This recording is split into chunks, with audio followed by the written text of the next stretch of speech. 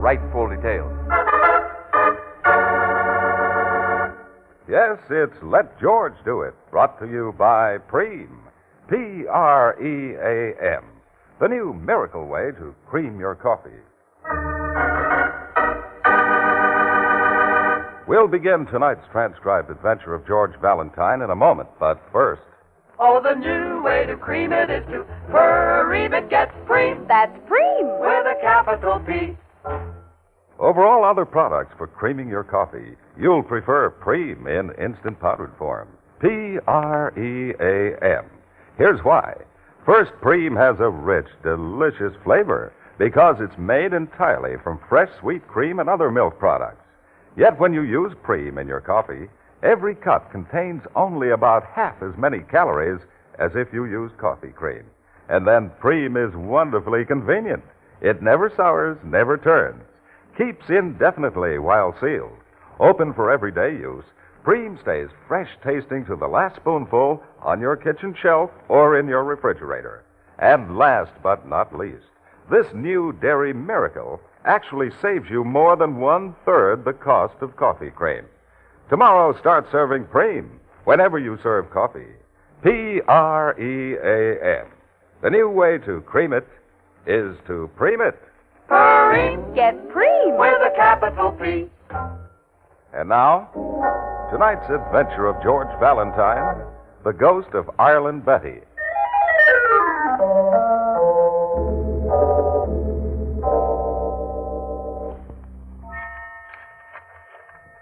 Dear Mr. Valentine. Valentine? Huh. Dear Mr. Valentine, I live in an enormous rambling house built like an Italian villa. Well, that's funny. What else did she write? What was the rest of it? What? Crying. It's crying, that's what it is. It's crying. I know it is. It's crying. That's what... Where is it? It's crying. I know it's crying. I know it's... Oh, Christine. Oh, for heaven's sakes. Where are you going in such a hurry? Daddy, I'm sorry, but I just... Listen, this... Yes, my dear. Oh, Christine, you've had such a long trip. I thought you were going to lie down and rest a while. Did you hear something, my dear? No. No, I didn't hear anything. Mr. Valentine, who is he? Why were you writing him a letter, Miss Dowdy, about the house? Here, it's a letter you didn't finish. Oh, that. But I did finish another one. That one blotted. Yes, I've already written Mr. Valentine. He's just a friend of mine. Oh. It's lonely here, and I thought perhaps he might like to call on me. Now you run along and get your rest. There's nothing to be afraid of in the old place. You may hear a shutter banging once in a while, but that's all. That's absolutely all. All right, Miss Dowdy. Sorry my imagination seems to... I'm sorry I bothered you.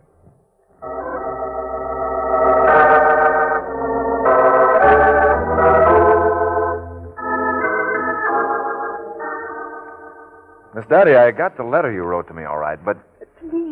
Please don't talk so loud, Mr. Valentine. In here, Miss Brooke. Of course. Oh, what a lovely old room. Christine is asleep.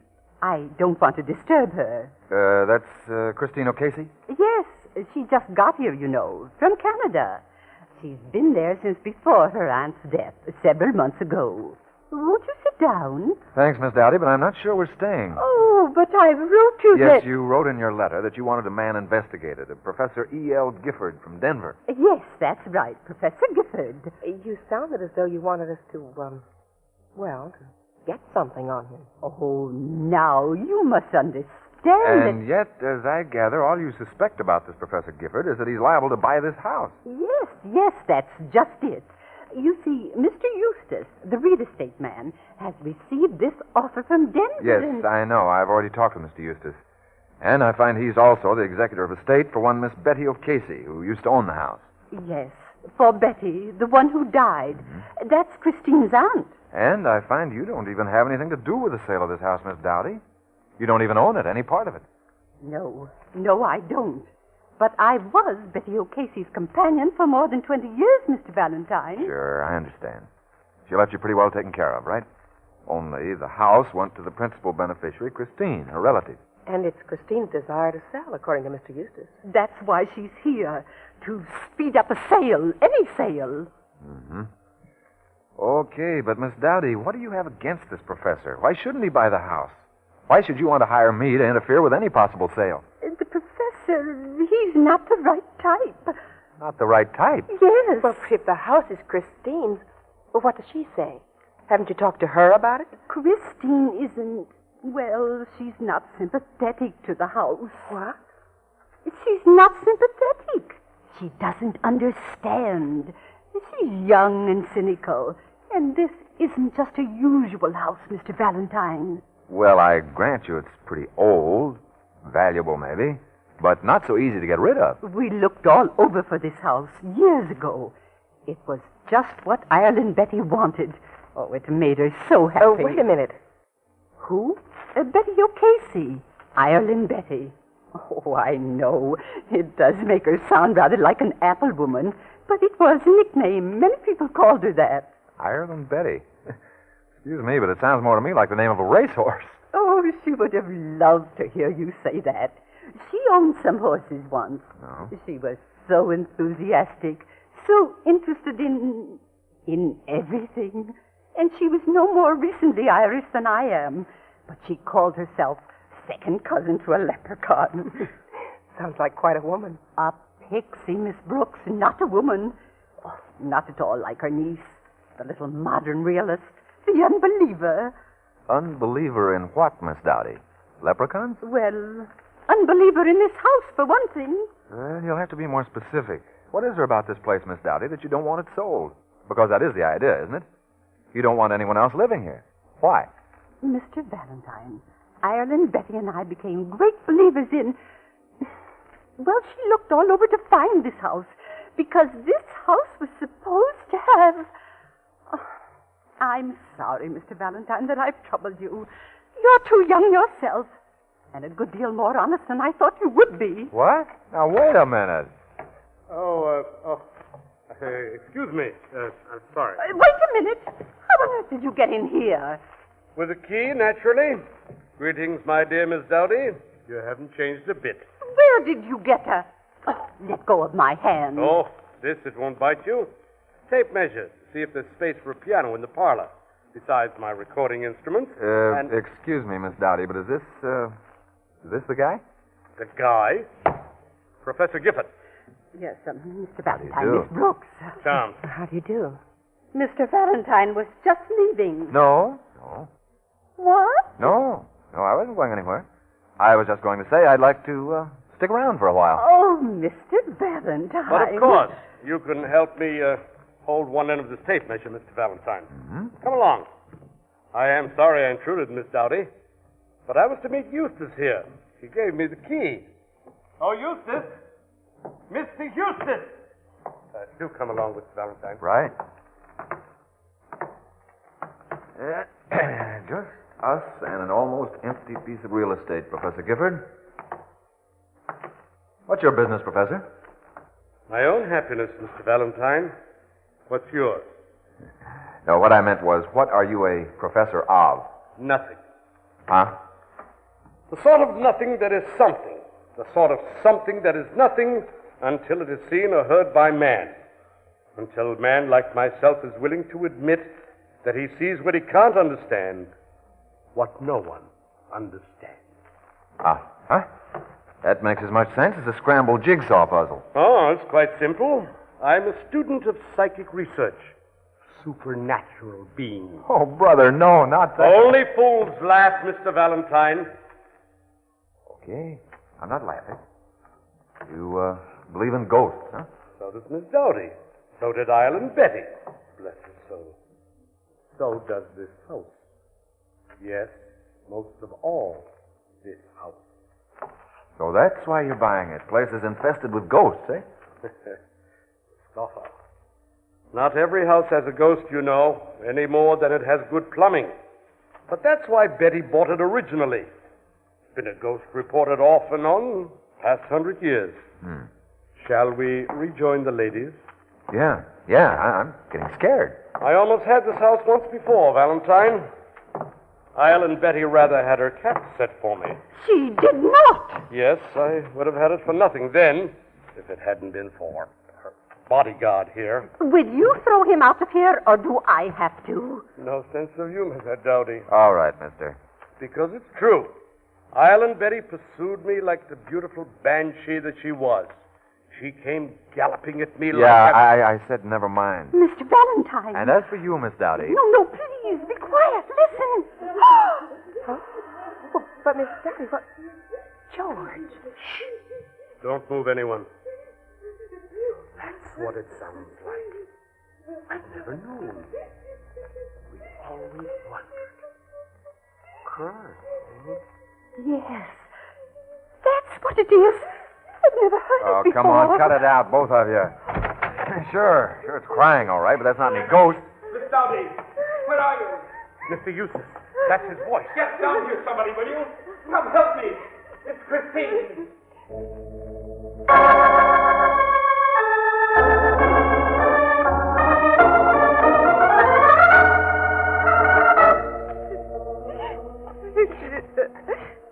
My knees, my forehead. Oh, no. You're all right now, Christine. I found her just lying there on the stone outside her aunt's window. There in the sunken garden, Mr. Eustace? Yes, that's right. Whimpering, almost unconscious.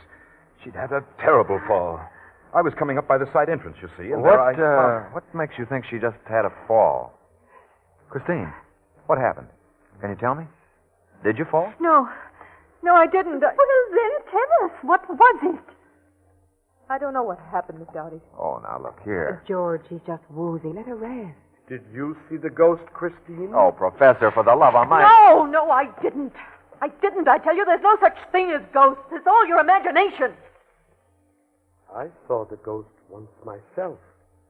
The night your aunt died. Perhaps even she saw it. Over the lawn by the summer house.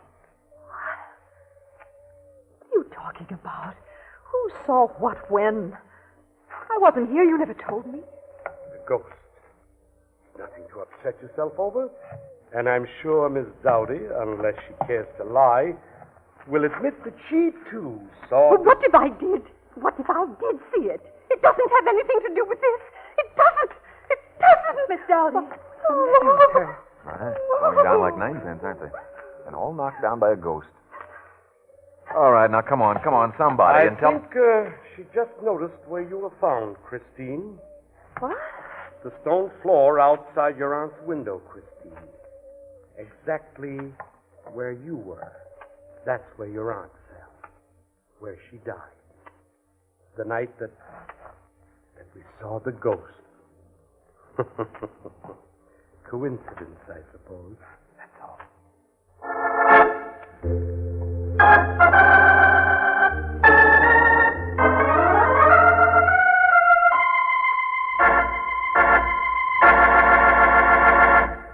Sure as you enjoy good coffee, you'll enjoy coffee creamed with Preem. Pream.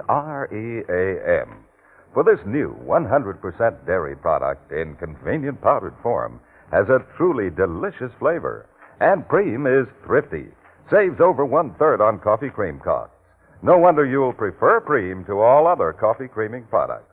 You'll be delighted to find Preem has many other uses, too. It's perfect for sauces, smooth, luscious gravies, and richer, creamier soups. If you'd like to discover how Preem can help you serve tastier and more economical meals, you'll want to send for the wonderful new Preem recipe booklet we're offering you absolutely free. This brand new collection of Preem recipes includes easier, quicker, surer ways to make such family favorites as soufflés, dressing, shortcakes, plus tested time-saving recipes for delectable new desserts. For your free Preem booklet, just drop a card or letter with your name and address to Preem Test Kitchen, Box 959G, Columbus 16, Ohio. Preem Test Kitchen, Box 959G, Columbus 16, Ohio. Don't miss this exciting offer. Send for your free copy of the new Prime Recipe Collection right away. And now, back to George Valentine.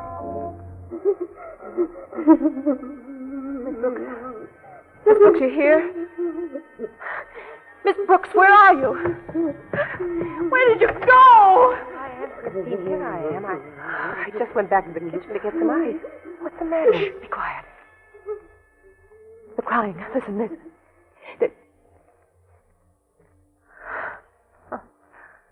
there's my imagination at work. Oh, here, now lie down again. Put this on your forehead. My forehead's all right. The doctor said he'd be out later to take a look at it. Yeah, sure. You've been pretty sick up in Canada, haven't you? Yes, and I'm tired, and My aunt had asthma, you know. Did she? But that wasn't what she died of, was it? Well, sort of. That's what the doctor wrote me. I wasn't here, you know. We'd been having a fight, and she had guests for the weekend, so I just got in my car and drove off. See that window there? Mm-hmm. French doors? There's no guardrail outside it. And he thought she must have opened the doors trying to get more air. She was having one of her attacks, and, well, she fell. To the stone below. They found her the next morning. Only now these people talk about a ghost. You don't suppose she opened the window and saw it out there herself? Stop it! Not you, too. How did you get hurt? Did you fall out of the window, too? No. I was out there and I tripped and fell. Really, that's all. All right. Well, why don't you want to talk about it to the others? What is it about this house that upsets you so? Everything about it, Miss Brooks. I hate it. I've always hated it. My aunt and I used to fight about it. She was so wonderful. But would she take up with those fads, those crazy people, those crazy superstitions? That awful Professor Gifford that she went chasing after trying to impress. All this talk about ectoplasm and manifestations and... You blame me? Christina, I don't believe in such things any more than you do. But I would blame you if you kept too much to yourself. If you attributed certain things to your own imagination just because you've been sick and then tired and upset. What do you mean? I mean what you heard when I was still in the kitchen. I mean why you've come back here and what you may have seen and what you suspect about these people. About your aunt's death. I don't really know. Is Mr. Valentine going to stay here? Yes, Christine. Where is he now? He'll be close. He'll be right here, won't he? Yes, of course. He's just chatting with Miss Dowdy. She's probably showing him around the place.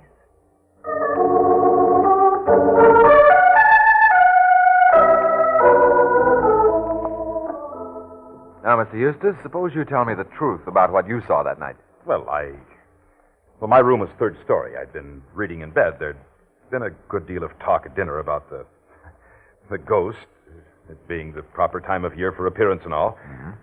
Naturally, I tried to be tolerant, but... Well, perhaps I did watch a little. You see, it's supposed to appear just momentarily out back by the summer house, moving slowly and then sort of floating away. Mm-hmm. And, did it? Well, for heaven's sake, it didn't actually... I didn't hear anything, and certainly whatever it was had no substance, no body. Naturally, the next morning I didn't say anything. Why should I? An effect of all the talk, a trick of the imagination. Of course. You'd have been laughed at. You don't believe in ghosts. Well, I do, Mr. Eustace. What?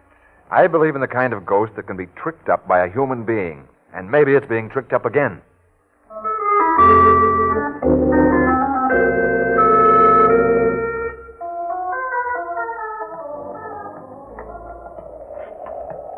George, I sneaked out one of Christine's shoes.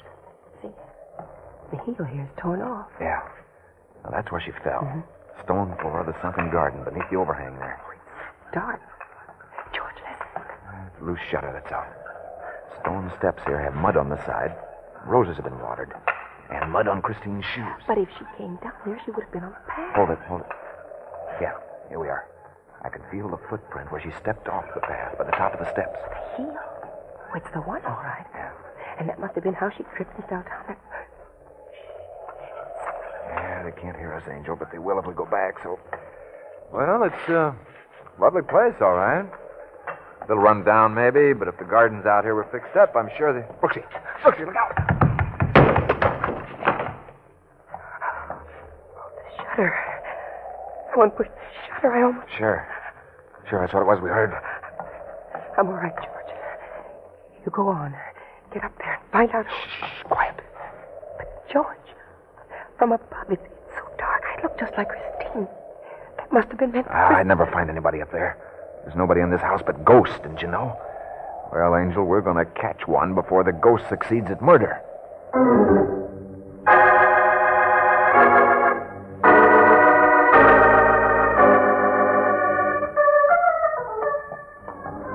Oh, yes, Mr. Valentine. I guess that's where I lost my heel, where I tripped, only Yeah, you were coming along the path, Christine. You stepped off it, tripped, and rolled down the stone steps. Yes.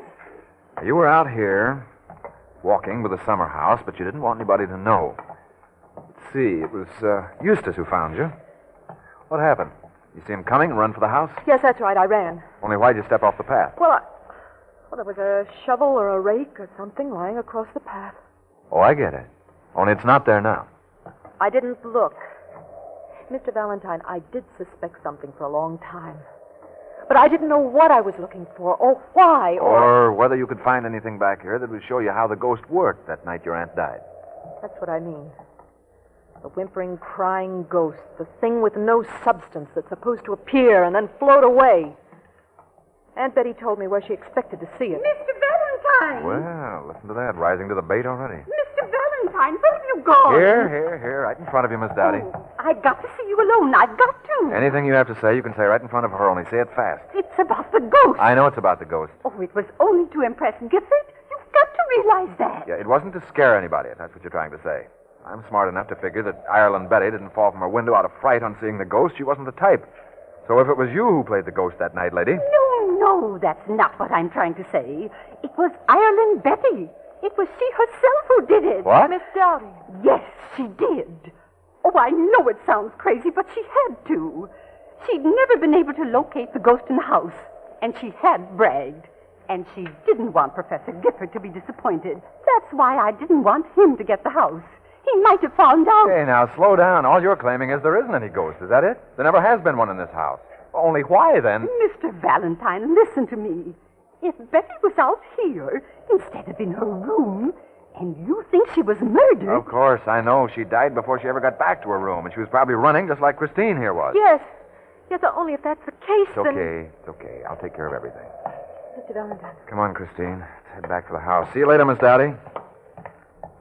Well, the whole thing's pretty simple, I guess, isn't it? I don't understand at all, any of it. Don't you? You understand a good deal about the ghost. But Aunt Betty told me... Sure. I was supposed to look. But nobody says they've ever heard it, except you. The whimpering, the crying. Christine, were you here in the garden that night with your aunt? Is that when you thought you heard the crying? No, I've really heard it. Someone else... Were you hiding out here? Did you pretend to leave for Canada and then come back and hide and scare her? Oh, sure, you don't believe in ghosts. You knew the little old pixie'd be playing the part. So she was scared and ran, just like you did, down the path. Mr. Valentine, stop it. You don't understand. What's the matter? You afraid to walk down this path? Afraid you'll trip on something again? A rake that you might see when you're running, only it's so dark you can't even see your hand in front of your face? No, it wasn't a rake. I don't know what it was. I know what it was, young lady. It wasn't anything. Yes, it was. You're mixing me up. I know there was. Christine, I said some crimes are simple. They are after they've happened. Because a guilty conscience does terrible, horrible things. Like stumbling over something that isn't even there, except a memory. Or what was there when you made your old aunt fall? A rake? A string? A wire? No, I didn't do it. I didn't. Then come on, walk. Perfect accident. Ha! Not so perfect a few months after, is it? When you get so scared, you get sick, so guilty, you even try to kill someone else. Nervous little old Miss Dowdy because she's begun to be suspicious. I didn't push that shutter. Sure, go on, say it. Fill me in. But I know it was you, all right, sister. You were the only one who thought Miss Dowdy was out walking with me. Nobody would have tried to kill Brooksy, but just by accident, Brooksy had told you that Dowdy and I were walking together. Stop it!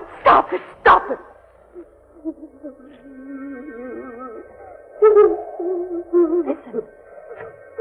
It's there. I never believed it. They all did, but I never believed it. Crying. What? I don't hear anything. Yes, you can. Whimpering, a woman crying. If it's not a real person, one of those others.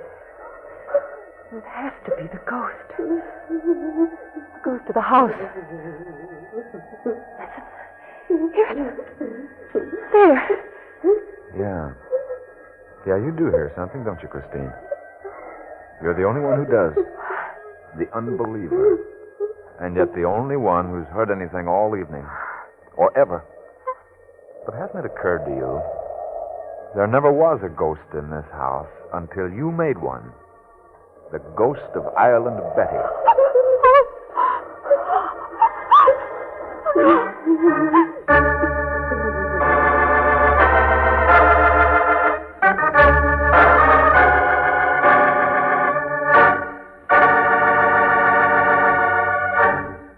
You know, there's something about crisp, tangy autumn weather that makes coffee time more enjoyable than ever. And what better time than now to discover Preem? Pream, the delicious new way to cream coffee. In instant powdered form, Preem is made from fresh, sweet cream milk products and nothing else. Naturally, it has a rich, delicious flavor. What's more, Preem is so convenient, so economical, you'll prefer it to all other products for creaming your coffee. You see, Preem never sours, never turns. Sealed, Preem keeps indefinitely. Open for regular use, Preem stays fresh tasting to the last spoonful on your kitchen shelf or in your refrigerator. Budget-wise, Preem saves more than 1/3 the cost of coffee cream. And then, something every calorie counter should know. When you use Preem in your coffee, every cup contains only about half as many calories as if you used coffee cream. So try Preem in your coffee. Pream. The new way to cream it is to Preem it. Well, Brooksy, that's what's known as getting a confession the hard way. Oh, the poor girl's an absolute wreck. Poor girl. She killed her aunt, didn't she? Ireland Betty. Second cousin to a leprechaun. Yeah. There's the one I'd like to have known. Yeah. The Irish. Believe in anything. Oh, Brooksy, there is one little item. You know, when I told you to go back in the house there, when I asked you to make some noises to help me get the story out of the girl? What? Well, I never made any noises. Huh? Oh, well, I mean, first there was the police on the phone, and then Mr. Eustace kept following me around. I mean, you didn't think I did you? You didn't hear anything, did you? Whimpering or crying? No, Angel. No, of course not. No, I didn't hear anything. It was just in the girl's imagination, that's all.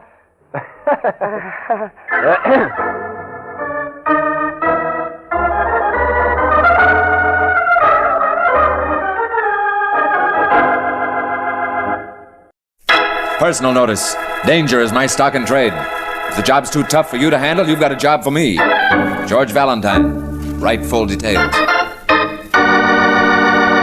Yes, it's Let George Do It, brought to you by Preem, Pream, the new miracle way to cream your coffee. In a moment, we'll begin tonight's transcribed adventure of George Valentine, but first... Oh, the new way to cream it is to Preem it, get Preem. That's Preem. With a capital P. Whatever you use to cream your coffee now, you'll prefer Preem, Pream.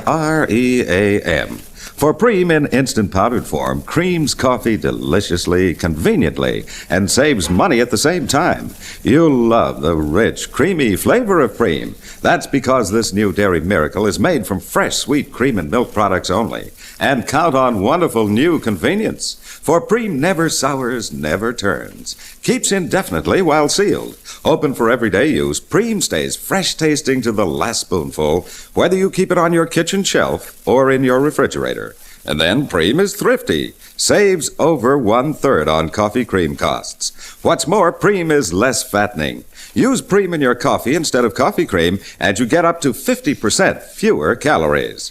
Buy Preem today. P-R-E-A-M. Preem. Get Preem. With a capital P. And now, tonight's adventure of George Valentine, the Coward.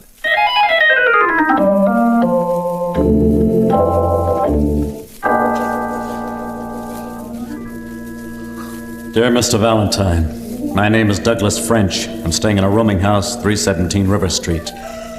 Mr. Valentine, we can't lose a second in correcting the most fearful, the most horrible mistake ever made by a madman. I knew the man, but very briefly, a number of years ago. Some way, somehow, in these years between, the pain of his own suffering must have twisted all his remembrance of fact. Because I hadn't been in this city more than 24 hours when the telegraph office called to read me a wire. It had my name on it, my brand new address. It was from him.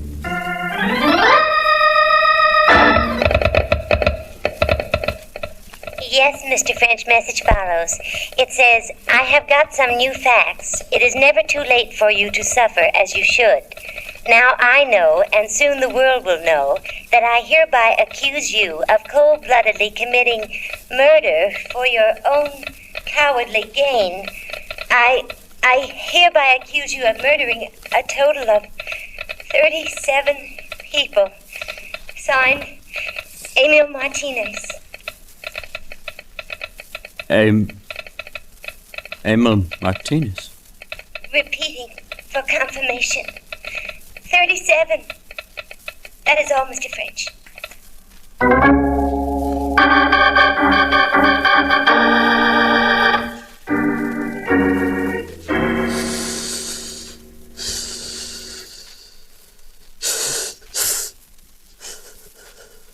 I'd say we won't attempt to remove it until the x-rays are developed, Lieutenant. You see, in this quarter of a man's chest. Yeah, Doc, I know. Anyway, maybe the pictures will help us until you do get the bullet. Near the breastbone, huh? With the juncture of this rib, you see. Exactly. No, I'd say the difficult part just now is keeping the poor man alive. All right, Doc.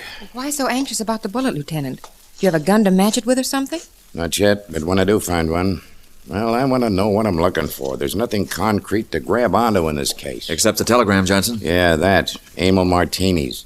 We'll round up every Emil Martinez that ever lived. Only I don't know what... Only it was a little wild, wasn't it? 37 people. Almost a little crazy. Except that we do have a straight-out attempted murder on our hands. Couldn't you find out anything about Mr. French? Comes from the east. They're investigating. They'll let us know. Doesn't look like anything. No past record, no enemies, if that's what you mean. No, I meant friends. None here in town. Leastwise, he didn't see anybody we know of. And you found him by the river, huh?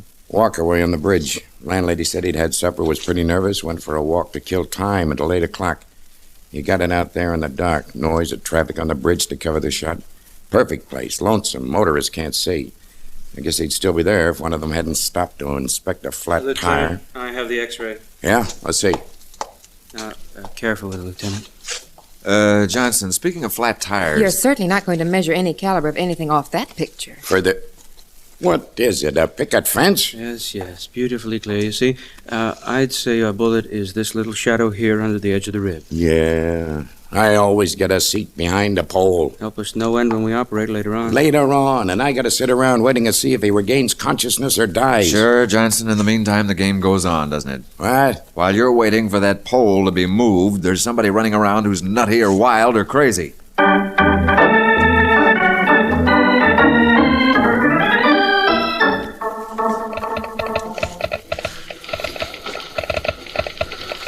Although, really, Mr. Valentine, I should be in bed today.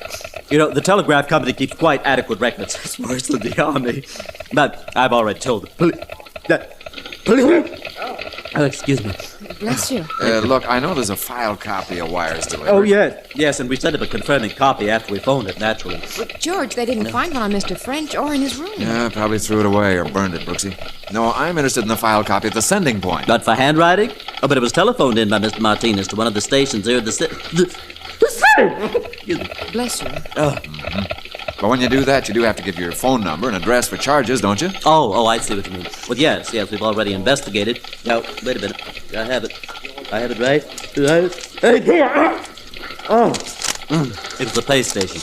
Oh, bless you. Thank you. Do you think penicillin would help? I think maybe we all should have stood in bed. I know, it's discouraging. But we handle so much traffic every day, it's very seldom, anyone would notice the text. Our girls never react to the millions of words they read. Good heavens, Miss Johnson, what is it?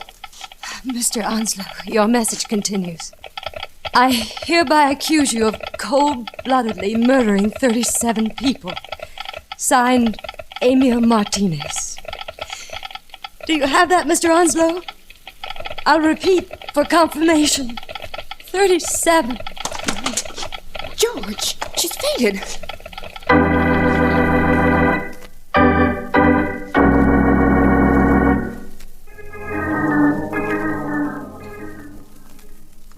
I tell you, I haven't received any wires. I don't know anything about We were a wire. in the telegraph office just now when they phoned it to you, Mr. Onslow. I don't know anything about it. I don't know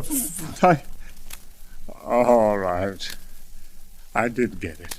I'm just a botanist. You understand, Mr. Valentine? A student. Plain Mr. Botany B. I'm not concerned with the world of men. Mr. Onslow, you were going to say that wire was a mistake, weren't you? Yes. Yes, it was a horrible mistake. Mm-hmm. That's what Mr. French said about his wire. I'm just a botanist. In the world of botany... I guess you've seen about Mr. French in the newspapers, haven't you? At least from the looks of your study here, all these newspapers. Yes, Mr. Valentine. I know what happened. But that doesn't mean... Okay, then why did it happen? Why the wires? Who is Emil Martinez? What's he talking about? I won't tell you. I'll never as long as I live. Oh, yes, you will, Buster. George, wait a minute. Mr. Onslow, do you always tear up your magazines like that? Huh? There, in the wastebasket. It's a current copy, too. I never heard of anyone tearing up a... Get away from there! Look out, Brooksy. Put it down! Don't touch it! Don't... Sorry, Professor. No! You'll be okay, Onslow. Now just sit there. Now then, what do we have to do? Go through the magazine page by page, or are you going to tell us what it is? My world is botany. Botany is my world. That's George. all. My world is George, botany. Look. Okay, where it's folded. 37. Yeah? The number, it's here in the article. The freelance writer, J. Farrell, he's... Farrell? Yes, what? Never mind. What is it? Well, he's talking about the war, about being in Japan. It says, in reference to the above, it is of interest to note that Colonel Tsuyamoto's dying remarks to me concerned the wiping out of a party of 37, who, with the assistance of native guerrillas, were trying to escape the Holocaust of Singapore. George. Yeah, go on, Angel. In this case, the efficiency of fifth column informants was belied. Colonel Tsuyamoto stated that the party, which included soldiers as well as civilians, never would have been located had it not been that 4 members of the party itself were foraging for food at night, and that the application of threats finally made one of the 4 confess secretly the exact location of the other 37, who regrettably had to be destroyed. Other examples of fifth column, so on and so on. So, I guess the words in that telegram aren't so crazy after all, are they? No, Mr. Valentine. Were you one of the 4, Mr. Onslow? Yes. Was Emil Martinez? Oh, I wouldn't remember any names. Was Douglas French? I don't... Oh, yes, his picture's in the newspapers. It was the same man, I'm sure. All right, who else? But I wouldn't remember any names. We were all strangers until then. It was just a random group of us in the big party with a few British Army men and guerrilla leaders. The others I went foraging with that night, businessmen, perhaps Americans. I know that. I was teaching high school botany in Singapore, Mr. Valentine. Botany, But afterward, you went through so much together. You were threatened. Maybe tortured, weren't you? We were separated. Later on, sent to different prison camps. The 4 of us. Though I never knew just why they stopped torturing us, Mr. Valentine. Why they didn't go ahead and kill us. Mm-hmm. But somehow I just can't believe that you wouldn't remember. A thing so simply told in that article. A thing so unimportant to the rest of the world, to whom the numbers 37 and 4 don't have such awful meaning. And who would guess that we were still alive, any of us? Perhaps many such events took place during the war. It's not a thing simply remembered, Mr. Valentine. At least, not with sanity. Among that 37 were friends, were our families. Well, I have another family now. My work. I'm a botanist. I don't remember anything. I'm a botanist. Okay, Mr. Onslow. I'll talk to you later. I'm just a botanist. A peaceful man.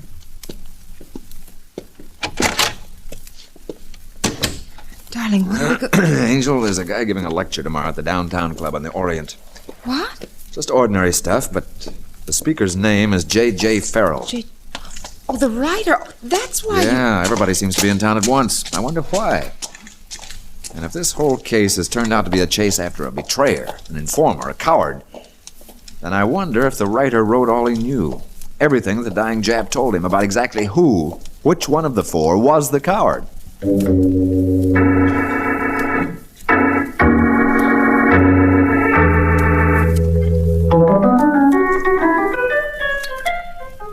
I tell you, I ain't seen Mr. Farrell. Look, there's a suitcase. That's his, isn't it? You see the stickers? Well, what if it is? I ain't noticed him come in, clean up and dust, and bring in the linen once a week. That's all I do.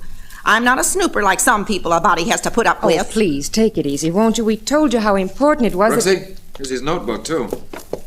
And guess what's on the back page, scribbled in pencil? I have some new facts. Hereby accuse you murder of a total of... What's this? What's this? Auntie, suppose you go into that bedroom and get rid of the laundry or whatever it is you do in there once a week? I told you a body had to put up with things. George, those words. Yeah, the words from the telegram. The same identical telegram signed Emil Martinez. No, stay with it, Brooksy. Oh. Is that your tenant, Auntie? Oh. Is that the writer? J.J. Farrell? Yes. But I didn't see him come in. I've been here all day. I ain't seen him all day. No, I guess you haven't. He looks like he's been dead since yesterday.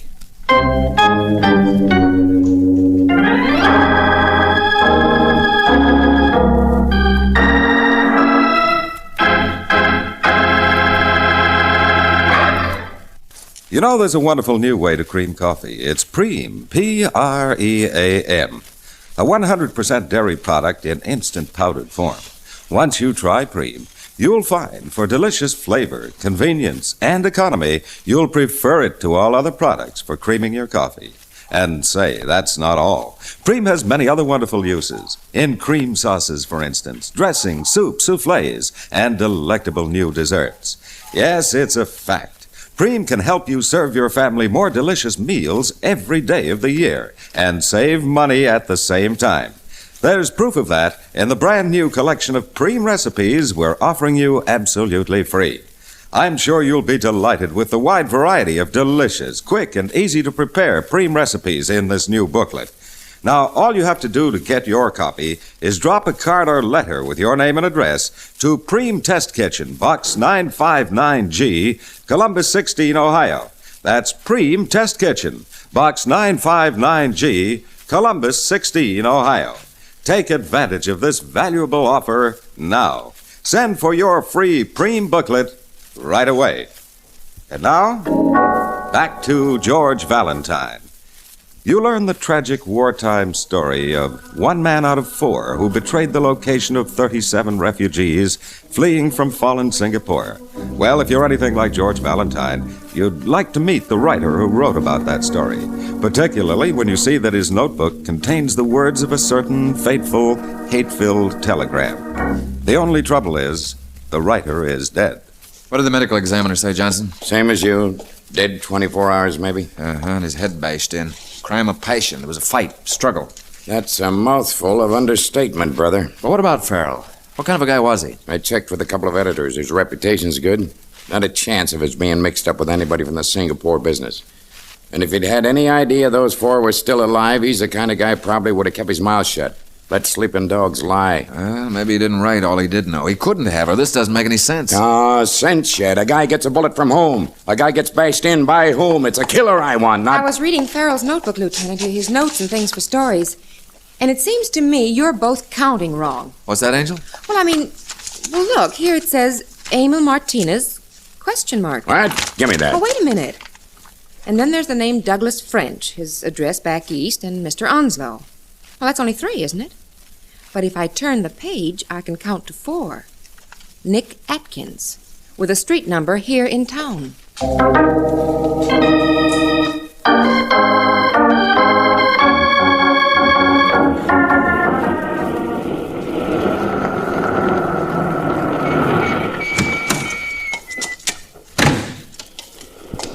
Here, this is the number. Yeah, and this is one time I'm going to do the talking. One time I'm... Hey! Down the alley there. Come on, you take it around the left. Yeah. Well, there's a policeman. Guy running, I see him now. Brooksy, wait! Those shots were in the alley here, but there's nobody here. George, look at the house, the side window. Yeah, broken. Guy was standing out here shooting in it. Side door, Brooksy. Nick Atkins.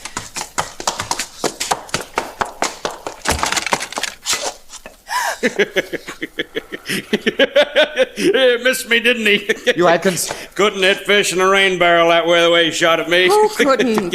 Hey, don't mind if we get out of this lighted doorway, though, do you? Yeah, but who? How should I know? Look, Buster, my name's Valentine, and this is... Sure, I read the papers, Valentine. Hi, cutie. Miss Brooks, isn't it? You read the papers, Mr. Atkins. Yeah, I also get around. I watch what's going on. Did you get a telegram? Don't think I'd be left out, do you? Sure. Same stuff, same words. I checked with Frenchie yesterday. You saw Douglas French yesterday? Well, he gave me a ring to say he was in town from back east, that's all. Uh-huh. You seen Onslow lately? Nope. Martinis? Nope. What else did French say? That's all. He was sure in lather about that wire, though. Poor guy. Yeah, it all strikes you pretty funny, doesn't it? You got a better suggestion? How else you going to take this world unless you laugh at it? Okay, Atkins. Now, look, get something straight, mister. There was 37 people there. I was a boss stevedore at the American docks in Singapore. I was so smart I thought my wife would be safer with them 37. Oh, I see. Nick, you're not going to help us very much, are you? I don't know. Well, there's one thing I would like to know. Did you have any idea back there in 1942 that any one of the 4 of you had turned informer? That when they questioned you separately, one of you had been a coward? What do you think? No. None of you even guessed how that tragedy came about until you read Farrell's article in a magazine.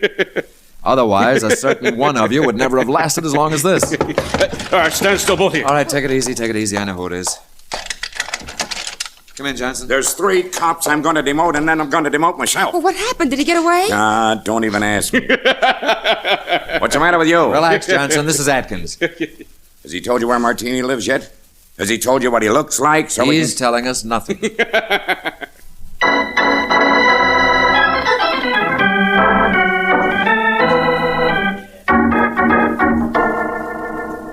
Everybody's being so cooperative in this case. Well, you can't blame them, Johnson. Of course the coward isn't going to talk. We'll see. I'm expecting a call from headquarters. Oh, did they operate on Mr. French for the bullet? You could compare it with the ones that were fired at Nick Atkins. No, not that. It's Emil Martinez, the right Emil Martinez. What are you talking about?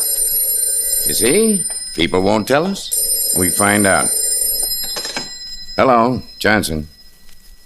No, Sergeant, you're wrong. You can't be... Yeah? Emil Martinez, who was in Singapore, who was captured and sent along to a Jap prison camp a couple of years later in that same camp. He died of sickness. Well, but the telegram... So that's why the question mark after his name. So that's A dead man sends telegrams. Today, yesterday. A dead man phones a telegraph office. Now listen to me, Johnson.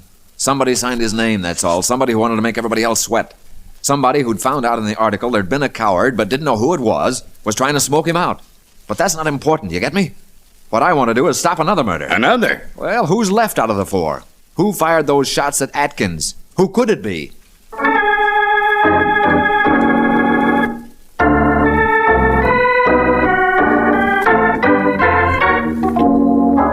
Get away from me, both of you. Came right back to your house, didn't you, Mr. Onslow? You can't have my gun. You can't have But it. you've already shot at Nick Atkins, Mr. Onslow. I missed him. I know I missed him. But you won't get another chance. We're here now, and you're not going to shoot Stop us. talking to me as though I were crazy. I'm not crazy.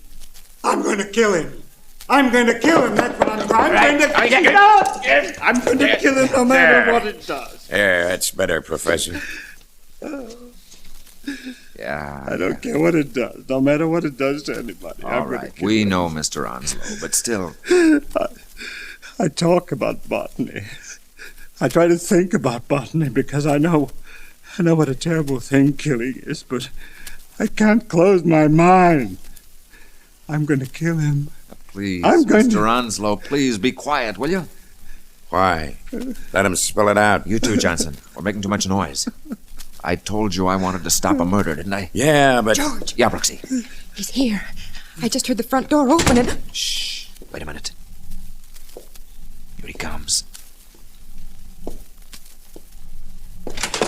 All right, get him. All right, yeah, all right. Come on. Take it easy now.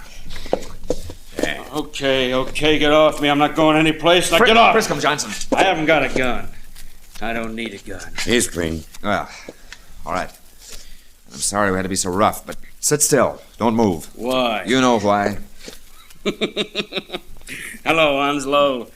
Hello, Mr. Atkins. I guess we can do without the formalities. Just take them both down to headquarters. We can check that gun of yours against the bullet in Douglas French, Mr. Onslow. No. And you don't have to laugh, Atkins. We'll find a gun of yours someplace. Take it easy, Johnson. I think I'll find the other gun for you. Where? French got his bullet on the walkway of a bridge, right by the railing. Okay, get some boys dragging that river fast. Killer tossed it over, huh? All right, it's worth a chance. It's worth a lot more than that. I'll say it is, because one of these two guys did it. They're the only ones left. One of those two bashed in that rider, then later on went out and took a pot shot at French. I guess because French and Farrell and everybody else knew he was the coward, that's why. Yeah. Yeah, it is funny, isn't it, Atkins? Because you came up here to kill Onslow, didn't you? Well, he's the coward. I don't need a gun.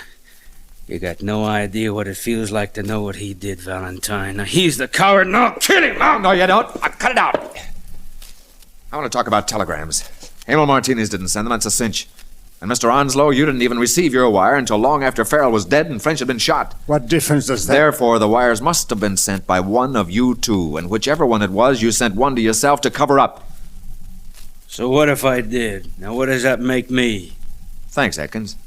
But I don't even care if it was you. The point is, the guy who sent those wires did it because he didn't know who the coward was. Look, mister... So he couldn't have been the coward himself, could he? Huh?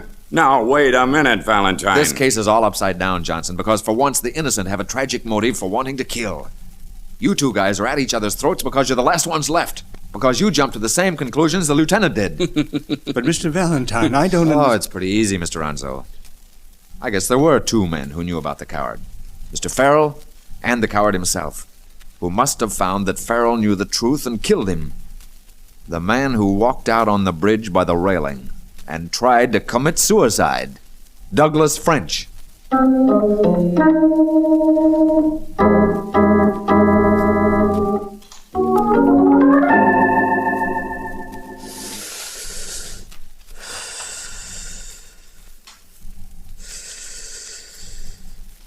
Where is Valentine, anyway? He'll be right back, Lieutenant. The doctor said the bullet was right next to his heart. Yeah, I guess it'll match up with the gun from the river, all right. The gun we already traced to French. He must have stood by the railing, concentrated on making his dying movement to heave the gun overboard. And then pulled the trigger. Yeah. Douglas French. Only why? Why'd he go to all that trouble? Why'd he call Valentine in to it? Think how close to his heart it's always been, Lieutenant. Ever since 1942. Something even more deadly than a bullet. The guilt of knowing what he did. Of being the only one who knew. Yeah, I guess so. And then when the article came out, when he killed Mr. Farrell, he must have known it was hopeless. The others would get to him sooner or later. But why call Valentine into it? But don't you understand? He wanted to make everyone think accusing him would be a mistake. Well, it was like the way he tried to commit suicide. Trying to make it someone else's fault. Yeah. Making everything seem someone else's fault. Sure. I get it. Douglas French was a coward all the way to the bitter end.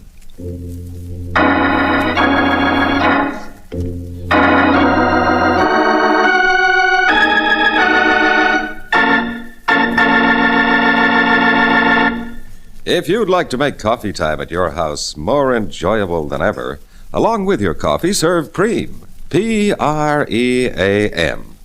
That's the delicious new Dairy Miracle in powdered form that creams coffee instantly, and so conveniently you'll prefer it to all other coffee creaming products.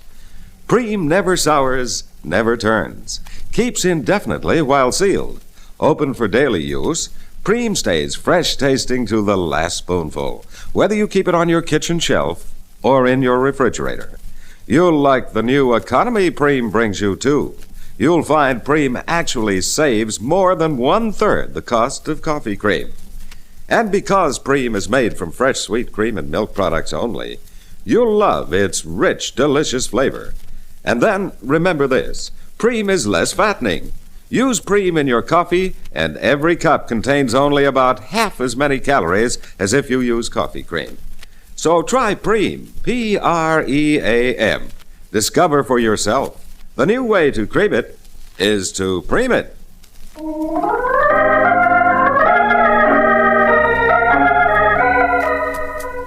George? George, what are you thinking about? I don't know, Angel. The things people do to forget things, laugh at the world like Nick Atkins, or concentrate on work. Like botany, maybe. We're pretty lucky, Brooksy, you and I. I know it. Not having anything big to... Well, when we want to forget, all we have to do is... Yes, George. We go out and get something to eat.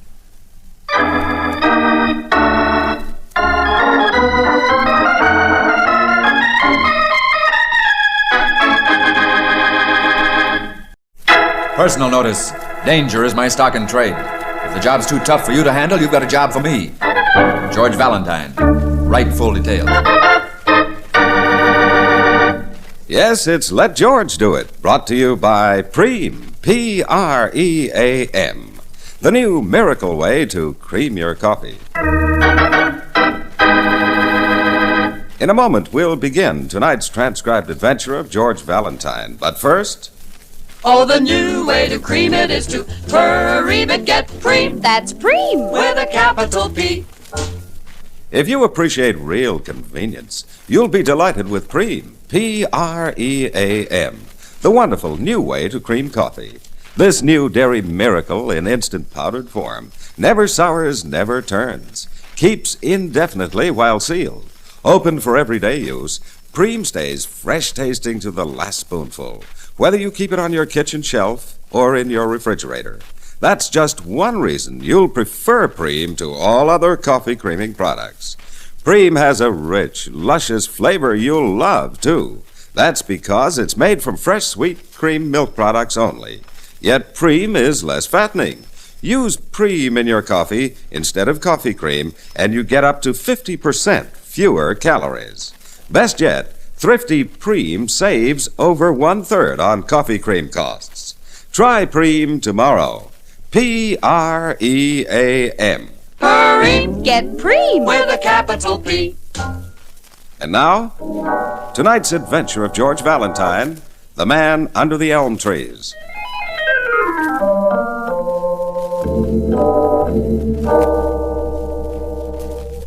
Dear Mr. Valentine, you may not remember, but you and I had a very interesting talk once in the smoking car of the Streamliner. At least as far as Mayville Junction we did. Anyway, that's why I feel I can call on you now as a friend. I live with my little sister, Mrs. Letitia Packler. She's got too much money, more than's good for any woman. She can't control it, and I can't control her. Unless you help out, there's going to be a loud crash at the end of the line. Now, I warned her that you might be coming to visit as an old friend, of course. Yeah, hold on, Brooksy. What's that guy's name? Hannigan. Del Hannigan, remember him? People you meet on trains. Well, anyway, so Letitia or no one else will suspect the real reason you're here. You see, the big trouble is my sister likes to make friends, too, only the wrong kind of friends. The kind that ought to be in prison. Sincerely, Del Hannigan. Name still means nothing. And as for Mayville Junction, I'm darned if I've ever... Oh, George, how could you? Eh? Well, I know I didn't actually go there, but I started to once, and I've always loved the place, even if it is so tiny. Oh, so that's it. The backward seat of learning, huh? Your would-be alma mater. Just because their football teams weren't as good as... All right, Angel. All right. Let's go boola boola, even if it is at Mayville College.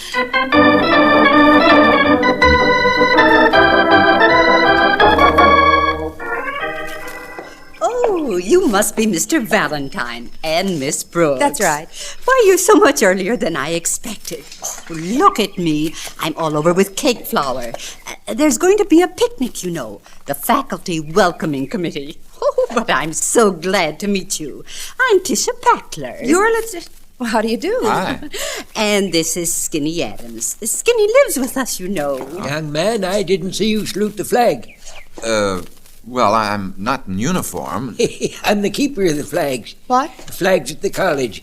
Used to be on the Grounds and Flowers Committee, but I'm not anymore. Doctor says I couldn't. But what I'm really interested in is in chemistry. Now, you look like a serious-minded young man. Do you realize that I actually saw Bronislav of nitrogen fame? And he says to me, Adams, he says to me... Skinny, says, please, well, now, they don't want to hear your stories now. Besides, if you're going to feel strong enough for the picnic, you'd better lie down, hadn't you? Well. I'm sure Dell's put up the beach umbrella over your hammock. All right, Tisha. I know what's good for me. See you later, Mr. Adams. Oh, he's exasperating at times, but he's such a dear. It's just that he talks and talks. Day and night he talks and talks, and none of it makes much sense. Who is he, Mrs. Packler? Skinny? Well, 10 or 12 years ago, he was an assistant or something in the chemistry department. Ambitious, but not very successful. And there was an explosion. It, well, affected him. Oh? The doctors say that he's borrowed more than his time by now. He can't stand any strain or undue shock or too much heat. Well, why or... isn't he in a hospital? What? Well, good heavens. The college gives him his pension, and he has his choice. After all, they say I take better care of him in the boarding house than they could. Well, if you'll just come inside, I'll fix you a lemonade while I'm finished baking my cookies. Where's Dell, Mrs. Packler? Down at the ice plant getting some salt for the ice cream freezer. He and the other roomer. The other roomer? Mr. Stevenson. Travels in jewelry, you know. But I boarded him a week... Mrs. Packler, your brother didn't tell us about your husband either. Oh, excuse me. Tom passed away, you know. It's been 6 months. I still get a little shock. Oh, I'm sorry. No, it's just silly of me. It's just... Well, on a holiday, people can't help wishing for the things that are past, can they? Well, no, I guess not, but, holiday? Today? And you mentioned a picnic. It's the welcoming, that's all. For the faculty. Oh. None of us are really connected with the college, you see. But next week, a new term starts, and that's how all of us in town make our living, off the college folks. Oh, we have a parade and turn out the town band and have potato races. I see. Oh, I guess we just try to pretend that we're part of it. Pretend that there's some excitement in our lives. That it isn't true that nothing ever really happens in Mayville.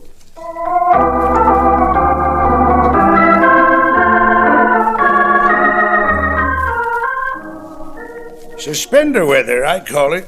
Good and hot. There's no doubt about that.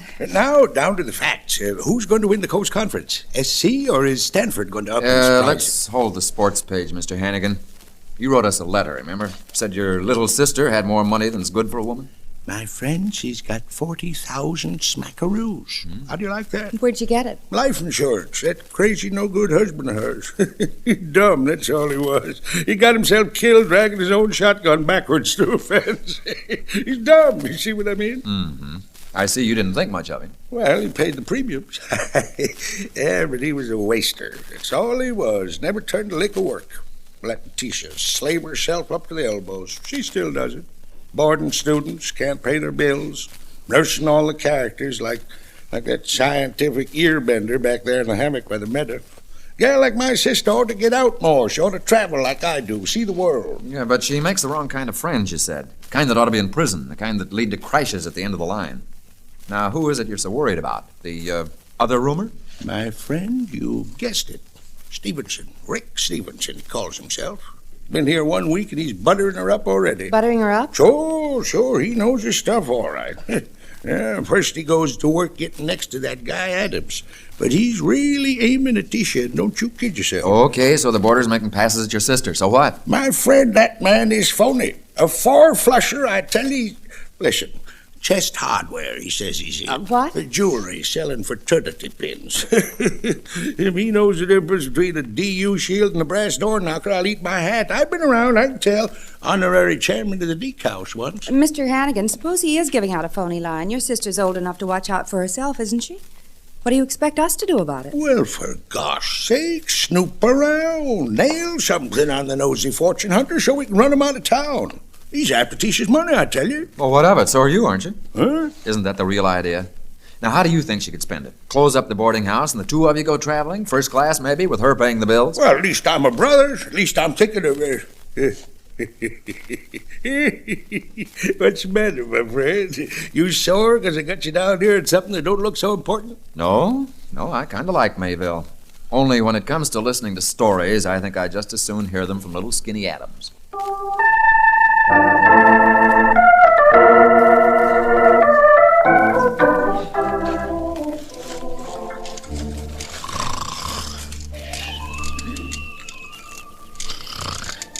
Listen to me, will you?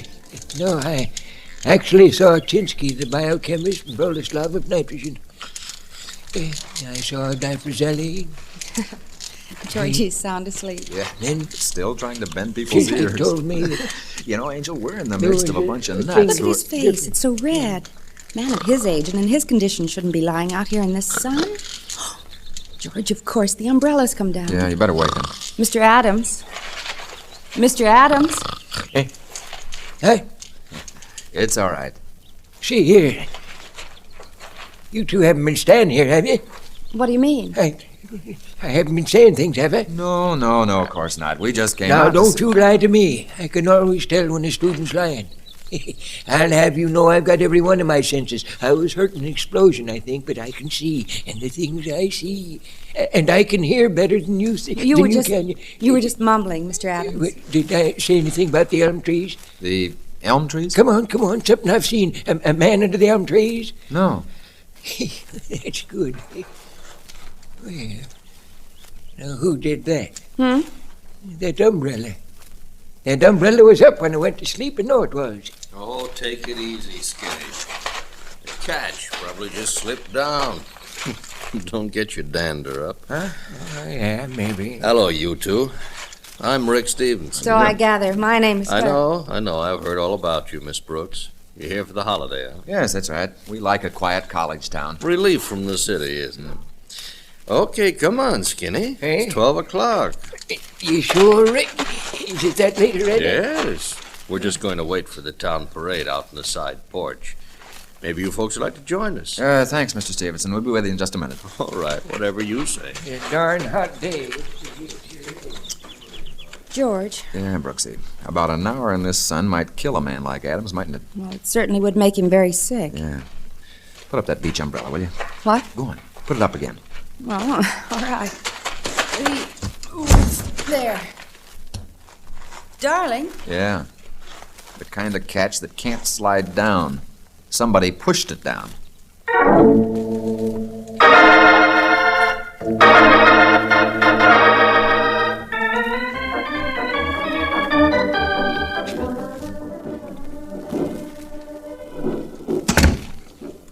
You're all outside now, George. Good. Thanks, Brooksy.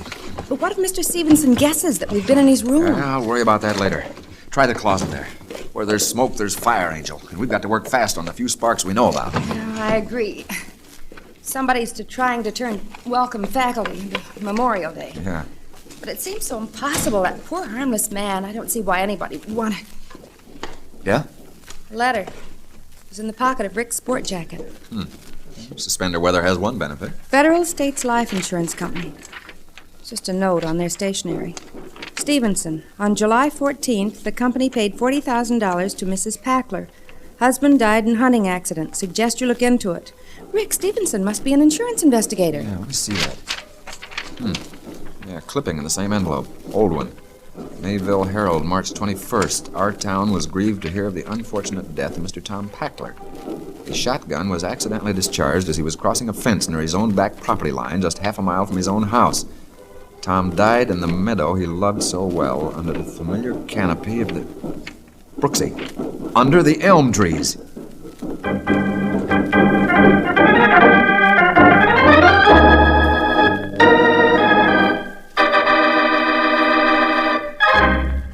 Do you love good coffee? Then you'll love the wonderful new way to cream it. Preem, P-R-E-A-M. A 100% dairy product in convenient powdered form, Preem creams coffee instantly, deliciously, and at a savings of more than 1/3 the cost of coffee cream. Once you try it, I'm sure whatever you use for creaming your coffee now, you'll prefer Preem. And wait till you hear how many other wonderful uses Preem has.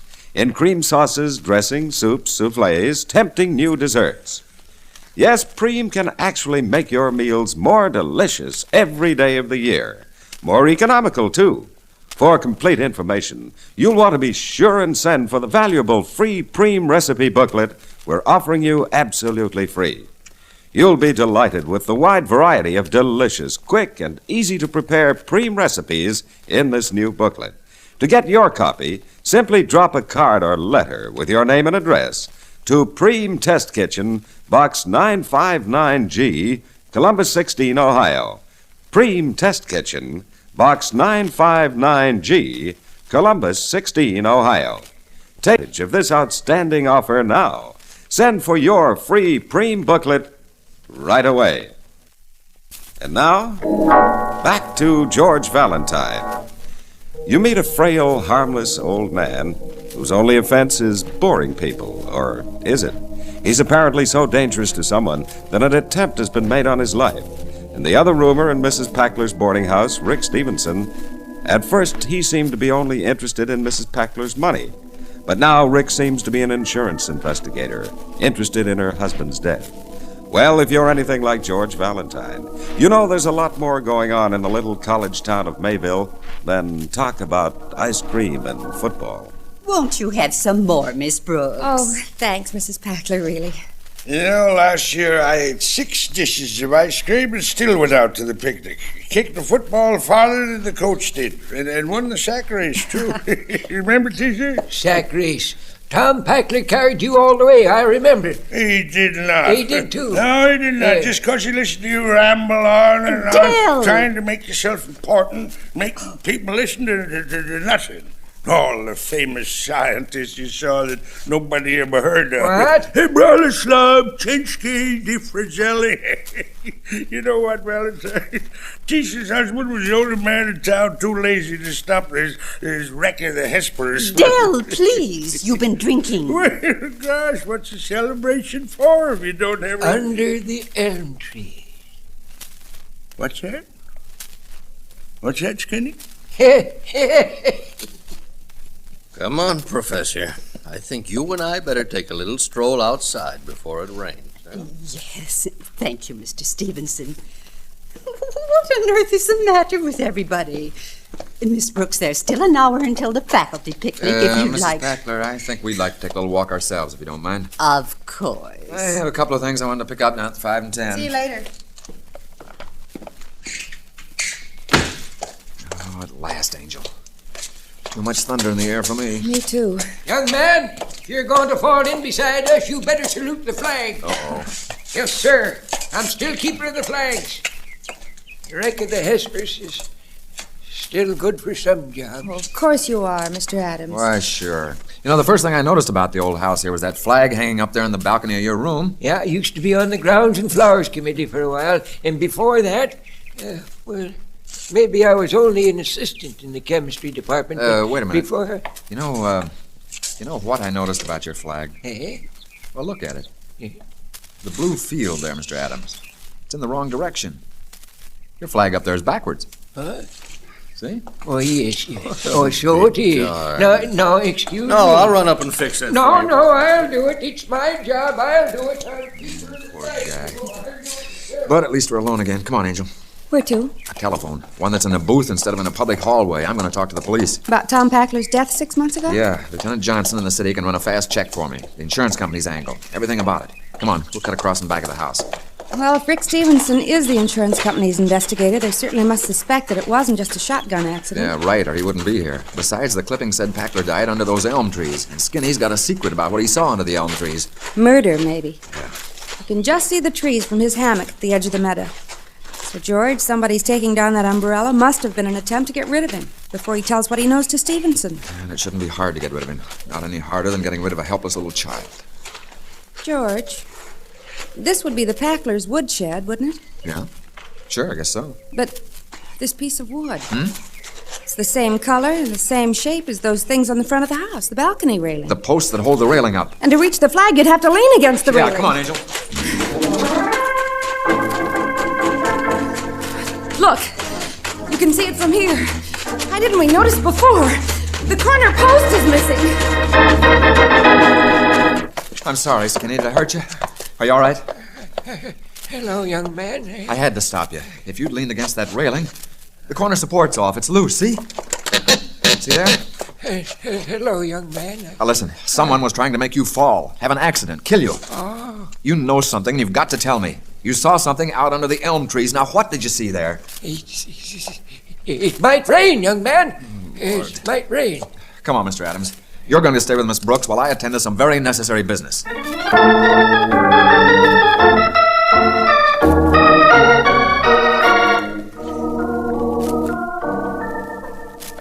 How is he, Brooksy? Shh. Skinny's asleep. Did you get Lieutenant Johnson? Yeah, he has a man checking the local police and the insurance company. Man will get in touch with me here. What about Rick Stevenson? I don't know. I didn't see him. George, this time we ought to be able to tell who did it. I mean, putting the flag backwards and fixing that railing. Whoever's trying to get this guy is taking advantage of circumstances. Same as with the umbrella. So if we ask around, all we get's conflicting stories and denials from the guilty one. Oh, listen.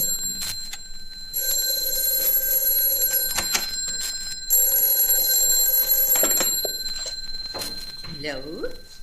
Yes? Who's that?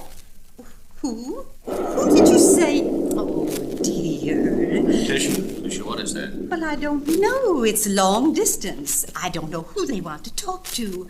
It's the police, I think, but it must be the wrong number. George, you'd better No, go in no, there. wait a minute. Better answer. No, Tisha, give me that. What? No, but Mr. Stevenson... give that to me, Well- Tisha. That calls for me. It's nothing important, really. It's just that I want to talk. Hello, yes?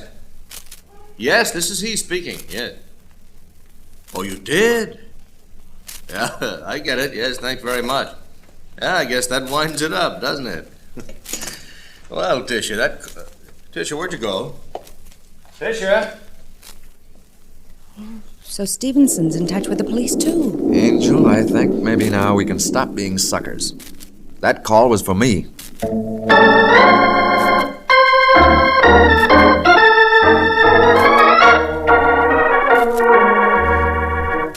That's right, operator. I was disconnected. Hurry it up, will you? Get my party back. Police in the city. Hurry it up.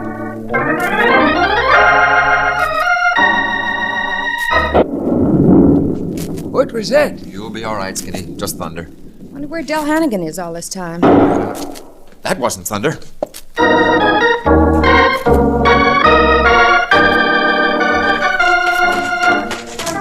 Here, round this way, Brooksy. Yeah. The place Packler kept his guns. The shop must have been here. The woodshed.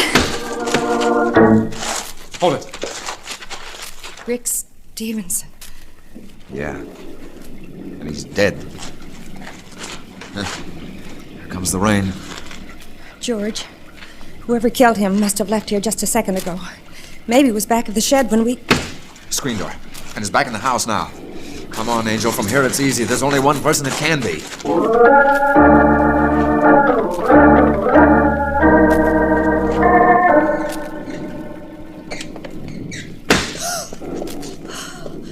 Well, Mrs. Packler. Getting dry? I was out for just a moment. The clothes on the line. There aren't any clothes on the line. Please, get out of my kitchen. I have to take the cookies out. Wrap them for the picnic. Please, they'll get cold if I don't. Let go of me! I'm sorry, Mrs. Packler. But let's call me, detective. You better sit down. Now then, why did you do it? He found out. Mr. Stevenson found out.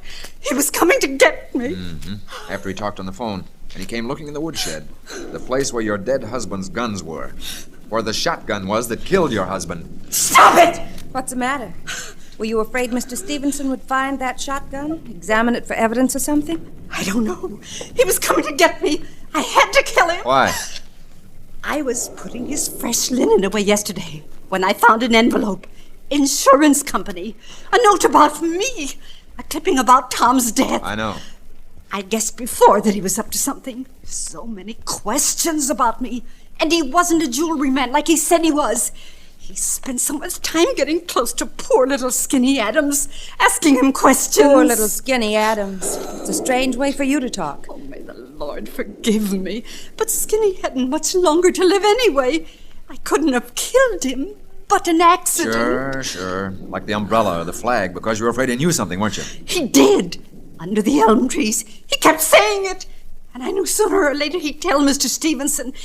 He'd tell him he'd seen me shooting my husband. My husband was no good. A nag, a loafer. Mrs. Packler, I don't know what it is Skinny saw way out under the elms, but it couldn't have been very much.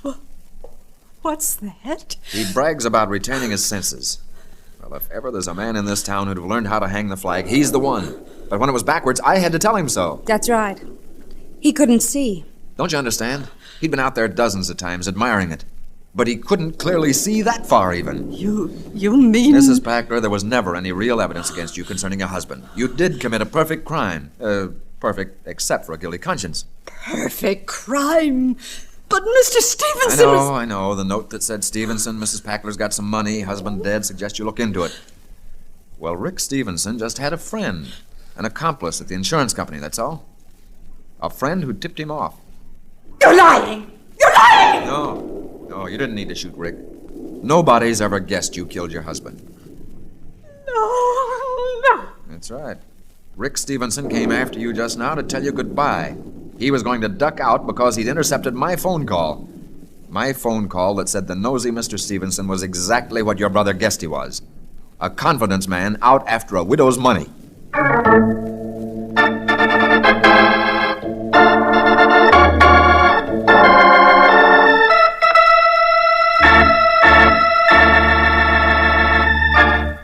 You know, there's something about crisp, tangy fall weather that makes coffee time more enjoyable than ever. And there's no time like now for discovering Preem. P-R-E-A-M. The delicious new way to cream coffee. In instant powdered form, Preem is made from fresh, sweet cream and milk products only. Naturally, it has a rich, delicious flavor. What's more, Preem is so convenient, so economical, you'll prefer it to all other coffee creaming products. You see, Preem never sours, never turns. Sealed, Preem keeps indefinitely. Open for regular use, Preem stays fresh tasting to the last spoonful, whether you store it on your kitchen shelf or in your refrigerator. And thrifty, say Preem saves over 1/3 the cost of coffee cream. And then something every calorie counter should know. Preem is less fattening. Use Preem in your coffee, and every cup contains only about half as many calories as if you used coffee cream. Try Preem, P-R-E-A-M. The new way to cream it is to Preem it.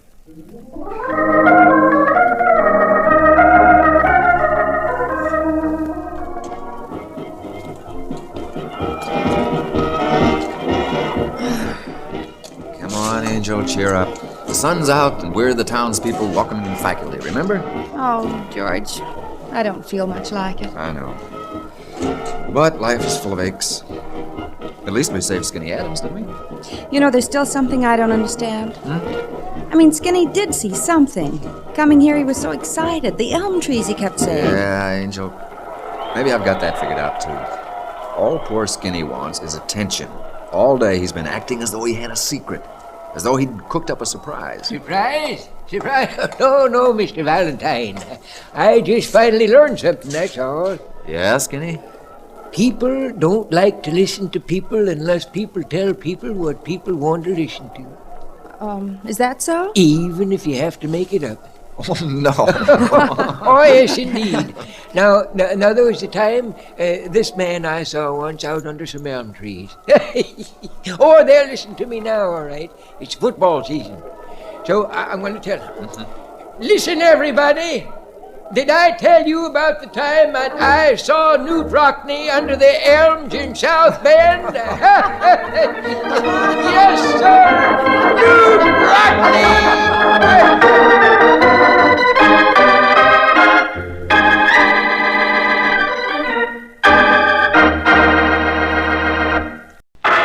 Personal notice. Danger's my stock in trade. If the job's too tough for you to handle, you've got a job for me, George Valentine. Write full details.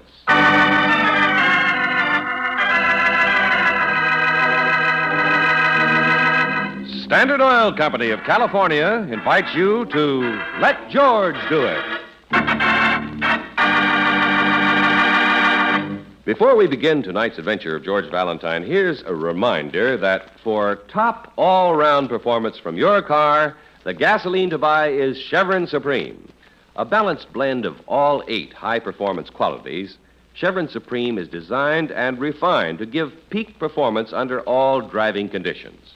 Quick starting, fast warm-up, smooth acceleration, anti-knock, vapor lock prevention, economy mileage, full power, and area blending. They're all yours in every gallon of Chevron Supreme.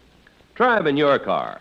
Get a tank full of Chevron Supreme gasoline at any standard station or independent Chevron gas station where they say and mean, we take better care of your car.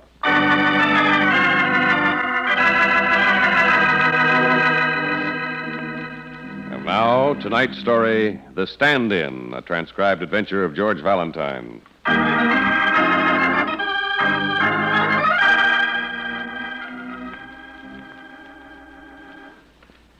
Not a single letter, Brooksy? Uh-uh. You sure? Not a single desperate phone call? Nope. I see. Then why this nocturnal visit back to the office? To have one last look at these beautiful, beautiful figures in the ledger. Huh? No client, and nothing terrible happens. All bills are paid, and there's a balance in the bank. Why, darling, this is a milestone. I see. You're a solid, solvent businessman, a captain of industry, a mogul. So that's the reason for the celebration dinner tonight, huh? Of course. Hey, tell me, did you enjoy your dinner, Angel? Who wouldn't? I didn't. All that wonderful food. Hmm? Did you notice the way that guy kept staring at us in the restaurant? Oh, well, these days when you saunter in and order a double steak, it calls for a double take, even from the waiter. I wasn't talking about the waiter. Huh? I mean that husky young fellow at the corner table. He was staring at us all through dinner. Why, George, you're jealous. I was just wondering. Well, I'd certainly be disappointed if at least one man didn't look twice. This green slinky number I'm wearing is something new. Well, this gray droopy number I'm wearing is something old, and the gentleman kept looking at me. Darn these long skirts. Okay, let's forget it. Hey, Brooksy, come here. Yeah? Well, at the risk of being serious, there's something I want to tell you. I could never have become a mogul junior grade if it weren't for you. I can tell you how to become a mogul senior grade. Yeah, nice moon out tonight, huh? Come on, take a look. It's for free. Oh, yeah. It is beautiful. Yeah, sure. Up there, over the building. Not down in the street, dear. I knew it. Look, next to the other building, there's our friend again. Friend? Yeah, from the restaurant. You know, I'm sure of it now. He's been dogging my heels all day. Are you serious? Why? Search me, but I'm going to find out right now. Look, Brooksy, you stay here in the office a few minutes with And? the lights on. He'll think I'm still here. I'll get down and surprise him, find out what he wants. George, are you sure that you are Brooksy, didn't your mother warn you against strange men following you? Well, I'll go yeah. out the side door, through the alley, and then meet you in front. George, you can't just walk up to a stranger and say, look, Bud, just who do you think you're following? Why, I never say that, Brooksy. That wouldn't be right. No, of course No, not. I'll say, look, Bud, just whom do you think you're following?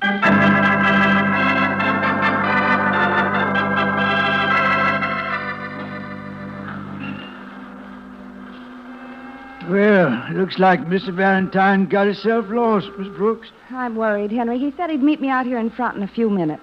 Oh, he can take care of himself, Mr. Valentine can. Well, if I see him inside when I make him around to the building, I'll tell him you're waiting. Oh, thanks, Henry.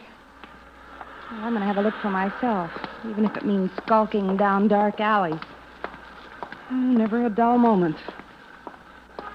Now what? George? Oh. George! Oh. You're hurt, oh, darling. What happened? Oh, It's going to be all right. I'll get a cab and get you to a doctor, and I'll be right back.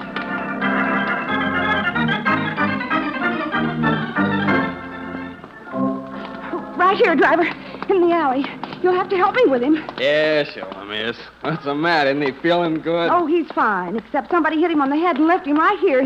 Here. Well, he was here. Yeah. Well, he was. Propped up against this ash can. I know. Look, miss, are you sure you're all right? Are you implying that I'm Wait. That car. George was right here, and there was a stranger over there, and now that car. So don't you see? Oh, definitely. Oh. Please, lady, I'm too old to play cops on robbers. Just what are you going to do now? That's a good question. I wish I knew the answer.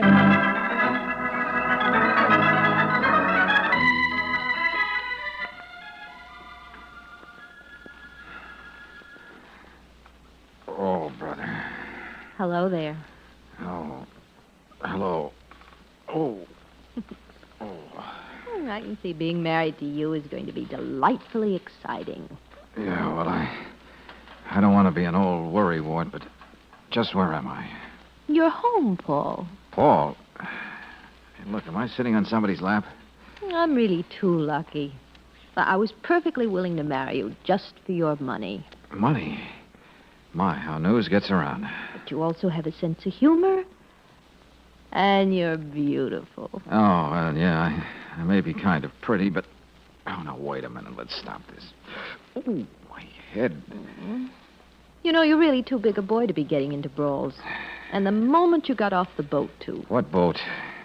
The boat from Australia, silly. Oh, let's start from the beginning, huh? Uh-oh. All this is much too luxurious for a padded cell. And you're much too, well, anyway, to be a nurse. Thank you, Paul. And so I draw the rather doubtful conclusion that I am sane and just don't know who I'm supposed to be. Now, just between us, gorgeous, who am I? You love to play games, don't you? Yeah. Well, you're Paul Gibson, the man I've decided to marry. How does the idea of marrying me strike you, Paul? Right between the eyes. What did you say your name was? Gloria. Gloria Bradley. Well, that's nice to know. I may want to introduce you to friends. Gloria, just when did you decide to make me the happiest boy in the world? And why? Well, it was the simplest thing to do. And you have to admit it's logical. Yeah, that's what I like. Logic. Cold, uncompromising logic. When Father died and left the whole fortune to you, naturally the rest of the family was fit to be tied. Oh, yes, I can imagine. My stepmother and my brother Ted were all for putting a violent end to your young life. But I thought it would be easier if I just married you. And we shared all that beautiful money. You and I.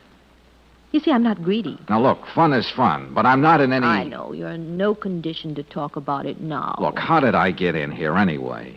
Well, you were nursing your poor battered head at our front door at 4 this morning. I draped you on the couch here in the drawing room so you could sleep it off. Thanks. The others are still upstairs sleeping. But I sneaked down early so I could be the first to talk to you. Your friend is in the kitchen getting some coffee. Friend? And I suppose he came from Australia with me. Carried me in his pouch? No, he said he met you at the boat. His name is George Valentine. Oh, brother. Well, wait, Gloria. I don't mind you wanting to marry me. I'm greatly flattered. I don't even mind sharing my fortune with you. But please, don't tell me I'm in the kitchen drinking coffee. What? Oh, you poor boy, your head. You're really the one who needs coffee. Yeah, you've got something there. And I'd better hurry in the kitchen before I drink it all up. Oh, wait, Paul. Don't you want me to go with you? No, I'll find it myself. I want to talk to this George Valentine. Alone.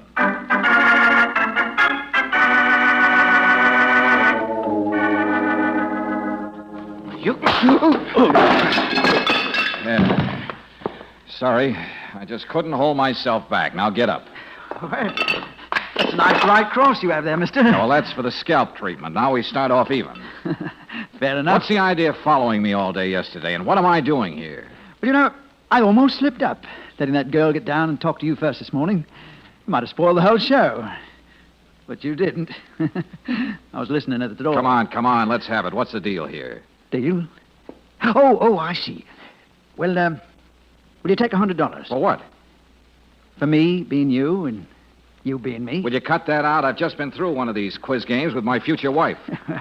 Don't blame me for being confused. Yeah, thanks. You see, when you came up to me in that alley and asked me who I was, I couldn't resist letting you have it. Oh, brother, you're kidding. You didn't really fight against it. No, I'm serious. I knew you wouldn't help me if I told you the truth. It sounds silly. I'm getting used to things sounding silly. Go ahead. Well, I'm Paul Gibson. Just got in from Australia. I gathered that much. Well, now, Mr. Bradley, Willis Bradley, who owned this house, died about 6 months ago. He left all his money to me, of all people. Congratulations. Yeah. My mother and Mr. Bradley were childhood sweethearts, something like that. Anyway, since none of the Bradley family ever saw me before, I got the idea of passing you off for me. Why? Don't you like money? Oh, it's not that. It's, well, I'm just afraid one of them wants to kill me. What? Yes. There's the girl, Gloria, my brother. Of course, the second Mrs. Bradley, they're all mighty put out because the old gentleman cut them off without a penny. I think one of them sent me this. Let me see that. If you make any claims to the Bradley estate, you will never live to enjoy it. To the point, isn't it? And if I don't claim the money, it goes to those three, according to the will. Yeah. Oh, this whole thing is ridiculous. Somebody's just trying to scare you, that's all. Forget it. I don't know about that. A couple of months ago, while I was trying to clean up my affairs in Australia, somebody took a pot shot at me. Whoever it was, almost didn't miss. And for $100, I'm supposed to find the villain in the piece. The hard way. Playing target. Well, I heard about you taking on all sorts of tough jobs for people, but even then... Even then, you thought I'd have too much brains to take this on, so you shanghaied me into it. So, what do you say? Will you do it? Well, I gotta make a phone call. There's a young lady who's going without sleep right now because you couldn't resist temptation. Well, now, there's an outside phone right here in the kitchen. You can use that. But will you help me? Well, I've been giving myself some sage and sound advice, which I'm now going to proceed to ignore. Yes? It's a deal, Mr. Valentine. Good. Yeah. From now on, I'll be known as the man from down under. Oh, I hope that's just a figure of speech.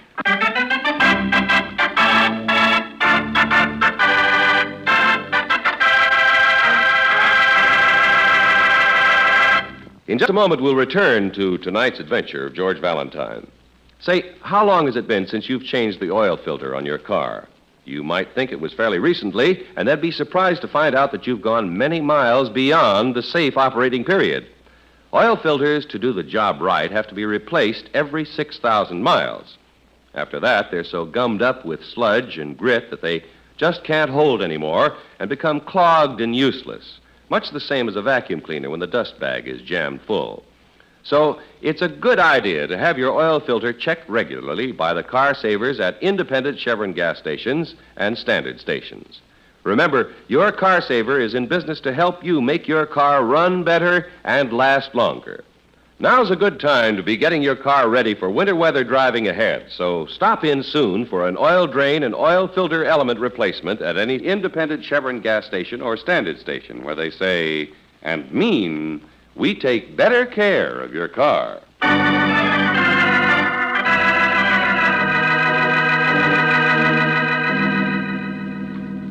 You're hired to take the place of a man about to come into a fortune and marry one of the most beautiful girls in the world. Sounds like a dream assignment. But when said man is marked for murder by persons unknown, well, said dream darkens quickly into a nightmare, even if your name is George Valentine. Anyway, that, in effect, is the subject of conversation between you and Brooksy in the drawing room of the palatial Bradley home on the outskirts of the city. Brooksy, be reasonable. I'm supposed to be incognito. You shouldn't have bounced in here like this. Well, you certainly didn't expect me to sit around twiddling my thumbs while you play stooge. Not so loud. Remember, the stooge's name now is Paul Gibson, the pride of the Anzacs. Paul Gibson, darling. Please, I don't know if I like strangers calling me darling. And the blonde, easygoing gentleman upstairs is my friend, George Valentine. If you had to give your name away, it could have at least been to a woman. And I know the woman. Yeah, okay. But how am I going to account for you hanging around? You could see I'm the scrub woman in the Australian consulate, and I just had to see you to find out if everything is dinkum in the bush country. And you don't have to tell me, Ted. This will soon be his house. That would be Mrs. Bradley and her stepson, Ted, I suppose. But, Clarissa, you don't have to be so obvious about Well, it. I shall certainly speak my mind to this Gibson. Oh, Mr. Gibson. Hmm? Oh, yes, that's right. Good morning. Oh, I'm Ted Bradley. This is my stepmother, Clarissa. Who is this young woman? Oh, well, I... This is my secretary, Miss Brooks. Secretary? What do you mean? Oh, yes. Social secretary. You know, make all my arrangements for me. Dinners, parties, dog shows, stuff like that. You're not wasting any time, are you, Mr. Gibson? Why should he? Why not wade right in and start spending somebody else's fortune hand over hand? Why should he wait? Oh, come now, Miss I Bradley. tell you this much. I'm not going to just stand stupidly by. You may as well know it. I'm willing to do anything to keep that money out of your hands. She means any legal steps, of course. Oh, yes, of course. I think that's all I have to say by way of greeting. Now I'm going into breakfast. Come in, Ted. Clarissa prides herself on her frankness. See you around, no doubt. I wouldn't leave any lethal weapons around either one of those characters. Oh, what's Gloria like? Gloria? Oh, she doesn't have to worry about lethal weapons. She was born with a whole assortment of them. Oh. You know, Brooksy, that gives me an idea. I think I know how to bring things to a head around here. How? The quickest way. I'm going to tell the beautiful Gloria she can have my hand in marriage.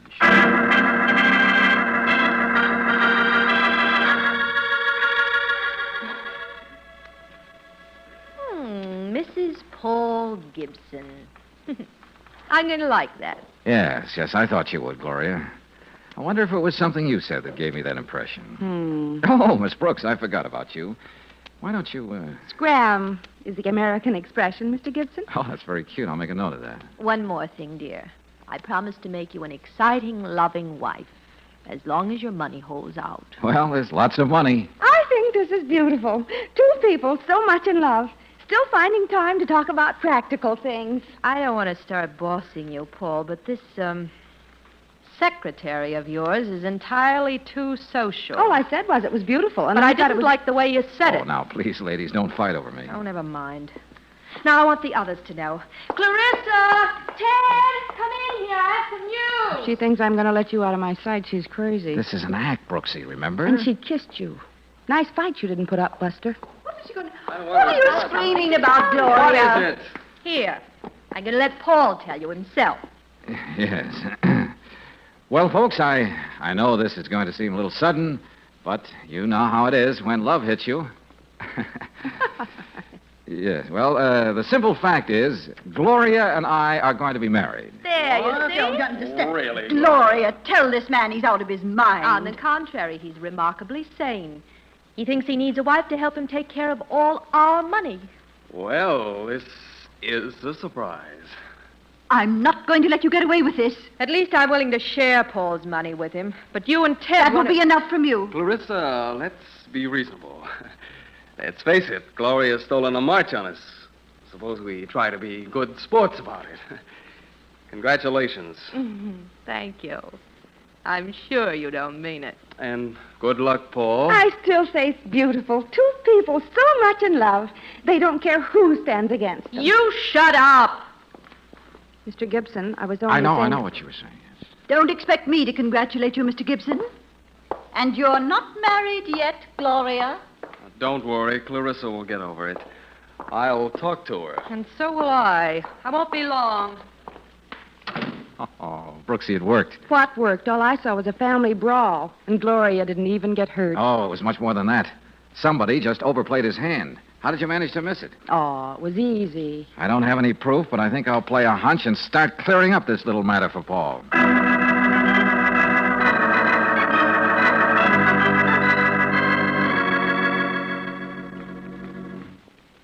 Really, Mr. Gibson, I thought you said your little piece. Why did you want to see us here in the library? Oh, Mr. Gibson, your friend, Mr. Valentine, is still upstairs. I think he's taking a nap. Yes, well, I can see him later, Miss Brooks, but where's Ted? Oh, he's being very gallant. He said something about buying me an engagement present and left for downtown. Oh, well, I particularly wanted him to be here. Well, look, suppose I round up some champagne. Maybe he'll be back soon. I'll answer it. Hello. Oh, Well... Uh-huh. Just a minute. It's Ted. Miss Bradley wants to know if you have any preference about the monogram on your engagement present. Tell my brother I think he's an idiot. He should save his money. He's going to need And it. tell him to get back here. It's urgent.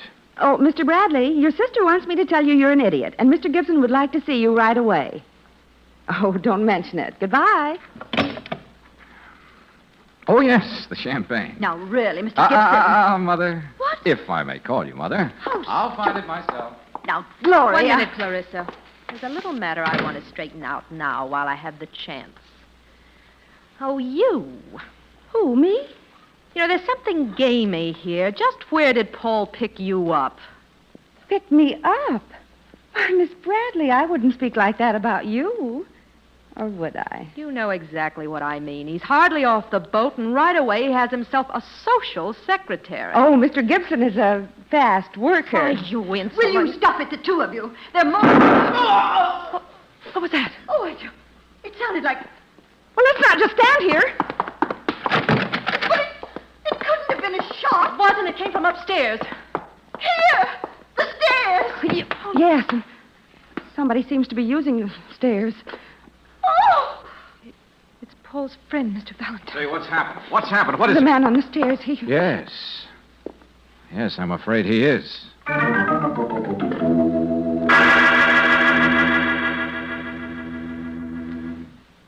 You've got a lot of explaining to do, Valentine. Passing yourself off as an Australian, getting yourself engaged to a Yes, girl. Lieutenant Johnson. Yes, I know. Now let's get out of this kitchen. I'm beginning to feel like a butler. Just a minute, will you? When this thing happened, all the women were together in the library. Young Bradley was downtown buying a present for his sister. You were the only one prowling around. Oh, loose. now, wait a minute, Johnson. You don't really think I killed Gibson? I know. You didn't have a motive. I thought I knew who tried to kill Gibson in Australia and sent him that threatening note. Yeah, who? Well, something's got me stymied. Hey, look, you have a lot of routine detail work here with the boys. Well? Well, give me about an hour, will you? Tell the others I had to step out a while and it was okay with you. Well... Do you think the police department would stake you to a long-distance call, State Department, Washington? Yeah, It's important, Johnson. Now, look, here's the dope.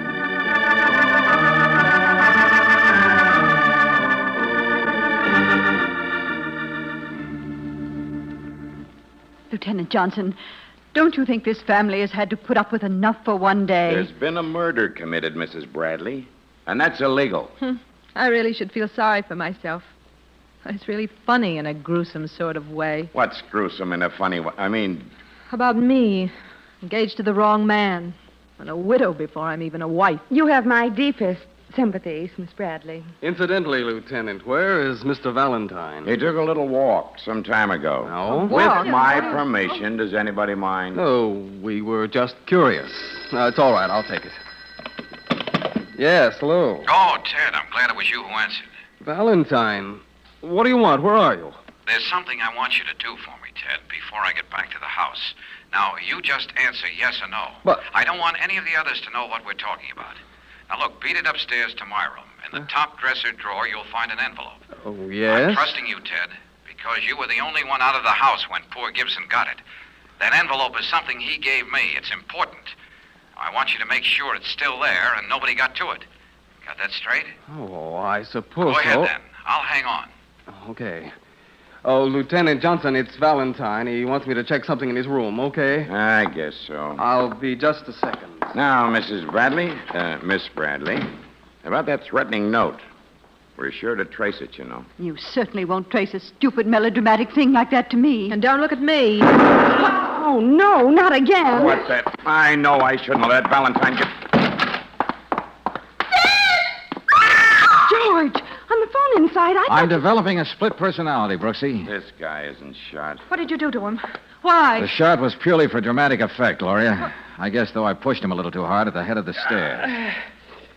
He'll be all right in a minute. Oh, what happened? Yeah, that's what I want to know, Valentine. I just staged a repeat performance of the little act that was put on here a little earlier today. What do you mean? What do you mean? What's he talking? You heard me, Ted. When you were on the phone today, you weren't out buying a present. You were just where I was a minute ago, using the outside phone in the kitchen. What about that, young fella? Oh, what do you mean? What proof has he got? One thing at a time. There's the telltale phone in the kitchen now. Take it, will you, Brooksy? Yeah, right. What was that nonsense about Ted, Mr. Valentine? Yes. All of you just saw how Gibson could have been murdered with an iron-bound alibi for Ted. Oh, he's lying. Yeah? Ted, you were the only one here who knew for a fact that I wasn't Paul Gibson. What? How did I know? Gloria thought I was Paul. She couldn't wait for the wedding bells. Clarissa was convinced I was Paul. She hit the roof when she thought her stepdaughter was marrying the fortune. And young Bradley. Yeah, Lieutenant, he didn't mind at all. Graciously, he congratulated the happy bride and groom. And why? Because he knew darn well I wasn't Gibson. Oh, George, that was for Lieutenant Johnson. I took the message. You Now, listen carefully, Johnson. This should explain things, I hope. Well, I hope Your office says there was a passport issued to Ted Bradley some 2 months ago. A passport to Australia, Ted. Oh, but I... Oh, Ted. That was when you said you were going on a long fishing trip to Rainbow Lake. So Ted didn't have any trouble recognizing Gibson. Not after that pot shot he took at him in Australia. Oh, look, I... Save it for your lawyer, Bradley. And you, Valentine. You better come along. I'll be down later, Johnson. After all, a Mogul can't let his business go completely to pot, can he, Angel?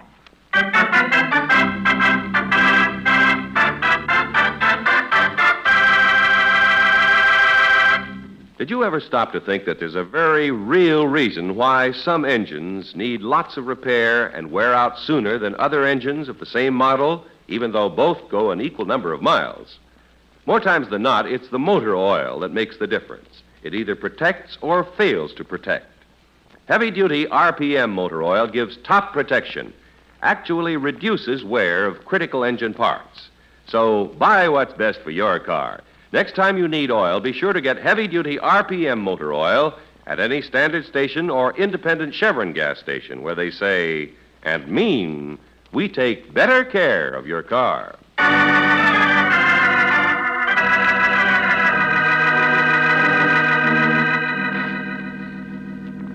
George, you know, I simply can't understand how any girl can let herself marry a man for his money. Yeah. Yeah, it must be an uphill struggle all the way. All I'd want is a man with a business that's finally beginning to pay off, a little money in the bank. Yes, I see. It's all the incentive I need. Not to change the subject, Brooksy, Hmm? but I took a little look at that ledger of ours, too. And the balance in the bank, Yes? well, it's pretty much of a mirage, Angel. What are you talking about? You made no provision for taxes. When we're through shelling out, I'll be the broker's tycoon on record. Oh, George. But never mind, Brooksy. Look at all the fun we're going to have building up our fortune again.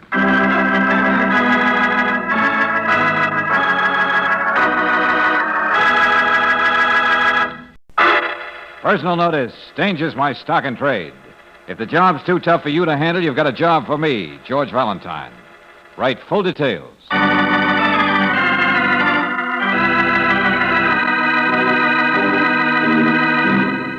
Standard Oil Company of California invites you to Let George Do It.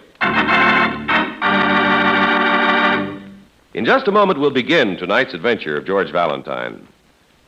I'm sure you know that cold weather puts an added strain on the battery in your car. That's why right now is a good time to have that battery checked and recharged, if need be, for better performance during the colder days ahead. Your car savers have complete battery testing equipment and can tell in a jiffy if your battery isn't up to par. They've got brand new, powerful Atlas batteries, too.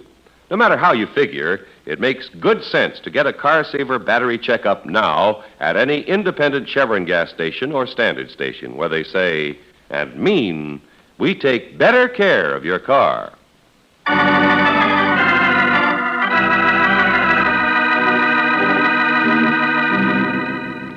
And now, tonight's story, Dead on Arrival, a transcribed adventure of George Valentine.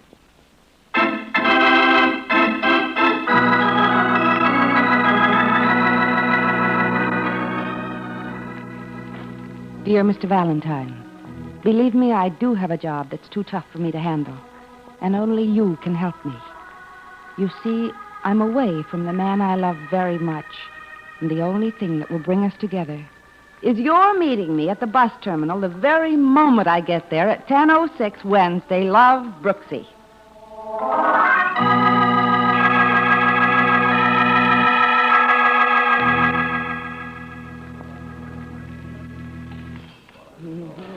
Hotel Bristol Coffee Shop.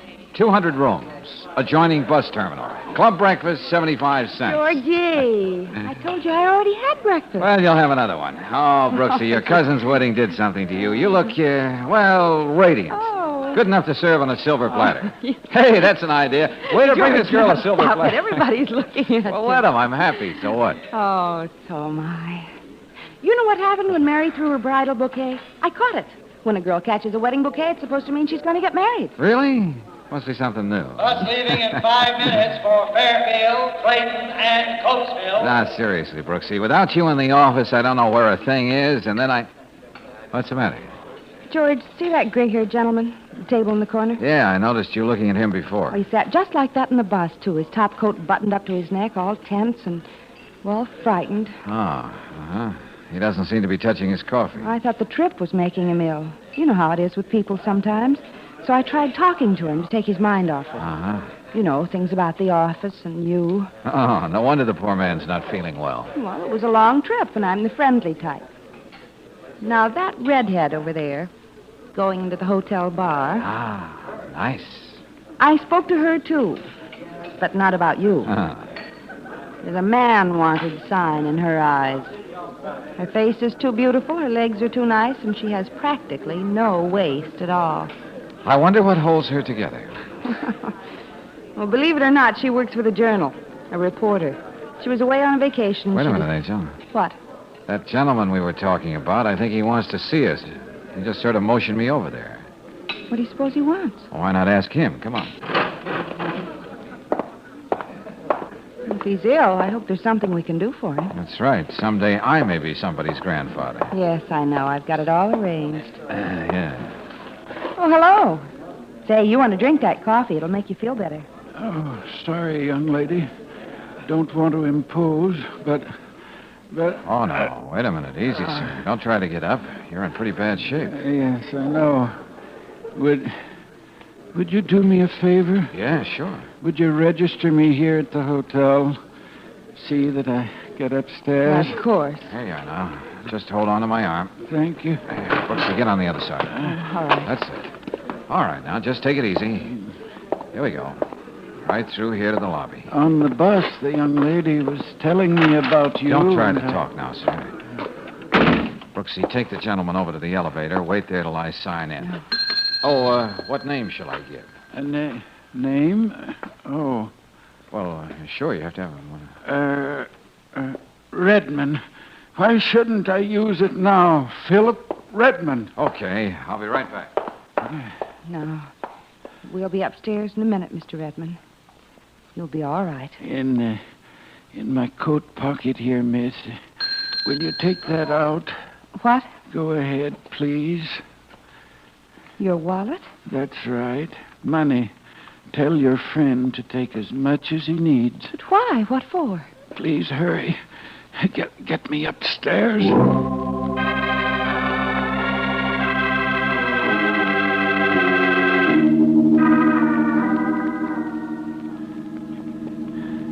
Easy now, Mr. Redmond. Yeah. Just rest back in this chair.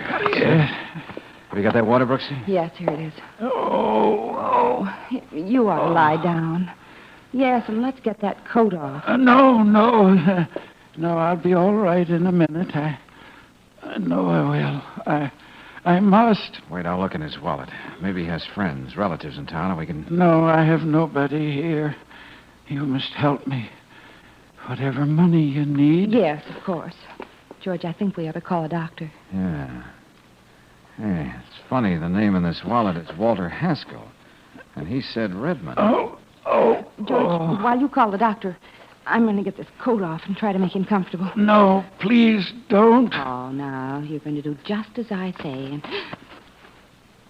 George. Oh, yeah. I think we'd better call the police as well as the doctor. He's been shot. Oh, this is terrible. Let me have that glass of water. All right, now here, Mr. Redmond. Try to drink this. Don't call anybody. Listen. Please, no time to talk now. We got to do something about you. You must get me there. Nothing else matters. Get you where? What are you trying to say? Get me cold. Huh? Well, here you are. No. But you said George, get me... he's feverish. He doesn't know what he's talking about. Cold. coat. There's nothing in it, not a thing. George, he's... Oh. Yeah, we can forget the doctor, Brooksy. Just the police. Oh, no. Oh! Easy. No. Yeah, hello. What? Coming up here? Well, yes, but... Okay, never mind, thanks. Brooksy. What is it? I don't know, but we got to get out of here fast. But, George, never you mind, can't- come on, just do as I say. No, not the elevator. This way, the stairs. Stay back out of the corridor so they won't see us. Oh, what is it, George? That was the desk clerk on the phone. He said 2 of Mr. Redmond's friends were on their way up. But he said he didn't know anybody in this town. That's just it. What do you make of all this? Ruling them out as friends, they're probably here to finish the job. They started somewhere else. You think that they're... Well, what are we going to do? You beat it downstairs and call Lieutenant Johnson. Tell him exactly what happened. And you? I'll stay right here and see if I can get a look at our 2 visitors. Be careful. Get going, Brooksy. I'll see you down in the lobby.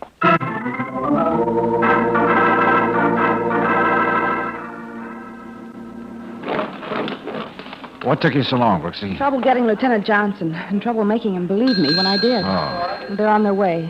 Did you see who the men were? No, darn it, I couldn't without being seen myself. Well, what now? Well, you keep your eye on that elevator. Take a good look at everybody who comes down. Where are you going? See the desk clerk.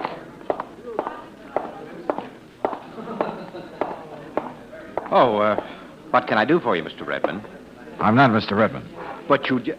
Oh, now, really. The guests in our hotel are in the habit of registering under their right names. Well, I'm sure the Hotel Owners Association will be glad to hear that. Now, listen, Mr. Platt. Horace Platt. Okay, those 2 men who went upstairs, did they ask for Mr. Redmond by name? Well, no, not exactly. Uh-huh. They merely said they wanted the room number of the party of 3 that just went up in the elevator. You, the elderly gentleman, and the young lady. They said they were friends of yours. I see. Anything wrong? Well, did they see the registration card by any chance? Of course. I had to look up the room number. I don't keep everything in my head. Okay. Well, anyway, that old gentleman, whoever he is, should know better than to go out again in his condition. Go out? What do you mean? Oh, really? Now, you don't have to bark at me. But a man of his age should certainly get over the night before. That is, before starting off on another Look, spree. Horace, do you know what you're talking about? Well, I certainly saw him just a few minutes ago. His 2 friends had to hold him up, and the 3 of them went staggering out of the lobby together. Maybe I can still catch up with them. Oh, now, really, you can't go charging through our lobby like that, knocking people out of the way. Who are you, anyway?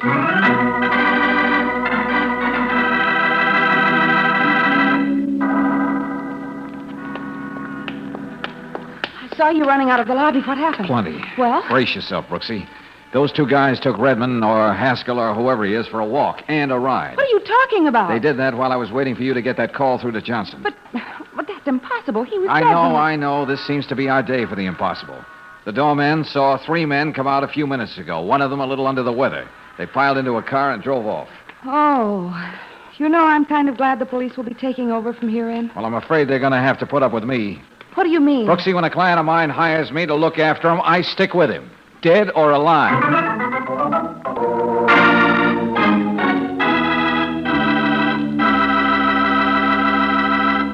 We'll return to tonight's adventure of George Valentine in just a moment.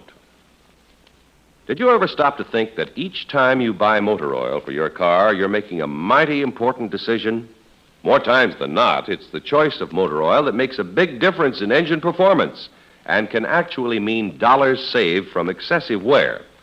Consider this fact when you buy motor oil. Heavy-duty RPM motor oil has consistently proven its ability to reduce wear and greatly increase the time between major overhauls due to lubrication. In addition, heavy-duty RPM motor oil gives extra protection against gummy carbon, acid, and corrosion. So if you want to increase time between overhauls and reduce repair bills, if you want top protection and performance from your car, if buying the best brand of motor oil is important to you, then switch over now to heavy-duty RPM motor oil. Next time you need oil, ask for and make sure you get heavy-duty RPM motor oil at independent Chevron gas stations and standard stations where they say and mean, we take better care of your car.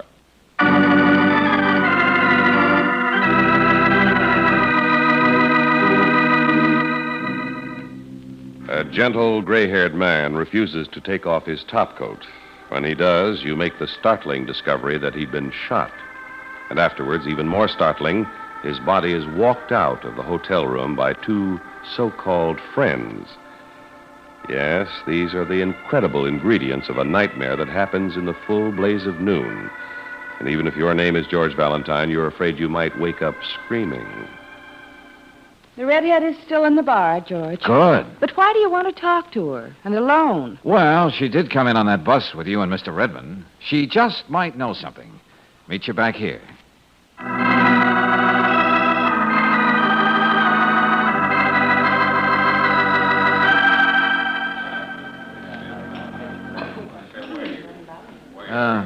Hello. Well, where did you come from? And why didn't you get here sooner? I take it you wouldn't scream if I joined you. How obvious can I be in a public place? Uh-huh. You know, you look like the kind of man who could provide a lot of excitement. Oh, by the way, what's the man's name? Valentine. George. And what can you suggest for excitement? Depends how obvious I can be in a public place. I like you, Valentine, George. You look like the kind who'd let a girl walk on the outside. Oh, I see. In other words, a mug, a bruiser. You go for that type, don't you? Could be. And what's the girl's name? Williams. Jenny. Of the Journal. What? Yeah, we're going to have a little talk, Williams, Jenny. You'll place an ad in your paper, and then we'll get together in my office tonight. Here you are, bartender. Keep the change.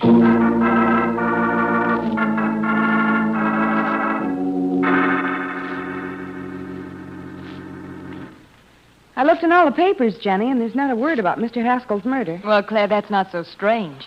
The homicide boys don't like to cry murder without the good old corpus delicti as Exhibit A. We saw the corpus delicti, all right, Jenny. But from that point on, nothing makes sense. I know. Now, let's assume, and there's no reason why we shouldn't, those two men were the ones who tried to kill Haskell or Redmond. What did they want with his body? They must have had a good reason, taking the chance they did. The two of them hustling him out of the lobby in broad daylight. When we find the answer to that, we'll be getting somewhere. I've got an off-the-record statement from Lieutenant Johnson. The police are doing everything they can. An arrest is expected momentarily. In short, they're getting nowhere fast. Yeah. I'm sorry I couldn't be of any help, George. I hardly even noticed the man in the bus. I know. This ad you had me put in the Journal. Important. Anyone having knowledge of Philip Redmond, kindly contact George Valentine. Address, phone number, etc. You, sitting on something you should have told the police? I told you you'd get your story when it breaks. Besides, I'm just playing a hunch. Philip Redmond was the name the old fella gave me to register him at the hotel. Kind of fancy variation on the usual Smith or Jones. I don't know, Brooksy. I think he started to give the name we found in his wallet, Walter Haskell. But then he said, Redmond, why shouldn't I use it now? Remember? Yeah, that's right, I do. He was almost defiant about it. And you figure that anybody knowing of Philip Redmond can tell you about Walter Haskell. Yeah, something like that. I know it's only a hunch, but... Oh! Are you all right, George? Yeah, but yank out that cord on that desk lamp, quick. Good, that's better. We don't want any light. George, where are you? I'm here at the window. You see anything? Yeah, the other building. And all the windows in the world to shoot from. Darling, be careful. They can't see us now. It's a good thing that desk lamp threw your shadow off a little to the side. Yeah, that bullet was meant for my curly little head, all right. Jenny, your paper can have my testimonial for ads that get results. Sure. That irresponsible Nimrod out there was undoubtedly somebody having knowledge of Philip Redmond. Oh, and you can't say he didn't get in touch with you. Nice patter, but Oscar Levant does it better. There's at least one part of this puzzle that's beginning to make sense. They removed Mr. Haskell because they didn't want anybody to identify him as Redmond. Now, how do you get that? Because, Brooksy, now that they realize I know he was known as Redmond, too, they're out to get rid of me. That's something I'd worry about. Oh, I worry, all right. But I also found something for me to do. Yeah, what's that? I'm going over to the Bristol. I've got something to check with the desk clerk. Something our friends might have overlooked, although I doubt it.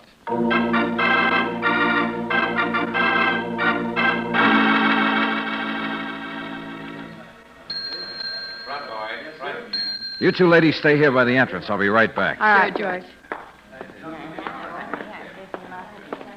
Yes, sir. Good evening. Oh, where's the other fellow who was on the desk today? Horace, he wasn't feeling very well. One of the boys had to take him home. Oh, I see. kind of sudden-like. Yes, sir. I'm a friend of his. He asked me to take his place. Well, I guess you can help me. Yes, sir. Well, I want to look through your registration cards for today. I don't know if I can... Take my word for it. It's important. If you don't believe me, you can ask the police. Well, I guess it's all right. Here, there are just a few. Okay, thanks. Uh-huh. Find what you want? No, I didn't. But don't take it to heart, friend. I didn't expect to. So long, and thanks again. Don't mention it. Bus leaving in 5 minutes, Fairfield, Clayton, and Coatesville. Well, George, what did you find? I was right. They didn't overlook a thing. Not there, huh? No. Anybody investigating would never find out by the records that a man named Philip Redmond registered here today. I don't think there's much doubt what this means. I think I know what you mean, and I don't like it. Those two walked out of here with our friend today because they didn't want anybody to know his real identity. Somehow they lifted the registration card to make sure. And they even tried to kill me to make doubly sure. You ought to pass the next round, George. Put yourself in the capable hands of Lieutenant Johnson. Those boys are still out to get you. And it could be anybody. Anybody out there in the street, here in the lobby. George, Jenny's right. Let's turn this What thing. was the old fella trying to tell us upstairs? If we at least knew that. Come on, Brooksy, think back. Just what did he say? Well, he was feverish, George. He kept saying he wanted to get somewhere. Was willing to pay you to help him, that's all. He was trying to tell us where, you remember? After he refused that drink of water, asked for his coat. All I know is you'd better stay with plenty of people around you and your back to the wall. Better still, pour out your troubled little heart to Johnson. Yeah, I guess you're right, Jenny. Especially with Brooksy on the same spot with me. Come on.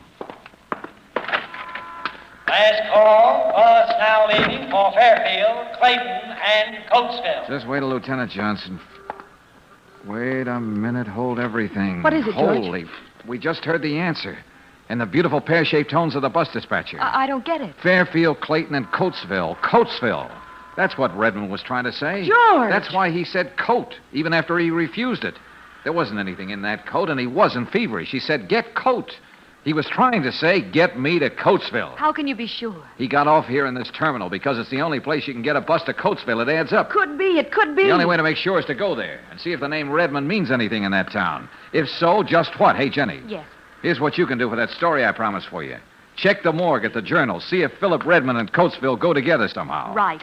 What about you? I'll be waiting in the bus terminal there in the morning. Get there as soon as you can. Well, we'd better hurry, George, if we're going to make that bus. It's leaving. Not this time, Brooksy. You put yourself in the care of the good lieutenant. I don't want anything happening to you. See you in the morning, Jenny. Say, you can't go and leave me like this. Now, you hear me, George? You can't.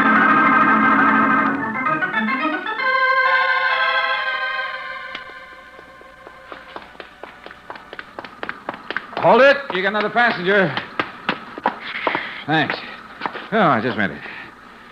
Well, Hey, driver. you're not going to hog the whole seat, are you? Oh, no. Oh, yes.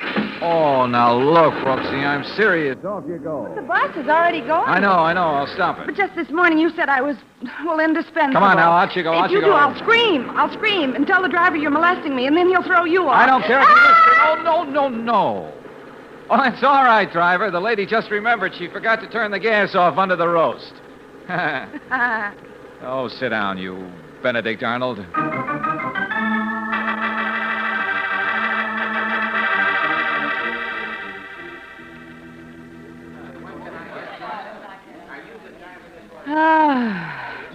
I don't want to see another bus terminal as long as I live. Yeah.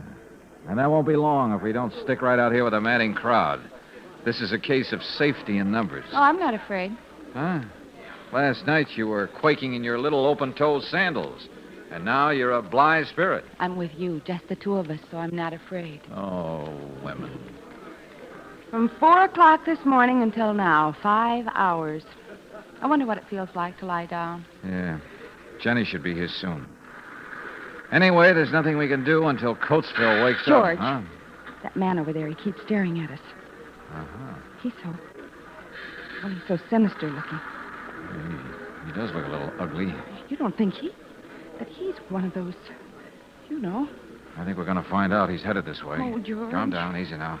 He wouldn't dare do anything in front of all these people. Yes, but maybe he's an exhibitionist. Pardon me, could you direct me to the local YMCA?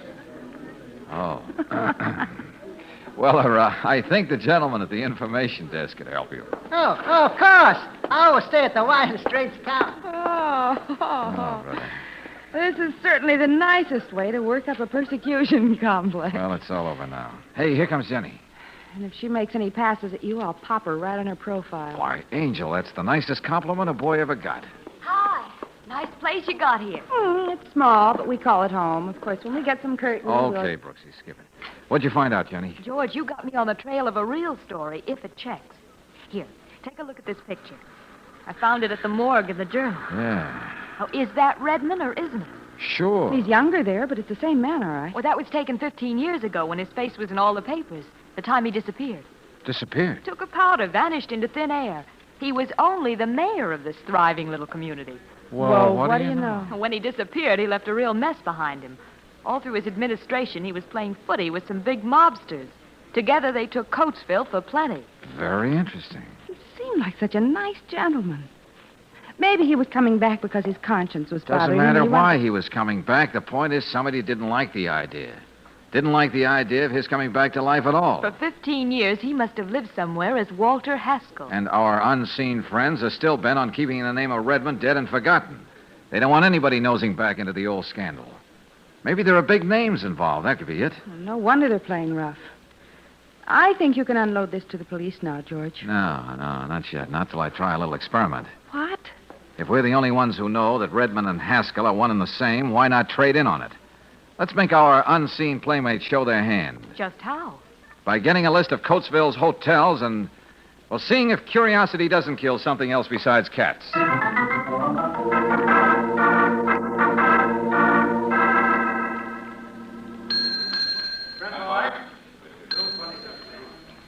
Barrington Hotel is number 3. You know, there are only 3 hotels in town, George. Uh-huh. And the other 2 with no soap.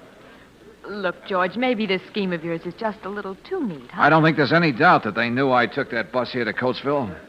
By now, they should be here somewhere. Chances are they'd hold up in one hotel or another. Well, shall we try the old routine again? Yeah, sure, may as well. Here's the telegram. Go ahead. Slip the bellboy's little bribe. Yes, sir. Thank you, sir. Oh, George. If somebody does claim that telegram, don't take any chances, will you? I won't, Brooksy. I just got home, remember? Hey, there goes the bellhop now. Paging Mr. Haskell. Telegram for Walter Haskell. Now, keep your eyes open. Look around, Brooksy. Does that get a rise out of anybody? I don't know. There's several people looking at him. Haskell. Telegram for Walter Haskell. Look. Yeah. I see him. Now, stay here, Brooksy. Right here, boy. I'll take that. Oh, Mr. Haskell? Yes, that's me. Here you are. Thank you. Thank you.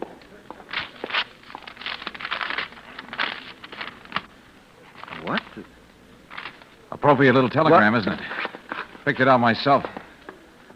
Yeah, message number 18 for proud parents of a new son. What do you want? Let me read it for you. Now you can say with pride and joy, here's our very own little boy. Yeah, hello, Sonny. Don't tell me you're the desk clerk here, too. I don't know what you're talking about. You arranged to take poor Horace's place at the Bristol yesterday, didn't you? So you could get rid of Redmond's registration card? Incidentally, what hospital have you got Horace in? Look, I don't have to answer. Keep your hands out of your pockets. I got one of those things, too. Get away from me. Now, before... Hey, give me that. Now, take this gun. It spoils your shape. All right, Buster, that's much better. George, this is the man at the hotel. That he is. Well, we got a bite, didn't we? Look, you... You just couldn't resist finding out who could be sending Walter Haskell a telegram, could you? What's really the name they got under your pinup picture in the post office? He's the loquacious type, isn't he? Oh, he's just saving it all up for Lieutenant Johnson. And then he can talk and sing at the same time.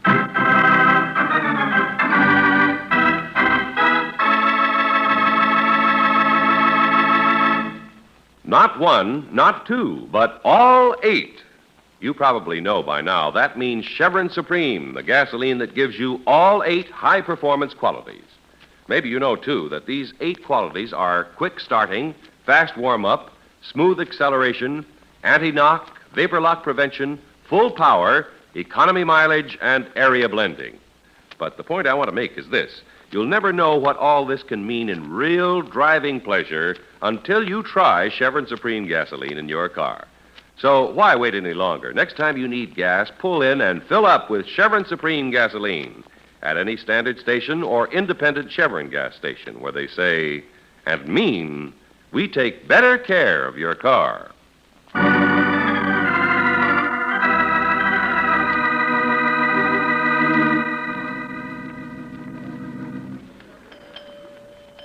Would you mind telling me why are we going to the household fixtures department, Angel? You'll see. Okay. Hey, you know, our curious Mr. Rainey sang all right. Mr. Redmond did have pangs of conscience, and he was going back to tell all. Mary made the loveliest looking bride. He was living in Fullerton for the last 15 years. His playmates kept an eye on him all the time. But he finally decided to turn Boy Scout. That's when they shot him. Somehow he managed to escape and got on that bus with you. I must buy a real nice wedding present for Mary and Bill. They found poor Redmond in a shack out in Flatland Meadows. And so everything is tied up in a neat little package. Wonder how much these chimes are. $12.50.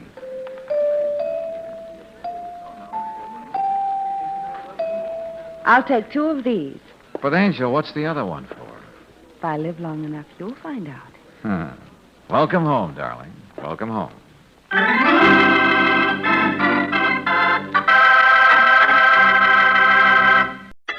Personal notice. Danger's my stock and trade.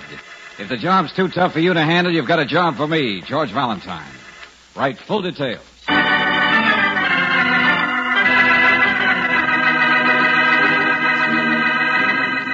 Standard Oil Company of California invites you to Let George Do It.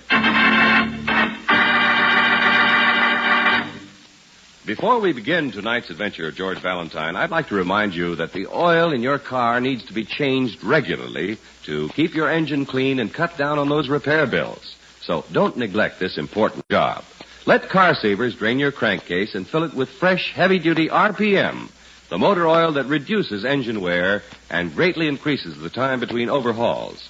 If you're overdue, stop in tomorrow for a complete oil change at any independent Chevron gas station or standard station where they say and mean, we take better care of your car.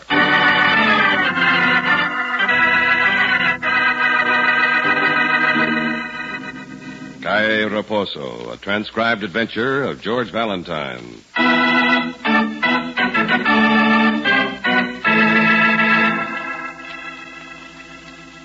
Dear Mr. Valentine, for a man who advertises that danger is his stock in trade, the assignment I have in mind may possibly turn out to be a bit tame. On the other hand, you may suddenly find yourself full of lead.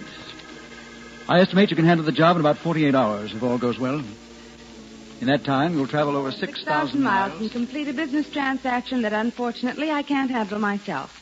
I'll expect you at my office tomorrow afternoon. George? What, Brooksy? We're going on a trip to someplace more than 3,000 miles away. What do you mean, we? Besides, I'm not particularly interested in going to New York. Darling, it couldn't be New York. It's more than 3,000 miles away, and the man says it might be dangerous. You didn't finish the letter. Who sent it? Oh, Thomas Jefferson Moore, President, Western Tobacco Company. Thomas Jefferson Moore? Yes, do you know him, George? Only by reputation, big cigar manufacturer, millionaire sportsman. Oh. Well, then I guess you'd better be a sport and take the job. Now, why would Thomas Jefferson Moore want me to complete a business transaction for him? I don't know, darling. But it does sound a little bit exciting, doesn't it? Yeah, it does. Well, guess I'd better go see the big shot and find out what kind of a deal it is. Uh-uh. What do you mean, uh-uh? I mean, we'll go see Mr. Moore. And if you don't fix it so I can make the trip too, George Valentine, all right, Angel, all right. We'll go see Mr. Moore.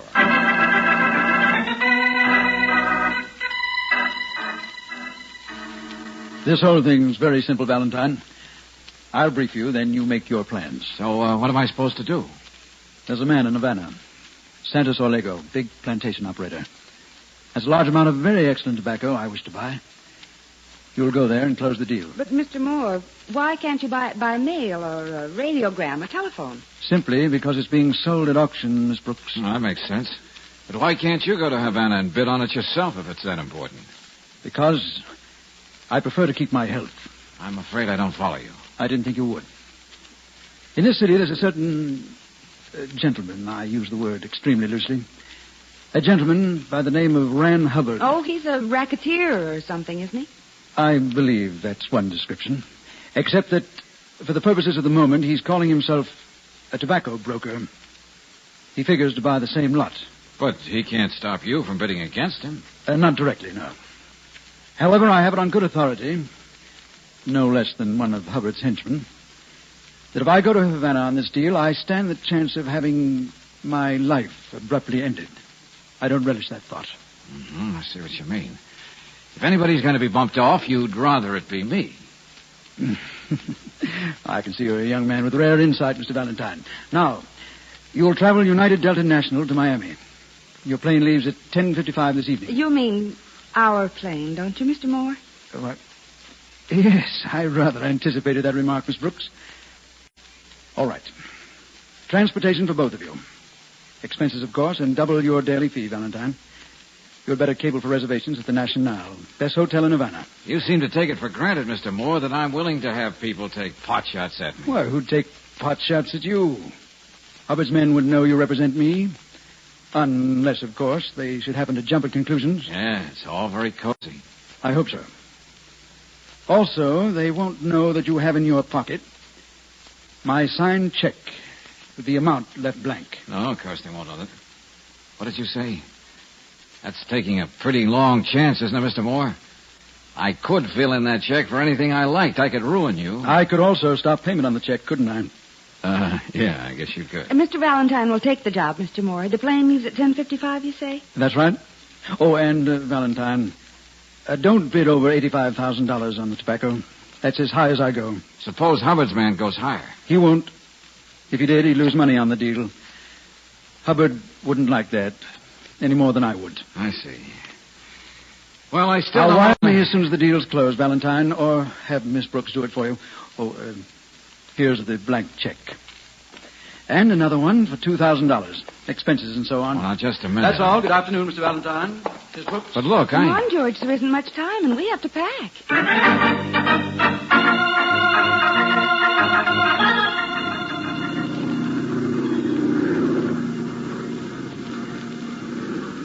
Fasten your seatbelts, please.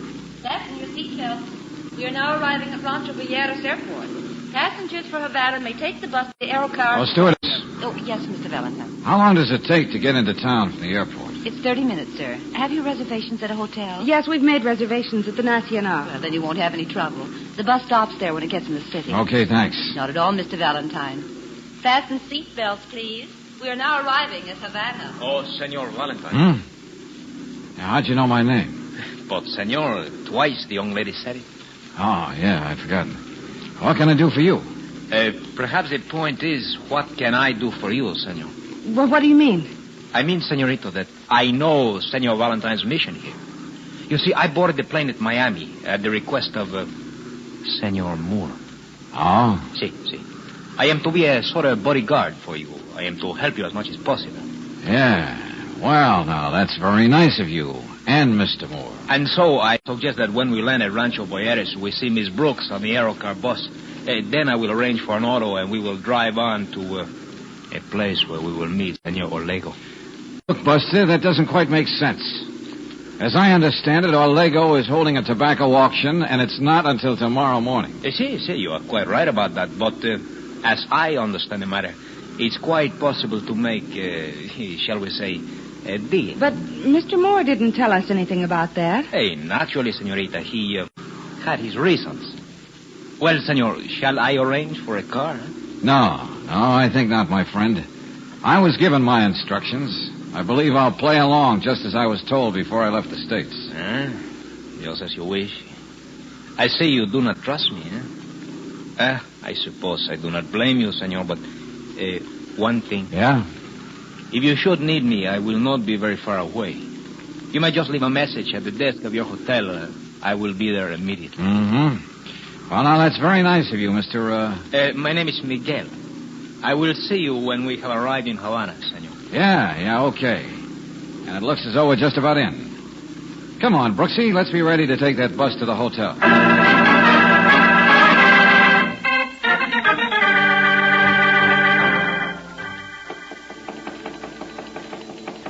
Yeah, who is it? Me, George. Oh, wait a second, Brooksy. Yeah, what is it, Angel? What's happening? That's what I came to your room to find out. What do you mean? Come on in. Oh, thanks, George. Look, what's this all about? Why the mystery? Hasn't anyone been here, darling? No, I've just been relaxing. Figured on getting dressed for dinner in a few minutes. George, a girl called me in my room on the phone. Her name is Rosa Cintado. What about it? She wanted to know if a man named Miguel had come to see you since we arrived. Hey, that's the guy who talked to us on the plane. Yeah, I know. Well, why didn't this girl call me instead of you? And what does she say about this Miguel?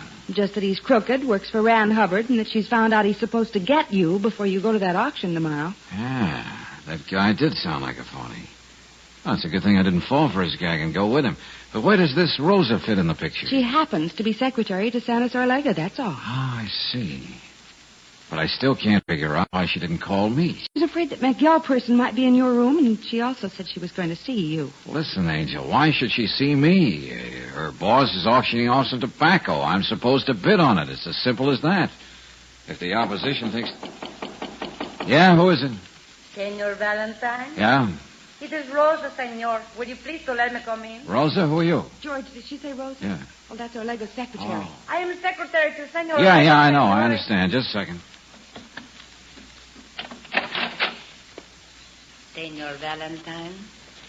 Well, please come in. George. Yeah, that's right. May I come in, huh?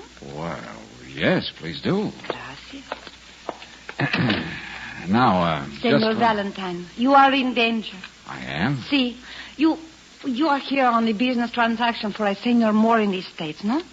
Well, suppose I am. My employer knows all about it, of course. But he also knows that another person by the name of Hubbard is determined to stop you. Yes, that's so. Well? Even if he has to kill you. Oh, I see. Well, I'm afraid your Senor Hubbard is still in the States. But and, still in the States is not a man named Miguel. George, I told you this girl called Wait a minute. me. Let me get this straight. What exactly does your boss want me to do? He does not like violence, senor. He does not like bloodshed. He wants you to be safe until the auction tomorrow. Well, I've got to agree with his sentiments, but I still don't know why you're here. To take you to my employer, Senor Valentine. He does not like this other man, this Hubbard. He wishes to protect you. I am to take you to him at once. Well, that's very nice of him, but I still George, don't... I think we'd better do what she says. Let's go with her. Not you, senorita. No? We cannot all go. Too many of us would excite suspicion. I am to take Senor Valentine to my employer alone. Oh, hey, now, wait a she's minute. right, Brooksy. You go to your room, lock yourself in. I'll go spend the night with Senor Orlego. See you in the morning at the auction. But, George, suppose something happens to you while you're making your bid. I imagine Orlego will take pretty good precautions against that. So get some sleep, Yeah. Angel, and I'll see you in the morning. All right, Rosa, let's go.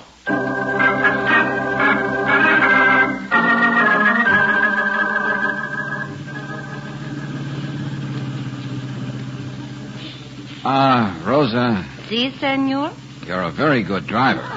Gracias. But you were going to take me to see Orlego. Si, that is right.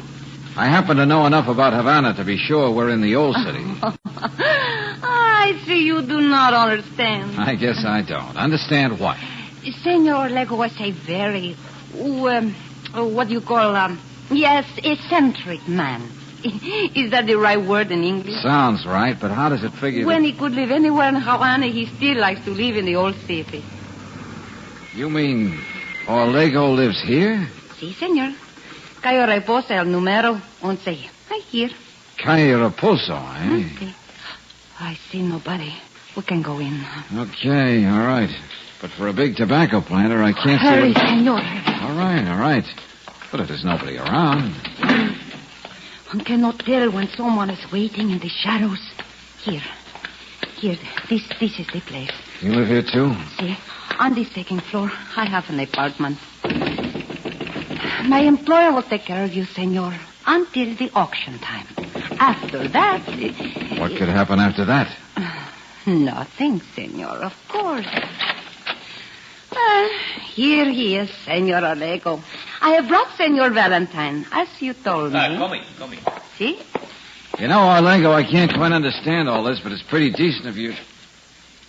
Now, wait a minute. You're Miguel. Si, senor. This girl told me that...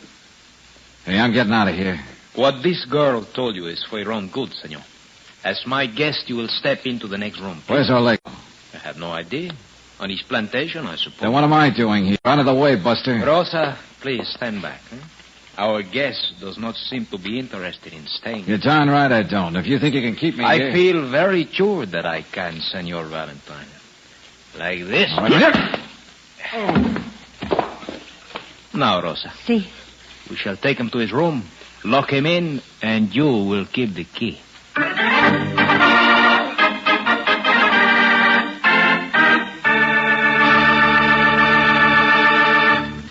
We'll return to tonight's adventure of George Valentine in just a moment. Maybe you've already found out how easy it is to forget to have your car lubricated every 1,000 miles and how hard it is to pay unnecessary repair bills. But the two go together. Forget the lubrication, and more often than not, you end up with trouble. One good solution is to have your car lubricated regularly at any independent Chevron gas station or standard station. These car savers give guaranteed lubrication. They keep a record of your car and remind you when service is due. Car savers have the lubricants and the know-how to do the best job on your car. They're guided by an approved chart which assures complete point-by-point lubrication. Best of all, they take the time to do the work right. Check every fitting to be sure it's lubricated, inspect transmission and differential level, and all in all, you can be sure of the very best in lubrication service when you turn the job over to Car Savers. So if you're due for service now, why not stop in real soon and get Car Saver guaranteed lubrication at any standard station or independent Chevron gas station, where they say and mean, we take better care of your car.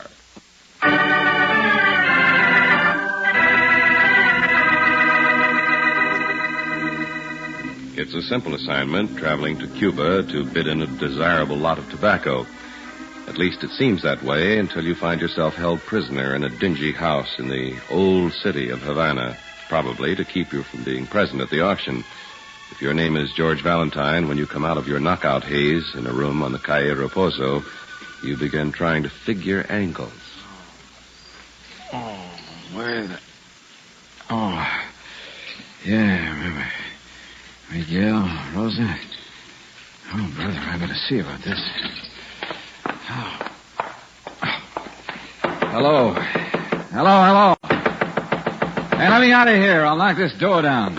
I would not advise you to do that, senor. Huh? That's Rosa, isn't it? Si. Well, look. How long do you think a man can get along without a drink of water? Oh, I do not know, Senor Valentine. Maybe a long time. Yeah, I suppose so. But I sort of figured you for a girl who wasn't that tough. You couldn't bring me a glass of water, I suppose. Oh, see, I might. Yeah, I know. But don't bother. The same thing's happened to me before. I get interested in a girl. She turns out to be a heel. Just like you did. Now, please don't do me any favors. George. Yeah? I am not like you say, a heel. That's so? See? You know, I figured you for somebody I might, but never mind. Might what? Oh, I said never mind. But Senorita Brooke? Oh, she's my secretary, my assistant, that's all. Oh, that is all? Oh, George. Yeah? You decided I could have a drink of water? Oh, I decide more than that, George. Oh, what? I like you very much. Maybe I get 2 Cuba Libras. We sit here and talk about us, huh? Come here, baby. See? You do like me, don't you? You understand very well. Oh, Rosa, you're beautiful. Yeah. Why don't you bring those Cuba Libras and we'll talk about us? See, I will be back. A momento. Oh, sure, baby. You'll be back in a moment. But I'm afraid you'll have to drink 2 Cuba Libras alone.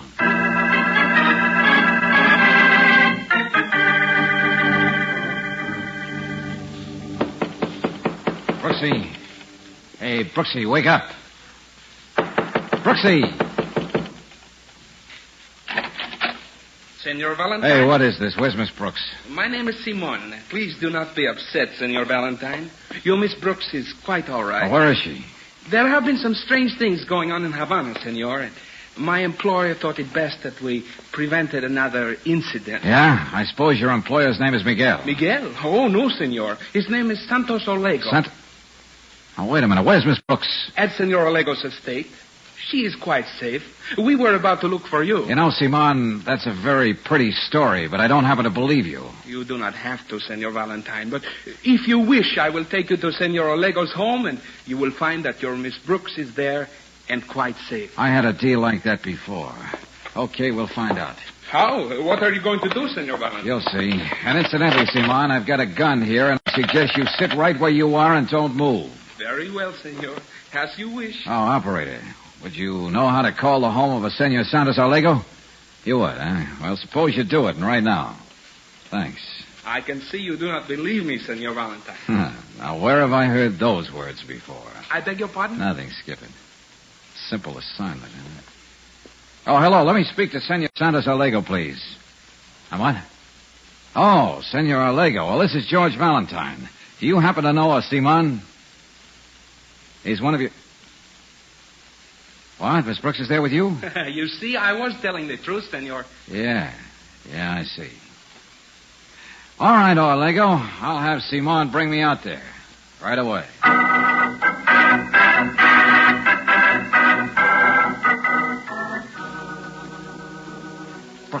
Brooksy, are you all right? Of course, George. I'm perfectly all right. Oh, thank goodness for that. I've been worried... Senor Valentine, your fears were quite groundless. We were simply protecting Miss Brooks. Yeah, but why? Why? I will tell you. As simply as possible. I have a fairly large stock of very fine tobacco. I know. There are two people who would like to buy it. One is Senor Moore, whom you represent. The other is a person named Ran Hubbard. Well, now, you seem to have the facts down pat. Of course he has, George. He's been explaining the whole thing to me. Well, then suppose you explain the whole thing to me, too, Olego. My boy, I shall be happy to. You see, I have been through revolutions, violence in this country. I'm a peaceful man. I do not like that sort of thing. I have seen what you call gangsters try to take over this country. So? As I said, I am a peaceful man. I don't like bloodshed. If I hold the auction tomorrow, I am quite sure that is what would happen. So, the whole thing's off, huh? We've made a trip down here to Havana for no good reason. No, George. Let him tell you. Okay, go ahead. I can't let down the man who hired me, you know. Oh, you will not be letting him down, amigo. In fact, you will be doing him a service. Now, if my guess is correct, Senor Moore allowed you to bid not more than $85,000 on this lot of tobacco. That is correct? You know everything, don't you? Oh, I like your Senor Moore. I do not like this Hubbard. So, the auction is off. And I will make a special concession to Senor Moore. I suppose you mean you'll sell him the tobacco at his price without an auction? See, without an auction, but for $70,000. If you will consider that a deal, I will draw up the papers.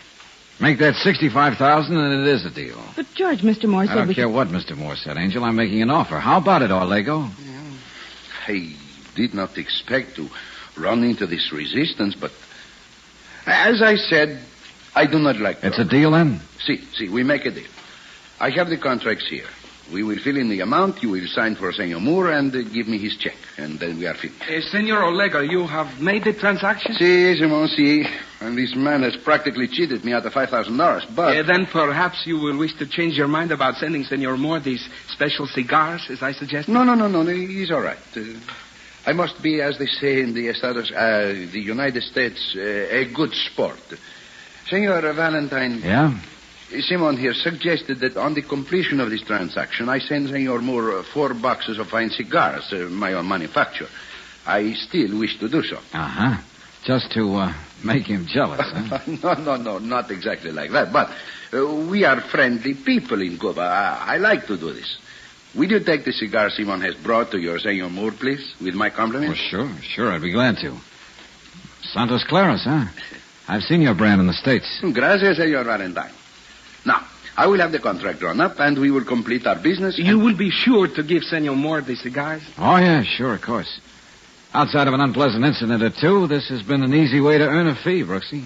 Yes, George. Look, you better call the airport and make a reservation for Miami as soon as possible.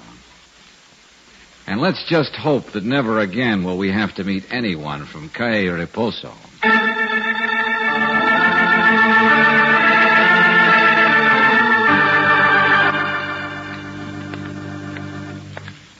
George? Yeah, Angel? It doesn't seem possible. What does not seem possible? Well, Mr. Moore told us the assignment would take about 48 hours, and it has. Not much more than that, anyway. Yeah, I know. And it's all over. And you get a nice fee. Maybe even enough to put a down payment on a piece of good jewelry. What makes you think it's over? Well, isn't it? We made the trip. You bought the tobacco Mr. Moore wanted. You have the contract in your pocket. And I'm bringing him 4 boxes of Santos Alego's best cigars at the suggestion of his man Simon. Yes, isn't it wonderful? The job's done. Not quite. Oh, now, what do you mean, not quite? I beg your pardon. I guess I wasn't looking where I was going. It's all right, lady. It's all right. It was my fault. Don't worry about it, Busty. Here we are, Moore's office. Let's go in and finish this up as fast as possible. But, George... Now, nobody in his outer office today, so let's barge right in. Well, all right, George. Well, hello, Mr. Moore. Well, hello, Valentine. Say, you really took care of your assignment in a hurry, didn't you? Yeah. Yeah, I don't like to waste time, Mr. Moore, any more than you do. What do you mean? I told you it could take at least 48 hours, more if necessary. Well, it wasn't very much more, was it, Mr. Moore? No, you've done wonderfully well. I guess I owe you something back on the expense account. Oh, nonsense. You got the signed contract? Yes, I did. Oh, say, by the way, Olego told me that he'd sent me 4 boxes of his best cigars. Just to make you jealous, I suppose. You bring them with you? Yeah, sure, of course. Oh, I wouldn't forget them. Here you are, Mr. Moore. Well, fine. It's nice of him. Thank you. Well, I guess your job is done, isn't it, George? Not quite, Angel. Pardon me a moment, Mr. Moore. What do you mean? Okay, come on in, officer. Right. Say, what is this? What's going on here? All right, officer, there's your man, and he has the stuff right on his desk. You'd better put him under arrest. George, what do you mean? Mr. Moore hired you? Sure he did, to be a fall guy. All right, Mr. Moore. Guess we just better snap these bracelets on, in case you get any ideas. No, I'll see you. And I'll just take those 4 boxes of cigars. They ought to send you up for quite a long time. Come on. But, George, I don't understand. I don't blame you, Angel. I just had a hunch, and it paid off. I'll tell you about it after I've had a nap.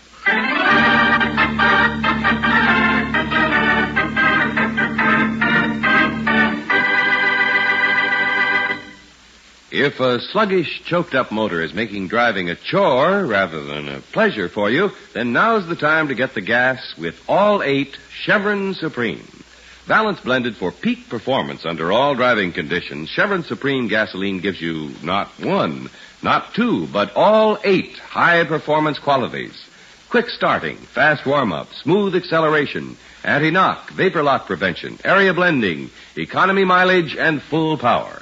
Next time you need gas, pull in and fill up with Chevron Supreme gasoline at any standard station or independent Chevron gas station where they say and mean, we take better care of your car.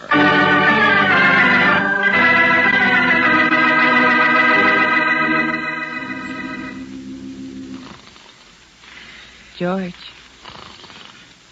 George. Rosa. Oh, Rosa. Oh, you're a good kid, Rosa. But I shouldn't have kissed you because... George. George Valentine. Brooksy, I was asleep, I guess. Yes, I guess. And with very nice dreams, too, about Rosa. Oh, Rosa? Who's Rosa? Oh, yeah. Oh, I remember. All right, so you kissed her. Or at least you dreamed you did. But tell me something. Anything, Angel. What? How could you have Mr. Moore arrested just for getting 4 boxes of cigars from Havana? Oh, that. Yeah, well, they were cigars, all right. But the cigar part was only on the outside. Well, isn't it always? I was sort of suspicious when Orlego and his pal Simon insisted I bring 4 boxes of Santos Claras back to Moore. Didn't seem necessary. So, when we got in, I had them analyzed at the lab. And? Just happened to be tobacco wrappers with the inside full of heroin. Worth almost as much as I paid for the tobacco. Oh, then Mr. Moore really is crooked. Ah, yes, indeed. Very profitable sideline. But Havana is so nice. And we wouldn't have gone there if it hadn't been for him. That's right, Angel. And you made a lot of money on the deal. Even enough to have a honeymoon in Havana. Yeah, that's right.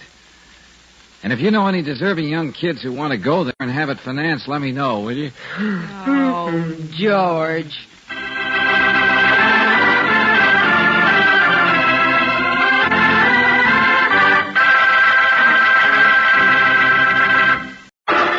personal notice. Dangerous my stock and trade.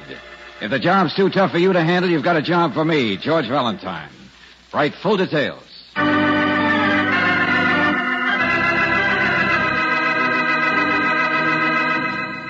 Standard Oil Company of California invites you to Let George Do It. In just a moment, we'll begin tonight's adventure of George Valentine. If you need new tires for your car, now's the time to buy and make your car safe for winter driving ahead. High-quality, first-line Atlas tires are backed by a written warranty that's honored by 38,000 Atlas dealers from coast to coast. And when you buy new Atlas tires, you can get budget terms and a liberal trade-in allowance, too. All in all, you won't find a better quality tire anywhere than an Atlas tire. Stop in tomorrow at any independent Chevron gas station or Standard station where they say and mean we take better care of your car.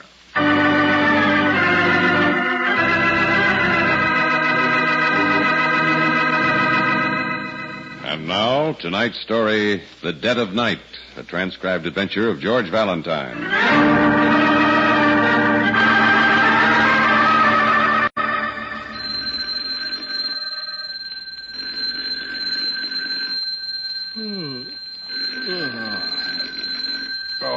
Okay. Hello. Mr. Valentine? Huh?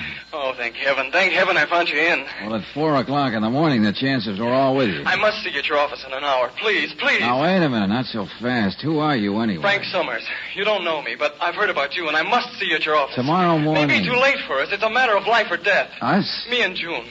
We're driving in from the beach, and we just stopped by the phone. We're lucky we haven't met anybody. Police, I mean. Police? If you've ever helped anybody in your life, Mr. Valentine, you've got to help us. And you're going to give me some idea what this is all about, or I will. Later, I will. Well, waking up someone in the dead of night. Police. Matter of life or death. The dead of night could be right. George Valentine, fire horse. Ring the alarm and off he goes.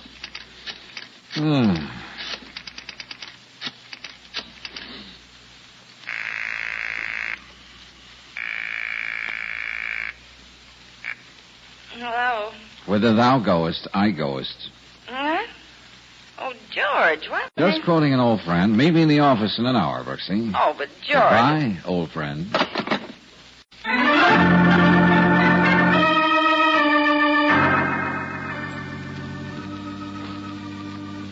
It was horrible. That voice on the phone. It was horrible. Oh, please, June, this is no time to go to pieces. It certainly isn't. Did I hear you say your name is Mrs. Milburn? Yes, that's right. And, Mr. Summers here? A friend. A good friend in need. Oh, I see. How's the coffee coming, Brooksy? I think we can all use some. Here we are. Ah, good. Oh. No, please start from the beginning, June. But it was about midnight. I'd just fallen asleep and the phone rang. It was a man. Someone I don't know. The voice. Do you remember anything about it? No. It was just, dead sounding. No emotions, no variations. Just droned on in the night. And just what was it he said? Your husband is dead, Mrs. Milburn. And you're going to die for his murder. You have no way out. You can do nothing to stop it. Just that? Yes. At first, June thought it was some sort of weird joke. Yes, that's right. I'm separated from Mr. Milburn, but I know he has no enemies. Nobody would want to hurt him. I wonder if such a man exists anywhere. I sat there alone in the house with just the waves crashing outside, and I got more and more frightened. So I telephoned Mr. Milburn's house. It's also a beach house, some 10 miles down the coast, and there was no answer. He could have been out. Oh, Bert hardly ever stays out late during the week. He likes to get up early. I got more and more panicky, so I called Frank in town. I saw how upset June was, so I said I'd stop by Mr. Milburn's place and check. And did you? Well, by the time I passed there, I saw a couple of police cars in front of the house, and some men were taking pictures. Oh, I knew the voice on the phone meant what he said. So you went right past and up to Mrs. Milburn's? Yes. Have you, an alibi for this evening, Mrs. Milburn? Alibi? When the police determine the time of your husband's death, I'm afraid they'll want to know where you were then. Well, I was alone. It's the maid's vacation, and it's a pretty deserted stretch of the beach this time of the year. Many of the houses are already boarded up. People don't usually have convenient alibis. That's true. Well, just what did you want me to do, Mr. Summers? Is there any chance of tracing that call to Mrs. Milburn? If we could only know who called, he himself is probably the murderer. Tracing a call like that would be impossible. During the evening, I called several people from my house. Would that help? The police would say you could have called from your husband's place. You mean after I killed him, I didn't kill him. I didn't. Mr. Valentine, find out from the police what really happened and find the man who called. We have no place else to go for help. Well, now, if I get into this, Mrs. Milburn, I'll have to pass on to the police whatever I find. No matter whom it hurts. Of course. Until I get a chance to talk to Lieutenant Johnson, that's about all we can do.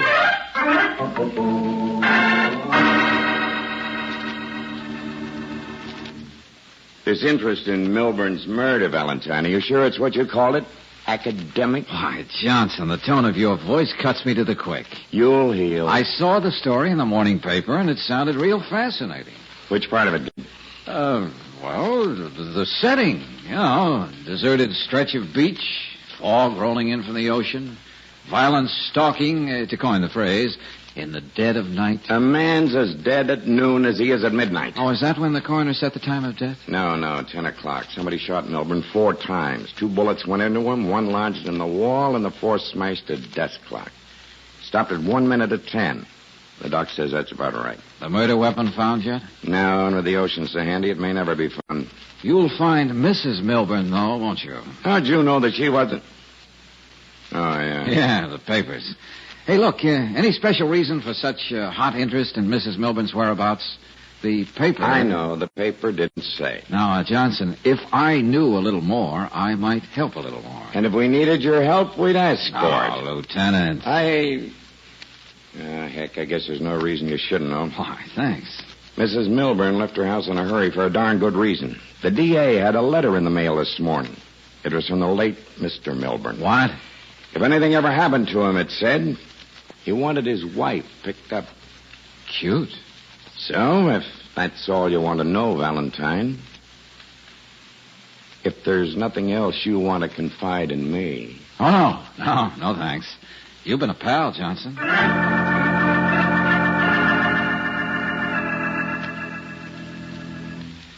Yes, Mrs. Milburn, I know I'm late, but I had some dodging and weaving to do. What's that? What are you talking about, George? Well, Lieutenant Johnson is developing a very suspicious streak, Brooksy. He had a man following me. I had a real job losing him. But do the police suspect you of helping me, Mr. Valentine? I wouldn't be surprised. Mrs. Milburn, why should your husband have written to the district attorney accusing you if anything happened to him? Well, Bert wouldn't do that. There was no reason for it. Well, that's what he did do. What? George, if Lieutenant Johnson thinks that you're trying... So you'd better think, and think fast, Mrs. Milburn. Anything you can think about for an alibi. Well, I have none. I told you I called a few people, Frank but Summers. Just what does he mean to you? Well, he was Bert's secretary, and Is he the reason why you and Mr. Milburn separated? Just one of the reasons. Bert was mean and jealous, and we've been drifting apart for a long time. Whoever killed Mr. Milburn must have been very sure you wouldn't have an alibi. Did Frank Summers know you'd be home alone last night? I guess so, but you don't think... Well, I'm just thinking out loud. Did Frank call you last night? Early, about 8 o'clock. Oh, wait. What? Mrs. Raleigh, the judge's wife. Yeah, Judge Paul Raleigh, yes. Oh, we're on the same committee on the Charity League. She telephoned me at 10 o'clock last night. Are you sure? Yes. Yes, she said she'd check with me about a meeting. She was going to the theater. Said she would call me during the intermission. That could do it. Uh-huh. Well, a call coming to my number can be checked, can't it? I can sure enough find out.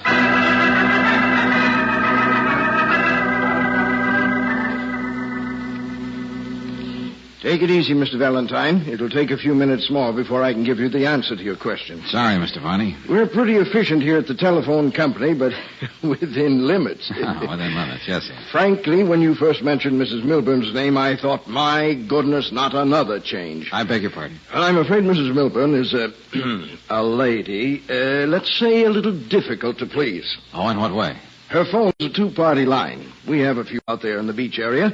As a matter of fact, some of our older instruments are out there. Obviously, we replace them as quickly as we can, but the congested city areas get first preference, and then we got Mrs. Milburn. Oh, yes. Well, she's had her party changed several times. In one case, she said she was sure the other party was listening in on the conversations. In another, the party was using the telephone too often, and she had no chance to use it. Well, that's understandable. And she also had us change the phone from her bedroom to the living room, and from the living room to the hall. Why, to send a maintenance truck all the way out to the beach each time... Yeah, I see your point. Yes. The lady's been, to put it bluntly, an expensive pest. Of course, we're anxious to give whatever service we can to our subscribers, but... Oh, there we are. Excuse me. Yes? Oh, yes, I see. Toll call. Beachview 4586. 10:05. And 1 or 3 minutes after midnight. Yes, indeed. Thank you. And thank you. Thanks a lot.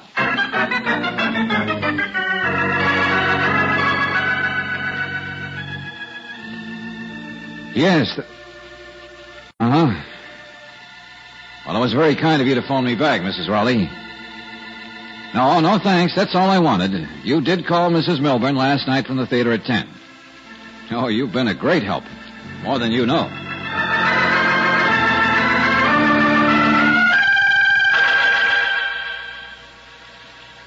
So your interest was academic, eh, Valentine? We went through that, Johnson. I couldn't betray the confidence of my client. Please try to understand, Lieutenant. He does. He's just saving up ammunition for next time. Miss Brooks, what would I do without you? And why don't you give me a chance to find out? All the huffing and puffing is, well, academic at this point anyway, isn't it, Johnson? Well, the telephone call does give Mrs. Milburn a pretty good alibi. A telephone call from the wife of the judge gives her a darn good alibi. I just think it was just a piece of good luck that this happened. There's one more thing that helps prove you in the clear, Mrs. Milburn. Yes? A letter from your husband. What about it? It's a forgery. Forgery? Our handwriting expert compared the handwriting with that of Mr. Milburn.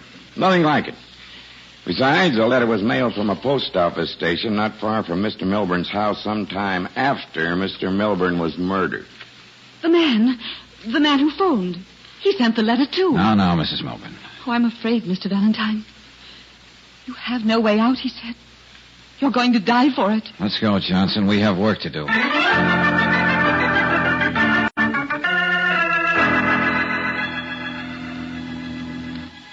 If you'll stop sputtering, Mr. Doremus, I'll explain to you why Sergeant Collins detained you here. I'm an attorney, Lieutenant, and I assure you I know my rights. I left orders that anyone who showed up here at Milburn's place be held for me to see. And so, here we are.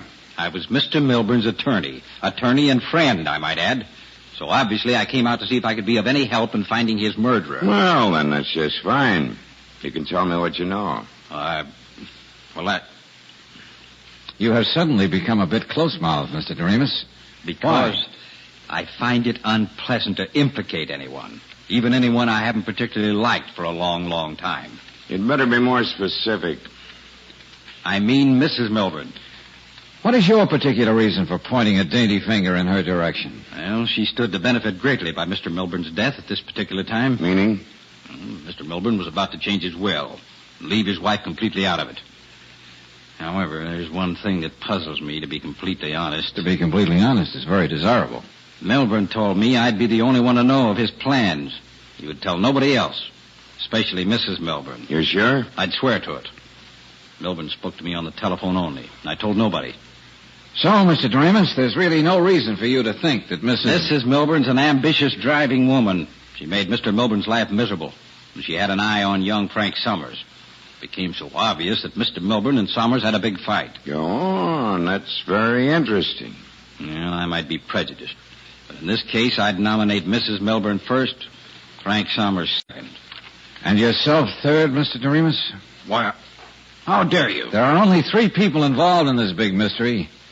For the time being, we can't leave any of the 3 out of our thinking. Now, can we?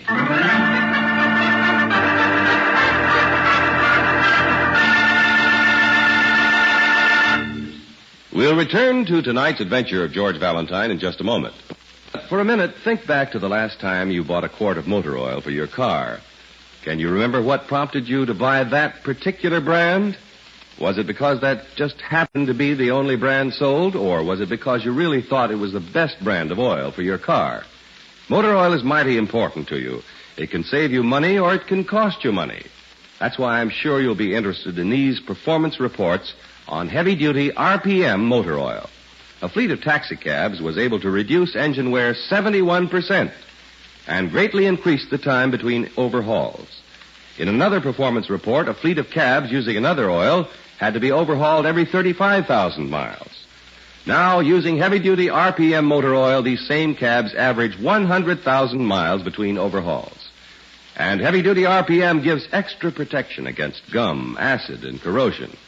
If you want top protection and top performance in your car, if you want to increase time between overhauls and reduce repair bills, if buying the best brand of motor oil is important to you, then switch over now to heavy-duty RPM motor oil at any independent Chevron gas station or standard station where they say and mean we take better care of your car.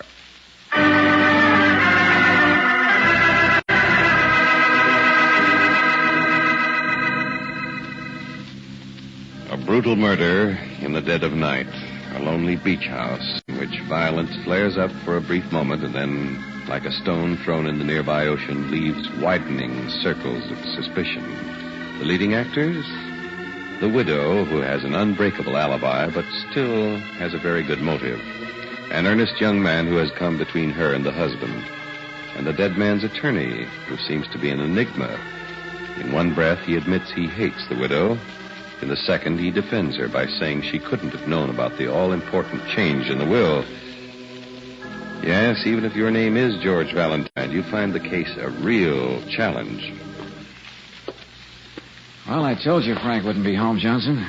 And not too luxurious a home. A bed, a chair, a chest of drawers. Being ever so humble, you can have it. Well, as I get it, Frank's only been out of college a couple of years. Syracuse. The Army had him for 3 years. Suits are still in the closet. The valises. He isn't running, Johnson. Why should he be? Just checking. Lieutenant! Lieutenant! Yeah, what is it, Fennelly? A call came for you on the car radio. Yeah? They want you to go over to 863 Marsden. Huh? A place rented to our Mr. Doremus. Doremus? Yes, sir. They said it was a case for homicide.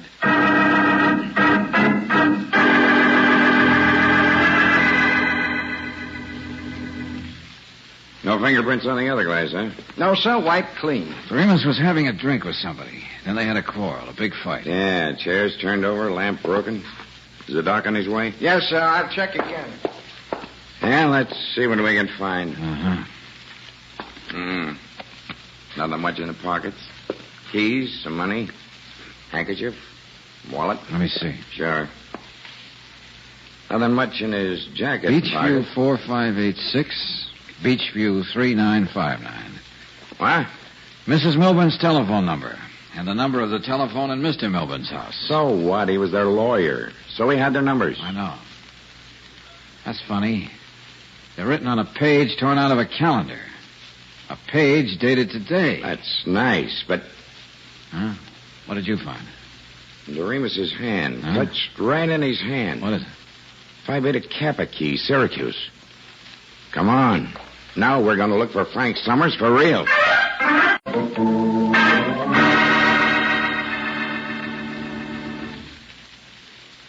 Thanks for visiting the jail, Mr. Valentine, but it's no good. Nobody believes me. Why should you? I'm stubborn.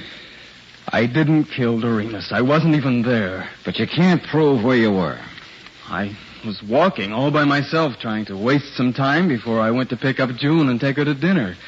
That's where you and Lieutenant Johnson found me, at June's. I wasn't running away. And you have no way of explaining the Phi Beta Kappa key into Doremus's hand. Johnson insists Doremus tore it away from you in the struggle. I don't know where the key came from. I never missed it. I thought I had it.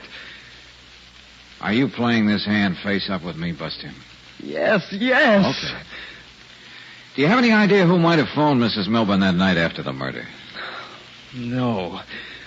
Lieutenant Johnson is sure it was me, because I was the only one who knew June would be alone that night. He said I disguised my voice. Frank, man to man, what kind of fellow was Bert Milburn? Huh? Well, was he mean and nasty? Did he have many enemies? No. makes me feel like a heel, but he wasn't. I couldn't help falling in love with June. She had me spinning on my head. I fell in love with her. Now. Okay, kid. Keep your chin up.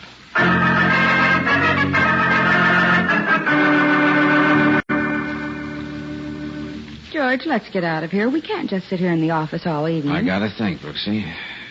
There's something about this case that sounds as phony as a lead quarter. The case is closed.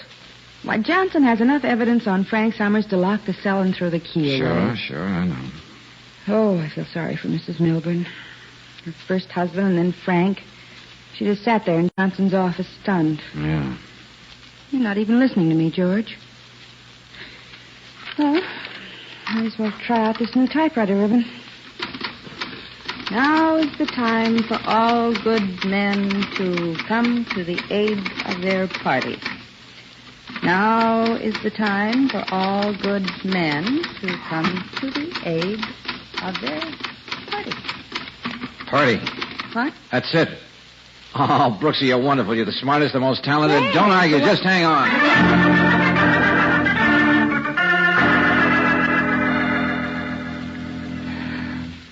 I know it's a lot of nerve dragging you down to your office at this hour of the night, Mr. Varney, but believe me, it's important. All right, young man, all right. Now, just let me look through these cards. I won't ask him again what this is all about, so help me handle it. How about it, Mr. Varney? Yes, here it is. Beach View 3959. Uh-huh. It is a party line. Good. And who's the other party on that line?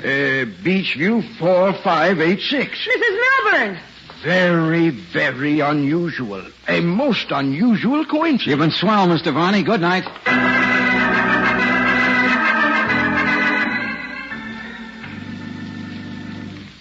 Yes, Lieutenant Johnson, we just finished the report in the Doremus case. What does it show, Doc? Cause of death, poisoning by phenylicide. Phenylicide? Something new? No, not particularly. Well, can one just, get it? No, I'm afraid not, young lady, but people have been known to forge prescription blanks. Oh. And it'll take some doing to trace down the drugstore where it might have been bought. Just a hunch, Dr. Barton. Yes? But exactly how does this poison work? What do you mean? Well, it doesn't work slowly, the way some poisons do, huh? It works instantly, doesn't it? Well, yes. As a matter of fact, it does. It had to be something like that. Listen to this, Johnson. Just how quickly does it work? Every muscle in the body becomes rigid, all at once. But, George, what are you driving at? You get it, don't you, Lieutenant? If Doremus's fist was clenched like that at the moment the poison took effect, how did that college key get into his hand? It was forced into it. And certainly Frank didn't do it. Come on, let's go to the jail and talk to him once more.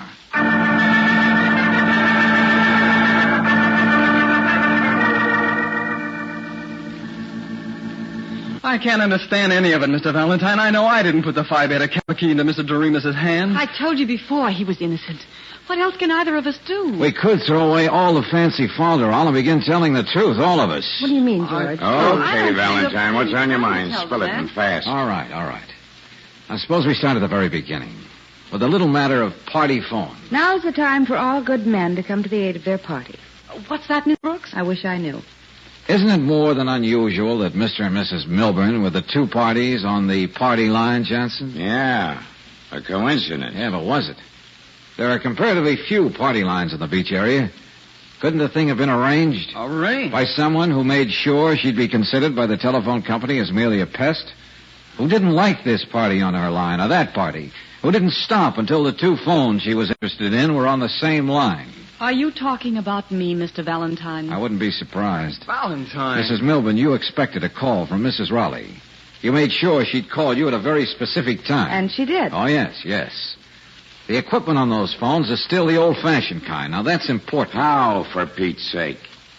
Mrs. Milburn, you had your hand on the telephone box in your husband's house, and you heard the slight vibration. The phone was ringing in your house, miles up the beach. And it was ringing on time. So you picked up the phone and spoke to Mrs. Raleigh. And the judge's wife provided you with a perfect alibi. You're lying. Keep talking, Valentine. What about the phone call from this mysterious stranger? She phoned her own house from her husband's place. The letter. The forged letter. You wrote it, Mrs. Milburn, and mailed it hours after you killed your husband. Well, why would I do that? I'm not crazy. It doesn't make sense. Doesn't it? You knew you'd be the prime suspect, Mrs. Milburn. So why not make it look as though someone were trying to implicate you? Get yourself accused and get it over with early in the game. Mrs. Milburn, what about the lawyer? I'll answer that, Johnson. Doremus got wise a little quicker than I did. He knew she must have overheard his and Milburn's conversation about the will. Somehow, accidentally perhaps. So he checked and found out about the two-party gimmick. That's why he put the 2 numbers down on that piece of paper. I didn't kill him. Frank did. You know that, Lieutenant. Let Mr. Valentine go on, June. You better... Stay over there, young fella. Was Doremus trying to blackmail Mrs. Milburn, George? He was, wasn't he, Mrs. Milburn? It had to be you who killed him. The poison killed Doremus instantly. The college key was forced into his hand. And you were the only one who could have easily gotten that key. I had to kill him. After everything I did, he was going to take it all away from me. You were willing for me to be held for his murder. I killed Bert so you and I would be happy, Frank. Believe me. No.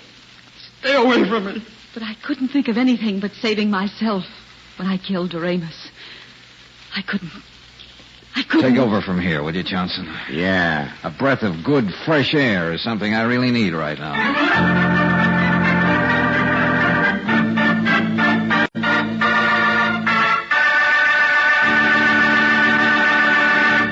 If it's peak performance you want from your engine, then it's Chevron Supreme gasoline you want in your tank. With Chevron Supreme, you get not 1, not 2, but all 8 high-performance qualities. Quick starting, fast warm-up, smooth acceleration, area blending, anti-knock, vapor lock prevention, economy mileage, and full power. Your engine needs all 8 to do its best. So if driving's a chore, get the gas that gives you more. Fill up with Chevron Supreme gasoline at any standard station or independent Chevron gas station where they say and mean, we take better care of your car.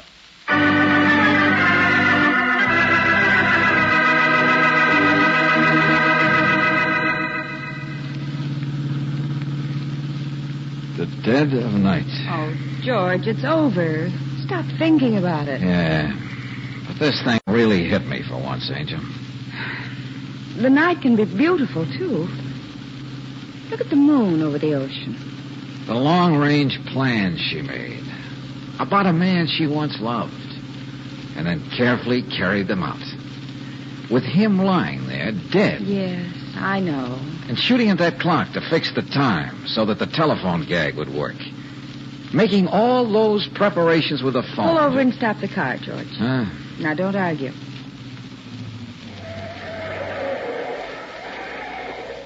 You're tired and cynical and discouraged. And you don't believe in womanhood at all, do you? You need consolation and proof that you're wrong. Oh, thanks. Think nothing of it, darling.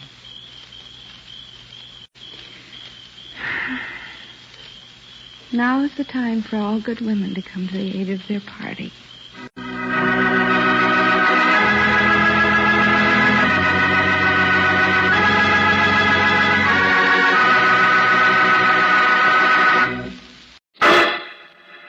Personal notice. Changes my stock and trade. If the job's too tough for you to handle, you've got a job for me, George Valentine. Write full details.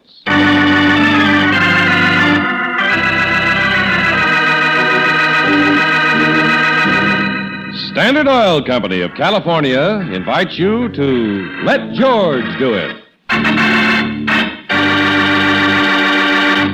In a moment, we'll begin tonight's adventure of George Valentine. But first, here's a reminder that a one-feature gasoline may be making your car act old before its time. Any gas can be made to stress one feature at the expense of others, but Chevron Supreme gasoline gives you the correct balance of not 1, not 2, but 8 high-performance qualities. Quick starting, fast warm-up, smooth acceleration, anti-knock, vapor lock prevention, full power, area blending, and economy mileage. So to get the most out of your driving, get Chevron Supreme. Just drive in and say, fill her up with Chevron Supreme gasoline at any standard station or independent Chevron gas station where they say and mean, we take better care of your car.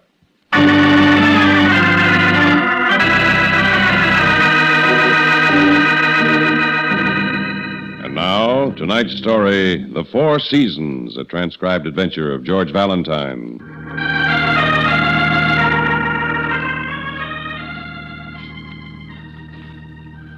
Dear Mr. Valentine, anyone with a romantic name like yours must be willing to share in a romantic adventure. Or to be more exact, an adventure in the name of and for the glory of love. Needless to say, I wouldn't call on you unless there was an element of danger. But then, isn't that what makes an affair of the heart the more intriguing? Please come to see me this afternoon at 2, and please come alone. Expectantly yours, Donna Mae Lawson. Well, Donna Mae Lawson. I like her nerve. Alone. Donna Mae. A romantic adventure. Oh, but you don't understand, Angel. Donna Mae Lawson. Yeah, I flunked medieval history in college because of this gal. You mean she wouldn't let you copy from her paper? No, nothing as intimate as that, Brooksy. You see, she was in a musical comedy, and had stayed in town for 6 weeks. Mm-hmm. Yeah, matinees Wednesday and Saturday, 2:30. Same time as my class in medieval history. I know, you had a conflict. On my history exam, they asked who sank the Spanish Armada, and the only name I could think of was Donna Mae Lawson, the most beautiful showgirl in the world, to quote the posters. And I thought you worked your way through college. Yeah, except on those Wednesdays and Saturdays. Yeah, she couldn't have been more than a kid then. Well, she's a big girl now, with a yen for adventure. Yeah, she said there was a danger. Maybe murder. Well, now, if I see her, it's, wholesome curiosity. Yeah. Boys go through stages. First dolls, then girls, then murder, then girls again. George, she probably still has showgirl written all over her. Now, Angel. And I'm afraid you may like the handwriting. Brooksy, I'll make you a promise. If Donna Mae sings any siren songs, I'll close my ears. It's not your ears I'm worried about, it's your eyes.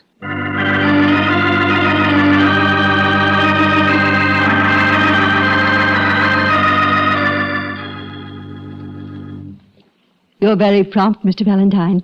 Here, please sit down. Thanks. Well,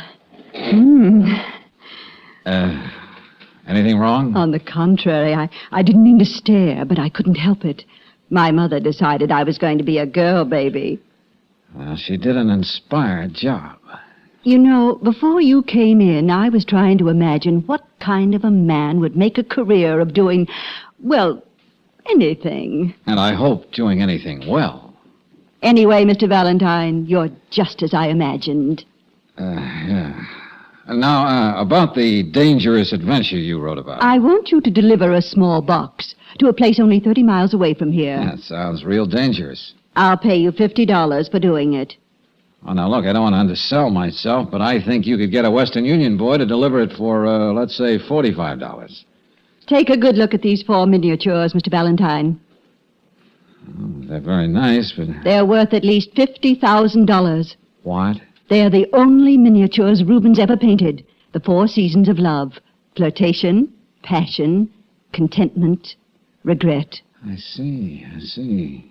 Silver lovebirds, grinning cupids, fawns on the hoof. Oh, very pretty. And very costly. Rubens painted them for the girlfriend of the Duke of Mantua. It set the Duke back 2,000 crowns, and that was before inflation. Some women have a way with men, don't they? Yes, don't they? I've heard at least one collector admit he was tempted to commit murder for these beautiful things. They're considered Rubens' masterpiece. Well, all in all, I can see why you want to take fairly good care of them. Unfortunately, I'm forced to sell them. Oh? Yes. You see, my husband... Oh. I mean, just... Oh. Yes, it's Donna Lawson Nichols. My husband is having some financial difficulties. Oh, that's too bad. Without telling him, I've arranged for the Waynesville galleries to put these miniatures up for sale. If Charles knew, he'd never let me part with them. We're in the contentment stage of the 4 seasons of love. I don't want us ever to know regret. I see. And all I have to do is deliver this box. Yes, to Mr. Lennon. Here's his card. When you leave, I'll phone and tell him to expect you. Okay. I don't want to sound silly, but you do have a gun, don't you? After all, you are delivering a small fortune. Oh, sure. I have a gun. And I hit the bullseye with it every time. if the bull is looking down the barrel. Well, I'll get a receipt from Mr. Lennon and bring it over tonight. Oh, not tonight. Hmm? Charles will be home. Tomorrow afternoon would be much better. Well, all right. There's really no need for my husband to know anything about us, is there?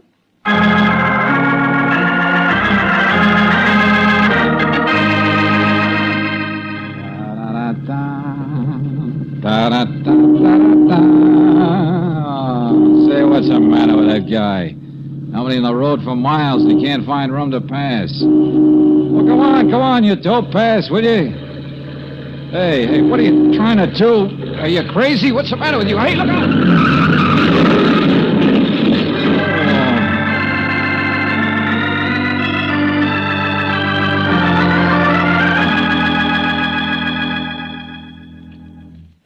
Hey, buddy.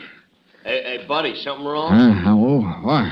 I says, is something wrong, mister? Oh, no. Everything's just peachy. Nothing like lying in a ditch with a car twisted around you, I always say. Now you're joking. Yeah. Come on. Help me out of here like a good fellow, will you? Yeah, sure. Grab a hold. Oh. Yeah, hey, Jeez, what happened to you? I don't know. A truck forced me off the road. After that, I don't remember anything. Hey, nobody couldn't hardly see you from up in the road? It was a lucky thing I spotted you, huh? Yeah, well, I'm still in one piece anyway. Hey, wait a minute. Where is it? Where's the box? What's the matter? You lose something? Yeah, I did. 4 little pictures. I don't see them around anywhere. Oh, I used to save them when I was a kid. Yeah, Grover Cleveland, Babe Ruth. Yeah, sure. Yes. Hey, what is this? What, do you find something? I'll say. A neatly folded check in my pocket. Paid to the order of George Valentine. $20,000. Hey, whoever hit you maybe wants you should buy yourself a new car. Signed, Jason Rentschler, the Rentschler Galleries, in payment for the 4 Seasons of Love by Peter Paul Rubens. What? Are you going back to town, mister? Yeah. You got yourself a passenger.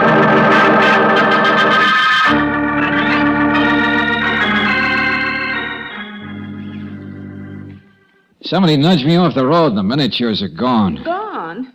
What do you mean? Now, here, George, hold still. Yeah, that feels good. Well, I passed out and somebody made off with those things. Well, maybe we should have x-rays made of your head. Sometimes things like this... Brooksy, I'm a man of wealth. Look. 20. What's the game? I found this instead of the miniatures. Okay, Angel, thanks for the first aid. George, where are you going? If nothing else, my mother taught me good manners. Makes sense, will you? When somebody gives Mrs. Valentine's little boy $20,000, he should thank the man. I've got to have a little talk with Mr. Rentschler. Going somewhere? Well, as a matter of fact... Huh? I'm Sergeant Crowley, robbery squad. What? You George Valentine, mister? I'm beginning to wonder. Where were you headed for? Mexico? Pango? Hey, what are you talking about? The little deal you pulled off this afternoon. Deal? What deal? Yeah, Sergeant, take that again and slower this time. Mrs. Nichols hired you to deliver some valuable miniatures, Valentine. Right? Right. And you were supposed to show up with them in Waynesville. Right? Right. Yeah, thank you, miss. But you didn't show. So Mrs. Nichols got worried and phoned us. Okay, where are those miniatures? Well, I lost him. Just like that, Well, huh? no, not quite, Sergeant. A truck forced my car into a ditch. When I came to, the darn things were gone. Well, that's your story, and don't think we're not going to... Hey, you in the habit of leaving $20,000 checks on your desk? Oh, dear. Paid to the order of George Valentine. Rentschler Galleries. For the 4 Seasons of Love. Oh, now, look. I know this sounds screwy, but I found this check in my pocket. Of course. That keeps happening to people all the time. You don't believe me? I wonder why. I was just going to see Mr. Rentschler. That's nice. Let's make it real sociable, and we'll all go together.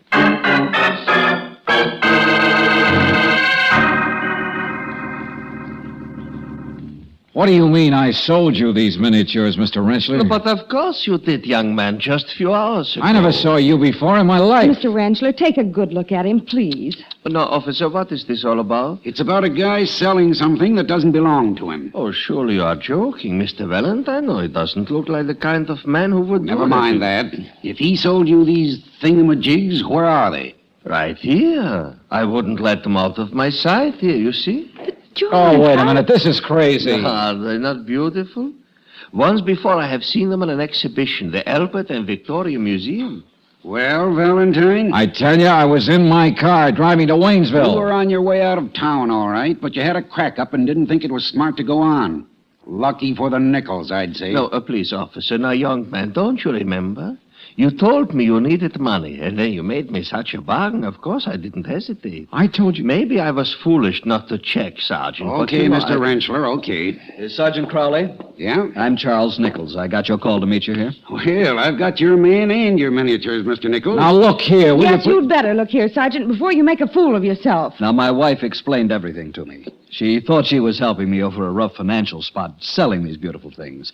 It's so typical of Donna. She's devoted to me to a fault. Oh, sure. Now, wait, Mr. Nichols. I was in my car delivering it when a truck came You're along. in a rut, Valentine. In a ditch, Sergeant. Well, gentlemen, if these Rubenses belong to Mr. Nichols, I will be glad to give back to him and tear up my check. Sergeant, as long as I have the miniatures back, I'm not a vindictive man. Sure. Let's forget about the whole thing, I'm not going to forget it. You're not going to get the chance, Valentine. Until your trial comes up, you can kick it around in your mind in one of our nicest cells. Cells? I'll just take these, Mr. Rentschler, for evidence. Of course. And Mr. Nichols... Yes, Sergeant? We'll have to hold your miniatures downtown. But if you'll drop by later, the police custodian will give you a receipt for them. You can reclaim them after the trial. Very well, Sergeant, as you say. They'll be in good hands. The police custodian's receipt is as good as gold to me. Well, Valentine, coming?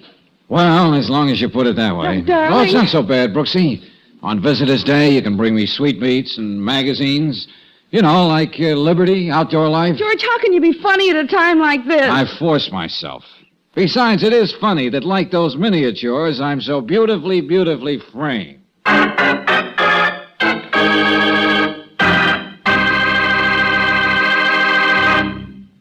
In just a moment, we'll return to tonight's adventure of George Valentine.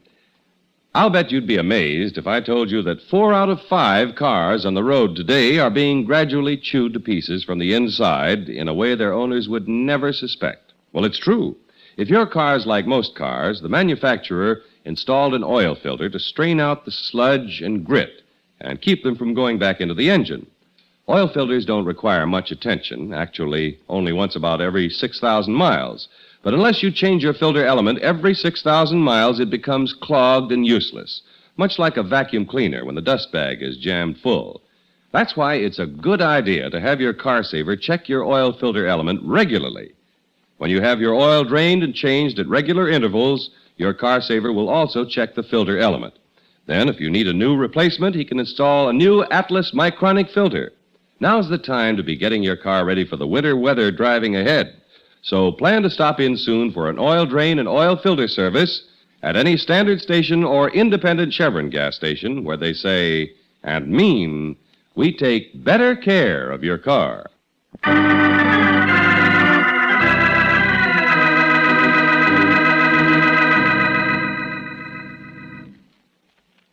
The 4 seasons of love.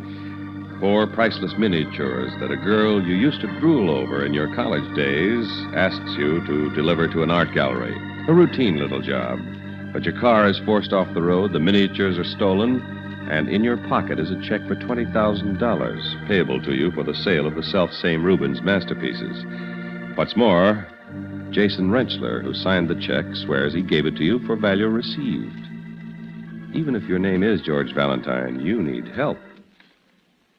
Thanks for bailing me out, Johnson. Yeah. To think I'd live to see the day. The whole thing just doesn't make sense, Lieutenant. Everything's right back where it started from. The Nichols have a police custodian's receipt for their miniatures, so they'll get them back after the trial. Rentschler will get his check back and tear it up. Nothing gained, nothing lost, eh? No, correction, please. George had his car smashed up, his classic features remodeled, and the hand of the law is still heavy on his shoulder. Why was it necessary to frame me at all? Who stood to gain? Valentine, you get involved and the word is crazy. Please, Johnson, please. Not today. You can really be a pal and see what you can dig up on Charles Nichols, what he does, everything. Okay. Thanks. Come on, Brooksy. See you later, Lieutenant. I'm going to talk to Rentschler. Make him tell why he lied. He's supposed to have a pretty good reputation. Just the same, I didn't like the way he and Nichols looked at each other. With the clear, innocent eyes of a couple of used car salesmen. Well, what do I do? Well, Charles Nichols has an office in the Exchange building. You think you could sort of keep an eye on him for the rest of the day, see where he goes, what he does? I'll stick so close to him I'll be able to hear him think. Good. Oh, Valentine. A good Sergeant Crowley again, now what? Yes, Sergeant? I just caught you in time. Somebody's on the phone for you. Oh, thanks. You can take it here. All right. Who this is? Hello? Yeah? Oh, this... Oh, it's you. Well, why can't you tell me now? Oh, okay, I'll be right over. Who was it, George? Donna Nichols. Says she has something on her mind, and knowing her mind, I can expect almost anything. Maybe this time she has a mural for you to deliver. This time I have a few things to deliver myself. Brooksy, there's one little development I haven't told you about. When I was committed to this hoosegow, the sergeant at the desk went over my person with rough and impious hands. In short, he frisked me. My gun was missing. George, you should have told Johnson. If using my gun was part of the frame, I hate to think where the police might find it. I'd rather get to it first. See you later, and we can compare notes.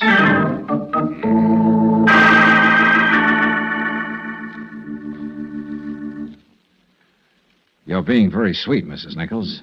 Donna. I'm sorry, I don't have time to be cute. The way everything stacks up, you should have me pegged for a guy who tried to swipe your precious miniatures and head for parts unknown. Somehow, George, I can't make myself believe that. Really? What is it? My open, boyish face? Everything about you. I rather like you. Oh, haven't you noticed? Anyway, I spoke to Charles. When your trial comes up, we're merely going to say this was all a misunderstanding. We have no charges to make. Now, that's darn white of you, Donna. What's more, I just phoned Mr. Rentschler. He wants to see you. The galleries are closed, but he left the side door open for you. I think after you've talked to him, everything will be all straightened out. Uh-huh. Well, aren't you going to thank me? Oh, of course, sure. But, I was just thinking how. You don't impress me as the thoughtful type, George. I should say action was more in your line. You know, Donna, you could make an awful lot of trouble for some man. And I think I know the man. Now, I'd better get out of here and go see Rentschler.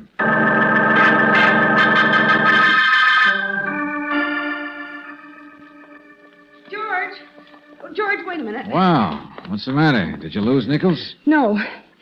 I found something that might be important. Go on. Just a few minutes ago, I saw him go into the Continental Galleries. You know, that swank place where all the art collectors go to collect? Well. Does it mean anything? Well, Nichols doesn't have the miniatures right now, but he has business at the Continental Galleries. George, maybe? We'll try to figure that out later. Come on, Rentschler's waiting. He left the side door open.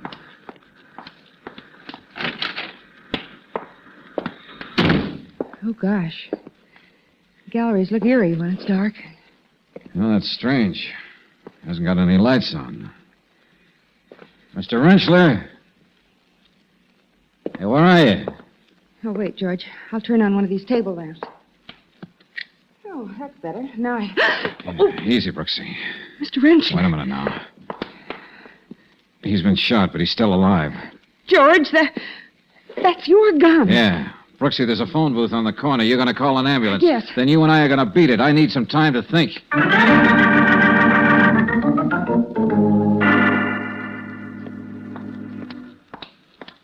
If your guesses are wrong, George, the dawn's going to come up like thunder on somebody's very red face. You talk to that newsboy first, then to Lieutenant Johnson, just as I told you. All right, but The miniatures could be phony. I have no time to check. But if they are phony, Then George... listen to this. The Nichols know that the miniatures are, at best, a reasonable facsimile. They couldn't sell them to any collector in a million years. So they dream up a little stunt requiring a patsy, me to be exact. I still want to know why. They make a deal with Rentschler and get me framed on the charge of grand theft. Then they've got a police custodian's receipt for something which all the newspapers say are the $50,000 Rubens masterpieces. The papers had no reason to doubt that. Brooksy, you just saw Nichols go into the Continental Galleries. Now, it's my childish guess he was trying to sell his police receipt. Hey! Of course, Continental can't get its pig in the poke until after my trial. But that's why Nichols would be willing to sell at a bargain price, say only $30,000. By the time anyone gets hep, the Nichols are in Tahiti, sipping coconut juice and chortling over a sucker named George Valentine. It adds up, but Rentschler, he may be dead by now, and you're supposed to have killed him. Yeah. That's how Nichols arranged the scene. Splitting the loot 2 ways instead of 3 is a much cozier arrangement. George, are you sure your plan will work? Brooksy, it better.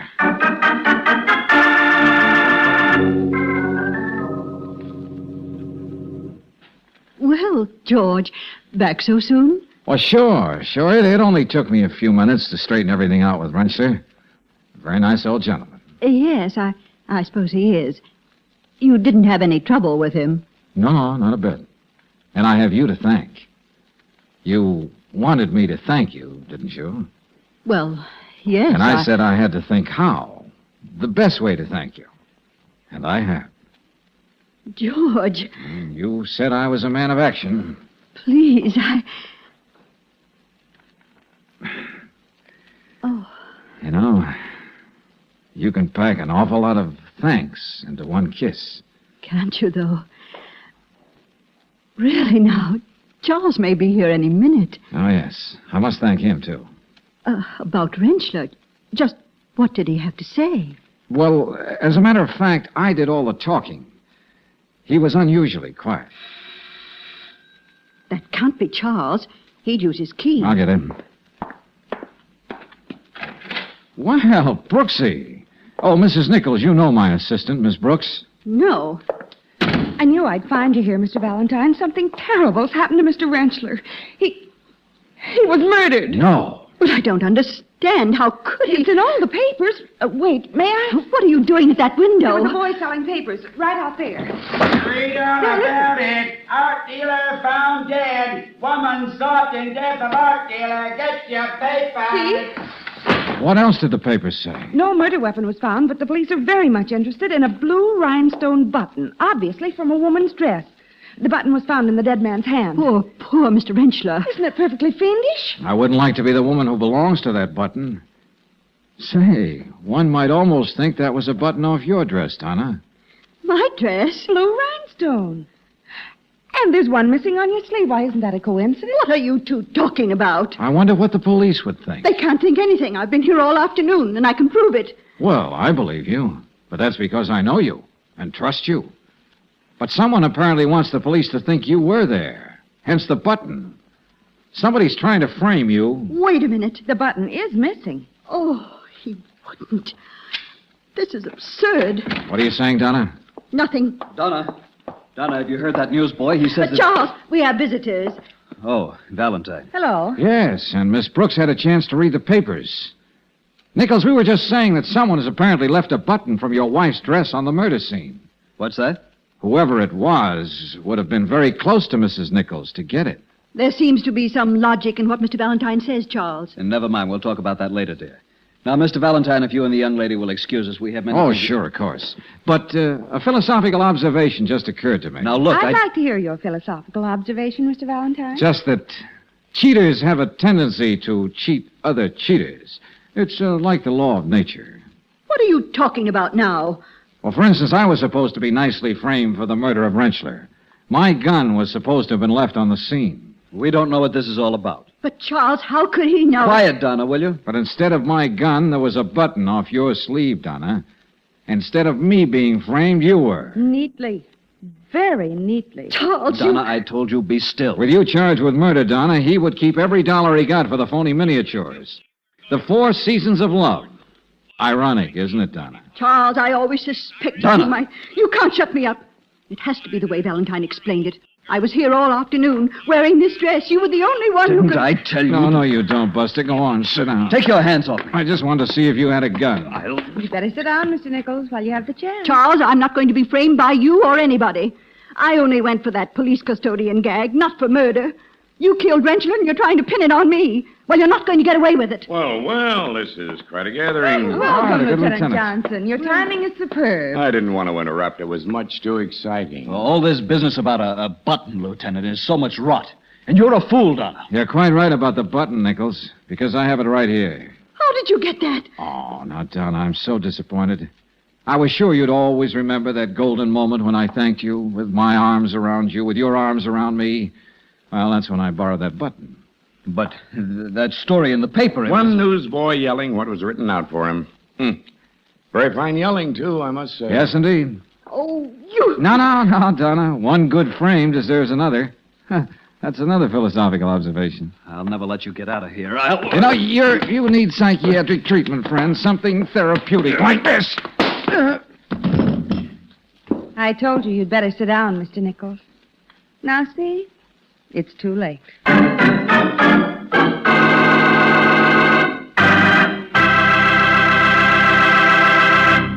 Here's more proof that heavy-duty RPM motor oil cuts wear in automobile engines. Using heavy-duty RPM, an engine in the Northwest went over 130,000 miles, yet showed less than half as much cylinder wear in that time as previous oils did in 75,000 miles. Heavy-duty RPM reduced wear and greatly increased the time between overhauls. It kept the engine exceptionally clean and cut wear rate to a minimum. So get the oil that gives top protection for your car. Get heavy-duty RPM motor oil at any independent Chevron gas station or standard station where they say and mean we take better care of your car.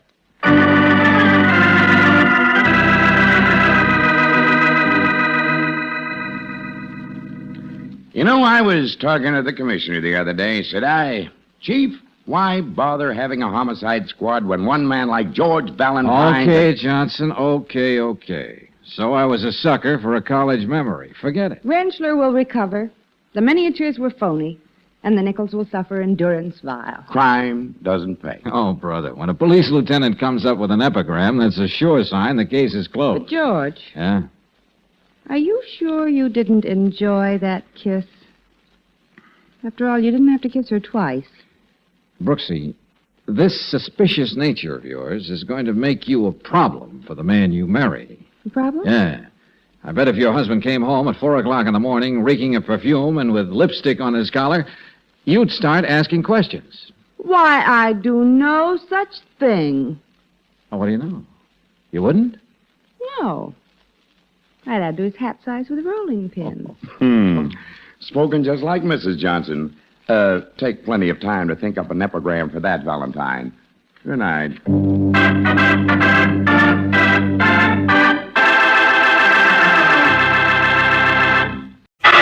Personal notice. Danger's my stock and trade. If the job's too tough for you to handle, you've got a job for me, George Valentine. Write full details.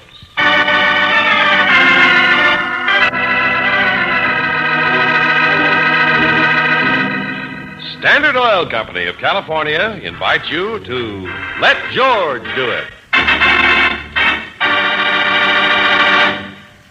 In just a moment, we'll begin tonight's adventure of George Valentine. But first, here's more proof that heavy-duty RPM motor oil gives extra protection against wear and repair. A fleet of taxicabs used to average only 35,000 miles between overhauls. Now, using heavy-duty RPM, these same cabs travel over 100,000 miles before overhauling. And that's your proof that heavy-duty RPM motor oil cuts engine wear and greatly increases the time between overhauls, gives top protection and top economy of operation, the kind you want in your car. So next time, be sure you get heavy-duty RPM at any independent Chevron gas station or standard station where they say and mean we take better care of your car.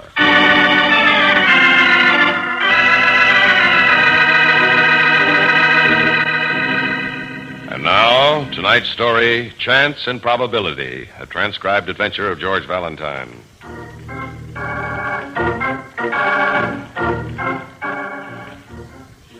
Dear Mr. Valentine, chance and probability. A harmless-sounding phrase, isn't it? But it's had a horrible influence on my life ever since I first heard it. Here in a beautiful South American town that has pink houses, incredible sunsets of liquid gold, and Caesars, the fanciest gambling casino outside of Monte Carlo. Oh, yes. It also has a murder that everyone, but me, is willing to forget. Mr. Valentine, I need help from a fellow American. Someone I at least know by reputation. So please use these airplane tickets and come to me. Anxiously, Mary Marston, care of Professor LaRue, 25 Avienta del Sol, Polizone. P.S. The words chance and probability refer to a gambling system which can't fail to make anyone $1 million. Except that its possession is an invitation to death. Well, that was quite an afterthought, eh, Brooksy? Yes, George, and those tickets aren't all that Mary sent. Mm-hmm. Here. Well, 5 golden yellow chips with the name Caesar's. And a royal crest, no less. The fanciest gambling casino outside of Monte Carlo. Uh-huh. 5 $100 chips as a retainer. Hmm. And the tickets are on a flight leaving tomorrow. I'm going right home and pack. Yeah, but Brooksy, to go all the way to South America just like that. Well, and all yes, the things but we have to do here, Well, it seems. yes, but you- But after all, Mary did say the place has incredible sunsets. The golden yellow color. Of these incredible chips. South America, here we come.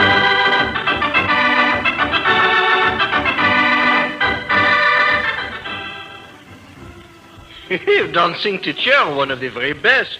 Professor Marcel Leroux, at your service. Well, that's fine, but Miss Marston... Ah, you, mademoiselle. Oh, you have the born grace of the natural dancer. Well, I get along on the dance floor. You get along? Oh, no, just get along? No, I can't teach you Miss to Marston dance like... is Miss what Marston, oh, certainly lovely girl, lives here like the others.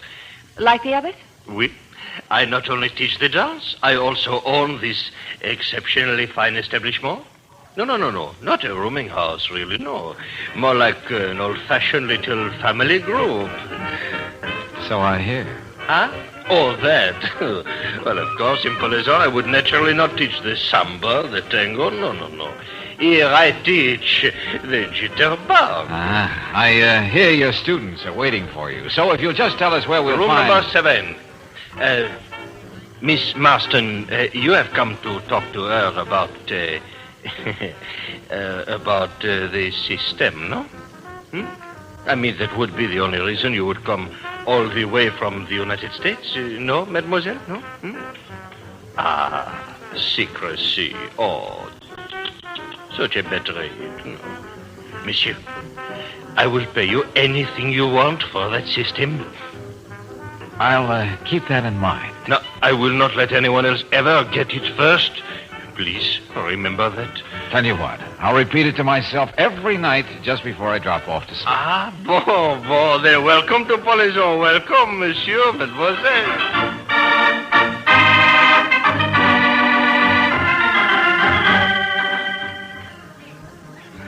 His name was Bill Shields. He lived at the professor's, too. He was the only friend that I had here. From what you told us, he must have been a pretty wonderful man.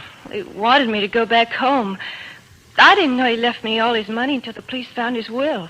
And somebody killed him at Caesar's. Yes, because Bill had the system. Do you really believe there is such a thing, Mary? Well, he won $10,000 in 1 week, and he could have won more. But he said that would be enough for him. Enough for me to get well and strong again. How long have you been down here? Oh, almost a year.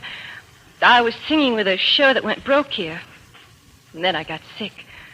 If it weren't for Bill, What was Bill doing in Palaison? Well, he'd been an engineer on some kind of a construction job. But then he got interested in this system. Uh-huh. This business of chance and probability. What was that? Well, Bill said the answer to any system had to be in mathematics. So he always had me getting books on mathematics, chance and probability. And then he succeeded. Mr. Valentine, I can't use any of Bill's money until I find out who killed him. You can understand that, can't you? I'll do what I can.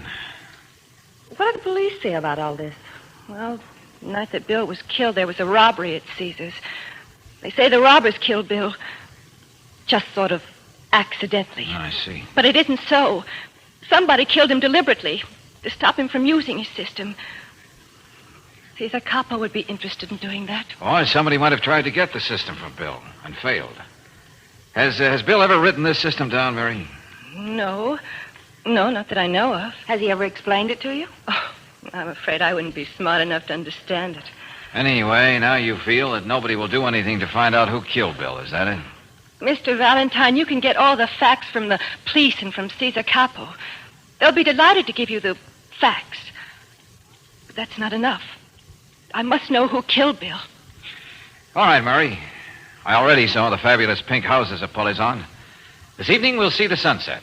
And maybe tomorrow we can complete the points of interest and look for the murderer.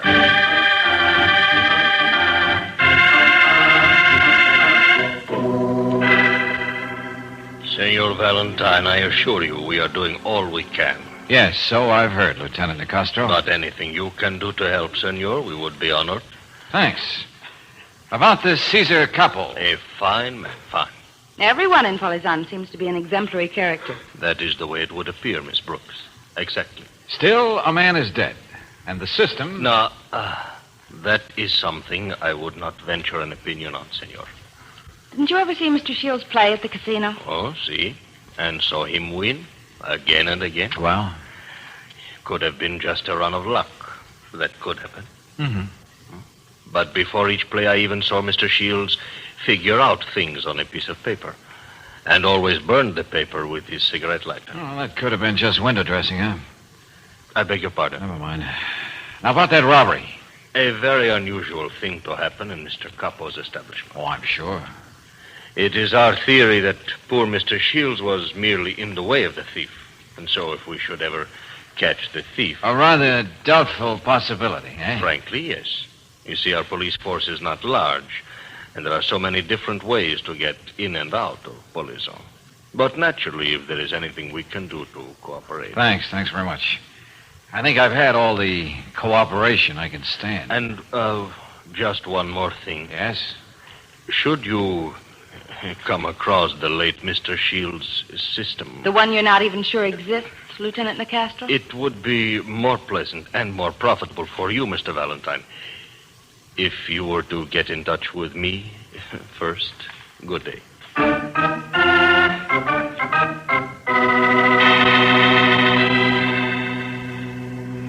But you have me wrong, Mr. Valentine. Mr. Shields' death was a very unpleasant shock to me. Yeah, you must have cried all that night. No, I am serious. You must admit your grief does seem hard to believe, Mr. Capo. Caesar, dear lady, a much nobler name. Well, the fact remains, Caesar, that Shields won a great deal of money here at the casino.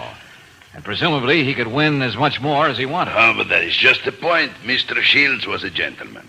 The night he was killed, he came here to say goodbye. He apologized for winning the $10,000 at my expense. Said it was all he needed. And ventured the guess that I would survive. And as I see, you have. Quite well. Yes, this is a beautiful place, isn't it? You ought to see it in the evening when the play is in full swing. It is truly worthy of... Caesar, I know. But I still don't get what you're driving at about Shields. This is an honest casino, Mr. Valentine. I do not have to cheat, but obviously I cannot survive a truly genuine system. Mr. Shields is dead, remember? I repeat, I had nothing to fear from him anymore, but whoever has this system now... Has someone else been very lucky around here lately? No, but I think that somebody will. Someday. Why? Needless to say, I watched Shields' every move during the play. One evening, in the excitement of winning, he dropped one of the pieces of paper on which he was making his calculations. The paper was an unusual shade of yellow. Shields' system was the talk of the town. How many people were trampled in the rush? As a matter of fact, only one other person noticed it. A shifty individual around town called Nico. I wasn't fast enough to stop him before he reached the door, the penalty of overweight. I'm sure you had a talk with the impetuous Nico later. I did, in private. But he said he couldn't make any sense of the figures on the paper, so he destroyed it. Oh, a likely story. Precisely. Especially since Nico has lately been seen spending more money than he ever had in his life, and more especially since Nico is now nowhere to be found. So you figure Nico sold the precious piece of yellow paper and was told to make himself scarce? Mr. Valentine, I will pay you handsomely. I must know if the system still exists and who has it. I already have a client, Caesar. But you're welcome to tag along, if you'll help me. Of course. All right, I want to know all the details of the robbery. How do I get them? I will arrange for you to speak to Carl Sebring, my manager, and Freddie Griggs, the cashier.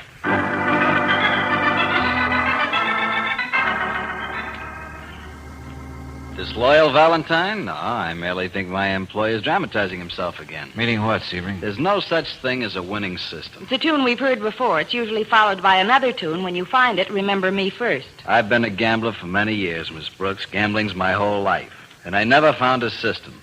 As you notice, I'm an employee of Caesar the Magnificent who gambles not at all. The moral's an obvious one. So it is, and amen. But at the moment, I'd like to know about the robbery. Well, it took place just about here at this roulette wheel. The light suddenly went out. Aren't there extra ones? An emergency lighting system? Most gambling places have one. The switch to the auxiliary lighting system is near the cashier's cage. When Freddie turned it on, he found it had been tampered with. Oh, that was convenient. By the time some other lights went on, the croupier was neatly knocked out. The money was scooped up from the racks, and in the excitement, Mr. Shields was shot with a gun, which must have had a silencer. The lights were tampered with, huh? An inside job, wouldn't you say, Sebring? I would say so, but Caesar shies away from the idea as if it were a reflection on his own honor. The men Caesar has chosen can do no wrong, that sort of thing. Again, I get the idea you're not very fond of Mr. Capo. Fond of him? Better than that, I admire him. His colossal ego. He actually has that phony royal crest on every handkerchief he owns, on every cigarette he smokes. So obviously, the stolen money incident had to be put on a grandiose basis, including the Nico incident. Now, if you'd like to see the cashier... Yeah. Lead on, Sebring.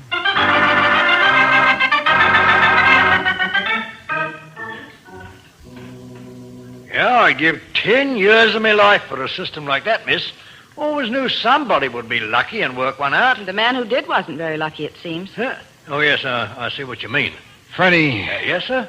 You can turn the emergency lights on right here near the cage, right? Righto. In fact, I tested them myself just before the casino opened. Mr. Capo was right with me. The whole thing is a ruddy mystery. Yeah.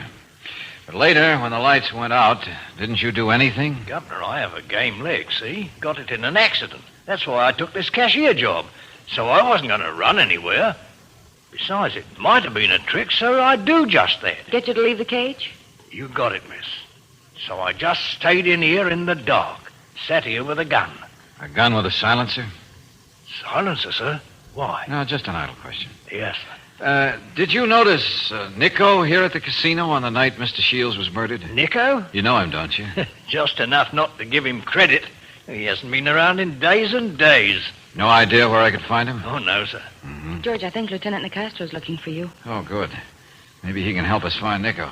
The only lead we seem to have. Oh, Lieutenant. Mr. Valentine, I was very anxious to find you. Yeah, what's up? It seems we have had another murder. Committed by the same man who killed Mr. Shields, the bullets match. Who was killed? And that is the mystery. A very unimportant man, a man who cannot have any connection with this case at all. A man called Nico.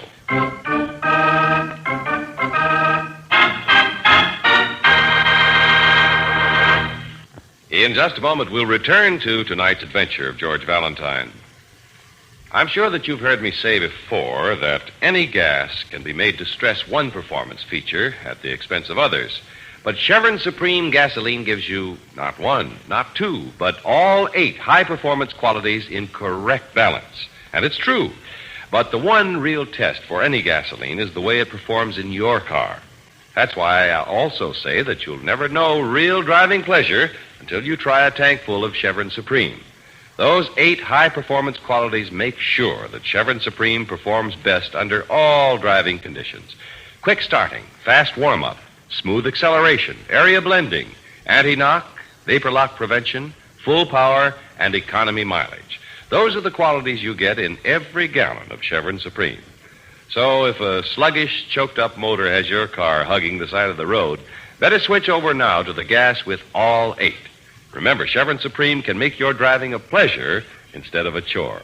So next time you need gasoline, stop in and say, fill her up with Chevron Supreme at any standard station or independent Chevron gas station where they say and mean, we take better care of your car.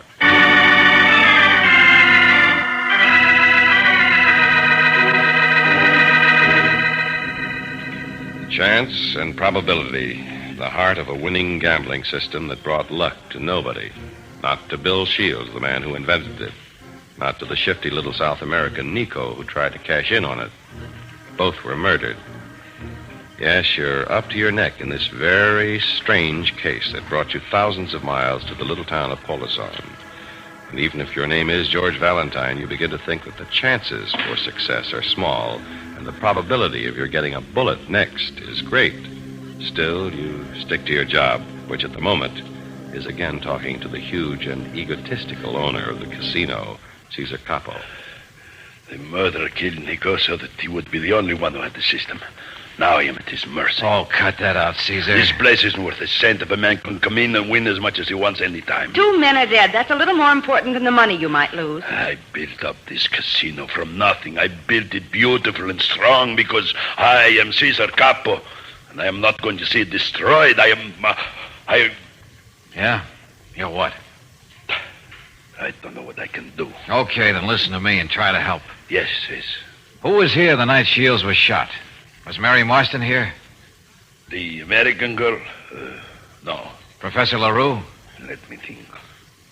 Yes, he was here, but not that he had any money to play with, but he was here. And the lieutenant? The Castro? Yeah. He was here, but... One more thing. The emergency lights. You were with the cashier when he tested them. That is right. They worked. Have you any idea how they could have been tampered with? No, I would swear it would be impossible for anyone to do that without Freddy seeing him. Impossible. Impossible, but it was done. Yeah. The murderer doesn't have to come here by himself. Ever. Can have dozens of people come here. Use the system. Ruin me. Me, Caesar Capo, at the mercy. Freddy's address. What? Freddie Griggs, the cashier. Where does he live? Carl Sebring must know. But why? I don't see... I want Freddie's address. And an oversized portion of good luck. It's overdue.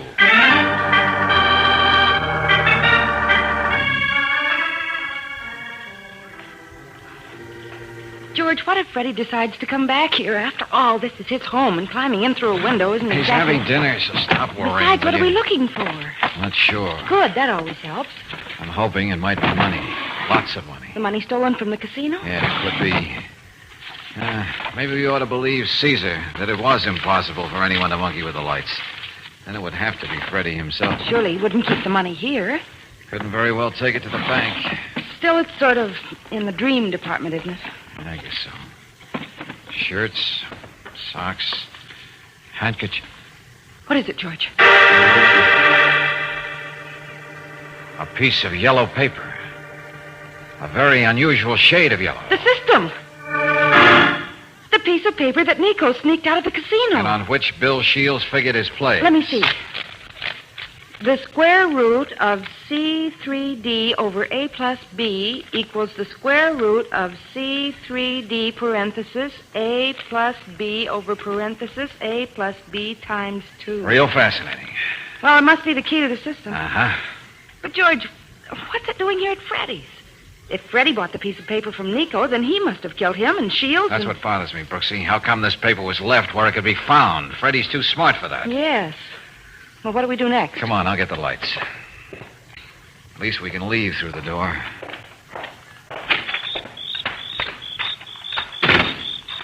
Well, the police can make Freddie talk.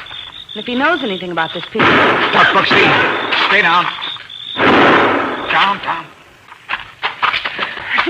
Did you see who it was? No, too dark. I just heard him move. I'll find out. You'll never get him, George. Please don't. Yeah, I guess you're right. The murder is getting more and more desperate, darling. Let's leave this case in the Castro. Not on your life. We still have this piece of paper. And a client who has a conscience and a heartache. Come on, Brooksy. We got to see people.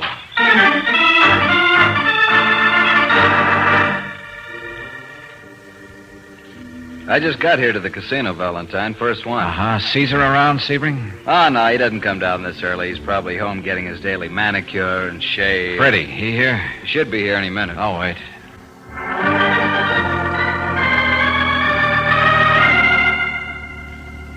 Took a little walk after dinner, I did. Always like me constitutional. It's smart to be walking alone. You don't have a lot of people watching what you do. Yes, miss, I do like my solitude. A chance to do a little thinking. Meditate under the stars and let the balm of the evening... Yeah, you're a poet, Freddie. Nice to talk to you.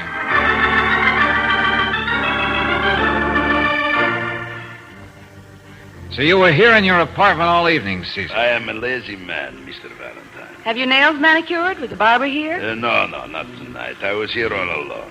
Even Caesar has his moments of loneliness.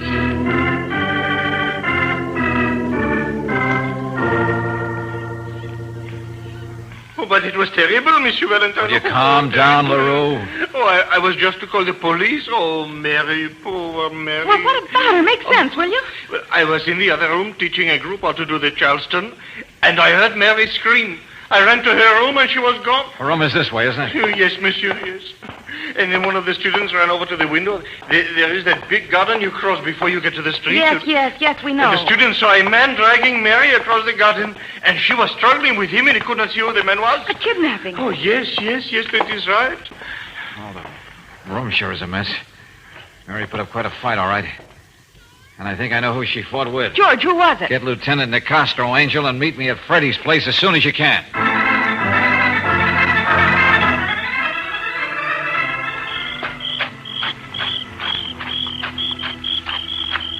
Funny, no lights. I guess it's the window again.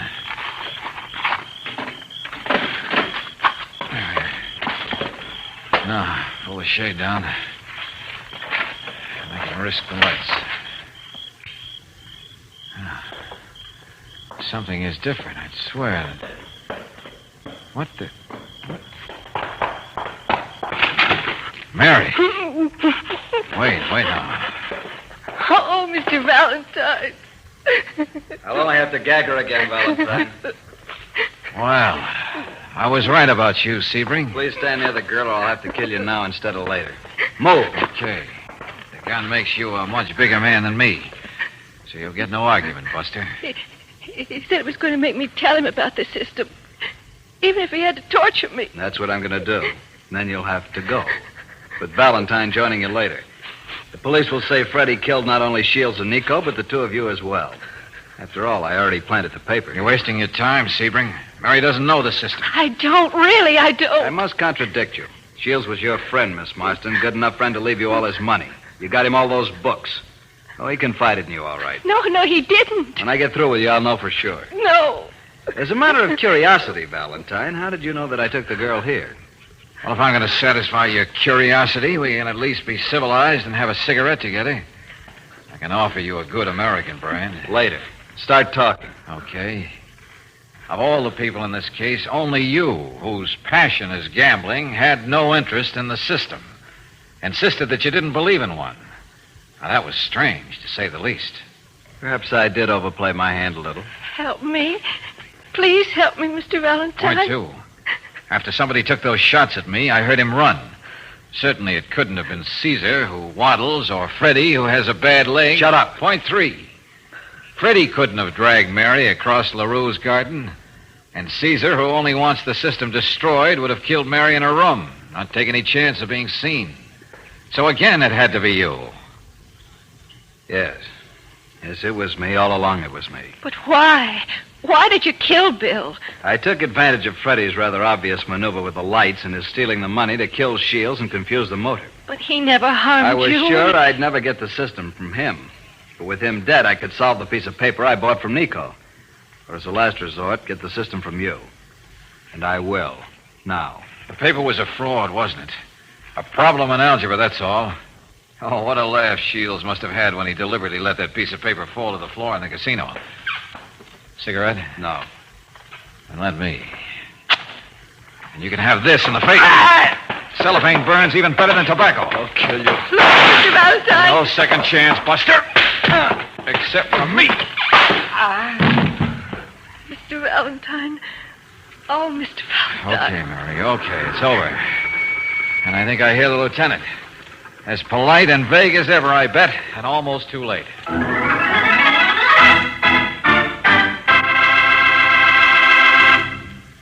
With crisp fall days already making an appearance, the battery in your car will be getting more and more of a workout as winter approaches. So better take time now to be sure it's in good condition.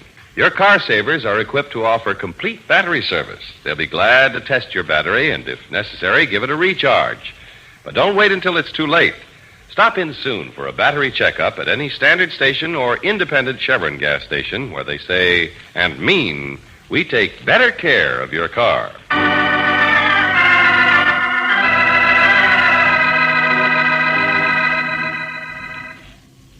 Flight number 208, the Inter-American. Passengers will please come aboard. It's nice to be going home with you. You'll get well and strong again, Mary. Bill would want that, and you'll forget all this. Sure. And the sunsets back home are pretty nice, too. And you can paint your house Bullazon pink anytime. I I won't even try to thank you, Mr. Valentine. Now, that's the smartest thing I heard anyone say today. George, Yeah, Angel? I wonder if Bill ever did find a system or whether his Lieutenant Nicastro said it was just a sensational run of luck. What do you think, Mary? I don't know. We'll never know. Now. That's right. And maybe that's best. Mr. Valentine! Mr. Valentine! Ah, Caesar the Resplendent. I have a present for you. A token of my gratitude. Cufflinks. The most beautiful, the most expensive, and made just for you. So personal. Well, thanks. So personal, see? Well, the crest. Of course. To let you remember that once you helped Caesar. Goodbye. Bon voyage. Goodbye.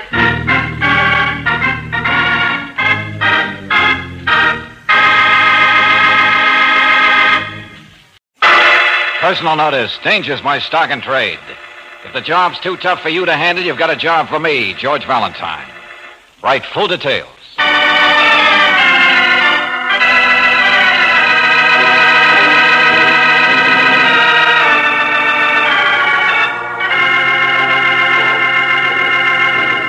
Standard Oil Company of California invites you to Let George Do It.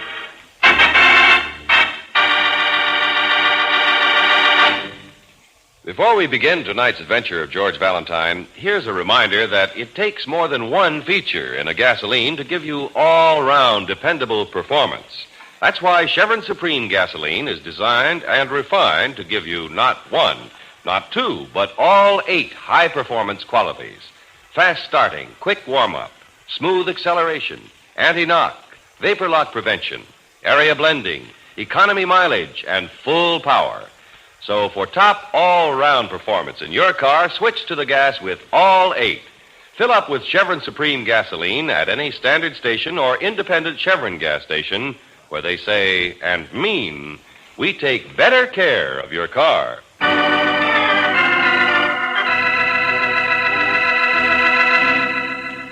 And now, tonight's story, Once a Crook, a transcribed adventure of George Valentine. You must find my brother, Mr. Valentine, before the police find him. But if I do find him, Miss Croner, he'll only go back to jail. He mustn't. He's innocent. Well, he may be, dear, but from what you yourself told us, the case against him is open and shut. 2 open and 2 shut. There is such a thing. Well, isn't there? All right, let's go through it again. Your brother Ralph went to prison 2 years ago because he stole some money from the bank where he worked. A large sum of money. He made a mistake, but he paid for it. All right, now. Yesterday, he came back to Sageville, to your uncle's house, and during the night apparently tried to rob the safe. Your uncle surprised him. Ralph half killed him with a blow on his head, and then he ran away. That's not fair. You're making it too simple, too horrible. Betty, look.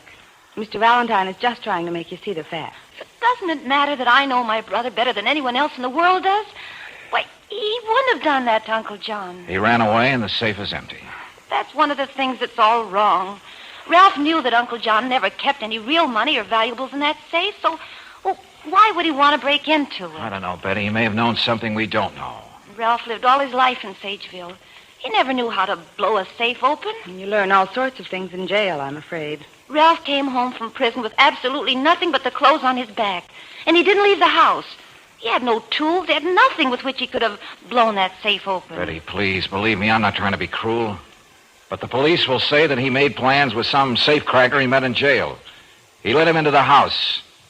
If, as your uncle says, there wasn't anything of value in the safe, well, that's just too bad. Ralph failed and ran. No. Your uncle, how is he? He's in the hospital. Pretty bad, but I say he'll pull through. He won't stop until Ralph goes back to jail and stays there. He may not do that. Oh, you don't know Uncle John. He's a fanatic on the subject of honor. It was all I could do to talk him into letting Ralph come home at all. Once a crook, always a crook. That was one of the kinder things Uncle said.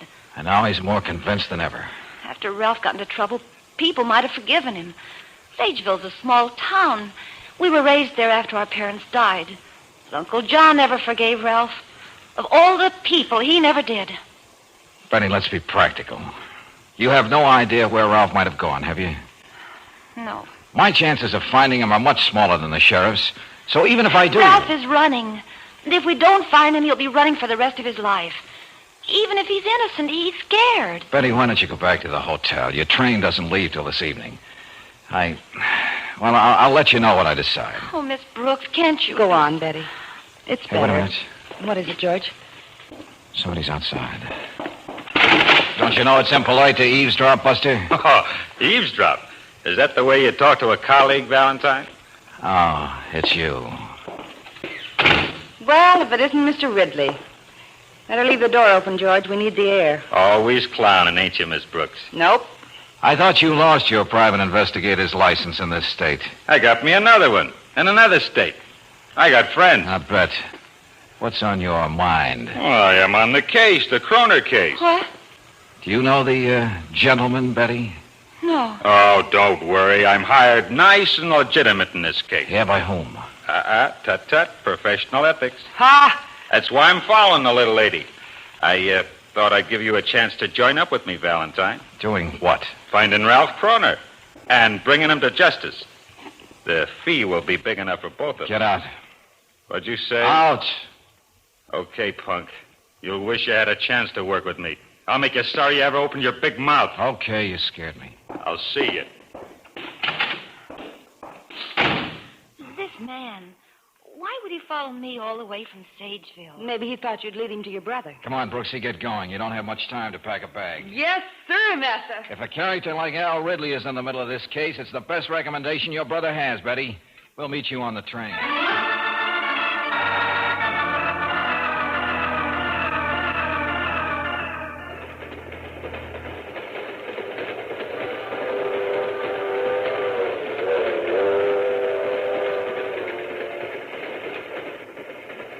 Stay here with Betty, Brooksy. I want to look around. See if there are any familiar faces. Well, I didn't see Mr. Ridley, Mr. Valentine. Sure he isn't here. Uh-huh. Be careful, darling, please. Sure, Angel, sure.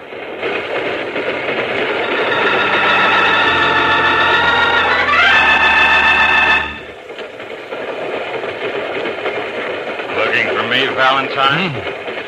Oh, yeah. No wonder. I couldn't smell you through the compartment door. Keep cracking wise while you can. You know Marco, don't you?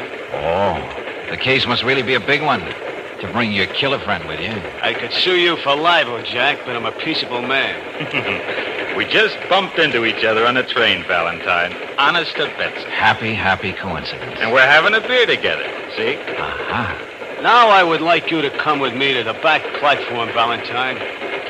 I want to talk to you alone. Some other time, Buster. I said now. Oh, I see. A hopped-up punk with a knife is a dangerous playmate even for you, Ridley. Go with him. Sure.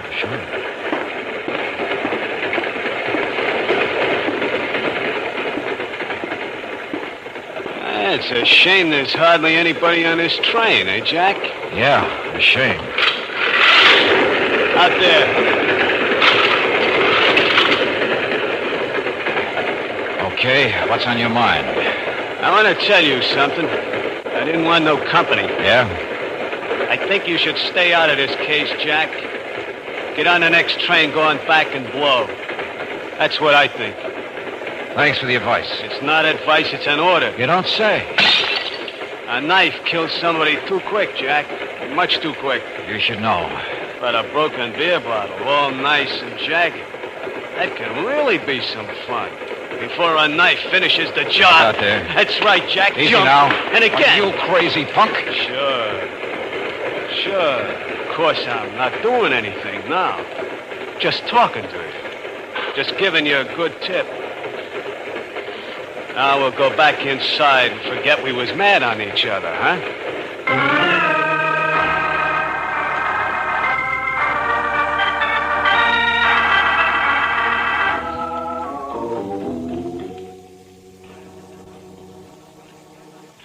We can look around the ranch, Mr. Valentine. I'll show you where the safe is. All right. Hey, this is quite a place. Away from the rest of town and right on the edge of the desert. Uncle John always liked to stay away from people. Sagebrush and cactus all around instead of a lawn. Uncle John says he left them to remind himself and the rest of us that life has its harsh responsibilities as well as pleasures. Sounds like a lovable old fellow. Oh, he really isn't bad. He's just old-fashioned and strong-willed. Yeah, okay, let's get going. Ralph was staying in his old room. That one right there. I see. The library where the safe is. It's right down the hall. Where's your uncle's room? Over there. Oh, that safe is sure enough a mess. I heard the explosion. I came running. It was dark in here. I turned on the light and I saw Uncle John lying on the floor and, well, Ralph was gone. And these big French doors were open? Mm-hmm. It was a disgraceful assault on a poor, defenseless man. Mr. Bowen. I was waiting for you, Betty. This is Mr. Bowen.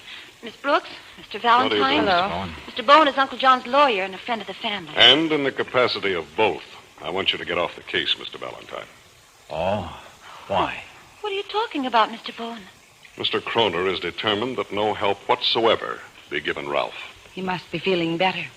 And I must interpret anything that Betty does as intended to help Ralph. But he's innocent. I must help him. That's hardly unnatural, is it, Mr. Bowen? Just the same, I must advise you, Mr. Valentine, that Betty is underage, merely a ward of Mr. Kroner's.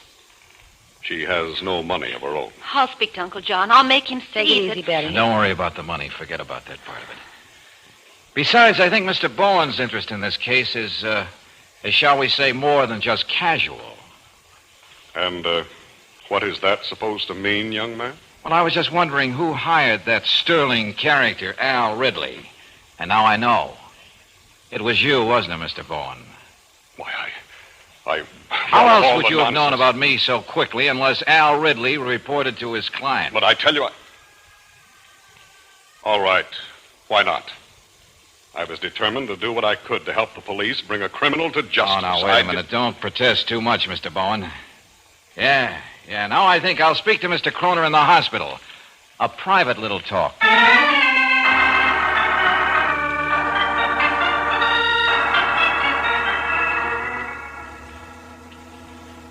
Oh, dear.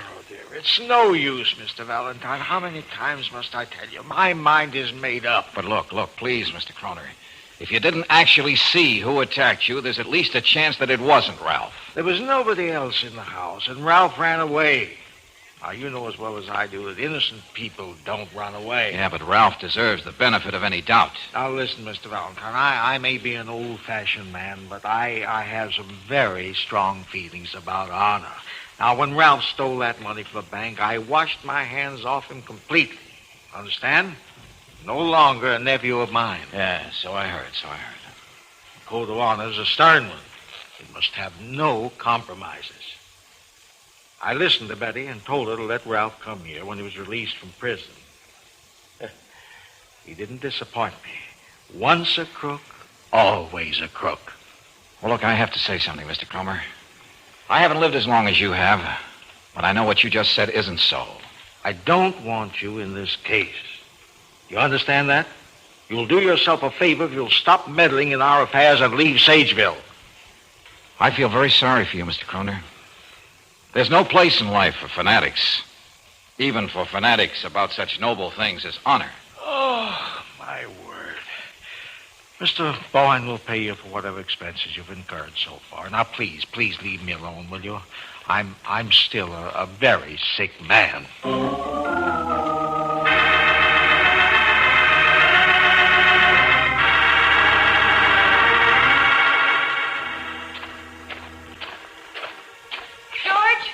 George, wait. Yeah, what is it, Brooksy? Betty? This may be very important, Mr. Valentine. I told Miss Brooks, and she thought... It is strange, George, and so I thought... I was sure of it right away. Well, okay, both of you. Simmer down, will you? Tell George, we were walking down the street, and Betty pointed at a man, and she said she saw him get off the train the day she came down to the station to meet Ralph. Uh-huh, the day he came from prison, Mr. Valentine. Well, I looked at the man. Do you know who it was? Marco. Marco? That's right. But Al Ridley claims he was hired only after Ralph ran away. And his favorite hood was in Sageville the day before. Oh, what does this all mean? There's something wrong here, Mr. Valentine. You aren't going to leave now, are you? No. I just spoke to the sheriff, Sam Gunter. Oh. He told me he didn't need any help from outsiders. He told me to get going. Ridley and Marco. Bowen and Kroner. And now the sheriff. Yeah, the advice is unanimous. Stay out. Well, maybe that's why I'm going to disregard it and stay in.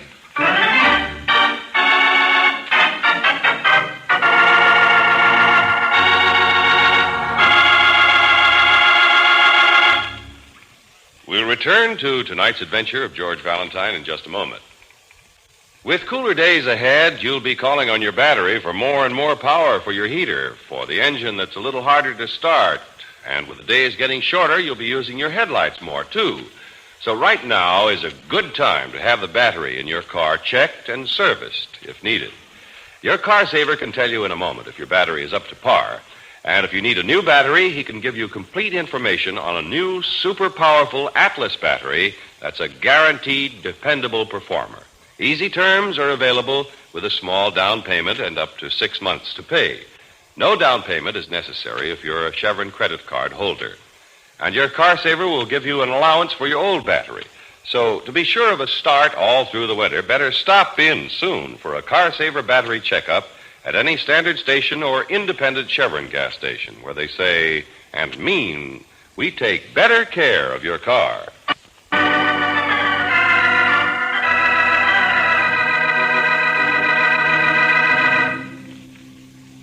Once a crook, always a crook. That's the stern code by which John Kroner swears. And apparently it's been vindicated in the case of his nephew, Ralph. For on the very day that Ralph was released from prison, he assaulted his uncle, robbed his safe, and ran. It seems open and shut. But if your name is George Valentine, at least 2 points need explanation. Why is Al Ridley, a discredited and shady private investigator, involved in this case? And why did Ridley's strong-arm boy and killer, Stan Marco, show up in Sageville on the very day that Ralph returned home from prison?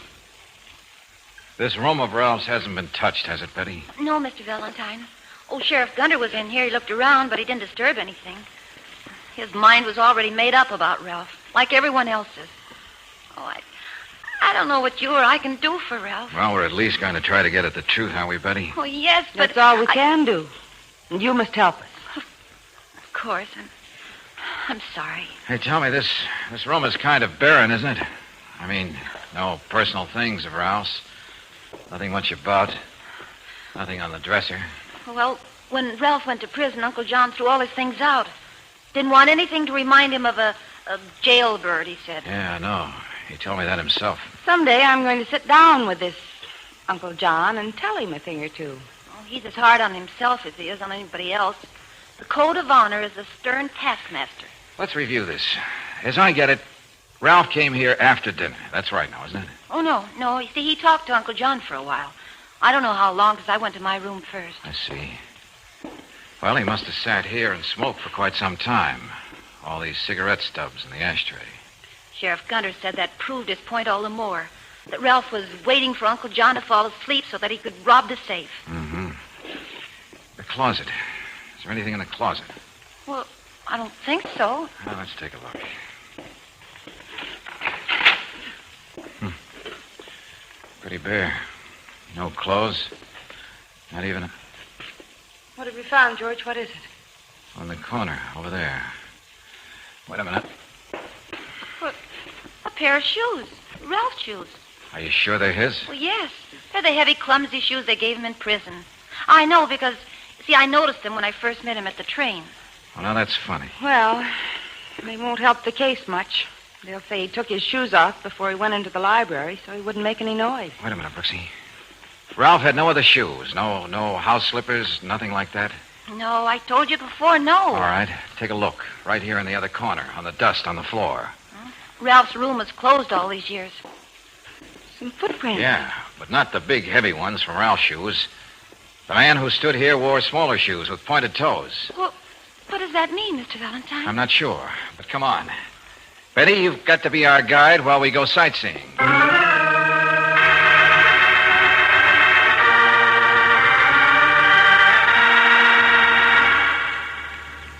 Sagebrush and cactus. From the house straight up to the bench road up there. Desert. As far as the eye can see. Yeah. And mountains in the distance. Those are the Dead Hills. Dead Hills? Mm-hmm. Bandits are supposed to have hid out there in the old days. Hey, tell me, that road up there, where does it lead? Both ways? Well, this way it goes into town. The other way it goes into the hills. Any other way of getting out of the hills? Only a much longer way. About 4 or 5 miles from here, there's a fork in the road. Well, the fork follows the hills and hollows across the highway 15 miles after it leaves the main road. George, what are you trying to find out? I think I have found it. What? Angel, go back to the house with Betty. I want to get together a little meeting in John Kroner's hospital room.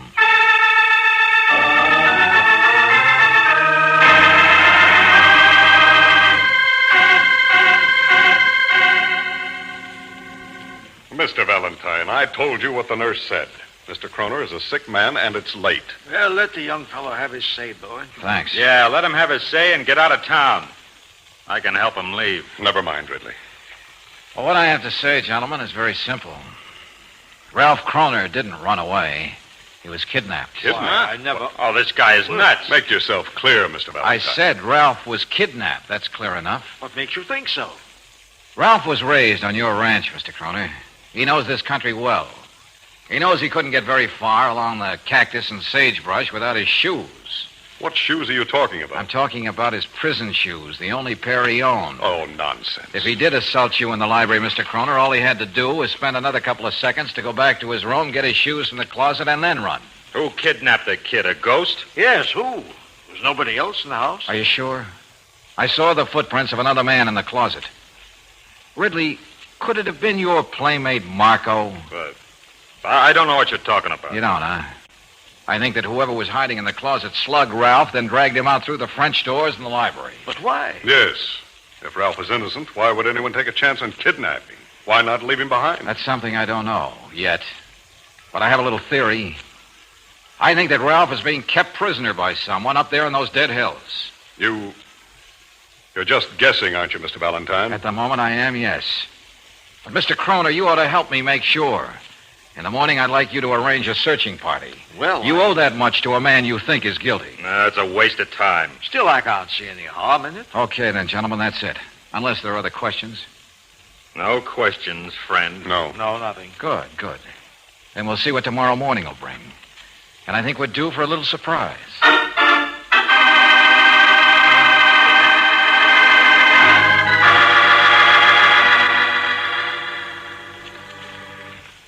I know it's late, Sheriff, but I think what I told you will really work. Well, I don't know, Valentine. And only you can help me. Well... Oh, look, please, Sheriff. We know there's no other way out of the hills except the fork road. Yeah, that's right. And any car will have to go into second gear to go up that mountain at that point you told me about. Well, that's for sure. All right, then, I think we better get going. Can we get out of town without being seen? I don't want anybody to recognize your car, Sheriff. Well, we can use the car that's being painted in Mac Green's garage. It belongs to a cousin of mine. Good, great. Get out through the side door. All right. Dang if you don't make me feel like one of them big city police lieutenants. Well, in this particular situation, Sheriff, I wouldn't trade a slew of them for one of you.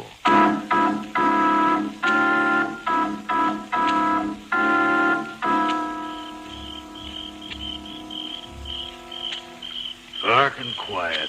That's all. Hardly a soul ever passes on this road, Valentine. Well, we're lucky to have a full moon. Lucky to have a spot where we can hide and not be seen, see? How long are we going to sit here, Valentine? Sheriff, your guess is as good as mine.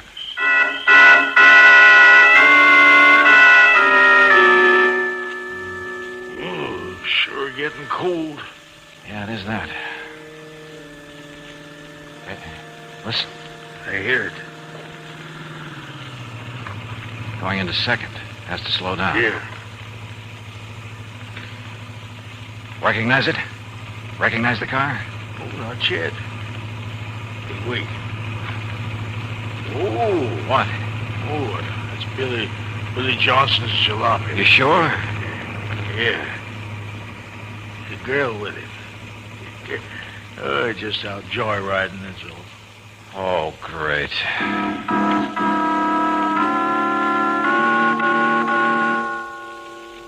You know, I think you're off on a goose chase, Valentine. Oh, but, Sheriff, they wouldn't take a chance on the highway. They must take this road. Now, please, Sheriff, wait a little longer, will you? Nope, I guess I... Hey, wait a minute. Hey, listen. This could be it. Ready? Getting closer. That's a strange one. That's it. Now, wait. Okay, let's go. Hey, hold on. Stop that car. This is the sheriff. Stop! Look out, Sheriff. Take the light, you aim for the tire. Right. Oh! Sheriff, you all right? Oh, I got me in the shoulder. We got him, Sheriff. We got him. Careful. Come on out of that car and keep 'em high. Come out. We start shooting. You got me. I give up. Stand there. Well, company. Marco and Ridley. Going joyriding? Aye. And surprise. Ralph Kroner, I guess. Sure it's Ralph. All trussed up and gagged. Well, now, Sheriff, we'll get the whole story straight.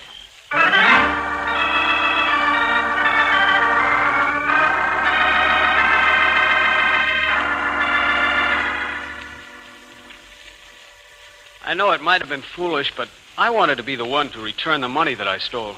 Ralph, I never suspected that you still had it. At first, I thought it would buy me anything that I want. But then, somehow, I knew I couldn't do that. And you knew that, didn't you, Bowen? Well, I suspected it. I didn't think Ralph had a chance to spend it. Then I paid him a visit in jail. He told me he was going to do something that would make Mr. Kroner believe in him again. So you hired Ridley to help you find the money. And that's why Marco came here. Yes. Yes, but Ridley double-crossed me. I thought Ralph had really run away. Those two men were going to make me tell them where the money was. The safe was broken into to confuse the issue. I guess so. I was waiting for everyone to go to sleep so I could get the money. It was hidden outside the house. I heard the noise in the library. Must have been Ridley who knocked me out. Yeah, sure. Ridley and Marco came out to the shack tonight. They said the place was going to be searched tomorrow morning, and they had to get me out of there tonight. Why, that's what you had in mind all along, Mr. Valentine. Mr. Kroner, I was hoping a little trick might flush out the birds. It'd be a pretty hopeless job searching those hills. No, I want to make it absolutely I got clear news that... for you, Bowen. Just explain it to the sheriff. I got my work cut out for me. Explaining all this to a couple of curious ladies who missed all the excitement.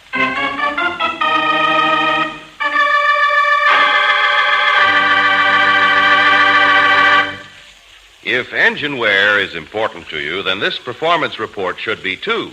Here's more proof that heavy-duty RPM motor oil cuts wear in automobile engines. Using heavy-duty RPM, an engine in the Northwest ran over 130,000 miles, yet showed less than half as much wear in that time as other engines did after only 75,000 miles when lubricated with another oil. Heavy-duty RPM kept oil consumption way down and greatly increased the time between overhauls. It cut wear rate to a minimum and gave top protection against acid, gum, and corrosion. So get what's best for your car. Get heavy-duty RPM motor oil at any independent Chevron gas station or standard station, where they say and mean, we take better care of your car.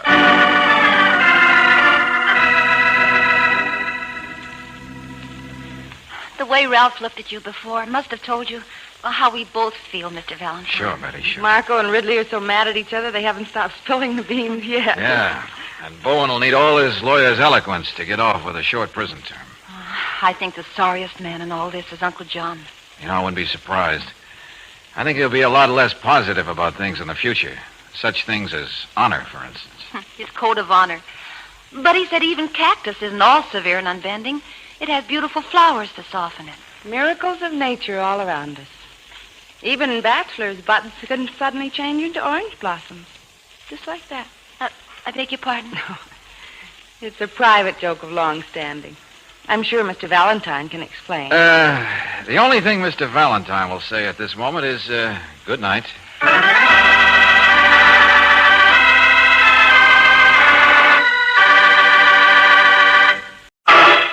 Personal notice. Danger's my stock and trade. If the job's too tough for you to handle, you got a job for me, George Valentine. Write full details.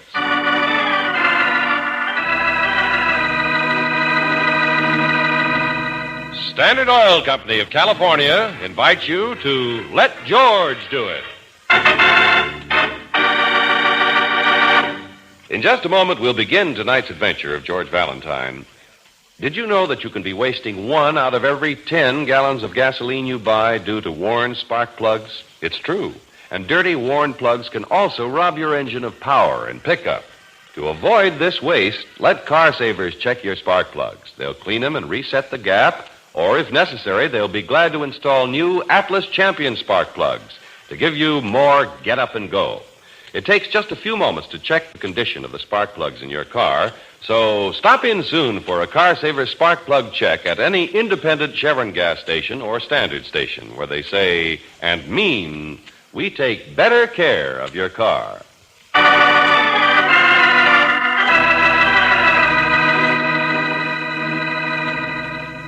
And now, tonight's story, Human Nature, a transcribed adventure of George Valentine.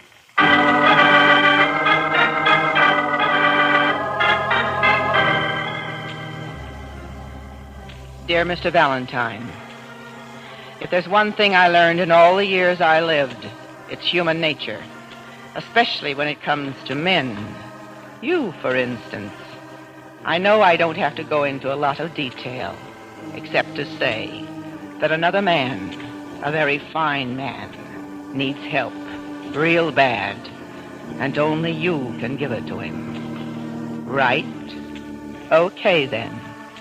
I'll meet you tonight here at the Club Bim Bam after the last show is over and the people go home. We'll have the club all to ourselves. And I'll be very grateful for your trouble. Yours very truly, Ruby Devlin. I guess Ruby knows human nature all right, Brooksy. I'll tell you more about it tomorrow. Now, that other letter. Club Bim Bam, the best-looking chorus in town. What? 3 sizzling shows a night. Oh, now you don't think... I know human nature, too, my friend. Why, Angel. Mine. Unless I were right there, I'd worry about you losing your beauty sleep or, well, just working too hard. So... Yes, ma'am.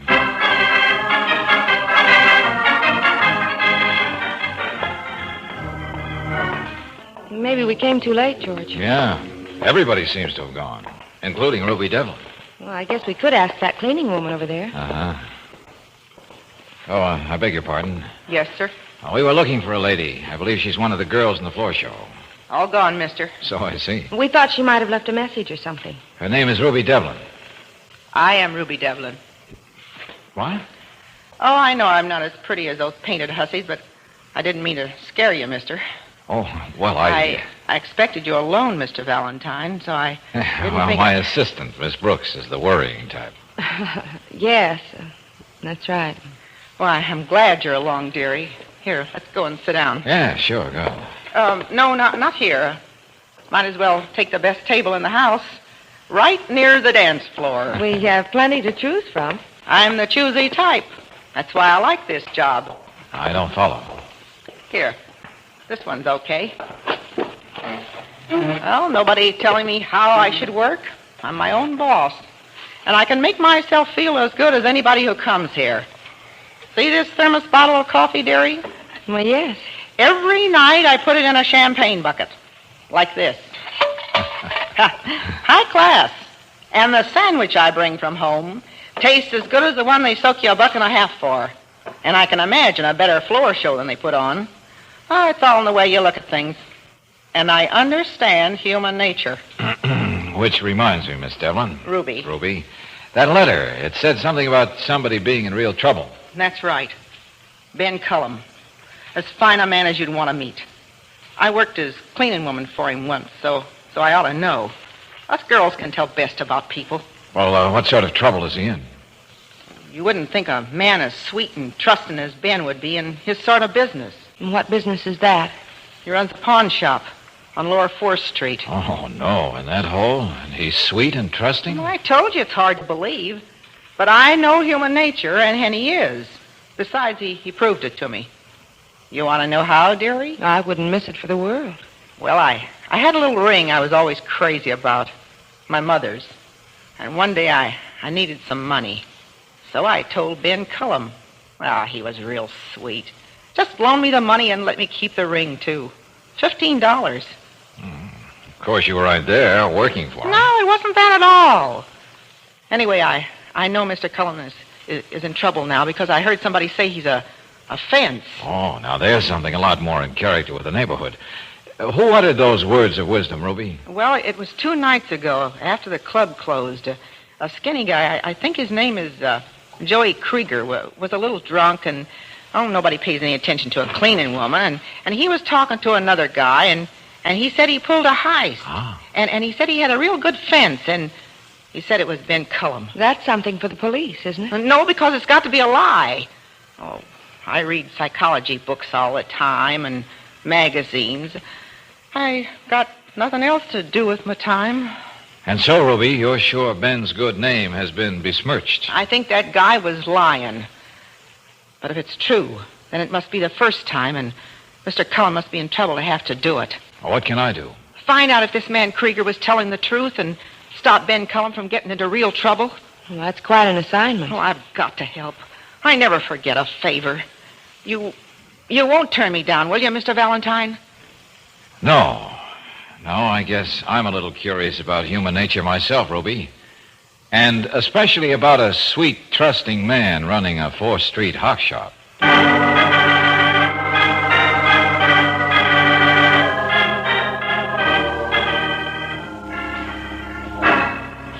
My clerk told you this room was private, Mr. Valentine? Yeah, Mr. Cullum. And I told him I had to talk to you, not to him. No.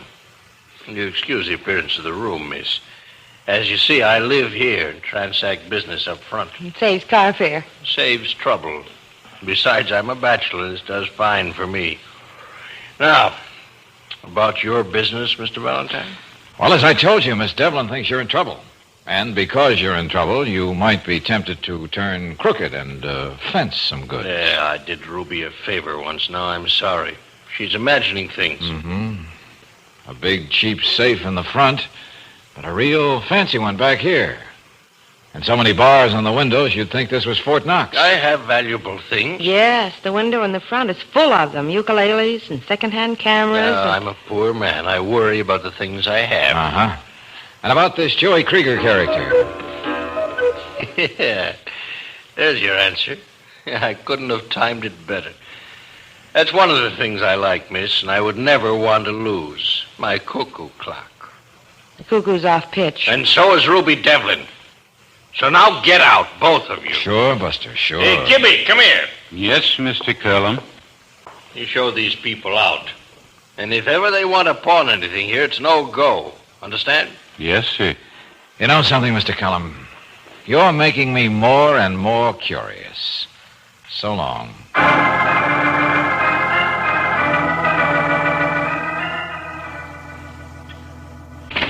Dynamite department, Valentine, but I checked. Thanks, Johnson. What's the verdict, Lieutenant? The boys in robbery have had their eyes on Cullum for a long time. He's much too slick. They've never found any evidence against him. Maybe this is their lucky break. Just because some cleaning woman heard a drunk blab about fencing some goods? Did you ask the robbery squad if his Joey Krieger character was involved in any cute stunts lately? No soap. He's a specialist in his kind of work. That particular kind of robbery's been conspicuous by its absence. Oh, Joey could have changed his style of work just for laughs. I told you he's a specialist and proud of it. Guys like that stay in the groove. Uh-huh. Well, George, there isn't much we can do. As long as the police already have their eye on Mr. Cullum, and apparently he isn't a sweet, innocent man being forced into a life of crime, as Ruby seems to think he... Excuse me. Yeah? Okay, put him on. Sergeant Lay in the robbery squad. Oh? Yeah, Lay, What? Well, you did. When? I see. You couldn't, huh? Sure, okay. Okay, thanks. Anything new? Yeah, Sergeant Lay was out to lunch, and the other guy I spoke to just didn't know. That there was a Joey Krieger type of robbery? Is that it, Lieutenant? Over $5,000 worth of jewelry. They brought Joey in, but couldn't get anywhere with him. And believe me, they tried. Then there is something to what Ruby told us. I'm afraid so. As long as Sergeant Lay and his playmates have already talked to Joey Krieger, could you get me his address, Johnson? I guess so. I'd like to talk to him. Sure, but I know the kind. He'll say nothing.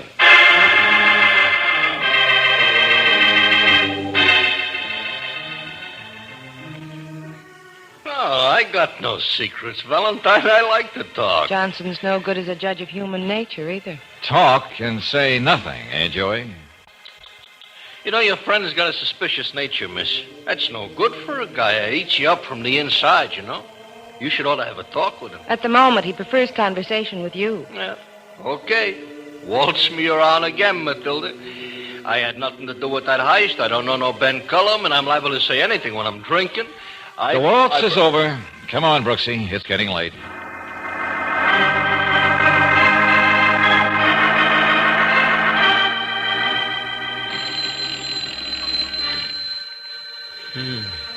Oh, okay. Have some respect for the hour. Hello. Come on, Valentine. Rise and shine. Oh, Johnson, it's only a little after 6. Your energy's almost indecent.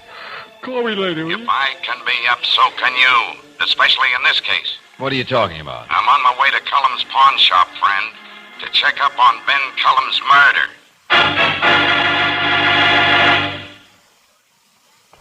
Somebody made him open that fancy safe, then made sure Cullum would never tell us who it was. Yeah, easy enough to tell what Cullum's last thought must have been. The way his hand's still reaching for that empty safe. Hey, this other clerk, the one who called the police. Chick Grinnell. Sergeant Malloy's got him up front until we're ready for him. Uh-huh. You know what bothers me most, Johnson, is I'll be darned if I see any way the murderer could have come in here. He was here. Look, Exhibit A, as big as life. I mean death. But you saw the alarm. It works from a switch right near the door from the street. As fine an alarm as money can buy? Yeah. To protect not the junk in the store, but whatever was here in the safe. A great alarm. But it didn't do Cullum any good. Now, if the wires were cut, if anybody even went fooling with the lock, the protective service gang would have been here. Well, it's a cinch no one could have come in from the back. Look at the bars on those windows. I noticed them before. Cullum must have been in bed up to the very minute they come in on him. Or he'd have something on besides that nightshirt. That's right. See his slippers there at the foot of the bed? Didn't even have time to get into them. 8. What? 8. That bird said cuckoo 8 times. Good. You can count. It's only 7:20. So what? All those fancy clocks go cockeyed after a while? Yeah, I guess so. I still wish I knew how the murderer got in here. There must be an answer to that. Yeah, there's only one explanation. Cullum must have made a date for somebody to come when there wouldn't be any clerk around for a witness. And whoever that was is the guy we want. It's easy enough to dope out. Cullum was in a big deal in hot stones. Maybe there was an argument about the price. Stop saying that. That's a good theory, but it won't work. Why? Well, you yourself pointed out Cullum's bare feet. Wouldn't he have had more than a nightshirt on if he was letting in company? Yeah, I guess he would. No, Johnson, I'm afraid this is a mystery that will take a lot of solving.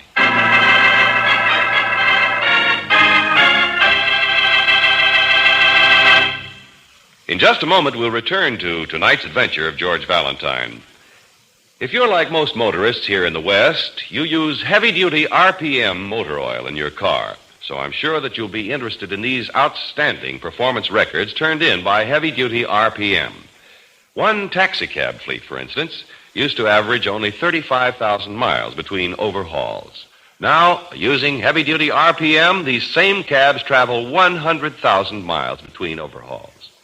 Heavy-duty RPM cut engine wear and greatly increased the time between overhauls. In another case, heavy-duty RPM motor oil in a fleet of cabs reduced engine wear 71%. And so it goes. Case after case shows that heavy-duty RPM motor oil not only gives protection against gum, acid, and corrosion, it actually cuts engine wear and keeps oil consumption way down. And what motorist doesn't want this added protection for his engine? No wonder more and more Western drivers are joining those who use only heavy-duty RPM. So if you're not already enjoying its extra benefits, better switch over soon. Give your motor a fresh start in life by stopping in tomorrow for an oil drain and change to heavy-duty RPM motor oil. It's just one more reason why the folks at standard stations and independent Chevron gas stations say and mean, we take better care of your car. When a man is murdered in a room that's guarded by stout bars at the windows and a very efficient burglar alarm at the door, you really have a mystery. especially when the murder is complicated by such hard-to-explain things as a cuckoo clock that keeps atrocious time, a cleaning woman who spends her time reading psychology books, and a specialist in the field of robbery who talks too much when he's been drinking. Even if your name is George Valentine, you find this combination of factors, shall we say, challenging? Let me get this straight, Grinnell. You walked in, found Mr. Cullen's body in that back bedroom, and called the police. That's right, Mr. Valentine. And you got here about 5 minutes to 6? Cold and nasty this morning, too. Wasn't that kind of early for a pawnbroker's clerk to be coming to work? Well, Mr. Cullen paid us well, so we worked the way he wanted us to.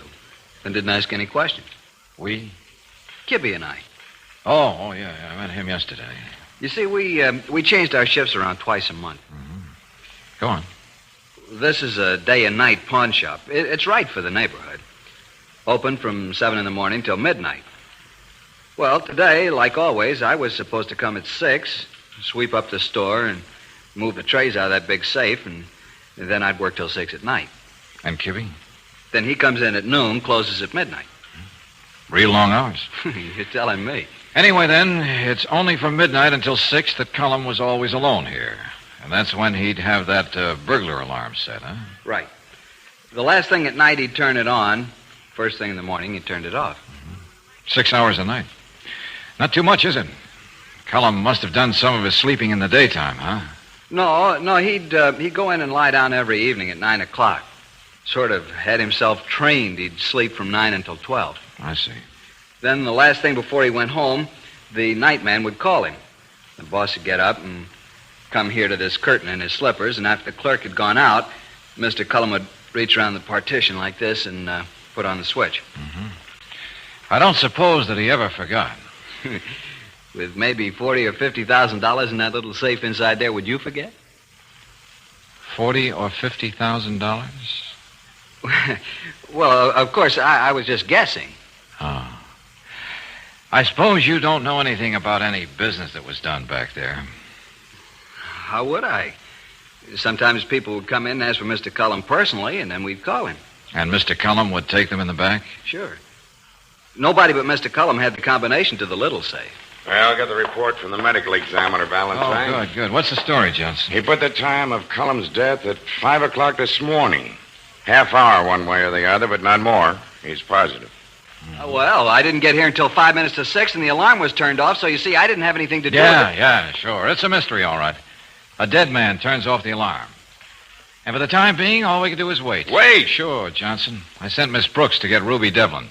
Sergeant Malloy is out rounding up Joey Krieger and the night clerk, Kibby.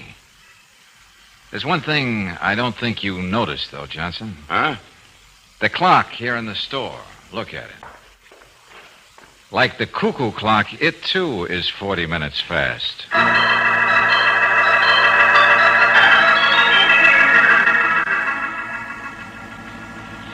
I know human nature. Mr. Cullen was a sweet, gentle man.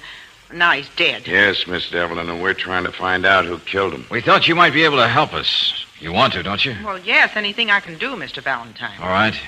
You used to work here at the pawn shop. Almost a year ago. Well, now, it's just a hunch, but do you notice anything different about the store? No. Please, Ruby, look around carefully. You must be sure. Everything's the same, Miss Brooks.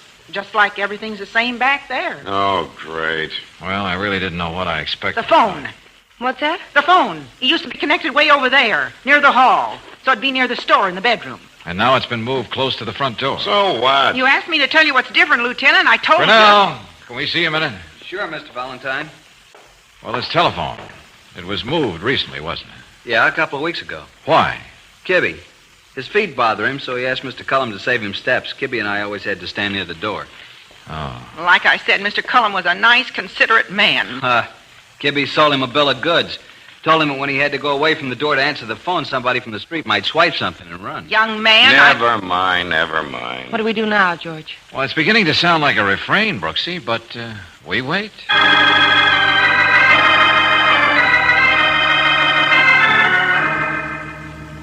Excited? What am I supposed to do? Have hysterics? No, nothing as violent as that, Kibby. course, I knew something must be wrong when the cop came and asked me to come here to the store. Could have been a robbery or something. It could have. But you were here with this gentleman yesterday, miss. Yes? You saw how violent Mr. Cullum could be, didn't you? Well, Besides, he was mixed up with some pretty hard people. You knew he was operating as a fence? Now, don't get me wrong, Lieutenant. I wasn't in on any of that stuff myself. Perish the thought. But you can't work for 2 years for a man in this business without getting a pretty good idea what's going on. Maybe it's just a guess now, see, but maybe Mr. Cullum double-crossed one of his customers and... That was the first thing we thought of, but it's no go. No. Hey, Kibby. Yes? Now, it's funny that the burglar alarm didn't work, wasn't it? Yes, that is funny. You saw Mr. Cullum turn on the switch when you left last night at midnight, didn't you? Sure, like always. How could you see it? He closed the door after you. The door closes behind me with a snap lock, miss, and when Mr. Cullum hears it click, I see his arm coming through the curtain. The nightlight I leave on in the store is right over the burglar alarm switch and shows me that it's closed. Oh, yeah. So the mystery gets darker and darker. All right, Kibby, thanks a lot. Wait out there with the sergeant. Anything you say, Lieutenant. What do we do now, Valentine? Wait some more? No. Now we go to work. Hallelujah. There's a desk in Cullum's bedroom, not far from the safe. There's something in that desk I want.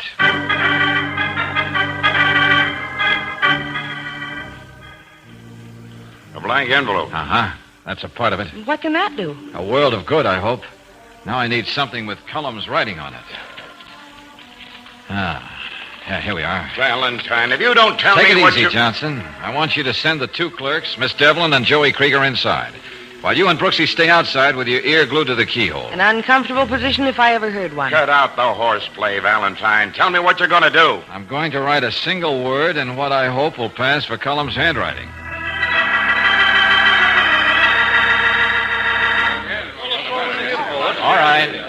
All right, folks. All right. Quiet, please.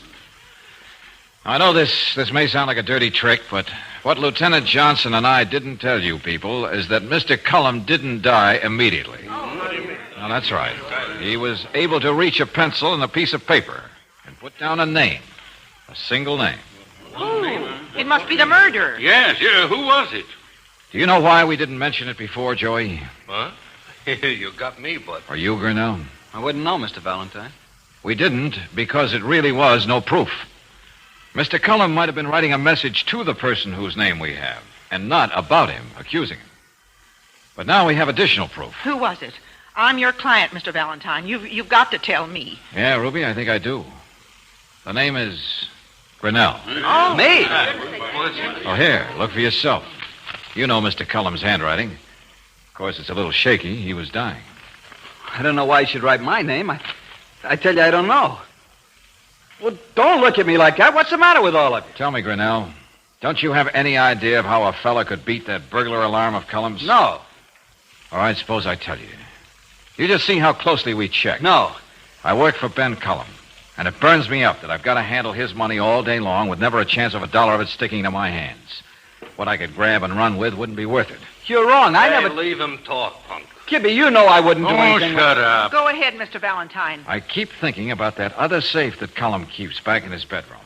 40 or 50,000 in it. You said so yourself, remember, Grinnell? Yeah, but I was just talking. I don't dare pull anything while I'm on duty. If I fake a stick-up, the cops are too likely to smell an inside job. Sure, I can have a key made, but that doesn't mean a thing. The burglar alarm. That's the problem to lick. Yeah. So what do you do, Valentine? Huh? What do you do? I get an idea. See, foolproof. It's last night, 9 o'clock. Cullum turns in. I've left alone in the store. When I go back to wake him up, I've already pulled my little stunt. I've set the cuckoo clock in his bedroom and the other one in the store 40 minutes ahead. I was here last night, not Grinnell. Cullum lets me out and throws the switch. Then, a few minutes after 5 in the morning, I go into a booth and call the store. Keep ringing until Cullum gets up and answers. Last night, I was here. I disguise my voice and tell Cullum it's a wrong number. He swears at me and looks at the clock. It's 40 minutes fast, so he thinks there's only a couple of minutes left before he has to get up and turn off the alarm anyway. He's only human. Remember the phrase, Ruby? Yes. He doesn't like the idea of getting up in the cold again. It's a raw, nasty morning. Why wait for Grinnell? Cullum figures he'll turn the switch off now. Shut up! Shut up! The phone was conveniently located now, wasn't it, Kibby? From where he stood, Cullum could reach the burglar alarm switch. And after he did, you saw him through the door, and you came in and made him open the safe, and then... And killed him, yes. Like I'm going to kill you. Mr. Valentine, look out! I'm trying to kill you! Oh, George! Oh, darling, are you all right? Yeah, but Kibby isn't. He'll live. I got him in the arm. He'll die, but not from my bullet. Yeah. You see, he did something very human, too. He forgot to set those 2 clocks back to the right time.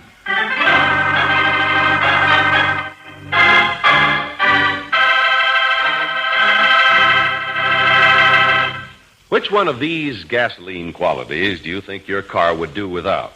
Full power, quick starting, fast warm-up, area blending, vapor lock prevention, anti-knock, smooth acceleration, or economy mileage? Right. Your car needs all of these qualities. And unlike a one-feature gas, Chevron Supreme gasoline gives you all 8 high-performance qualities in correct balance. So for better all-around performance from your car, stop in soon and fill up with Chevron Supreme gasoline at any standard station or independent Chevron gas station where they say and mean we take better care of your car.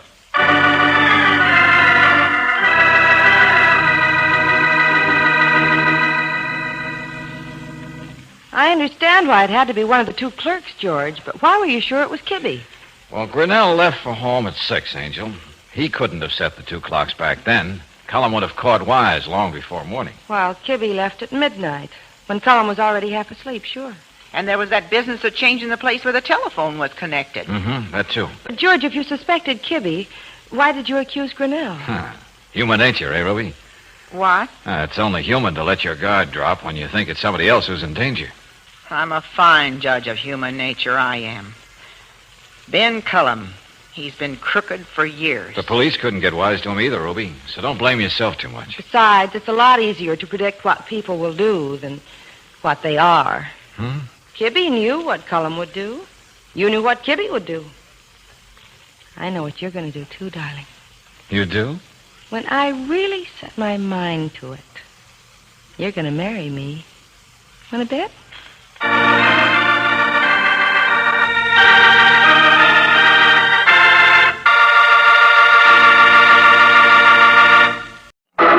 Personal notice. Danger's my stock and trade.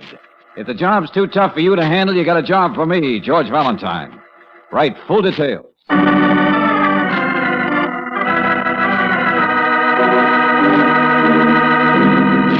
Standard Oil Company of California invites you to Let George Do It. In a moment, we'll begin tonight's adventure of George Valentine. You know, there are 8 good reasons why Chevron Supreme gasoline works better in any car. And those 8 reasons are Chevron Supreme's 8 high-performance qualities. Quick starting, fast warm-up, full power, area blending, anti-knock, vapor lock prevention, smooth acceleration, and economy mileage. Remember that you get the gas with all 8 when you fill up with Chevron Supreme gasoline. So stop in tomorrow for a tank full at any standard station or independent Chevron gas station where they say and mean we take better care of your car.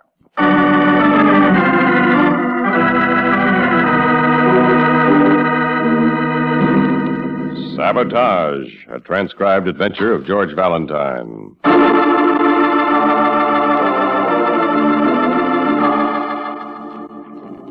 Dear Mr. Valentine, how would you like to do 3 things? See a bit of the world, solve a situation for me, and be of service to your country. On second thought, the order of those 3 things should be reversed. In any case, if you're available for such an assignment at your regular fee plus expenses, please call on me as soon as possible at the above address. Yours very truly, Miles Carter, President. Very interesting, Brooksy. I'm sort of a yen to see some more of the world. Oh, so have I, George. How do you know you're included in? Oh, well, I don't, but you ought to be able to fix it. Uh-huh. Miles Carter, President, huh? President of what? Oh, let's see. Acme Mining and Smelting Company. What? You sure? It says so right here on this letterhead. Well. I'd best get out there right away and see my client. How do you know he's going to be a client? And why did you spark so to the name of the company? Well, it just happens to be a very big and important concern, Angel. Practically has a corner on South American tin. Oh, is that where tin comes from? A good deal of it. And Mr. Carter has run out of stuff to make tin cans with, wants you to discover another mine or something. Well, if that were the case, he'd hire an engineer. Then what could the situation be? I guess the best way to find out is to call on Mr. Carter. Put on your face, Brooksy. Let's go.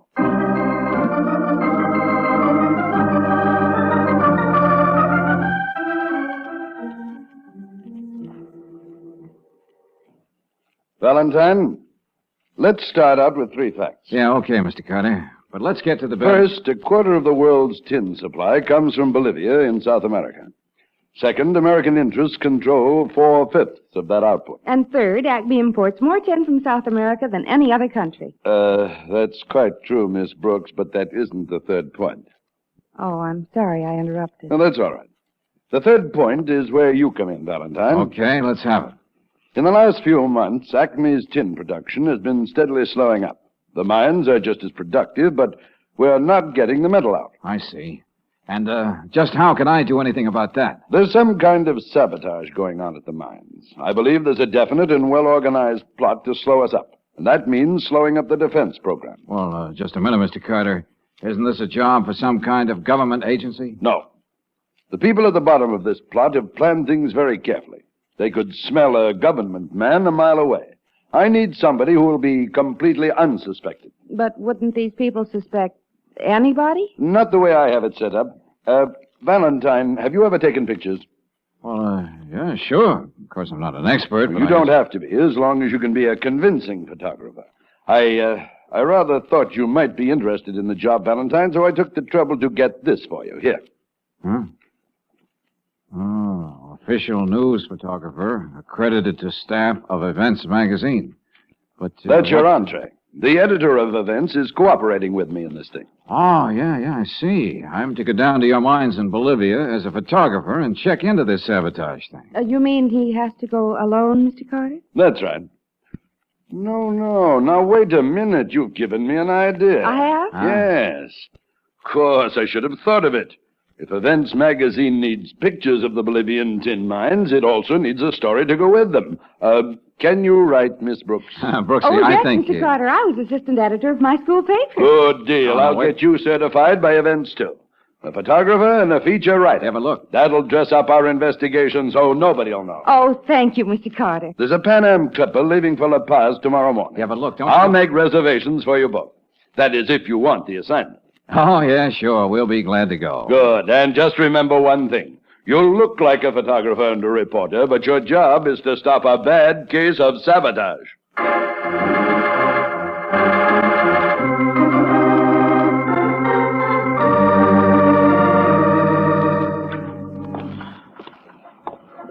George? Yeah, Angel. The Acme office is supposed to be in this block somewhere, isn't it? That's right. There aren't any signs. How will we know when we come to it? I guess it's an old Bolivian custom, Brooksy. Don't put up signs. Let them guess. I suppose we could ask somebody. Yeah, sure, I suppose so. How's your Spanish? Well, it's a little on the Mexican side. Hola, but if we senor. You got a camera, huh? Yeah, that's right. And you speak English. So perhaps you could tell us how... Senor, you'll take my picture, huh? Yeah, sure, maybe. But I'm looking for... I got a friend who is manager in the office of Acme Mines. He's right here, this building. You could take my picture there, huh? The Acme...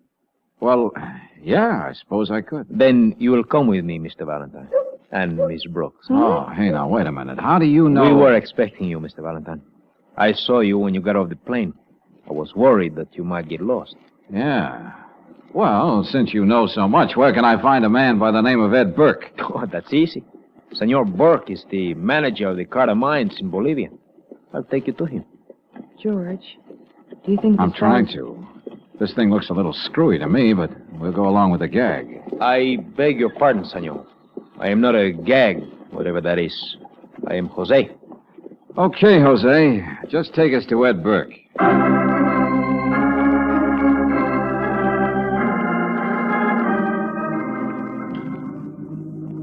Now, just one thing before we get down to business, Burke. Yeah? What's with this Jose character? The little Bolivian who brought you here? Yeah. Oh, Jose is all right. He does odd jobs for us around here. What sort of odd jobs, Mr. Burke? Oh, a little of everything. Drives cars, carries messages back and forth between here and the mines. He's a freelance pilot. Good one, too. Has his own plane. I see. Matter of fact, we've been using him as a sort of spy lately. When we go up to the mines, they always seem to know we're coming. Everything's set up for us. But when Jose goes up there... Well, he doesn't actually work for the company, so they'd never suspect him. Has he found out anything about this sabotage? Hasn't been able to tell us a thing. That's why Mr. Carter sent you down here. And where are we supposed to start, Mr. Burke? I don't know exactly. I do know we've got a problem as of right now. Oh, what's that? Several days ago, a train loaded with ore left the mines, a couple of 100 miles up in the mountains, bound for Antofagasta. Well, that's on the coast, isn't it? That's right, our shipping point. The train was due there 2 days ago. It never arrived. But you must know what happened to it. We haven't the least idea. It just disappeared into thin air. We know it left the Lolania mine. That's all. Well, who was manning it? Anybody you suspect? Not at all. Both railroad men from the States. But who's in charge of these mines? That's where I think the trouble lies. The top men at both Lolania and Unsi are Germans, but East Germans. You know where their sympathies lie. Yeah, sure, with Russia, of course. But if they're the ones who are responsible for these slow-ups, why not fire them? That sounds easy, Valentine. But these men have been in Bolivia a long time. They're under long-term contracts with big penalties if they're fired. Oh, I see. Besides which, we can't prove anything. Uh-huh. Well, seems to me the first thing to do right now is to find that missing train. That's right. It's stalled somewhere along the way, and nothing else can get through. Okay, let's start from there. You say this Jose is a good pilot? Oh, yes. Very good. Well, then, suppose we have him take me over the railroad route between here and the mines. Trains don't just vanish, you know. Jose will be very happy to take Senor Valentine. My plane is already at the airport. Well. You seem to be handy all the time, Jose. Sí, senor. Maybe a little too handy. ¿Cómo? What, senor? Skip it. Can we fly up to the mines and back before dark, Jose? Sí. If we leave at once. I'm all ready to go, George. Angel. Next trip. I'm just going to do a little scouting this time. But I'd like to go. Valentine is right, Miss Brooks. He'd better go alone with Jose this trip. Next time up, he can take you. Well, all right. I'll go back to the hotel and wait for you, darling. Yeah, okay. And if you find anything on the way, Valentine, please let me know at once. All right, but how? Jose has a radio in his plane. I have a receiver and transmitter right here in the office. Call me as soon as you see anything. Right. Come on, Jose. Let's go warm up that plane of yours and get going.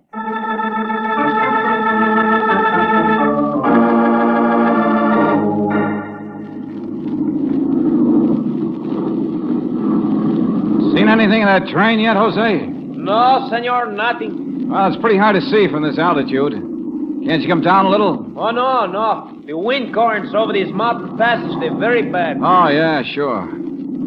Hey, how many cars were there on that train? I think there were 7. 7, huh? Well, that should be easy enough to spot even from this height. That is, if it's still on the tracks. Sí, if it is still on the tracks. Hey, wait a minute. Dip your starboard wing a little. Sí.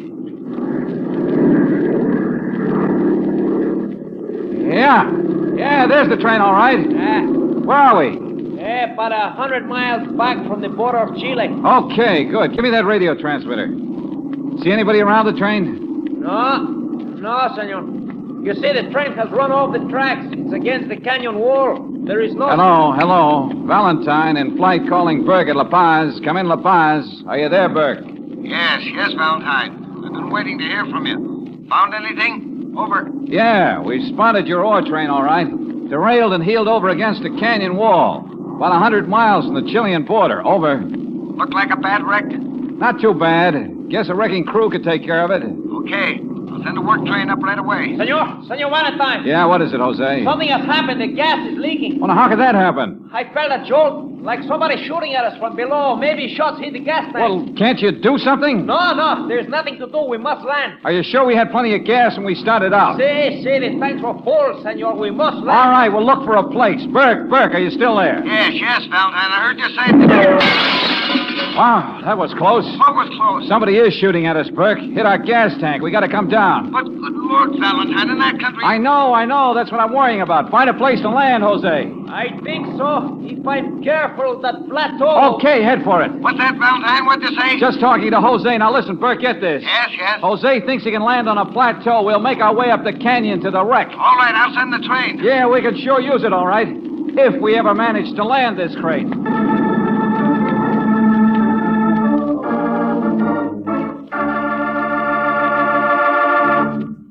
In just a moment, we'll return to tonight's adventure of George Valentine.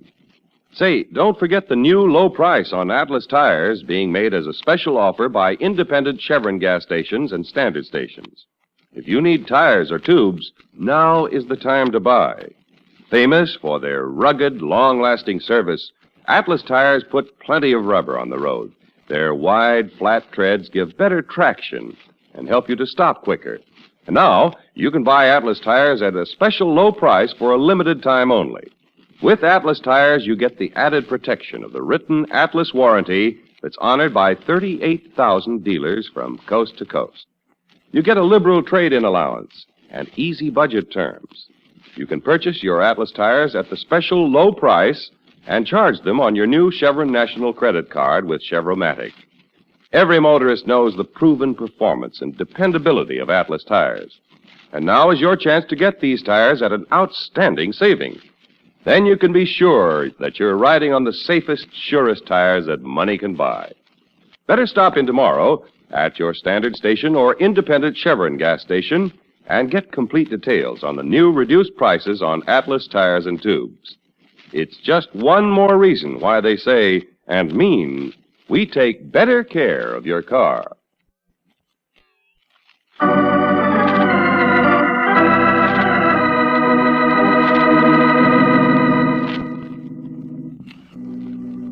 And now, back to tonight's adventure of George Valentine. You're engaged by the head of a large tin mining company to try and discover the source of sabotage in the company's Bolivian mines. Before you can even get to the workings, the plane in which you're flying is shot down over the wreck of an ore train. If your name is George Valentine, it's a mighty pleasant feeling when you step out of the bullet-riddled plane on solid ground, and when, a couple of days later, you jump off the work train back in La Paz. George! Hi, Bruxy. Well, it's about time you got back here. I don't suppose you realize I've been worried to death. I'm sorry, I couldn't let you know, Angel. The telegraph lines were down. I know, but... Hello, Valentine. We got word you'd be in about now, so we came down to meet you. You got word? How? The telegraph line has been back in operation all day, darling, just in case you didn't know. Oh, well, no, I didn't. Then I suppose you know the ore train is just a little bit behind us, Bert. Yes, that word came down the line, too. Tell me, what did you find up there at the wreck? Well, it's a clear case of sabotage. One rail had been taken out completely, spikes and all. Huh?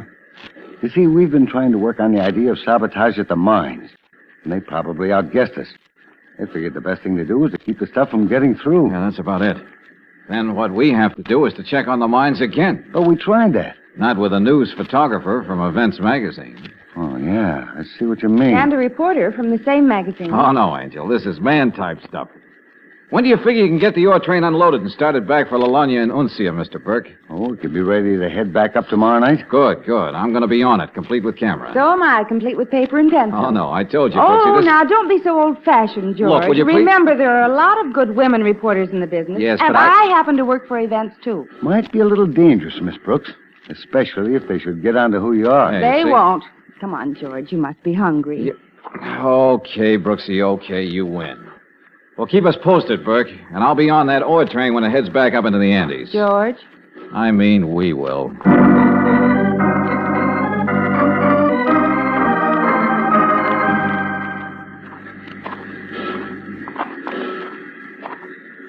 But, George, this can't be the Lalagna mine. No? Look at that sign over there in big letters. But Mr. Burke said this is one of the biggest of them, and there's nothing going on around here. Yeah, I know. Probably another phony strike or something. Oh, what are we going to do?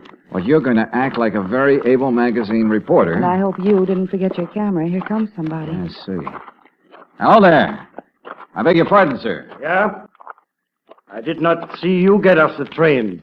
Who are you? Well, my name is Valentine, a photographer for Events Magazine back in the States. Uh-huh. And this is Miss Brooks, reporter from the same magazine. We'd like to see the manager here. I am the manager.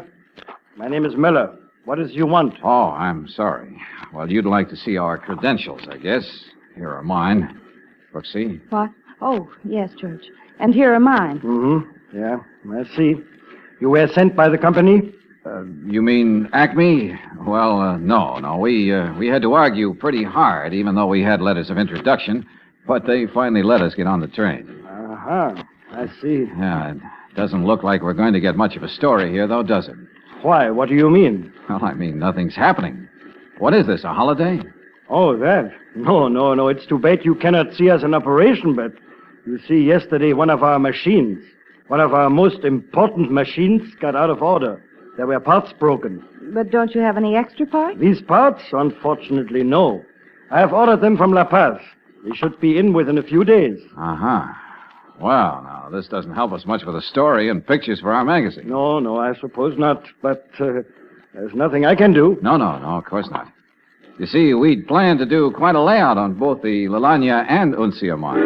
Yeah, well, maybe it's better you go back to La Paz and wait until we are again in operation. Oh, better still, George. Why can't we go right on up to the Uncia mine? That train's going to pull out any minute. Hey, yeah, that's right. Mr. Valentine, for your good and the safety of the lady, I do not believe it would be wise for you to go on to Uncia at this time. Oh, why not, Muller? The natives who are working in the mines, they are threatening to strike at any moment. There may be violence. Well, that would make an even bigger story and maybe some good action pictures, George. Oh, yeah, but I don't like the idea of your being up there if there's going to be trouble. You're quite right, Mr. Valentine. I'm a newspaper woman, George. If anything happens up there, I'm going to cover it. Yeah. Well, we've come this far. I guess we better get the whole story. Well, we'll cover your workings when you're in operation again, Muller. Yeah, do that. Very well. George, what do you think about him? I think he's one of our saboteurs, but I can't just figure a way to pin anything on him. Maybe we'll have better luck up at Uncia. Yeah, and maybe not. At least we can try. Come on, Brooksy. Let's be sure we're on that train when it pulls out.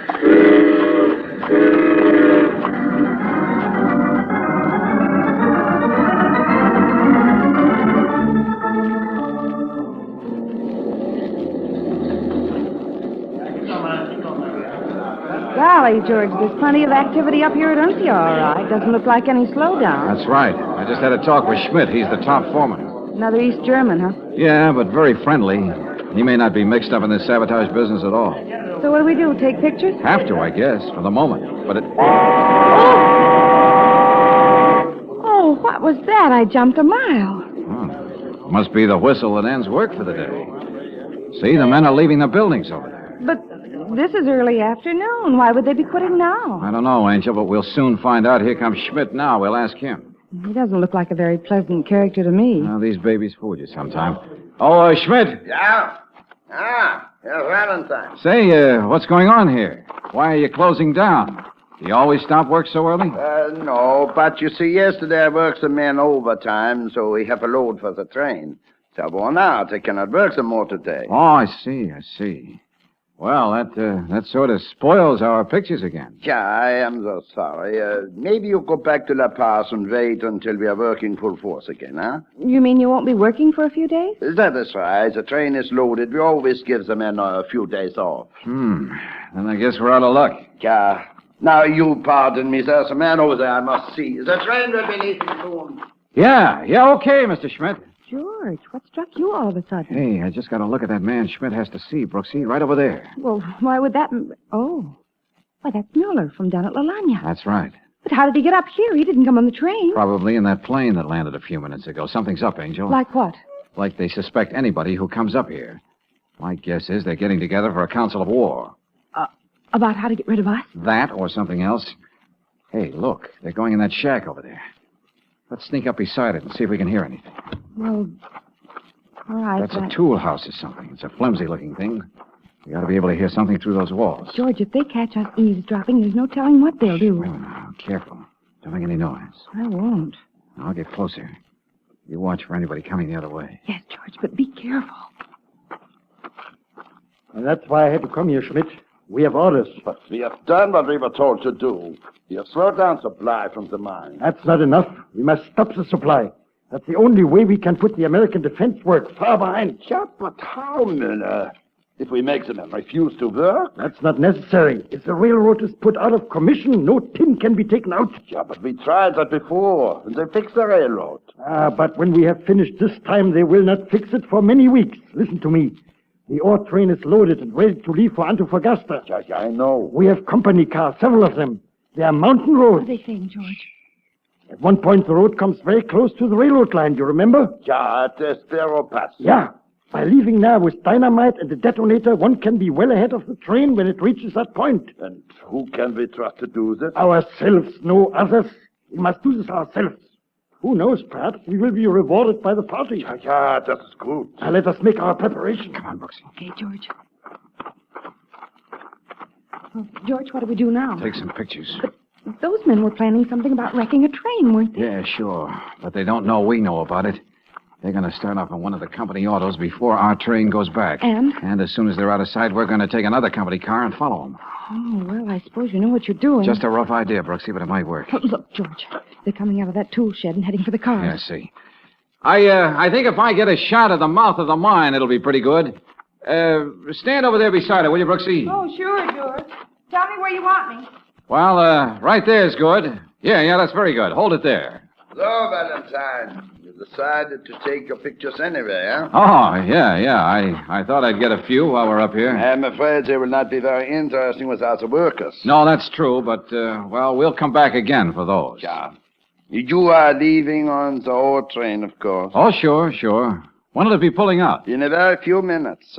I suggest you get aboard. Yeah, sure. We'll do that, Mr. Schmidt. And, we'll be seeing you.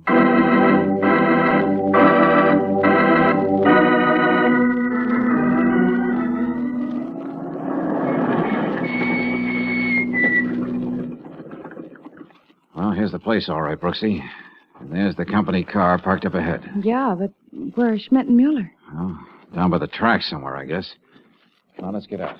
All right. Easy now. I don't see them anywhere. Just take it quiet like, Angel. Don't make any noise any more than you have to. Oh, I won't. Hey, wait a minute. Hey, listen, there comes the train. Yeah, we gotta work fast. What are we going to do? I don't know yet. Just keep your voice down. Hey, duck behind these rocks. What, did you see something? I thought I heard something. Over there, by the tracks. George, I didn't hear anything. Could it be your imagination? I don't think so, Angel. I don't think so. You can see a lot of track from here. Yeah, sure. That's why they picked this place, I guess. The train's almost here. No, not quite, Angel. You can hear it a long way in these canyons. Won't be long, though. George. Yeah, what? There they are. Where? They've been hiding behind those rocks, see? Yeah, sure. But wait a minute. They're nowhere near the tracks. Just waiting back here. I wonder... Yeah, sure. What, George? I remember now. They were talking about dynamite and a detonator. They must be all hooked up and ready. You mean they can set it off from here? Sure, that's it. Now, you stay here, Brooksy. What are you going to do? Sneak up as close as I can without attracting their attention and get the drop on them. George, he's holding the plunger on that box. I know. Now keep quiet and come when I call you. Okay.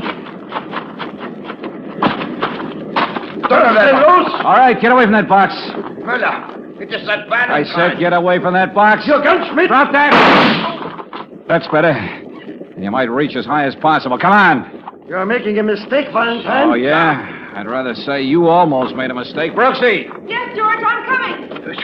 You see, Mr. Valentine, we can explain. You can explain a lot of things later. Brooksy, Schmidt found it smart to drop his gun, see if Bowler has one on him. All right, George. But I do not have a gun. I don't carry a gun. Just dynamite, huh? No, he doesn't have a gun, George. Okay, now how fast can you get down that bank onto the tracks? Well, I'll try it and see. What do I do? Flag that ore train, Brooksy. When you get them, stop. Tell them they got 4 more passengers. 2 of them for a one-way trip.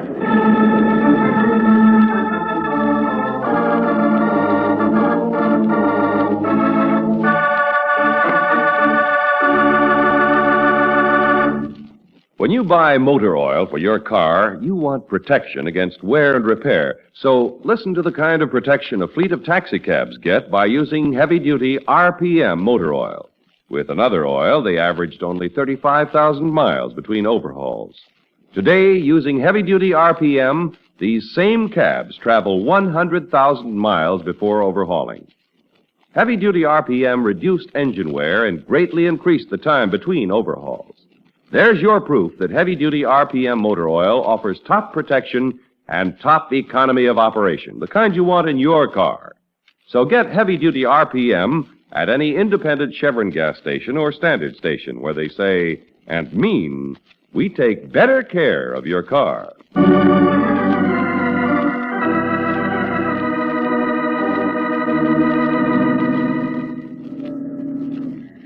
George, what will they do with those men, Schmidt and Mueller?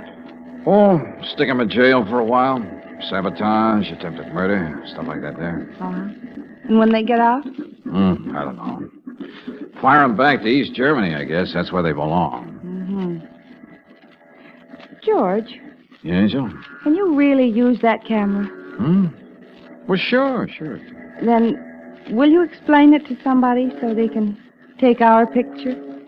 And maybe with your arm around me, with the harbor in the background? Oh, I couldn't let anyone else use it, Angel. And besides, I don't think Events Magazine would take that kind of a shot. Oh, George.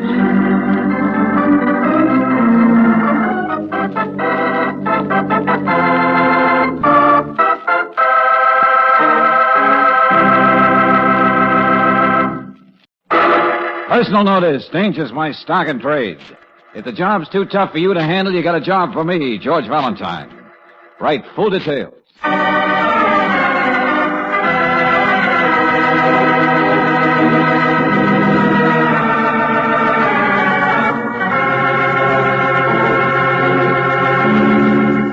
Standard Oil Company of California invites you to Let George Do It.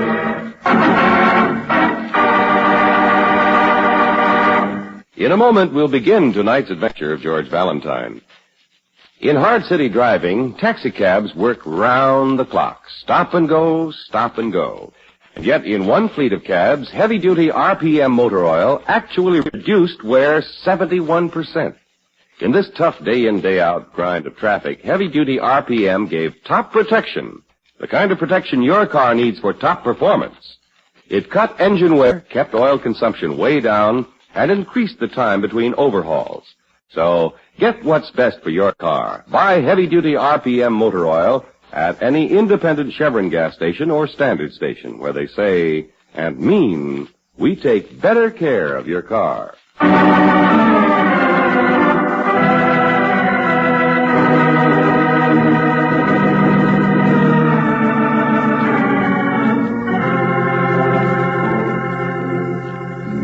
And now, tonight's story, Seed of Destruction, a transcribed adventure of George Valentine.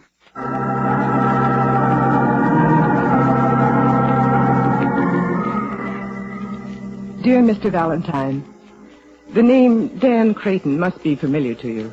Anyone who's read a newspaper or turned on the radio in the last 3 weeks must react to it, out of morbid curiosity if nothing else. Well, I'm Mrs. Dan Creighton, and the mystery of my husband's disappearance is something that I just can't stand any longer. I can't sleep night. I hate the sound of the doorbell for fear that it's the police or the reporters again. And yet I rush to answer it because it might be some news of him. Good news or bad. I almost think at this point that even bad news would be better than none. Mr. Valentine, I'm through waiting. I want you to help me. I'll pay you well, and believe me, the case is challenge enough for anyone. So please, come right away. Anxiously yours, Edna C. Creighton.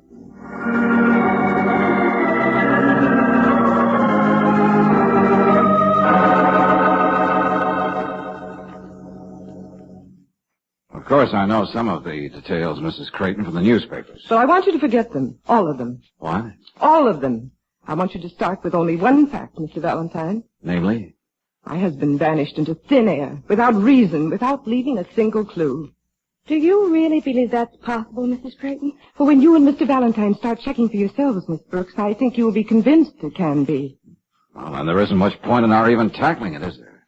Oh, but there is.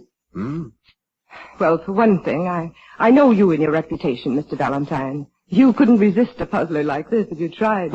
Touche, Mrs. Creighton. Point number 2, there's always the seed of destruction. I beg your pardon. It's part of a German proverb that my grandmother used to quote to me when I was a child. The proverb? The seed of destruction is within all of us, and give it room to grow and nothing can stop it. That's a cheerful thought. As a matter of fact, it is. Because it will destroy that criminal. And you're sure there's a criminal involved, Mrs. Creighton? Dan didn't leave me of his own accord. He didn't. Something happened to him. I see. And all I start with is the picture of Mr. Creighton. Is that it? Oh, it's the one that I always liked best. He's a very good-looking man. Is that so strange? Why shouldn't he be? I was a very handsome young lady when we were married, believe it or not. Oh, I'm sorry, but I've been under terrible pressure. I understand. You will try and find Mr. Creighton, won't you, Mr. Valentine? Yes, Mrs. Creighton. And I'll respect your wish. I'll check every step of this case for myself, taking nothing for granted. Not even anything you said to me. Right? Quite right, Mr. Valentine.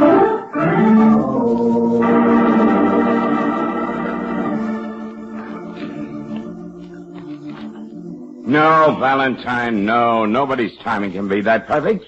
It can't be. Okay, Johnson, okay. It's too early in the year to make a bid for an Oscar. Yes, Lieutenant, it's what's bothering you. For 3 weeks, I'm safe on the sidelines, out of reach of fire and brickbats. Then today, the commissioner hands me and homicide the Creighton case. Because missing persons can't do anything, and the papers are writing them, and because... And I get hired by Mrs. Creighton. Why, that should be cause for celebration, Johnson. You know, shoulder to shoulder, 2 heads are better than one, all that sort of thing. That's better. See, George, the good lieutenant is normal again. All right, seriously, Johnson, what are the facts? Simple, hard facts. Darn few. Creighton and his wife's brother, Stan Collins, own a bunch of small movie houses in this section of the country. Creighton was visiting one of their theaters in Ridgely Plains when he got a call from a party, or parties unknown, walked out to meet him, or rather her, with a big happy grin on his face. Was never seen again. The phone call was definitely from a woman, huh? The papers didn't have that. Papers don't know everything. No leads so far. Oh, 100 of those, but not a good solid one on the bunch. So homicide gets called in. And it's going to be a big headache. If Dan Creighton's been dead for 3 weeks, where's the body? The boys and missing persons are smart. They looked high and low. Found nothing. Yeah. And Valentine, you know that getting rid of a body is about the hardest job there is in the whole world. Not to be obvious, a murderer could have buried poor Mr. Creighton. Ridgely Plains is a highly choice suburb. Every inch of ground is carefully cultivated. No one has been seen doing any extracurricular digging. Oh. Well, Johnson, good luck to you on your future search in Ridgely Plains. We'll probably see you there sometime. Sometime. You have anything more important to do? Well, as a matter of fact, I have. I promised Mr. Creighton to take no shortcuts, but check every step of the case myself. Come along, Brooksy.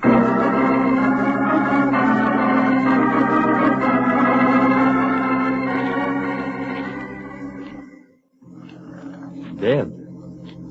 You gave me a scare, Mr. Valentine. I simply said that's one assumption the police must make, Mr. Collins. Yes, I suppose so. It'd be a terrible shock to Edna. She built her whole life around Dan.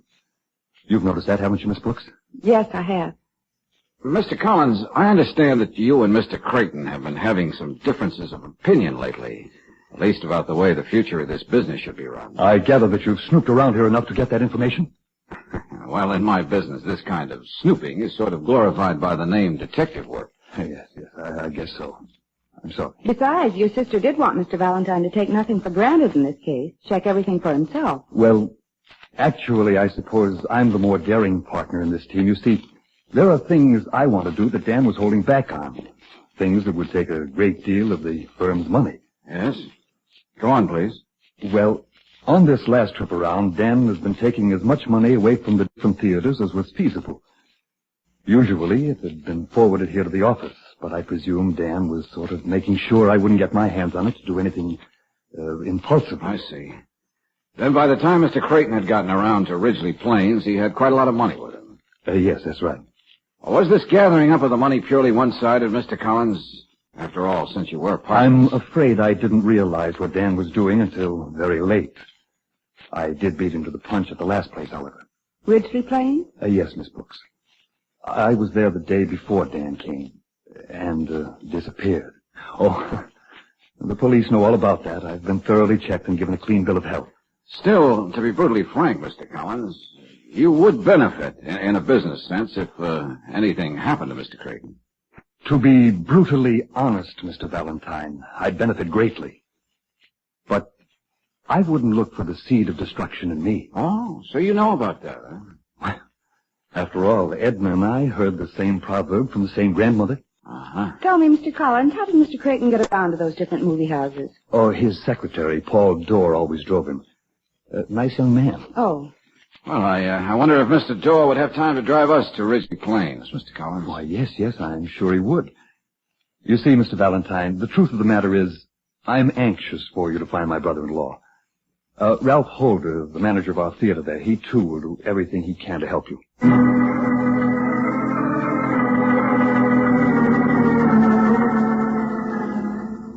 Mr. Creighton was standing just about here in the lobby when the phone call came. Isn't that right, Mr. Holder? That's right, Mr. Dorr. It was just before noon. The theater wasn't open yet, huh? Yes, sir. Yes, sir. It was about the same time as right now. And as I get it, an usher answered the phone and then told Mr. Creighton it was for him. That's exactly what happened, Mr. Valentine. The usher, Joe, is around somewhere. I'll get him for you. Thanks, Mr. Holder. Mr. Dorr? Yes, ma'am. Strictly off the record, do you have any idea who the lady on the phone might have been? As I understand it, you and Mr. Creighton have made periodic trips here to Ridgely Plains. Oh, I wouldn't know anything about Mr. Creighton's personal life or his friends. I bet. Would you venture a general opinion? Oh, of course, sir. Would you call Mr. Creighton, to coin a phrase, a gay dog? I wouldn't say so. Uh-huh. This is Joe Ritchie, Miss Brooks, and Mr. Valentine. How do you do? And Mr. Valentine would like to ask a few questions, Joe. Yeah, sure thing. The lady who asked for Mr. Creighton when you answered the phone. Hey, sounded nice. You have no idea who she was? Yeah, it's a funny thing. Voice sounded familiar, sort of. I can't say I recognized her. That's too bad. Of course, she didn't say very much, just asked to talk to Mr. Creighton. Hey, but from her voice. I bet that dame would be a lot of fun. Yes, sirree. Joe. Sorry, miss. Well, knowing Mr. Creighton, I mean... Well, go on, Joe.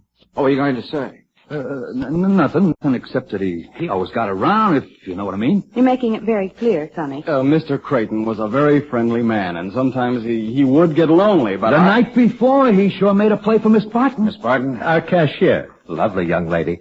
I'm sure Mr. Creighton was being just friendly. I know. Anything else you want to know, Mr. Valentine? No, thanks. Yeah, you're welcome. Anything else we can do? Did Mr. Creighton say anything after the conversation with the mysterious lady? Yes, he told me to go on back to the city. He joined me there later. Did you? Yes, of course. Now, it took you less than an hour to drive us out here, Paul. You didn't get back to the city until 4 that afternoon. I checked.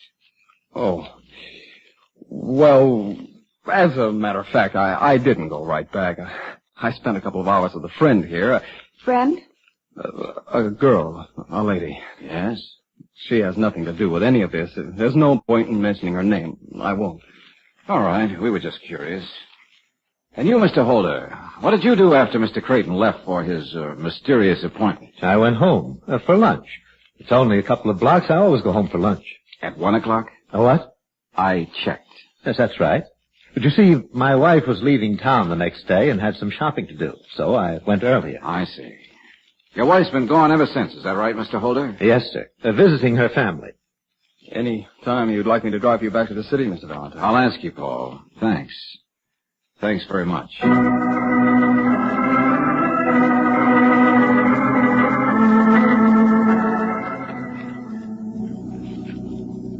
Go out with Mr. Creighton? No, sir. Not this little girl. I was just curious, Miss Barton. I turned him down flat. And I was with my roommate all the following day, so I didn't see him at all. I know that. I was just curious to get your opinion of Mr. Creighton, more than anything else. He was a wolf, mister. The most dangerous kind. Oh, it isn't that I'm afraid of anybody. And if a nice man were to ask me to go out, I'd be only too glad. You've been a great help, Miss Buck. Goodbye.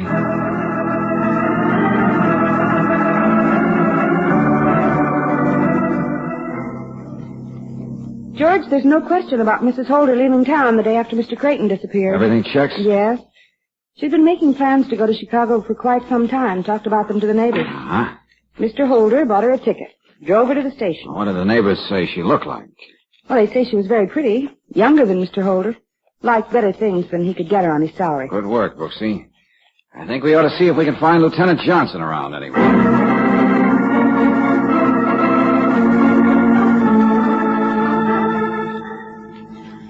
That could very well be it, Valentine. Creighton had a lot of money. He had an eye for pretty women. He and Mrs. Holder probably ended up somewhere in South America to save themselves the trouble of getting, shall we say, 2 divorces. Well, it adds up that way, doesn't it? Poor Mrs. Creighton. And I'm sorry for Mr. Holder, too. Yeah, no wonder we couldn't find anybody. We looked high and low. I told you, the hardest thing in the world is to get rid of a body. No, Johnson, you're wrong. What? To get rid of 2 bodies would be even harder.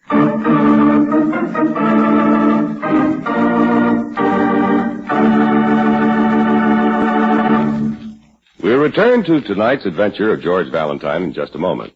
No one wants to have tire trouble at any time, and yet it always seems to happen just at the time when you least expect it. You can help to avoid this aggravating situation by having your tires checked and inspected regularly by the car savers at independent Chevron gas stations and standard stations. Then if you need new tires, you can take advantage of the special low prices now being offered on famous Atlas tires for a limited time only. Atlas tires are covered by a written warranty that gives you protection against tire damage from any road hazard. It's a warranty that's honored by more than 38,000 Atlas dealers from coast to coast and in Canada. And you can buy the Atlas tire on convenient budget terms. Charge it if you have a Chevron National Credit Card, and get a liberal trade-in on your old worn-out tires. All in all, you won't find a better deal anywhere than that offered now by your car saver. So drive in tomorrow and get complete details on the new low prices on Atlas tires and tubes at any standard station or independent Chevron gas station where they say and mean, we take better care of your car.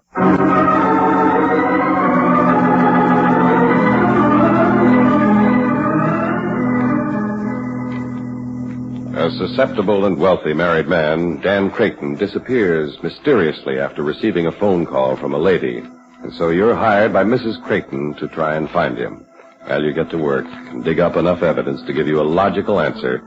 Creighton ran away with someone else who was straining at marital ties. Mrs. Holder, the wife of the manager of one of the movie theaters owned by Creighton. So there it is. Case solved. But if your name is George Valentine, you seem to have reservations about accepting your own answer to the mystery. And the only one who really shares your doubts is Mrs. Creighton. I had to come here to Ridgely Plains, Mr. Valentine. I just had to talk to you. Of course, Mrs. Creighton. You're upsetting yourself, Edna? Oh, you're very worried about me, my dear brother. But you would accept that lie about Dan and that Holder woman. I know your pride is hurt, Edna, but the evidence. Look at the evidence. Only a trusting soul like Ralph Holder wouldn't think anything wrong about not getting any letters from his wife. Now it turns out she never even went to her folks. Dan would never leave me like that. Yes, Edna. Mr. Valentine. Yes, Mrs. Creighton. I want you to go right on working on this case. Stan and I will stay here at the hotel. And I want you to remember what I said about the seed of destruction that lies deep within each criminal. I remember. There was foul play, and the criminal will give himself away. He must. You're a very optimistic woman, Mrs. Creighton, but I'll do what I can.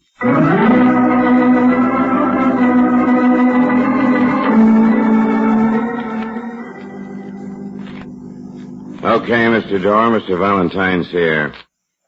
What's on your mind? Well, I feel I must tell you the name of the woman I spent that afternoon with, Mr. Valentine. Okay. Who was it? Mrs. Holder.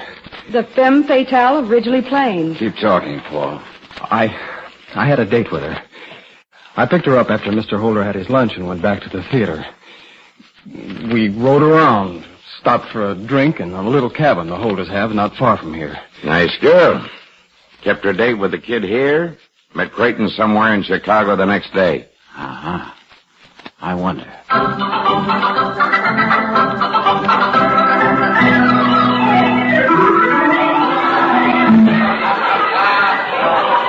cartoon is on now, Mr. Valentine. We can talk here in the lobby. The Mickey Mouse always goes over big here. So I hear. Mr. Holder, was there any special reason for your wife's trip to Chicago? Reason? Well, now, you can be honest with me. I'm trying to get at the truth. It's hard to know what truth is, isn't it? I thought Dottie really liked me. Maybe she didn't love me, but I thought she liked me. I'm sure she did. No, she didn't. Oh, she wasn't bad, but she liked to flirt. I thought a visit to her folks would do her good. Maybe she'd miss me a little, and things would be different between us. Do you think she and Mr. Creighton ran away together? I don't know what to think. I kid myself, Mr. Valentine. Sure, they ran away together. They sure go big for Mickey Mouse.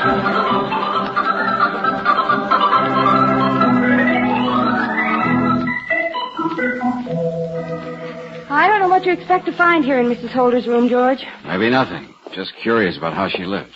Yes, well, I had a job getting permission from the chief here. After all, we're pretty sure now no crime has been committed. But, Johnson, there are too many loose threads. Like what? Like Stanley Collins's pretty good motive for killing Creighton. Now, look here, Valentine. I'm not making accusations. I'm just thinking out loud. Certainly enough pictures of Dottie Holder around. She liked herself. And Mrs. Creighton isn't fooling anyone with all this talk of her husband's loyalty. She knew him for what he was for a long time. Valentine, stop making a mystery of everything. Well, this would be Dottie's closet, I suppose. Brilliant deduction. Let's see. Not much left in here. Oh. A couple of old dresses she probably didn't think were worth taking. We're wasting our time. Look, Valentine, Mrs. Johnson is expecting me home for dinner. Oh, that's funny. What is, darling? These shoes. Look. Well, they're brand new. Yeah. So what? So, why didn't Dottie take them along? Yeah, that is funny. She probably bought them for this trip, and... Just a minute. Now what are you looking for? Huh? Not here.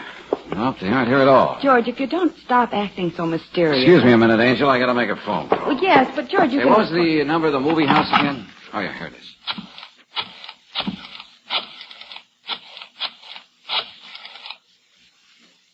What do you expect Holder to tell you? Just what Mrs. Holder took with her. No man ever pays enough attention to know. Maybe, but I... Hello, may I speak to... Oh, it's you, Holder. No, nothing really new. I was just wondering if you know what Mrs. Holder took with her in the way of clothes. Uh-huh. Oh, I see. Oh, her brother has a clothing store in Chicago. Huh? Oh, yes, it's just that we found a brand new pair of shoes in Mrs. Holder's closet, and we were wondering why she didn't take them. Yeah, I guess so. Forgot them, yeah, maybe. All right, thanks, Mr. Holder. Well, what do you think you accomplished? She took only a couple of handbags, a few dresses, some underthings, some toilet articles, that's all. So? Her brother has a clothing store. She was going to get a lot of new things there. Okay. So what do we do now? Well, we wait a little while for the seed of destruction to begin to sprout. Then we go to work.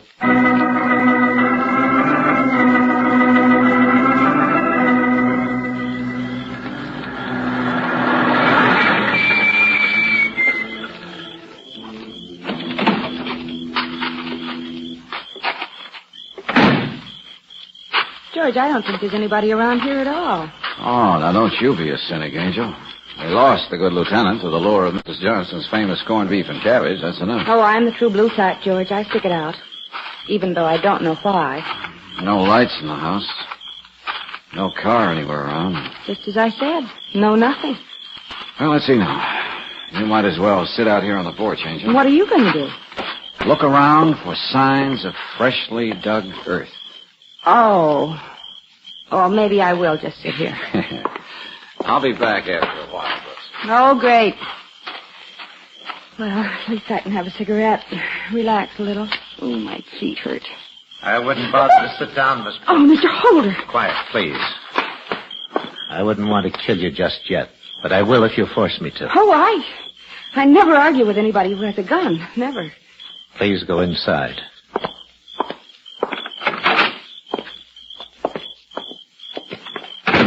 No, we won't put on any lights. We'll just sit here in the dark and wait. Wait for what? For Mr. Valentine to come back. But why? You mustn't think I'm a fool, Miss Brooks.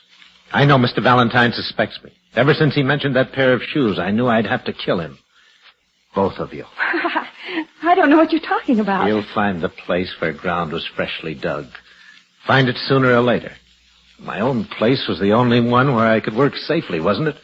You killed both Mr. Creighton and your wife. I killed him first. I knew he had all that money. I saw him flirt with the cashier, and I knew he'd been watching Dottie. So I made her call him at the theater. Came over to the house. I killed him. But if your wife... I hated her. I knew I could never trust her, so I had to protect myself, didn't I? Oh, sure. He'd already made plans for her to go to Chicago. Everybody knew it. So I took her here, and she didn't even like me anymore. I had to kill her. What are you going to do now? In a minute, I'll open the door and let Mr. Valentine in. I must protect myself against everybody. No. I have money now. I need time. Come on with me, Miss Brooks, to the door. Please, Mr. Holder, you can't go on killing... Don't be such an impatient young man, Mr. Valentine. I'm coming. So I see. Let's go. George! Drop that gun. No. I said drop it. That's a nice boy. I'll kill you. Just go along quietly or I'll carry you out. Yes, I'll come along. George, did you hear what... Yeah, I heard enough. The doorbell. It's still ringing. I thought I was safe as long as I heard you ring the doorbell. Yes, George, how did you know... Shades of Halloween. A pin in the bell. The seed of destruction can take all sorts of shapes, can't it?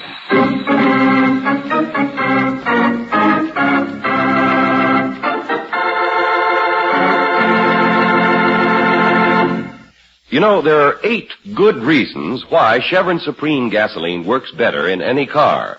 And those 8 reasons are Chevron Supreme's 8 high-performance qualities. Quick starting, fast warm-up, full power, area blending, anti-knock, vapor lock prevention, smooth acceleration, and economy mileage. Remember that you get the gas with all 8 when you fill up with Chevron Supreme gasoline. So stop in tomorrow for a tank full at any standard station or independent Chevron gas station where they say and mean, we take better care of your car.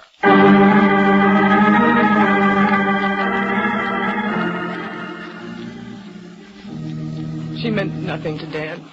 I must believe that, always. That's right, Mrs. Creighton. He still loved me. Well, here is your check, Mr. Valentine. And thanks for everything you've done. I'm sorry I couldn't have brought you happier news. Oh, I wanted the truth. Well, my brother is waiting for me. Goodbye, Miss Brooks. Mr. Valentine. Bye. That poor woman. Yeah. You know, George, I still don't quite understand that business about the pair of shoes. Well, that was only part of it, Brooksy. It's what I didn't find in Mrs. Holder's closet that really got me thinking. Well, I didn't find any bedroom slippers. And Holder didn't mention her taking a pair along. Now, a woman has at least one pair of slippers. We found them on her body. Holder thought his wife was all ready for the train when he killed her. He didn't notice she was still wearing her slippers. That's why she didn't take her new shoes. And that also meant she was killed before she left the house. The little things we overlook. Yeah. Well, maybe there is something in that German proverb, the seed of destruction. Come on, George, come on. Where are you going? What's the hurry? Well, look at the time. I made dinner. It's waiting. Oh, okay. Take it easy. Well, take it easy, nothing. There's a good American proverb that might work also. The way to a man's heart is through his stomach. You coming, George?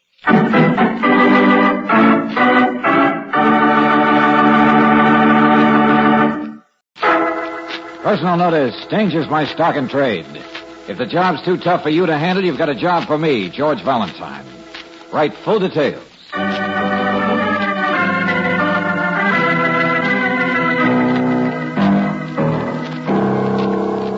Standard Oil Company of California invites you to Let George Do It.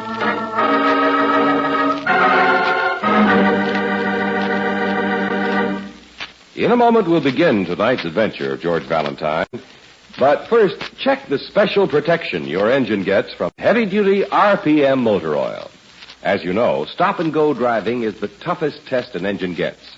Yet a taxicab company operating in the day-in, day-out grind of traffic found heavy-duty RPM motor oil actually reduced engine wear 71%, more than doubled engine life, the time between major overhauls due to lubrication.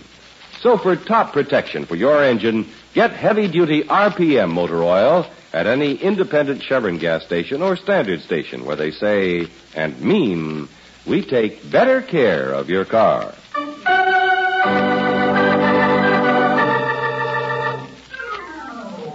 The Mystic, a transcribed adventure of George Valentine.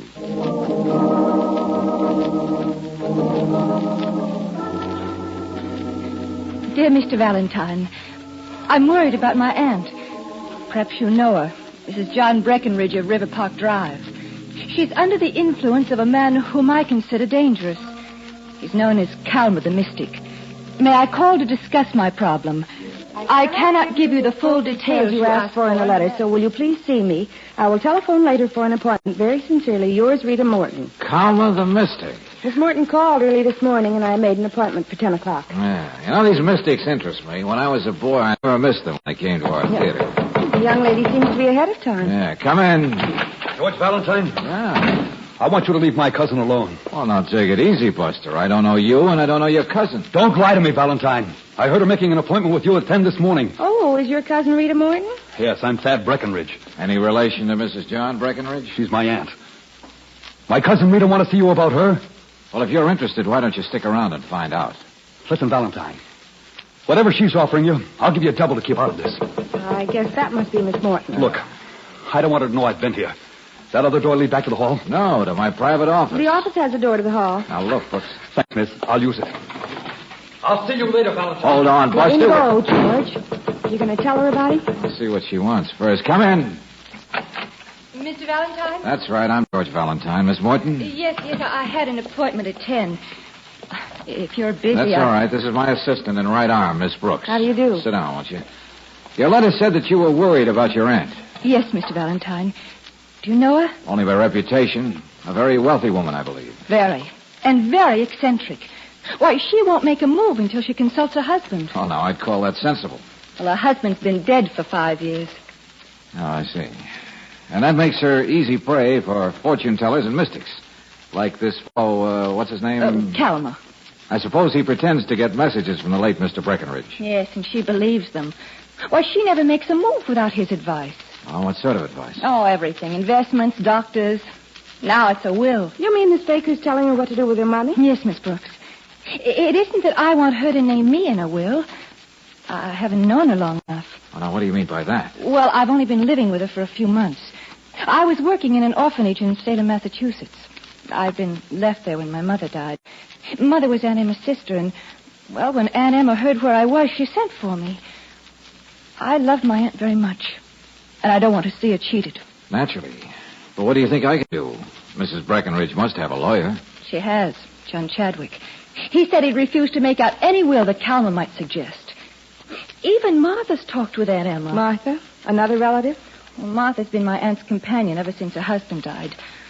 Oh, we've all talked to her. Martha, Thad, and I. Thad? My cousin. Well, that is, we call each other cousins. He's actually Uncle John's nephew. Well, I'm Aunt Emma's niece. I see. Related only by marriage. Yes, that's right.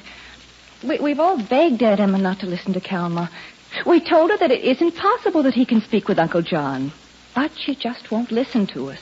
Well, now, if she won't listen to her relatives, her companion, or her lawyer, what makes you think she'd listen to a stranger like me? Well, I thought perhaps that you could show her what a fake Calma is. Well, I can't just barge in on the good lady and say, this Calma you think so much of is a charlatan. Well, tonight Calma's holding a seance at my aunt's. I can arrange for you to be there. George, I've never been to a seance. Aunt Emma told us that tonight Calma will prove beyond the shadow of a doubt that he's in communication with Uncle John. Oh, brother, this I'd love to see. Aunt Emma told me that I might bring a friend of mine to the seance. I want you to be there. Then you'll be able to judge for yourself if he's cheating her. Well, I can tell you right now he's cheating her. But Brooksy and I'd love to be present and see how he does it. Oh, thank you, Mr. Valentine. I'll expect you both about 8.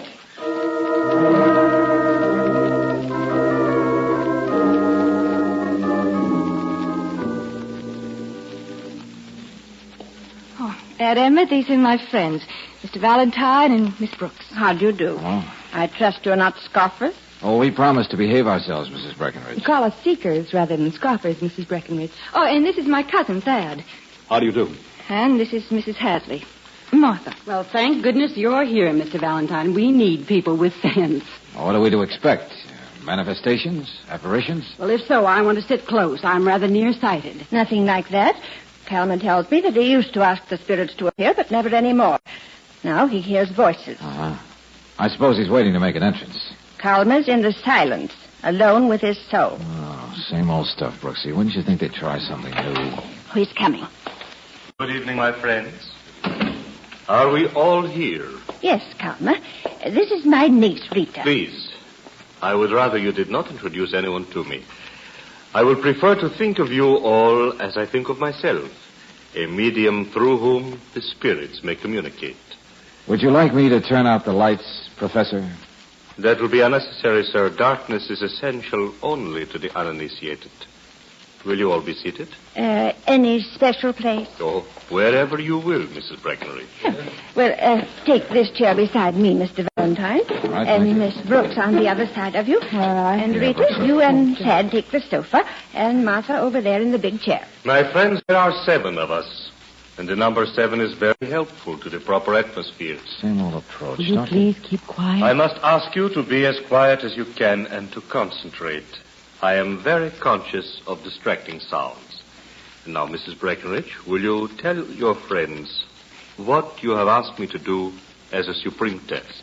I have asked Kalma to tell me what my husband wrote to me on our 10th anniversary. Pardon? You mean you would like your husband to tell me what he wrote? Oh, brother, how can you... There is a disturbing influence here. I'm sorry I spoke, Mr. Coleman. No, dear lady, it is not you. I guess I'm the one the professor means. Can't you do your little act while I'm here? Mr. Valentine, please. Rita, who is this friend of yours? I can answer that, Mrs. Breckenridge. Mr. Valentine is a private detective and a disbeliever in the occult. He would be happy to see me fail. Now, don't get me wrong. Mr. Valentine, if this is true, I must ask you to leave. Oh, dear lady, no. That would be playing into his hands. That would brand me as a charlatan, a trickster. If I cannot give you the answer you seek with Mr. Valentine here, the proof would be worthless. You're mighty sure of yourself, Buster. Mr. Valentine, if Kalma can do what I ask, I'm sure that even you would have to admit that he's able to communicate with those beyond. But the mere reading of a message It is more than that. On our 10th anniversary, just a month before he left me, my husband wrote me a message. No one ever saw it but John and me.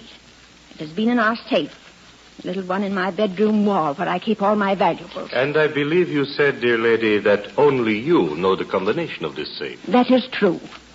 Mr. Valentine, if Kalma can tell me what is written in the message, won't you be satisfied?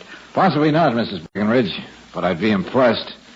Because if the test is as rigid as you've outlined, I don't think it can be done. Oh, the gentleman's doubts will make success all the sweeter. Go ahead, Buster, go ahead. It's your show. I dislike the word show, Mr. Valentine. Rather, let us say test.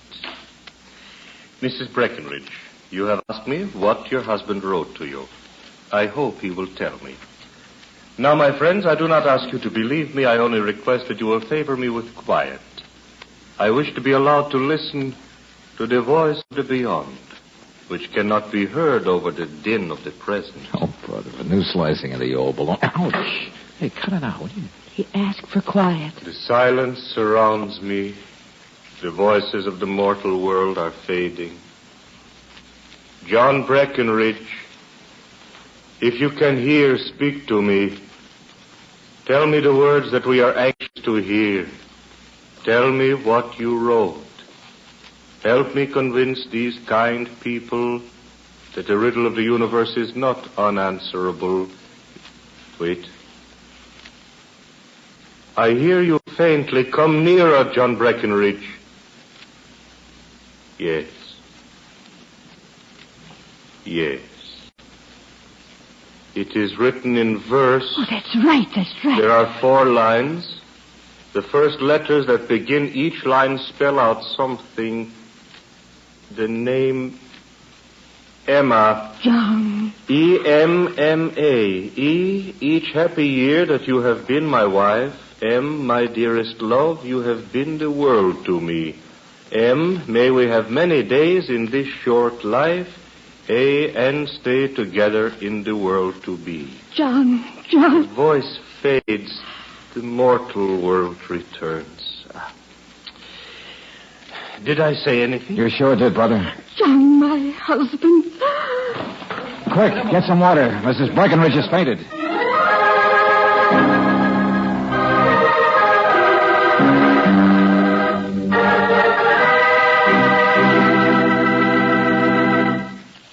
In just a moment, we'll return to tonight's adventure of George Valentine. Right now, let's talk a minute about gasoline. When you come right down to it, there's really only one selling point for gasoline, and that's performance. All gas looks much the same. The one big difference is the way it performs in your car. That's why it's so important for you to know this fact. Any gasoline can be made to stress a single performance feature. But Chevron Supreme gives you all 8 high-performance qualities in correct balance.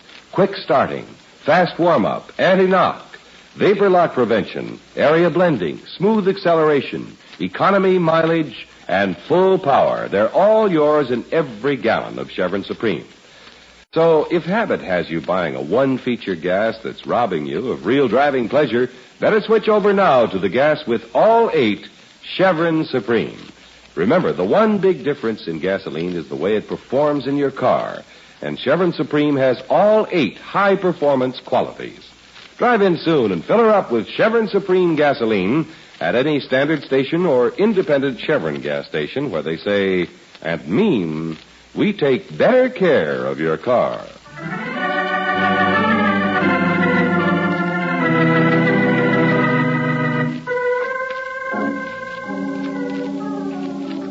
You are asked to attend a seance by Rita Morton, niece of the wealthy Mrs. John Breckenridge.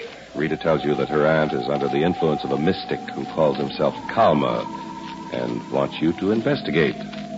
The mystic presents a seemingly impossible manifestation, but if your name is George Valentine, you aren't satisfied. So next day you decide to call at the Breckenridge home. Hello, Rita. Oh, Mr. Valentine, Miss Brooks. Come in, please. Thank you. Have you found out anything? No, I'm afraid not. We haven't very much information, you know. Would you mind if I ask you a few questions? Oh, no, of course not. Come in the library. I suppose you'd like to talk to my aunt. Yes, your aunt, Thad, and Martha. Well, they're all out now. I'm the only one here. Sit down, won't you? Okay, thank you. Now, tell me, Rita, did I understand you to say that Mrs. Hadley found you in an orphanage in Salem, Massachusetts? The Peabody Orphanage. Yes, that's right. Uh-huh. Have you any idea how she found you there? Well, I'm afraid you'll have to ask her that yourself. Ask me what? Oh, Martha, I didn't hear you come in. You remember Miss Brooks and Mr. Valentine? Of course. Hello. I didn't see who it was without my glasses. Mr. Valentine was asking me some questions about how you found me at the orphanage. Yes, that's right, Mrs. Hadley. How did you know Rita was there? Well, I'd always known where she was. Martha was a friend of my mother's. Oh, I see. It's no secret, Mr. Valentine. I'd known Rita's mother for a good many years. The sisters became estranged when Marguerite married against her family's wishes. Mother married an actor. She wanted to go on the stage. Oh, now, I don't think that would interest Mr. Valentine. Oh, on the contrary. Everything about Rita interests me. Mrs. Hadley, how did you persuade Mrs. Breckenridge to invite Rita here? Well, I didn't have anything to do with it. Mrs. Breckenridge was always having her fortune told, going to mediums and clairvoyants. Someone told her she'd be unlucky if she didn't do something for her sister's child. And you told her you knew where Rita was? That's right. Uh-huh. Do you remember who the medium was who advised Mrs. Breckenridge? Well, there were so many of them, I don't recall. You said you were a friend of Rita's mother. How did you and Mrs. Breckenridge meet? Well, when Rita's mother died, I brought Mrs. Breckenridge some of her sister's things. We saw quite a bit of each other, and we struck up a friendship. Now, one more question. What type of acting did Rita's mother do? Well, she was in vaudeville, Mr. Valentine. I found some old programs in the library. Aunt Emmett kept them. Mother was in an act called Roger and Rita. I was named after Mother, you know. What kind of an act was it? Well, I don't know. The program just said Roger and Rita. Have you the program handy? Yes, it's in the scrapbook. It's in one of the desk drawers. I'll get it. Good, thank you. Well, what difference does it make what Rita's mother did? Oh, just interesting to know her background, that's all. I was looking at this only the other day. Oh, here it is. Thanks. Roger and Rita, it sounds Oriental. What was the act, Mrs. Hadley? Do you remember? Why, I think it was a juggling or a tumbling act. You can see they came on next to closing. Yes, that's right. Interesting bill. Harrison's dogs, Sure Shot Matty, Victor and Clark, the great Frandini. I can't see what difference it makes that Rita's mother was a performer. Were you ever on the stage, Mrs. Hadley? Oh, heavens, no. Whatever makes you ask that? Well, I'm just curious, that's all. Well, if you ladies can't give me any more information, we'll get going. If I find out anything about Calma, I'll let you know. Thank you. Certainly is a beautiful place you have here. Those wonderful old trees. Mrs. Breckenridge is very proud of her grounds. I should think you'd get lonely way out here in the woods. How far away are your nearest neighbors? About a mile, I'd say. Uh-huh. Well, goodbye again. Bye. George, what were you trying to find out? You heard my questions? I heard them, but sometimes I don't understand why you're asking them. Well, so you two are here again. Oh, hello, Thad. Rita won't need you anymore, Valentine. The will business is settled. Calma talked to my aunt this morning and advised her not to change her present will. And I'll bet that leaves everything to you. In our client's interest, could we know the terms of the will? I see no harm in telling you. This house and money were my uncle's. So outside of a few small legacies, I get the bulk of the estate. But you needn't worry about Rita. If anything happens to me, she'll get everything. If nothing happens to me, we'll share it anyway. You see, Valentine, I love Rita. I want to marry her. If she'll have me, it won't make any difference who gets the money. Valentine! George, you're him! Valentine, I'll get an end. No time. Brooksy will drive me. Here, let me help you. No one has the right to hunt these. No, get me. There is hospital.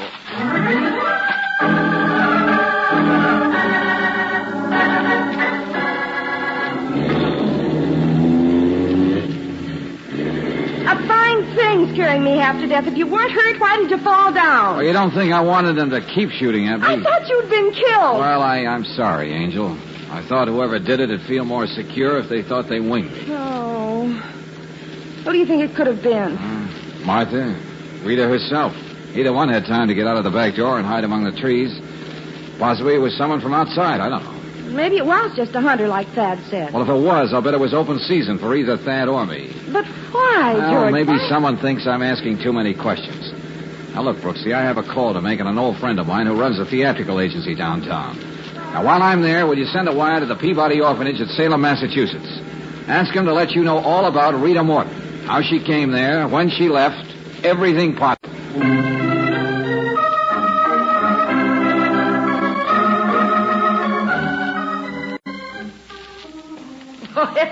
Well, George Valentine. Long time no see. What brings you here, honey? Well, Florrie, you know more about vaudeville than anyone I know. I need your help. We want to buy some good acts. I got 'em by the dozen. Say, tell me, did you ever hear of a juggling act called Raja and Rita? Roger and Rita was a mind-reading act.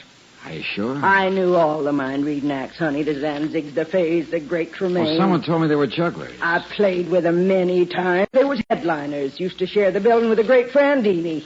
Oh, yes, I remember that name. Well, what did he do? Well, he was an escape artist.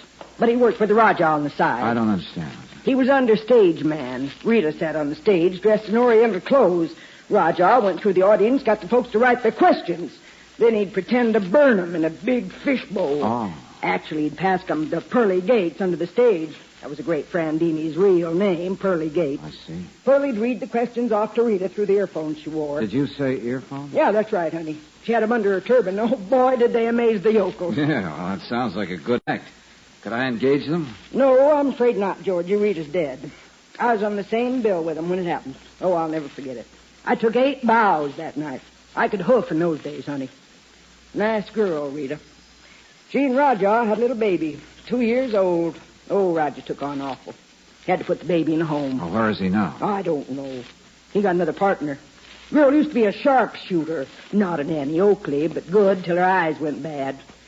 Nope, she wasn't the performer Rita was. So the act folded, and Pearly was the only one who went on. Pearly, you mean the great Frandini? Yeah. Pearlie was a good performer in his own right. He only helped Raja out because they were such good friends. Oh, Pearlie wasn't no Houdini, of course. But he certainly could get out of handcuffs and open locks. Why, sometimes he'd pick pockets in the audience. He never took money, of course, but he'd read people's cards and licenses and notebooks and pass on the information to Rita. Well, maybe I could locate friend Dini. He might just fit into the bill I have in mind. Oh, honey, I haven't seen Pearlie in years. I'll see what I can do for you, though. Good. Thanks, Florrie. You've been a great help. See you around.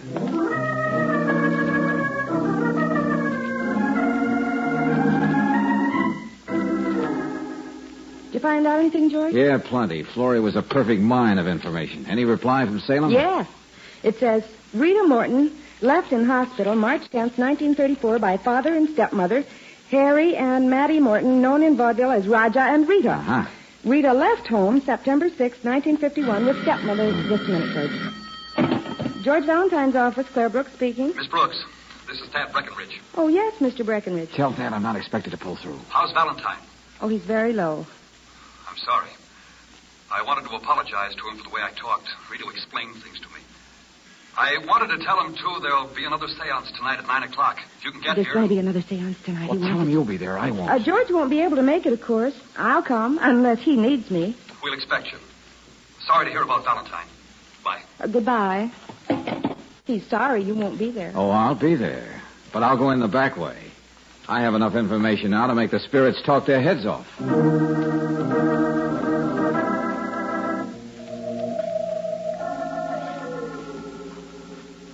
I have asked you all to come here because we were so successful at our last meeting. A sympathetic aura surrounds us. Miss Brooks, I'm glad to welcome you, but I'm sorry about Mr. Valentine. How is he? Haven't your voices told you? You must not jest about the supernatural, my dear lady. I'm not jesting. I'm just asking. I know you hear many things we don't. May I ask you something? Of course. Did you ever see spirits as well as hear them? You may not believe me, but I have. When the atmosphere is right, when there is the proper silence and... Who did that? Who put out the light? Alma, do you hear me? Who is that? Lights. The lights will not go on until I have spoken with you. John Breckenridge? No. This is one who has only recently joined your band of spirits. I have messages for you all. Mrs. Breckenridge, do you hear me? Yes, I hear you. Don't change your will. What? That's why you called them all back tonight, wasn't it, Kalma? John Breckenridge was going to tell his wife to divide the money. Half to Rita and half to Thad. Half a loaf is better than none and safer than asking for all. You decided that when the shot didn't kill Thad. What did you say? It was meant for you, Thad. If it had hit you, there would have been no need for tonight's seance. Isn't that right, Martha? Then the money could have gone to Rita, and eventually to you and Kalma. Who are you? Your victim, Martha. Too bad your aim isn't as good as it was in the old days, before you had to wear glasses. But when your eyes get used to the dark, they'll be able to see me. I see something. I see his face. There's a wound on his head. George! Valentine. Someone turn on the light. That's right, Kalma. Valentine. Come back to haunt you. The dead don't come back. I'm here to reveal a secret more wonderful than John Breckenridge's message. Raja and Rita. Not jugglers, Martha, but mind readers. Rita died, and a place was taken by another Rita, who was formerly known as Mattie, the Shore Shot. Kalma, he knows.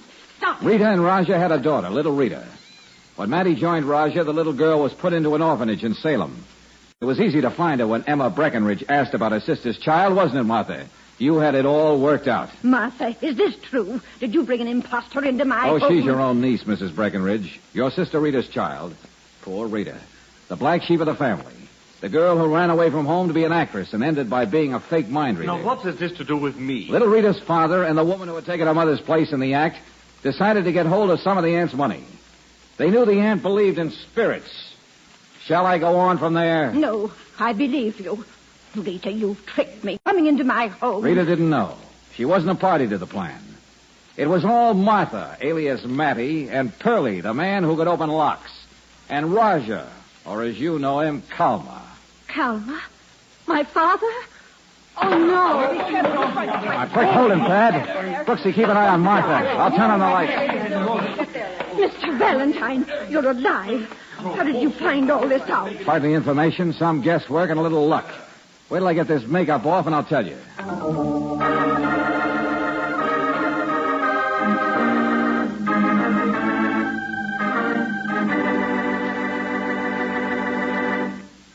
Just one of the many extras you get from your Car Savers is a sparkling windshield service. Nothing can spoil a pleasure drive like the kind of eye strain caused by a grimy windshield. Car Savers use plenty of elbow grease and really get them clean. You're welcome anytime, so stop in soon for sparkling windshield service.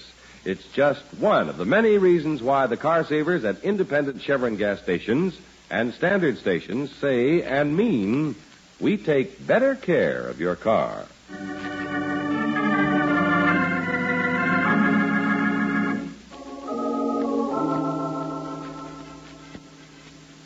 I'm deeply indebted to you, Mr. Valentine. All in a day's work, Mrs. Breckenridge. I don't see how you knew it was Mrs. Hadley who shot at you. Well, it couldn't have been Thad. He was with us.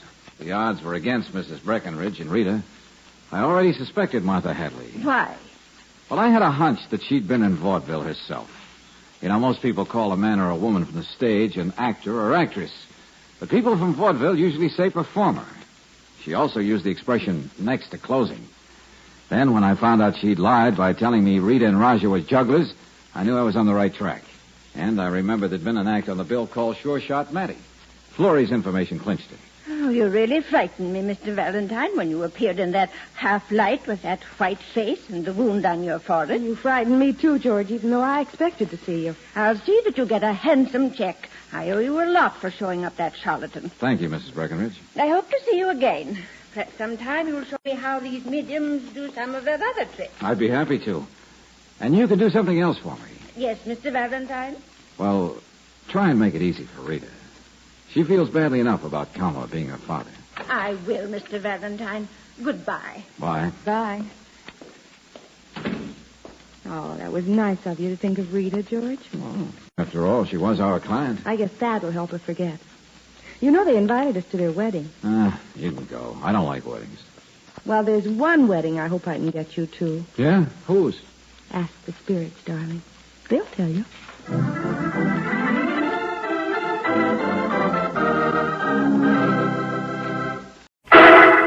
Personal notice. Changes my stock and trade. If the job's too tough for you to handle, you've got a job for me, George Valentine. Write full details.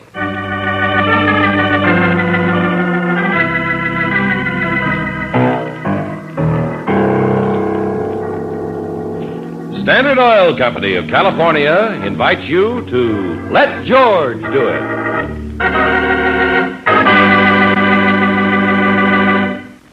Before we begin tonight's adventure, here's a reminder about gasoline.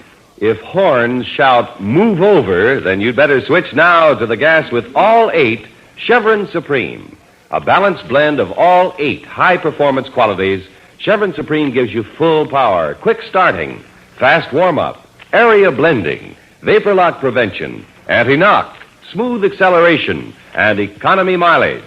Stop in soon and fill up with the gas with all 8 Chevron Supreme gasoline at standard stations and independent Chevron gas stations where they say and mean, we take better care of your car.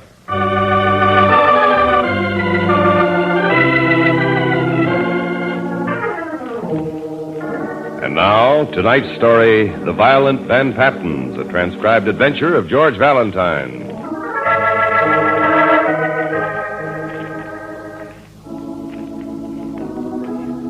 Dear Mr. Valentine, I suppose many families have their own special kind of curse. The Van Pattens have the curse of violence. A sort of violence that's been born of the roaring crash of the sea and the loneliness of Foghorn Island, and laughter that has no mirth in it at all. I know all this doesn't make much sense, but you must at least try and understand it if you're going to help me. And I need help, Mr. Valentine. Please meet a man named Max at the foot of the 8th Street Bridge. He'll have a boat, and he'll take you and Miss Brooks to see the Violent Van Pattens. Sincerely, Lita Van Patten.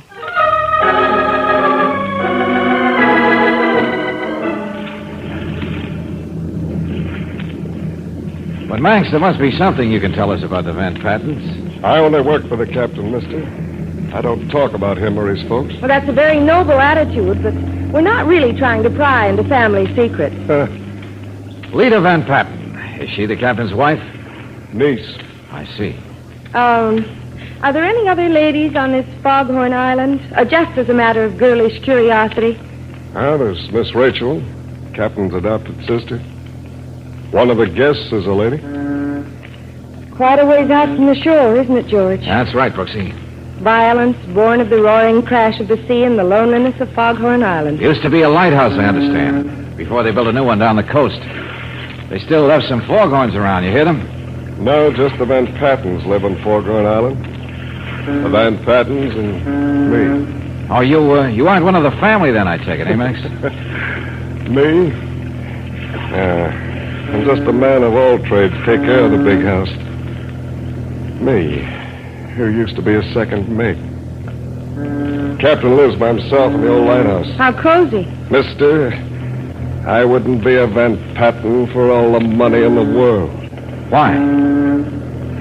There's quite a squall coming up, mister. Quite a squall.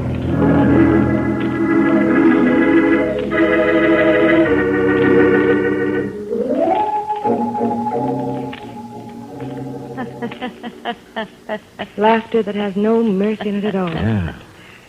What did you say, my dear? Oh, nothing. Nothing, Miss Van Patten. Rachel. Call me Rachel. The Van Patten name was only given me grudgingly as an act of charity. Do you hear? Yes, ma'am. I'm sorry I lost my temper. That's a terrible thing to do, isn't it, Mr. Valentine? Well, it isn't good. The captain lost his temper once and nearly killed the man I loved.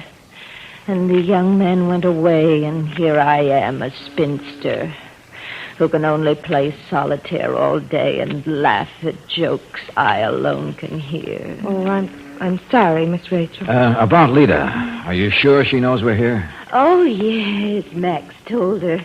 She'll be here with the young man who's visiting us.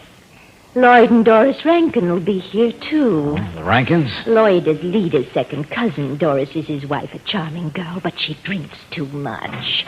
But you know, Lita has some secret. That's why you're here, I bet. Lita's always loved secrets. Yes, Aunt Rachel. For once, you're right. I do have a secret. Oh, Lita, you startled me. Hello, Mr. Valentine. Miss Brooks. Hello. This is Lloyd and Doris Rankin. How you doing? And this is Jim Simmons, my husband. Yes, that's our secret. You married Lita? To somebody the captain didn't choose for you? Oh, that was brilliant of you, Lita. Brilliant. You're jealous, Lloyd, is that it? Shut up. My beloved husband. I said shut up. Lloyd, Doris. Oh, temper, everybody. Temper, please. Well, congratulations, Miss Van Patten. Or rather, Mrs. Simmons. But if I could speak to you alone, I'd like to know... Know why you're here? Well, it would be a help. Mr. Valentine, I want you to break the happy news to my uncle. Frankly, it's a job which has its dangers and one for which someone deserves to be paid. Lita, well, this is a twist. Valentine will sort of carry you across the threshold, Jim. Lloyd, be quiet. Oh, Jim, darling, I know I lied to you. I told you Mr. Valentine and Miss Brooks were dear friends of mine, and I just had to have them near me when I announced our marriage. But believe me, Jim, I know what I'm doing. I know my uncle. Stop that, Aunt Rachel. Oh, go on. It's worth a good laugh. A husband who needs a paid strong man to speak for him is something to laugh about. Jim, wait. Oh, I'll speak to the ogre myself, and then I'm taking you off this island. Please go after him, Mr. Valentine. I need your help more than ever now.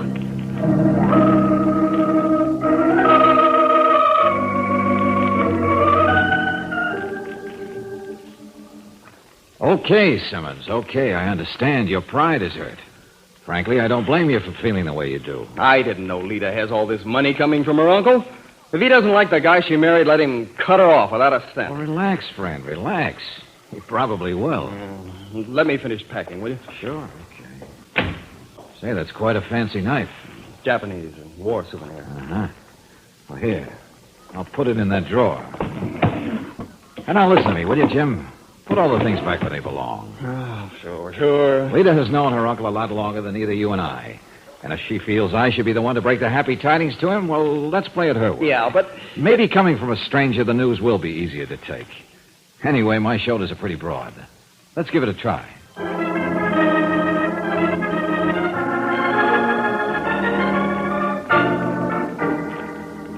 And so my dear niece got married, eh, Mr. Valentine? Yeah, that's right, Captain Van Patten. Yeah, just got married. Here she is. The deed is done. Take it or leave it, dear uncle. Uh-huh. Yeah, you've had nothing to say about it, dear uncle, and if you don't like it, you can keep your precious fortune. That's about the size. Good for her. Yeah, good for you, young man, for bringing me such good news. What? Yeah, sure. Here, shake. Come on. Shake hands with the big bad tyrant of Foghorn Island. Sure, of course.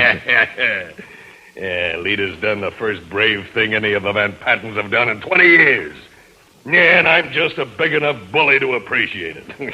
Well, that's a relief. Yes, I've always taken anything I wanted from life, and now Lita did too, eh? Well, hang around till this evening, young fella. We'll all have a pip of a celebration, eh? Well, yeah, thank you. Thank you very much.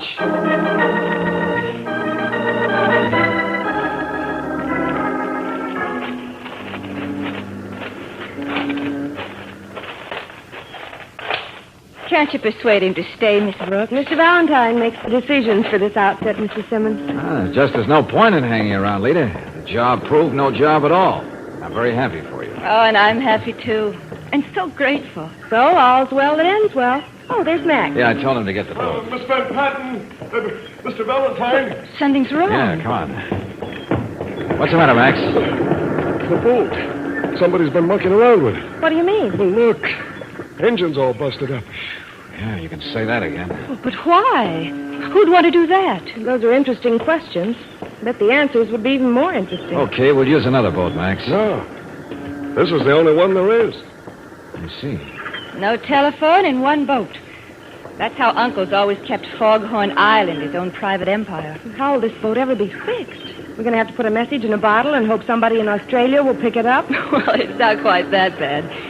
But it looks as though you'll have to stay at least until this evening, Mr. Valentine. And then? Well, then Uncle will turn on the big light on top of his beloved tower. In the dark, it can be seen on the mainland, and then people will know that something's wrong here. It's sort of a tradition. How charming.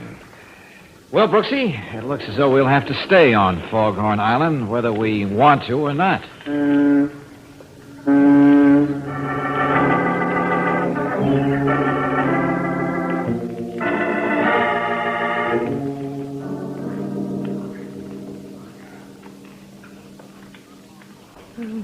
George, I wish it would get dark. The place is getting me nervous. Yeah, I know, Angel. The violent Van Pattens. And the only one who's not violent at all is the big bad ogre himself. Well, the only reason I can think of for the broken boat is to keep us here. But why? I don't know. Maybe somebody's desperate for a fourth and bridge. Maybe... Mr. Valentine!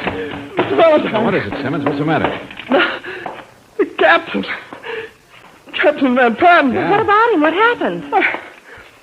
I went up to the lighthouse to thank him for being so swell about Lita and me. He was moaning, and then he died. Right there in front of me. He died. What do you mean, died? Come on, snap out of it. There was a knife in his bag. My knife.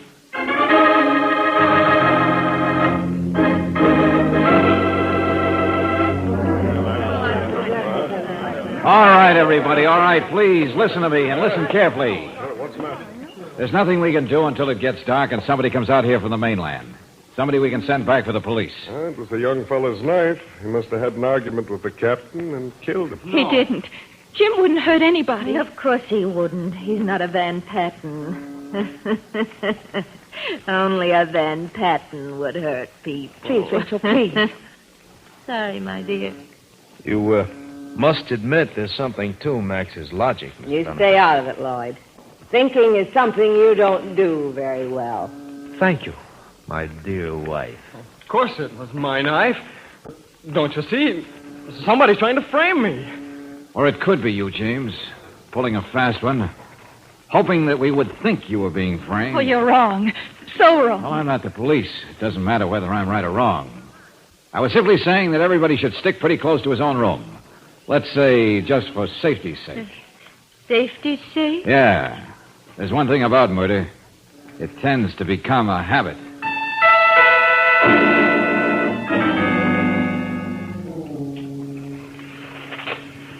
Go on back into the house, Brooksy. It's pouring. No, darling, I'll be all right. Lita gave me your coat. I want to go to the lighthouse with you. Okay. I guess in a setup like this, almost anybody could have killed a captain. Uh-huh. I just got through talking to them. Nobody has an alibi, except Rachel and Lloyd Rankin. They were playing double solitaire. I suppose the police will think that either Lita or her husband would have the best motive for the murder. Yeah. Lita's the only beneficiary in the captain's will. And, of course, Jim Simmons shares whatever Lita gets. I wish we could get off this island. Lita's right. It just seems to breed violence and hatred. I know what you mean. Here, Angel. Let me get over here and open the door. Oh, yes, George. Hope this key will run. George, look out! What? Oh, I just missed you by inches. That lantern. I saw it before on the sill of the captain's room. That's where it came from, Brooksy. The question is, did they think you were Lita, or was it meant for us?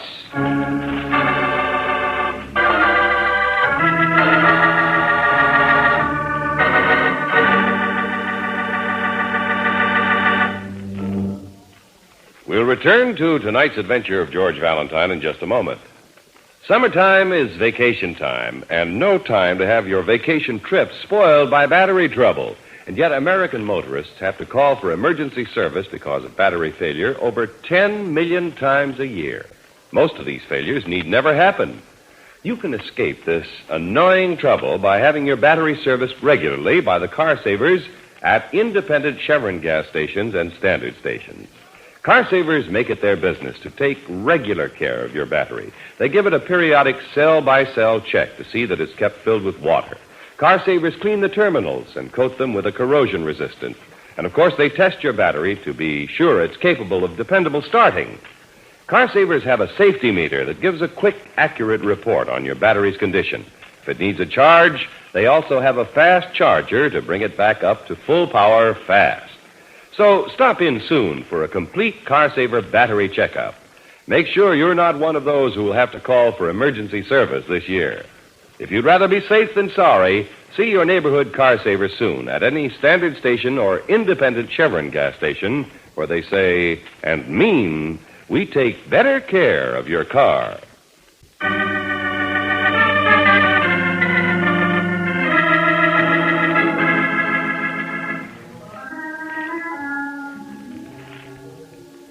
You come to lonely Foghorn Island as, well, a sort of Cupid.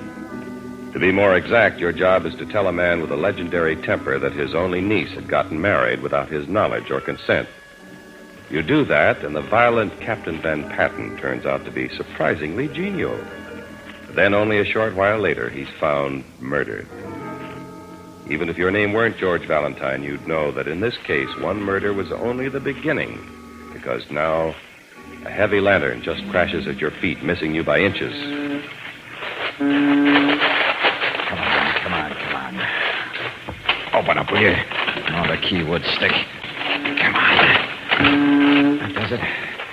Now, where are the stairs? Uh-oh. I can save myself a climb. Whoever was up there went out that back door. It could have been anybody from... Hey, you out there! Stop! Wait! I told you to stop. What's the matter with you? What are you doing? Playing tiddlywinks. Come on, Max. Get up and do some fast talking. Talking about what, mister? I'll give you 3 guesses. Come on. Now, what were you doing in that lighthouse just now? In that lighthouse? You heard me. Come on. I was just going in there. Make sure that light was okay for when it got dark. And I heard someone shouting. I didn't know who it was, so I got scared and ran. You think fast, don't you, Max? I don't know what you're talking about. Uh-huh. You didn't see anybody else around the lighthouse as you were about to go in, did you? No. Not a soul. I see. Well, anything else you want from me, mister? No. Well, then I'd better go in and check on that light. Yeah, do that. I'll be seeing you, Max.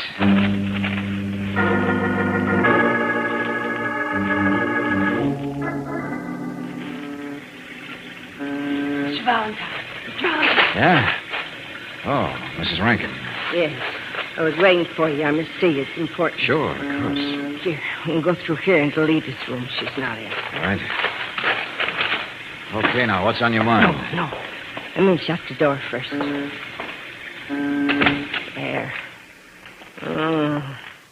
Now I better find me a chair and sit down. Yeah, you'd better do that. Oh, I've been drinking more than I should. But you must believe me. Liquor isn't making me say this. Say what? Yeah? Lloyd could have killed Captain Van Patten.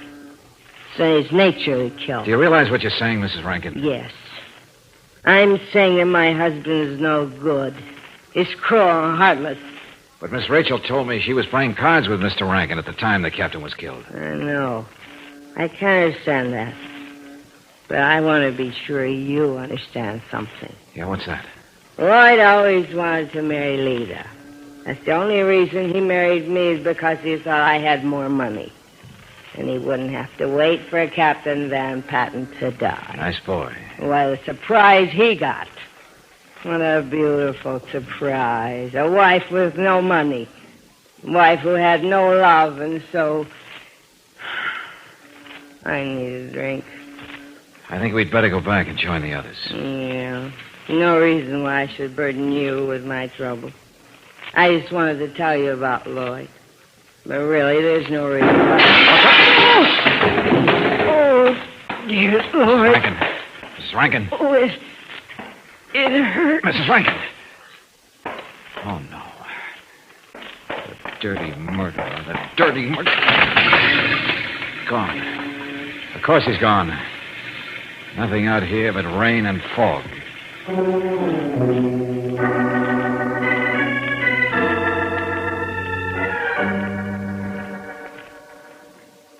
But why? Why would anyone want to kill Doris? She never harmed anyone. Lloyd, don't, please. Won't do anybody any good. That's right, old man. Oh, Rachel, will you stop that? I'm sorry. I don't know why I laughed. I don't see anything funny. There isn't anything funny. I just can't help myself. Well, the light is on, and it stopped raining, so somebody on the mainland should see it. I hope somebody comes out here soon. And until they do, Miss Brooks, what do we do until they come out? Don't, darling. But there's a murderer here. One of us is a murderer. How many more is he going to kill? Stop that, Lita. Why? They have every right to want to know. Maybe the murderer didn't want to kill Doris at all. Maybe it was a mistake. What are you talking about? Oh, come on, answer me. Doris was sitting in my chair, her back to the window. Maybe the murderer thought he was shooting at me. That's right. And that lantern. Maybe it was meant for me, too. Mistake. That would be funny, wouldn't it? Okay. Cut that out, all of you. Hey, Max. Max, come in here. Yeah? Close the door. Okay, now we're all here. And we're going to stay here. And wait. Oh, that's a good idea, George. But you must have some idea who the murderer is, Mr. Valentine. You must. As a matter of fact, Lita, your husband would be a very prominent candidate for that honor. Me? Oh, no. It was his knife that killed the captain. His motives are the best. And if Doris was killed by mistake, the motives are even better. Yeah, with you out of the way, Lita, he'd have the entire Van Patten fortune. He must have done it. He must have taken that knife out of the drawer and killed the captain. But just where were you when Doris was shot, Jim? Huh? Where were you? What's the matter with all of you? I told you. I was out looking at the boat. See if I could fix it. Yeah, sure. Okay, Lloyd, that's enough. I think it's time for me to have a private talk with Jimmy boy. Come on, friend, on your feet. Come on with me.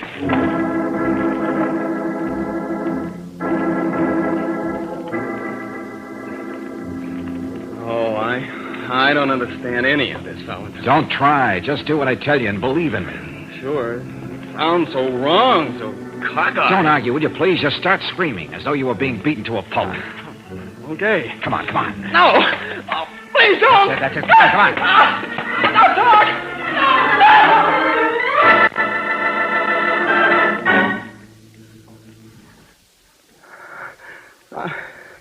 I'm sorry, Lita. I tried to protect you. Protect me? I just couldn't. Valentine made me tell the truth. What you said? What was the truth, George? Let him tell it. I saw you take the knife, Lita. I saw you go into the lighthouse when that lantern fell down. Saw you push it down. You what? I saw you outside of your room when Doris was shot. You tell such lies about me to get the money? Oh, Jim. I'm sorry, Lita. Very sorry. I had to tell him. Well, that's all, everybody. You can go wherever you want. It's all over. Miss Brooks and I will stay with Mrs. Simmons until the police arrive.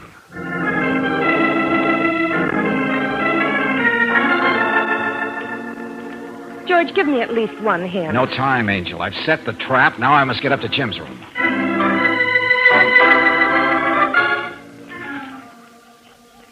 Come on, murderer. Come on. You're not afraid of the dark. Come on in.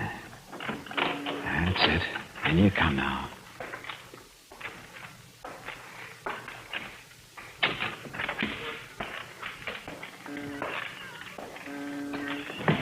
Now!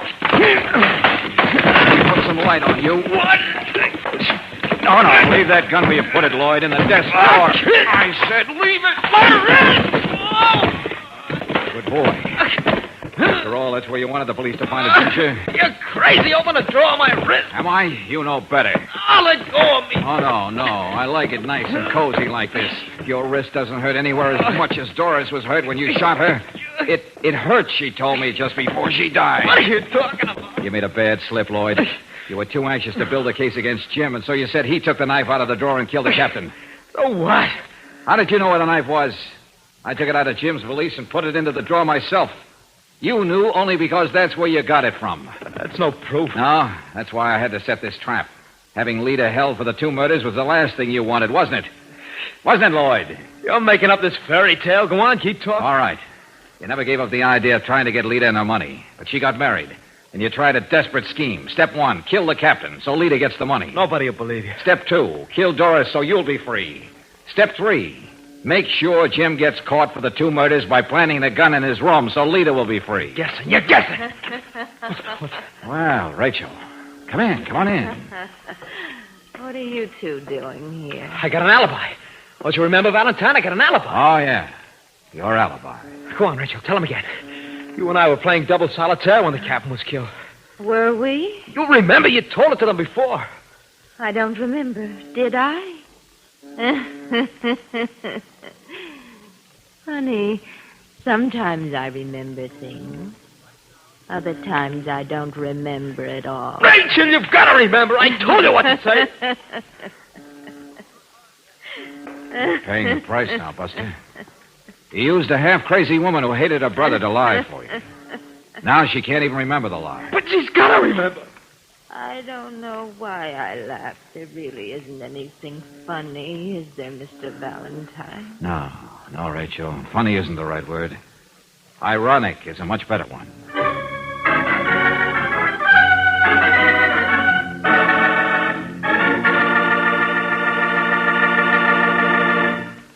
Listen to the results of this performance test using heavy-duty RPM motor oil. A fleet of taxicabs operated by Tanner Motor Tours of Las Vegas, Nevada, used to average only 35,000 miles between overhauls.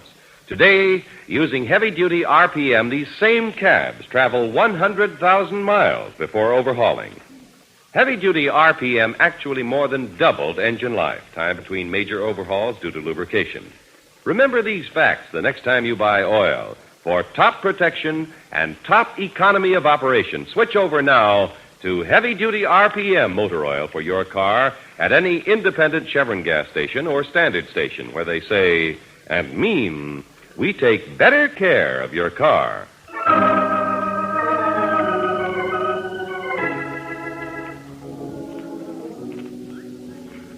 We'll be right with you, Max, old boy. Yes, sir. Boat's ready anytime you and Miss Brooks are. Mr. Valentine, Jim and I'll never be able to thank you. Well, then why try?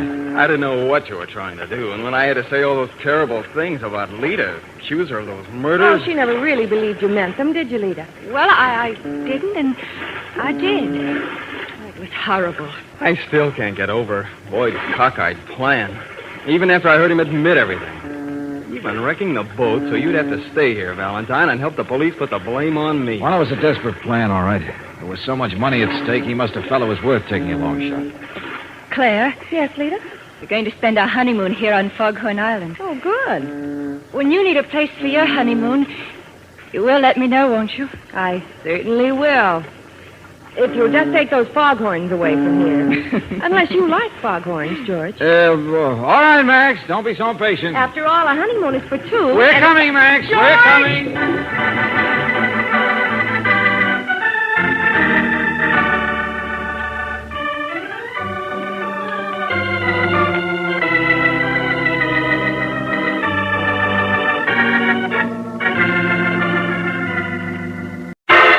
Personal notice. Danger's my stock and trade. If the job's too tough for you to handle, you've got a job for me, George Valentine. Write full details.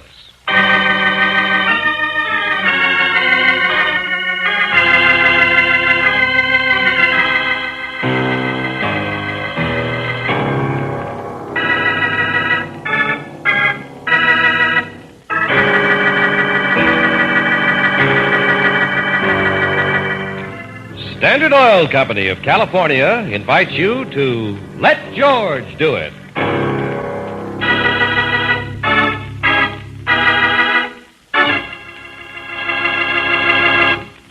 In a moment, we'll begin tonight's adventure of George Valentine, but first, listen to this performance report on heavy-duty RPM motor oil. Taxicabs operated by Tanner Motor Tours of Las Vegas, Nevada, used to average only 35,000 miles between overhauls. Today, with heavy-duty RPM, the same cabs travel 100,000 miles before overhauling. Heavy-duty RPM, developed through atomic energy, tested in laboratories and on the road, compared with premium-type motor oils, as designated by the American Petroleum Institute, more than doubles engine life, time between major overhauls due to lubrication. Get complete protection for your car. Get heavy-duty RPM motor oil at any independent Chevron gas station or standard station where they say and mean we take better care of your car.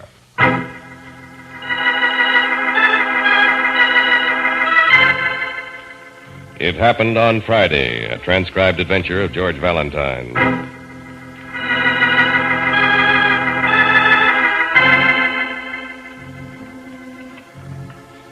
Dear Mr. Valentine, I might tell you that I'm writing this letter because I'm highly patriotic.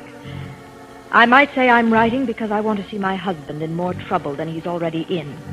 Neither would be true. I happen to love my husband, and I want him brought back to the United States alive. If you and your assistant are prepared to take a rather lengthy trip, please call on me on receipt of this letter, and I will explain what cannot be put in writing.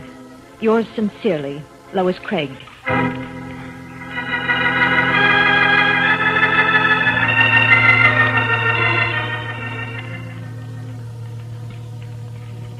Well, Mrs. Craig, your letter was a little confusing. Yes, I realized that after I'd written it. You said you wanted your husband brought back alive. Just where is he? Miss Brooks, have you ever heard of Friday's Island? Well, yes, it's in the Pacific somewhere, isn't it? Yes, that's right. One of a cluster of islands in the general direction of Tahiti. And that's where he is? Yes. You see, Stanley and I were on a vacation by air in the South Pacific. On the way home, our plane landed on Friday's Island. Well, so far it's clear. I suppose he decided to go native and stay there. Nothing quite as romantic as that, Mr. Valentine. No. Just before our plane took off, he said he was going back to speak to the stewardess. When we were in the air and he didn't come back, I investigated. And he wasn't aboard? He hadn't spoken to the stewardess. Just stepped off the plane and disappeared. Oh. Well, what did you do? Wouldn't they turn back and pick him up? Well, the captain of the plane sent a radio message to the airport to locate him. He was there, all right. But he sent word back to me. What sort of word, Mrs. Craig? Just that I should continue on home, that he had some business to attend to on the island and would come on when he'd finished it. What possible business could he have on a little Pacific island? Well, I have my suspicions. That's why I sent for you. Yeah. But couldn't the authorities help you? If what I fear is true, I don't want the authorities to know about it. Well, I wonder if you could clear that up a little. By the way, what's your husband's business? Well, he's a writer now. Well, wouldn't that explain his stay on the island, Mrs. Craig? Research, atmosphere, something? Not quite. You see, there's an organization, a very secret circle on Friday's Island, known only as the Group. Sounds like a communist setup. That's exactly what it is. Stanley found out, I don't know how, that the Group has practically completed plans for taking over the entire area. Well, that all sounds plain. Obviously, your husband knows what would make a great magazine, a newspaper story. I haven't told you one thing. Up until 2 months ago, my husband was in the Justice Department. He was relieved of his position because of what they term security reasons. Oh, yeah, I see what you mean now, Mrs. Craig. But perhaps you're just jumping to conclusions. I'd hoped so myself, Mr. Valentine, until yesterday. A man named Kester, one of the big powers in the communist movement in this country, called me. What did he say? He wanted to know if Stanley had sent him any messages through me. I said he hadn't. He told me to expect some and to hold them for him. So it all boils down to one thing. You feel your husband has gone in with the communists down there and that if he keeps up, he'll get in trouble. Yes. And you want me to make him see the light and come back to the States, is that right? Yes. I told you I love him. I don't want him to be disgraced. And I don't want him dead. Well, sometimes people with strong ideas are hard to convert you. I don't care how you get him to come back. That's up to you. Here's his address on the island. Will you try? All right, Mrs. Craig. I'll do my best to act like Frank Buck and bring him back alive.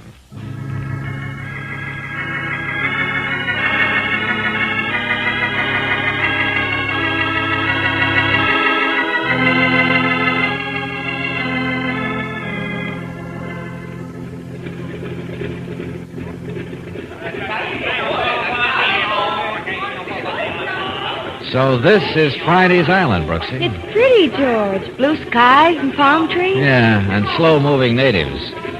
Hard to believe any of these people could get excited enough to hatch up a commie plot. Mrs. Craig didn't say there were natives in the group. They could be foreigners. Yeah, probably are. Well, let's try and find the hotel and then call on Stanley Craig, huh? Pardon, mister. Oh, hello there. I hear you say you like to go to hotel. Well, yeah, that's right, if you'll direct us. Have carriage here. Happy take Mr. and Missy. Is it far? Not far, just hot. Better you ride. Yes, let's, George. Okay, yeah, sure. Hop in, Brooksy. There you be. They'll send our baggage over later, I suppose, huh? Oh, yes. Say, you don't know what hotel, Mr. It's only one hotel in Fort Hope, mister. It's called the International. Oh. Surprised they don't call it the International, ain't you? Yes. What you say? Oh, nothing. Just a little private joke. Oh, joke. We go. George, what's the bell for? People know we come. Make pretty sound. Oh, yeah. Say, boy... Name is Leon. Leon Singh, at your service. Okay, Leon. Say, tell me, is this address far from the hotel? Let's see, here it is. 17 Bank Street. 17 Bank Street? Yeah, that's right. Not far. Down by waterfront. You want to go there? Yeah, but we'll go to the hotel and register first. You want to wait for me? Oh, yes, I wait, mister. I see you get to Bank Street very safe.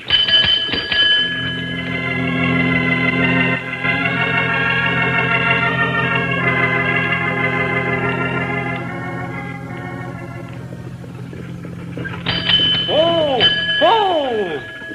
Here, mister. This is house you want. 17. Yeah, all right. Wasn't very far, was it? No, not far.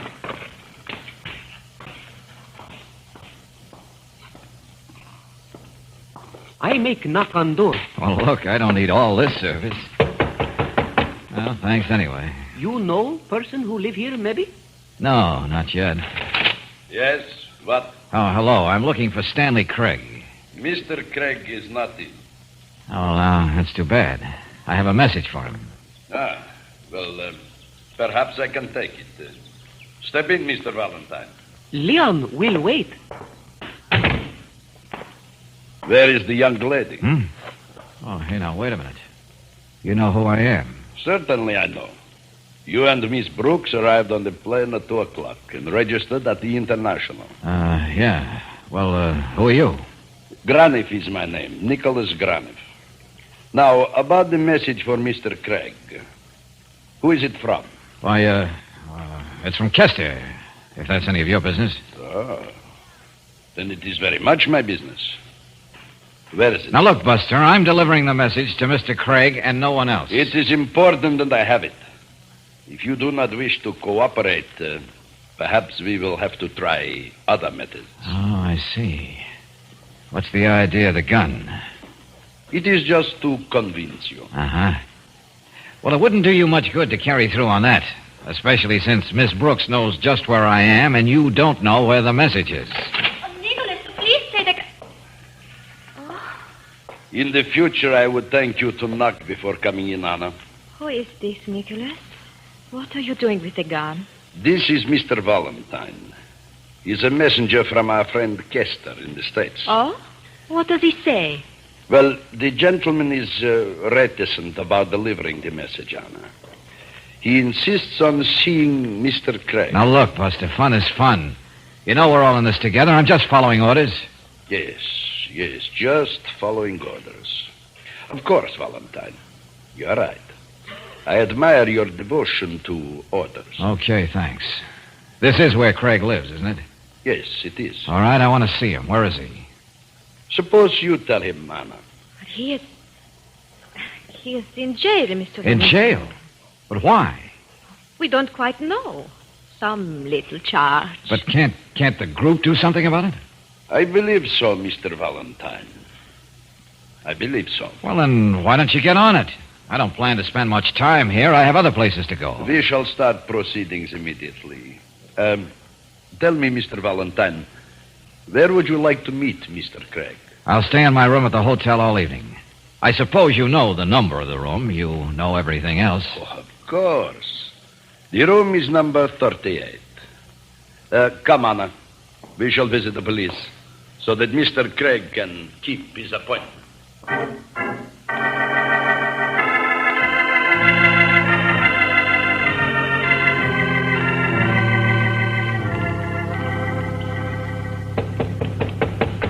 Just a minute.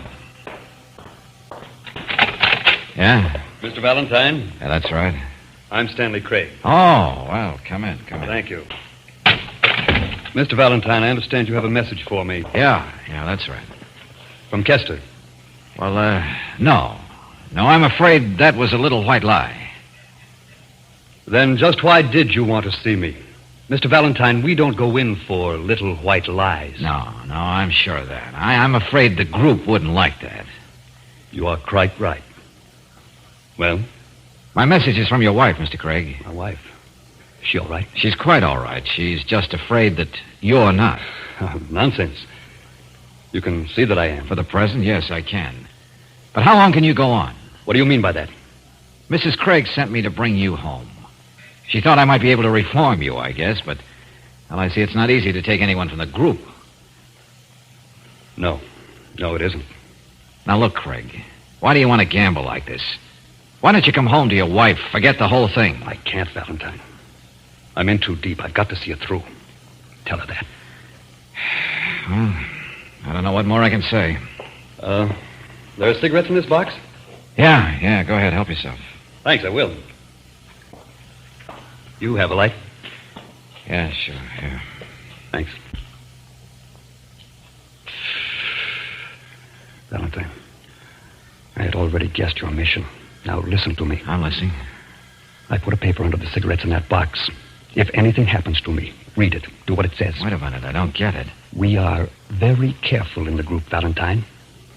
We never know who may be listening. Yeah, okay.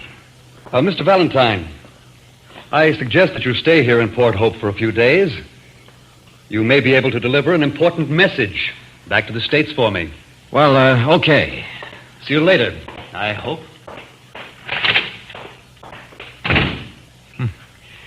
Well, you can't always win, I suppose. Pretty stupid way to earn a trip to the South Pacific. Good evening, Mr. Valentine. Oh, Graniff. What were you doing out there on the balcony? Watching your conference with Mr. Craig. Then I suppose you heard our conversation. Though I tried very hard, unfortunately, no. I did hear, however, one important fact. Such as? That you did not bring a message from Kester, as you said. Only a message from the man's wife. Oh, yeah. Well, it was a try, wasn't it? You have done what you came here to do.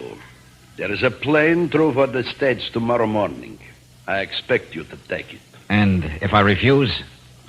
If you refuse, then this. Oh, now look, Buster. That's the second time you pulled a gun on me today. You will leave in the morning? No. George!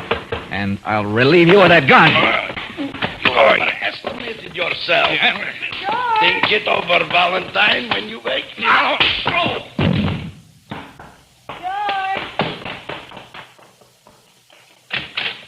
Darling, are you... George!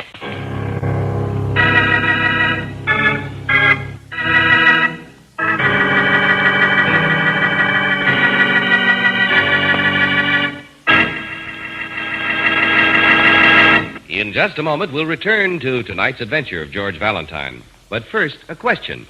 What happens when you put your foot down? On the accelerator. Do you feel a surge of power? Do you sail forward smoothly and effortlessly? Or has a one-feature gasoline got your car acting old before its time? Remember, the feel behind the wheel depends a lot on what's in the tank. So if habit has you buying a one-feature gas that's robbing you of real driving pleasure, then shift over now to the gasoline with all 8 Chevron Supreme. Any gasoline can be made to stress one feature at the expense of others. Chevron Supreme gasoline gives you not 1, not 2, but all 8 high-performance qualities in correct balance. Full power, quick starting, fast warm-up, anti-knock, vapor lock prevention, area blending, smooth acceleration, and economy mileage are all yours in every gallon of Chevron Supreme.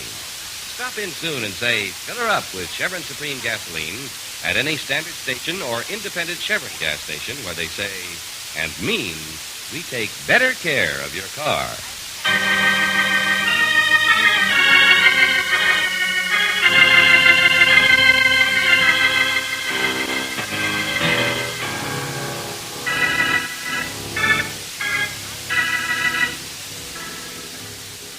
And now, back to tonight's adventure of George Valentine.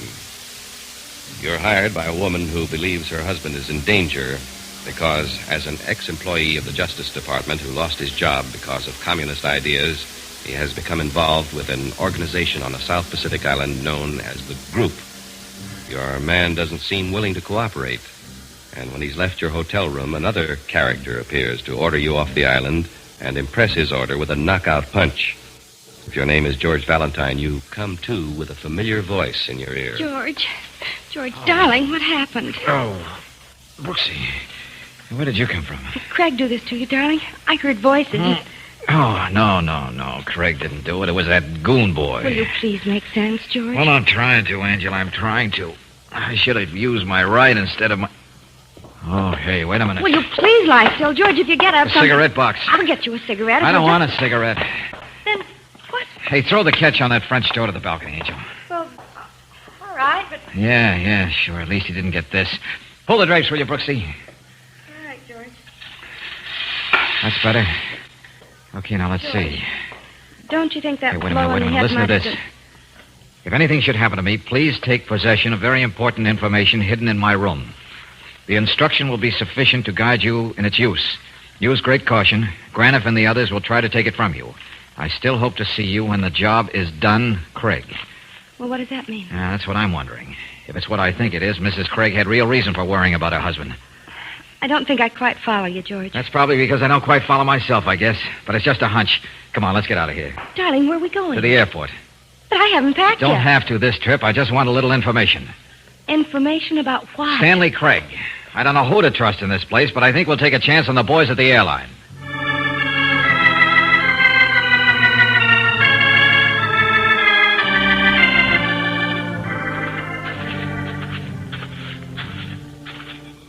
Oh, hello, Mr. Mrs. George, that's the same little man who drove us to the hotel. Yeah, must be. I can't see him yet, but I couldn't mistake that voice. What's he doing here this time of night? Watching us, probably. You are out late, mister. Yeah, that's right. I know. You make arrangement to leave on the plane tomorrow morning. Yeah, that's right, too. I go with you. Maybe I help. Oh, I think I can manage all right, Leon. You get in the carriage and stay with him, Brooksy. He can drive us back to the hotel. Well, all right, darling. Good. Be right back.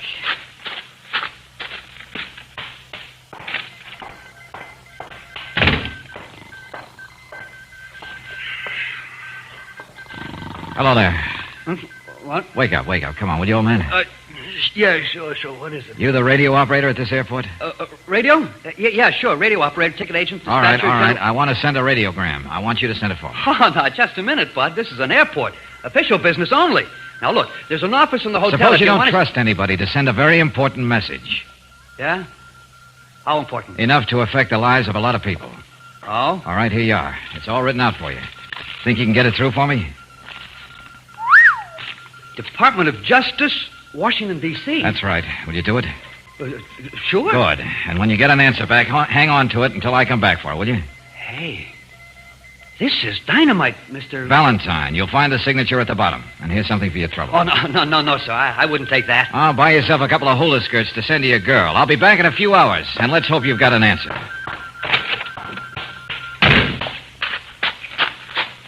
George? Yeah, Angel. Hello, mister. You got your ticket? Yeah, sure, Leon. Plane be here tomorrow morning. Maybe 9 o'clock. Yeah, sure. Hey, by the way, seen anything of Mr. Craig tonight? No, mister. Not since he come to your room in hotel. Oh, you knew that, huh? Oh, yes, mister. I drive him there. Uh-huh. And back? Oh, no, sir. Mr. Craig, he walked back. I'll bet. Okay, Leon, drive us back to the hotel and we'll get some rest. Yes, sir, mister.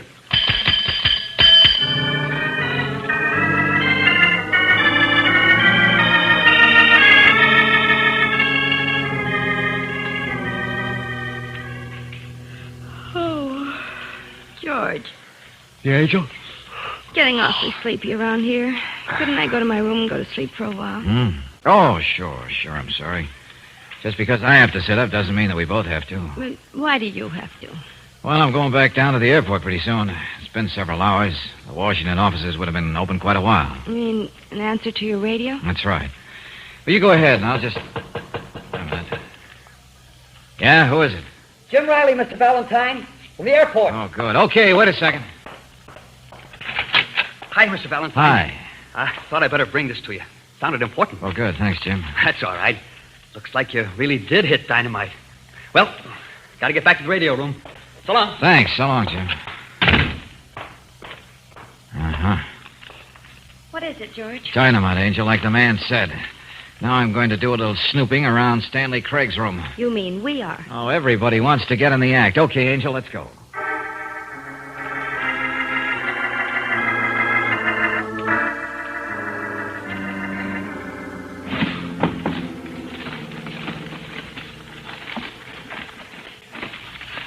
George, why do you suppose Stanley Craig isn't here in his room? Don't know, Angel. Unless he's unable to be.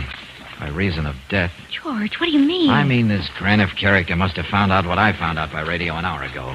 Craig wasn't a member of the group by choice, Brooksy. But he was a communist. Don't believe everything you've told.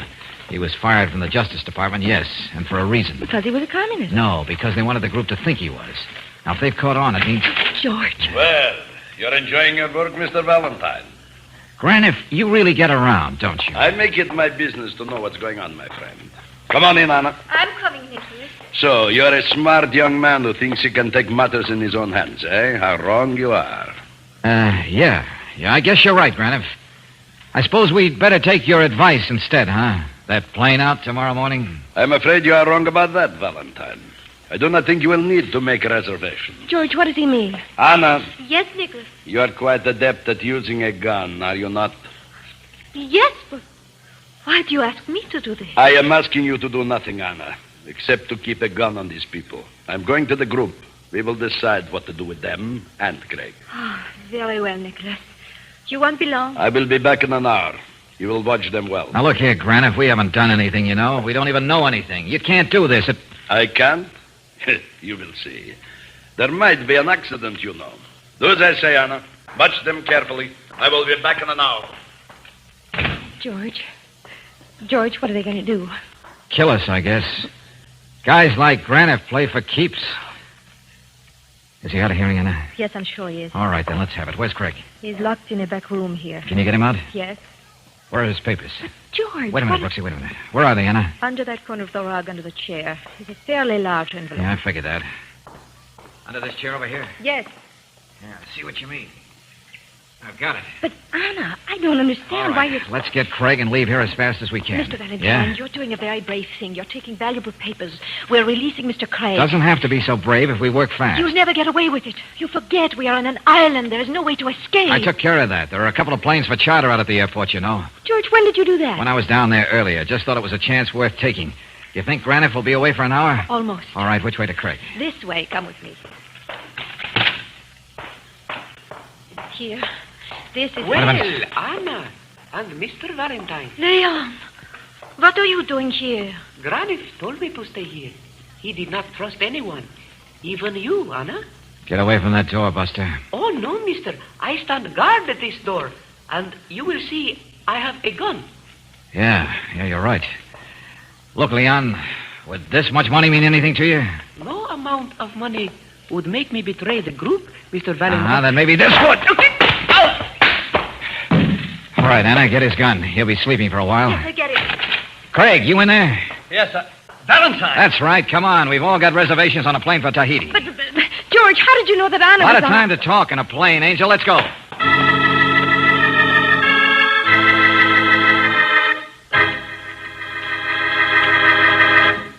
Here's the easiest way I know to keep your tires safe.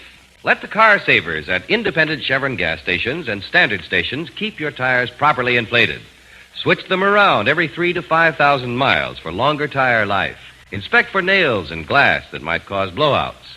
Tire inspections are free, and tire switching is a car saver service you can purchase with your Chevron National Credit Card. Keep your tires safe. Stop in soon for a complete car saver tire checkup at any independent Chevron gas station or standard station where they say and mean we take better care of your car.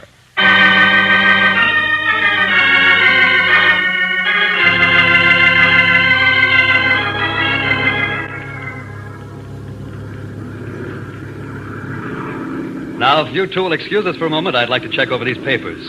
Yeah, sure, Craig. Go ahead. Come on, Anna. Yes, Mr. Craig. We ought to be in Tahiti in about an hour. George, Yeah, Angel. how did you have the idea that Anna would be with us? Oh, very simple, very simple. She winked at me. She did. Mm-hmm. The first time I saw her. I guess she knew I was a phony all along. Oh, well.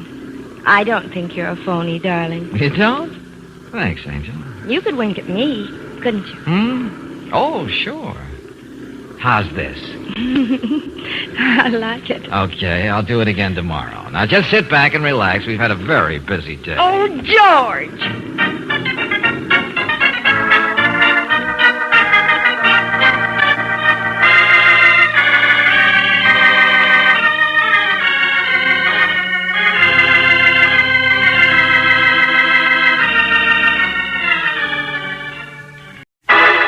Personal notice, danger's my stock and trade. If the job's too tough for you to handle, you've got a job for me, George Valentine. Write full details.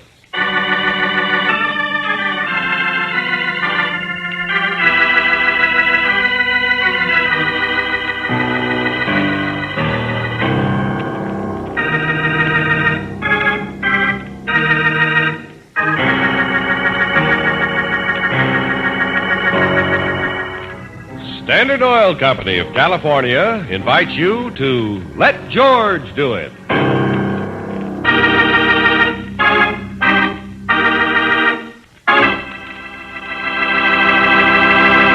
Before we begin tonight's adventure of George Valentine, here's a reminder that for real ease and convenience, you can't beat a Chevron National Credit Card. Honored in the West by independent Chevron gas stations and standard stations, and by other leading oil companies throughout the rest of the United States and Canada, a Chevron National Credit Card is your key to new driving pleasure.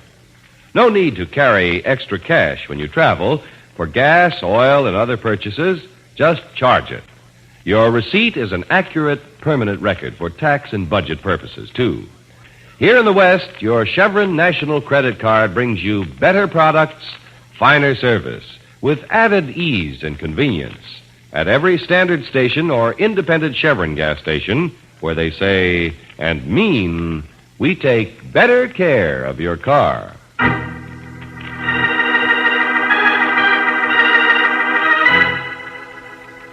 The Iron Hat, a transcribed adventure of George Valentine.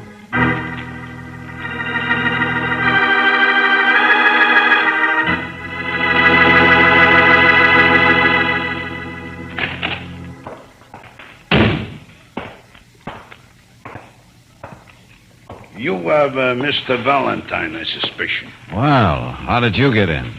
Now, that is a phenomenal question. I walked. Yeah, so I see. What I mean is Miss Brooks usually announces my call. Yeah, I know. But don't be hard on the girl. I told her I wanted to castigate with you about running for mayor. Yeah, very interesting. Except I'm not interested. So, unless you've got a better offer... I am. Okay, let's get to it. I am stipulated to offer you your regular fee for a few days to forget about that letter for Cornelius. To what? Let us not be circumlocutory. You heard me.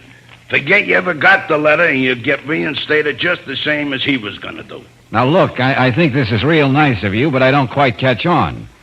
Maybe that's because I'm not bright. Just who is Cornelius? Oh, a wise guy, huh? Are you trying to integrate you might make more money with him, huh? Well, the fact is, Buster, I just don't integrate at all. Yeah, I guess you don't. Hey, now, wait a minute. What's the idea of the gun? Just so you will recollect you ain't playing marbles with no kids, Valentine. Now, you're going to forget all about Cornelius? Oh, why should I? He's a very nice guy, one of my bosom friends. No, wait. Are you asking to be plugged? Give me that letter he wrote you. Yeah, I see what you mean. If Cornelius's autograph means so much to you, I'll be happy to turn it over. Now, let's see. I had that letter right here somewhere. Oh, yeah. Here it is. Hey, what the... All right, get out of here. I said, give me that. And I don't think you need that gun either. You might hurt somebody. Oh, yeah? You gonna wait for me around? Yeah, I think you would, too. Sorry, Buster. I'll keep that gun for you until you grow up. Now, scram. George, what happened? It's all right, Brooksy. This character integrated that I had some correspondence he was interested in, that's all. You what? Never mind. Show the gentleman out, will you? I think our business is finished. Why, I'll get you for this. Just wait till the boss hears what you did. Yeah, but I won't hold my breath. Tell your boss I'm not interested in running for mayor, huh? You wish you hadn't persecuted this Valentine. You going just a little too far. Well, what was that? Why are you holding that gun? Huh? Oh, this. Just a little souvenir I picked up. Silly, the people they let go around carrying guns. Well, any business this morning, Angel? No, nothing interesting. Some bills and circulars and a silly letter. Skip the bills and circulars. What's the letter say? Oh, it's nothing you'd be interested in, George. Oh, Angel, my curiosity. Well, all right. Here it is. Dear Mr. Valentine, yesterday I was practically ready to blow the lid off this city. Today I can't do it unless you feel strongly enough about integrity in government to get back some evidence that was stolen from me. If you're interested in such a job at your regular fee, please come to my office as soon as possible. Some screwball. Forget it. Letterhead, the Iron Hat Restaurant, signed Robert Cornelius. Cornelius, huh? That's right. Do you know him? Not yet. Funny thing, that name was integrated in the conversation when my last caller was here. I'll see you later, Brooksy. I'm going to meet the owner of the Iron Hat.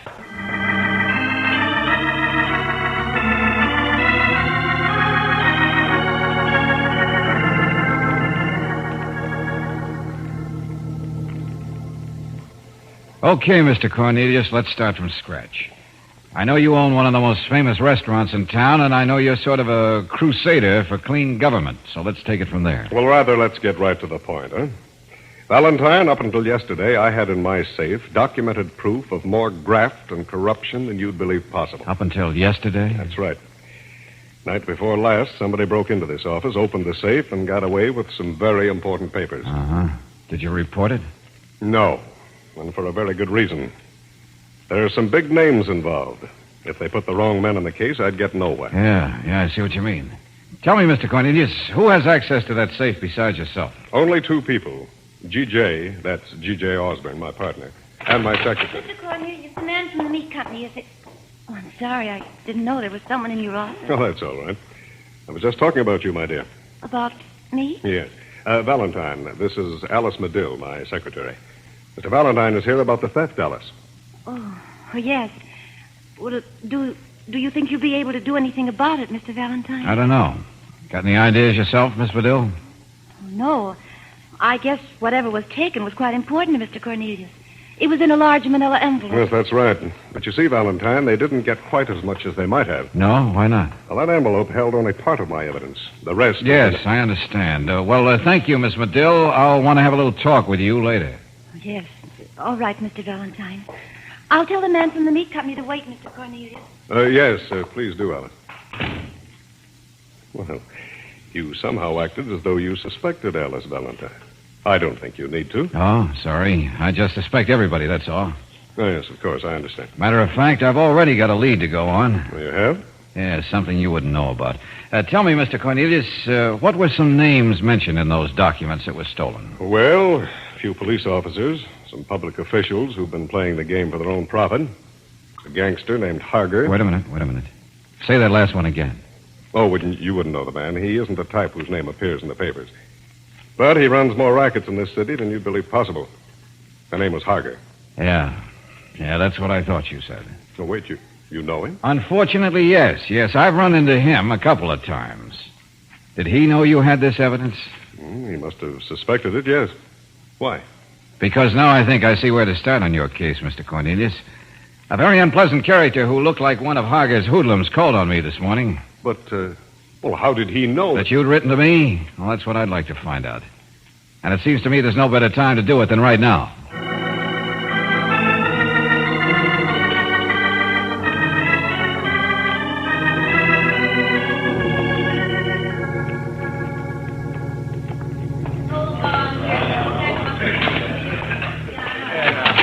Just a minute. What right have you... Oh. Yeah, hello, Harger. Mind if I come in? Well, what can I say? It seems you already have. Yeah, that's right. Let me see. You would be, Valentine. George Valentine, I believe. Good memory. Yes, thank you. Well, what can I do for you? Well, now, maybe it's the other way around. One of your hoods dropped in to suggest that I stay away from the Bob Cornelius case. But... Oh...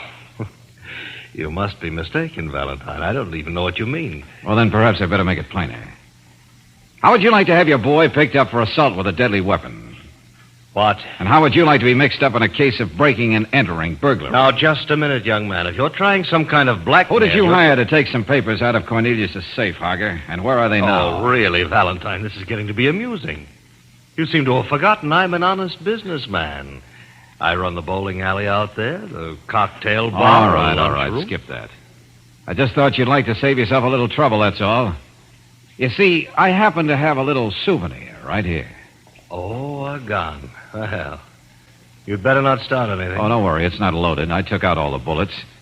But I thought your lackey might like to have it back. Yes, I see what you mean. Silly of him to leave it, wasn't it?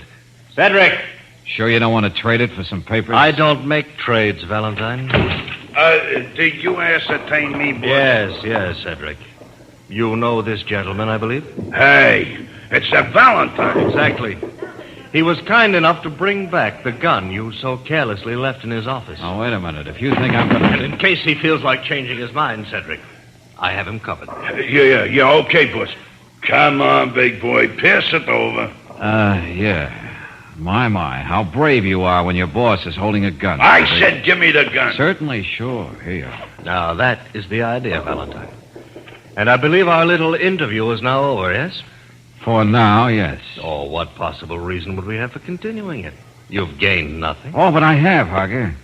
Yeah, I wasn't at all sure when I came in here that you engineered the theft of those papers. And now you think you are sure?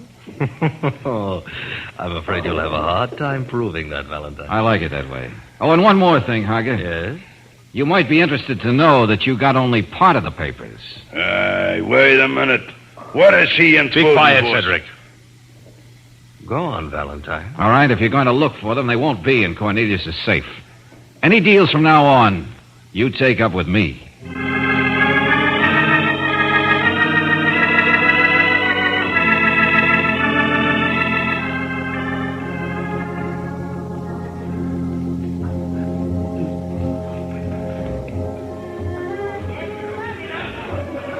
Get enough to eat, Brooksy? Yes, George.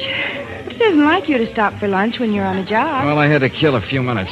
Mr. Cornelius wasn't in his office back there. The secretary said he'd be back in half an hour. Oh. But even if you're so sure Harger had somebody steal those papers, what good's it going to do to see Cornelius again? I didn't want to tell his secretary, just in case she was mixed up in this thing some way. But I'm going to have him give the rest to me. You are? Well, won't they try to get them from you? Well, I hope so. Then we'll have something definite to work on. Okay, let's get back to Cornelius's office.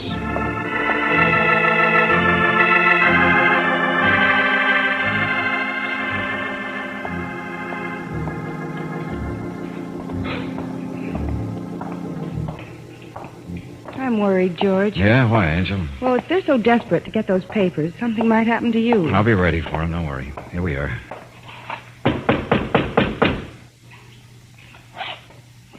That's funny. No answer. Maybe the secretary's gone out and he isn't back yet. Yeah. I may as well wait inside. Go ahead, Angel, after you. My, this is a nice... Oh! Brooksy, what's the matter?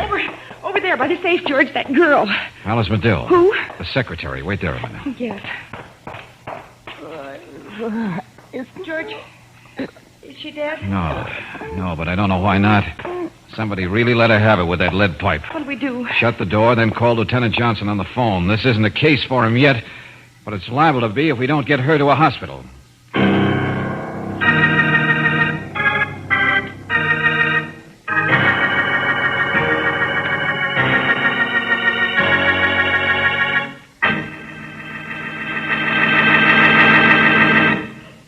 In just a moment, we'll return to tonight's adventure of George Valentine. Did you ever stop to consider that the cost of operating your car depends a great deal on the motor oil you use? It's true, and it's one of the main reasons why most motorists here in the West prefer heavy-duty RPM motor oil that doubles engine life the time between major overhauls due to lubrication. Yes, we claim heavy-duty RPM, compared to premium-type oils as designated by the American Petroleum Institute, doubles engine life. Actual performance tests prove it. For instance, taxicabs operated by Tanner Motor Tours of Las Vegas, Nevada, used to average only 35,000 miles between overhauls. Today, with heavy-duty RPM, these same cabs travel 100,000 miles before overhauling. Developed through atomic research, RPM was tested in the laboratories, proved in actual road tests. Even in the tough daily grind of taxicab operation, heavy-duty RPM stood the test, more than doubled engine life. So remember these facts when you buy oil. For top protection and top economy of operation, switch over now to heavy-duty RPM motor oil at independent Chevron gas stations and standard stations, where they say and mean we take better care of your car.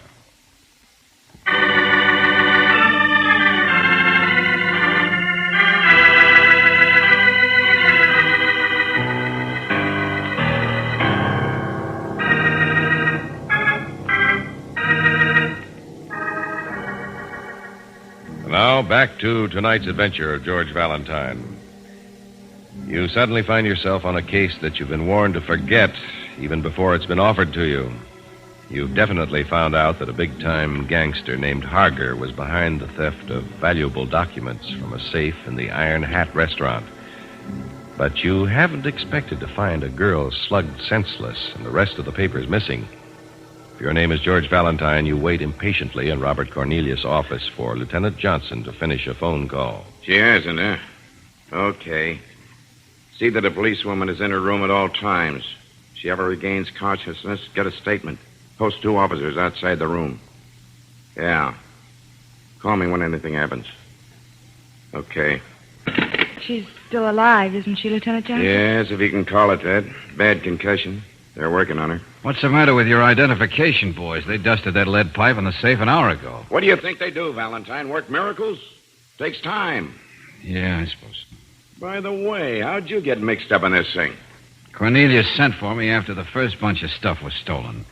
I was going to take the rest until we cleared it up. Except somebody beat you to it. Where's Cornelius now? Well, he seems to have disappeared. Yeah. Got any idea who might have pulled this job? Sure I have, Johnson. Ever heard of a gunsel named Cedric? Uses big words in the wrong places? Cedric Allen? The professor? Then you do know him. Sure. A small-time hood. We've had him in for questioning time after time. George, you mean the same one who came in the office this morning? The same, Brooksy. You see, Johnson, this... Wait a minute, I'll get it. Hello, Johnson speaking. Yeah, what'd you get? You what? Yes, I heard you, but that can't be... Oh, never mind. Okay, I'll call you back. What was it, Lieutenant? Notification Bureau. Fingerprints check with the Cedric character? No, I can't understand it. No make at all? Oh, sure. We got a make all right. The prints on the safe and that length of pipe are Harger's. Are you positive? The boys are. Nice, clean prints. A perfect thumb and forefinger. No question. Well, I'll have the big shot picked up. No, wait a minute. Maybe this isn't smart, Johnson. Yet.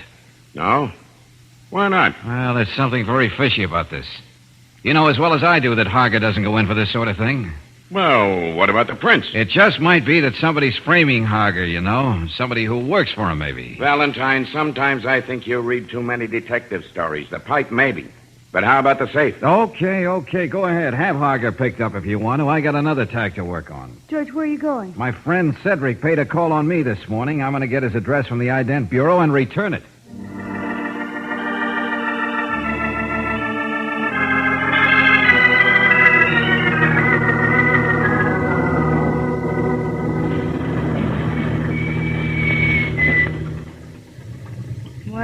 The address you got from the files, George. Yeah, okay. You stay behind the wheel, Brooksy, and keep the motor running. I'll be out in a minute. Oh, that's a horrible-looking place.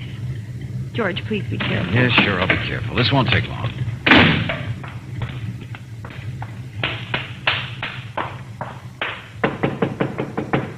Yeah? Who's that?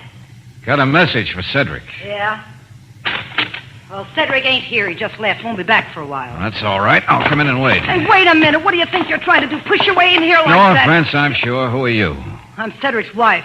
You want to make something out of it? Hey, I never seen you before. That's my loss. Shut the door. Hey, look, I ain't you... What are you doing with a gun? Just encouraging you to shut the door. Yeah, okay, but Cedric won't like this. It'll be our secret. He'll never know. How long has your husband been gone, Mrs. Allen, is it? That's none of your business. Hey, look, are you a cop? Of course not. Cedric and I have some business dealings. Well, nice place you have here. Mind if I look around? Sure, I mind. No, but with that gun pointing at me. Thanks. Hey, you better keep out of that drawer, because Cedric wouldn't like it, I know. No sale. You could help me, though, if you'd tell me just... He ain't going to hallucinate nothing to you, Valentine. Oh, Cedric. I didn't hear you come in. He busted his way in the door, Cedric. I tried to get him to... Shut up, Maggie. Drop the gun, Shamus. Well, now, I don't know why I should. That is just the influence. Yeah, I got bullets in this rod, I can see. Now drop the gun and I'll plug you. Yeah, that sounds reasonable. That's showing your instinct. Now get out. All right.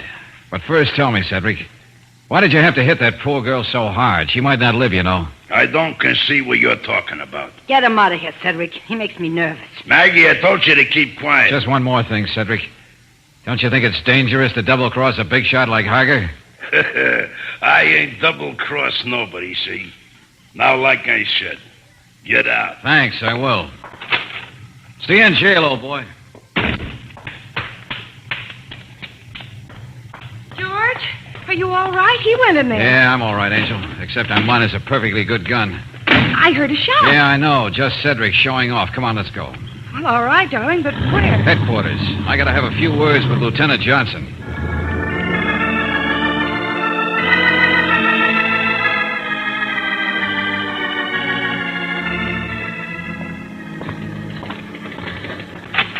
Go ahead in, Brooks. All right, George.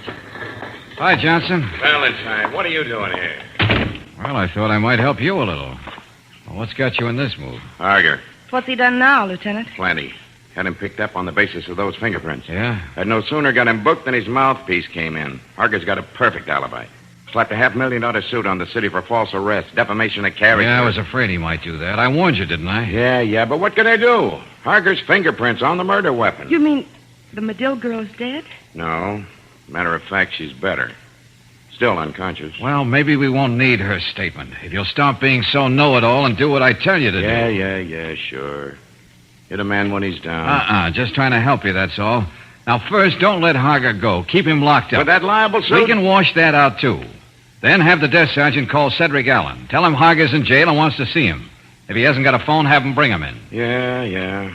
Doesn't make sense. Then let me talk to your lab man who did the make on those fingerprints. George, it doesn't make any sense to me either. I know. Sounds pretty mixed up, doesn't it? I'm just playing a hunch. A hunch? We're in trouble enough already, and you're playing a hunch. Don't worry, Johnson. After something I saw in Cedric's house this morning, this is a hunch that'll pay off.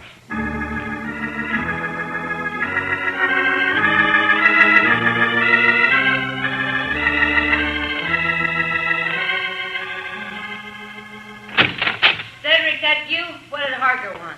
Didn't take you very long to... Oh, it's you again. Yeah, I came back for something I forgot. Your gun? Is that what you mean? Oh, yeah, that's right. Wasn't what I had in mind, but I'll take that, too. Where is it? I don't know. Oh, yes, you do. I hate to treat a lady like this. Let go of my wrist. You... Stop, that hurts. Oh, where's that gun? I'm not telling you. All right. That table drawer. Fine, thanks. Quite a place, that table drawer. I can get everything I need right there. What do you mean? Oh, I'm just taking along something I saw on my last visit. These gloves. Yeah, but you can't take those gloves. You can't. Oh, but I can, Maggie. Stand back. Like Cedric would say, I don't want to have to plug you. What are you going to do with them? Oh, yeah, that's what I thought. I said, what are you going to do? With these? Oh, just keep them for souvenirs. Mind if I use your phone? Thanks. I appreciate your hospitality, Maggie. I'm sure Cedric will, too. And Mr. Harger. Hello? Hello, Johnson. Yeah, who? Oh, Valentine. That's right. Cedric get there yet? Just came in. Look, Valentine, you're going to get us in a worse pickle with this Don't worry, Johnson. Everything's all right. Yeah? I wish I thought so. When Cedric finds out that Harger didn't send for him at all... I know. That's what I called about. Don't let Cedric leave there. Put him under technical arrest until I get back. Valentine... Hang on to Harger, too.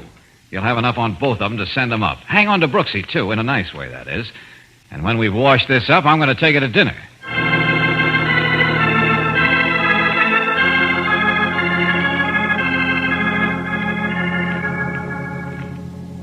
All right, Valentine, you wanted the floor, you've got it. And if you're wrong... Oh, I'm not. I wasn't quite sure before, but now I know. Cedric. Yeah? What? Over in the receiving hospital is a girl on the point of death because you slugged her too hard. What do you mean? You got nothing on me. Maybe Harger, but not on me. I thought you'd try and rat out like that, save your own skin. That scheme Harger cooked up backfired. Valentine, what's all this? You find Harger's fingerprints on the safe and the lead pipe, Johnson. But he wasn't there when the safe was opened or when Miss Medill was slugged. Was he, Cedric? Sure he was. He had to be if his prints... Harger had a great scheme to get some papers he wanted and to sue for libel at the same time. He knew his prints would be in that office, and he knew he'd have a perfect alibi. George, can't you explain it to us? I guess these will explain best, Brooksy. Well, it's just a pair of rubber gloves. Plastic gloves, to be exact. With exact reproductions of Harger's fingerprints on the thumbs and forefingers. You checked this with ident? Just came from there, Johnson. All right. Looks like you're going to be with us for quite a while, Cedric. Why'd you do it? She wouldn't open the safe. I don't know. Okay, that's enough. Lock him up, Sergeant. And thanks for the assist, Valentine. Not at all, Johnson. Glad to be of help. But, George, how did you ever know a pair of plain plastic gloves would be important? Got friendly with the fingerprint bureau, Angel? Tell you about it over a bowl of soup.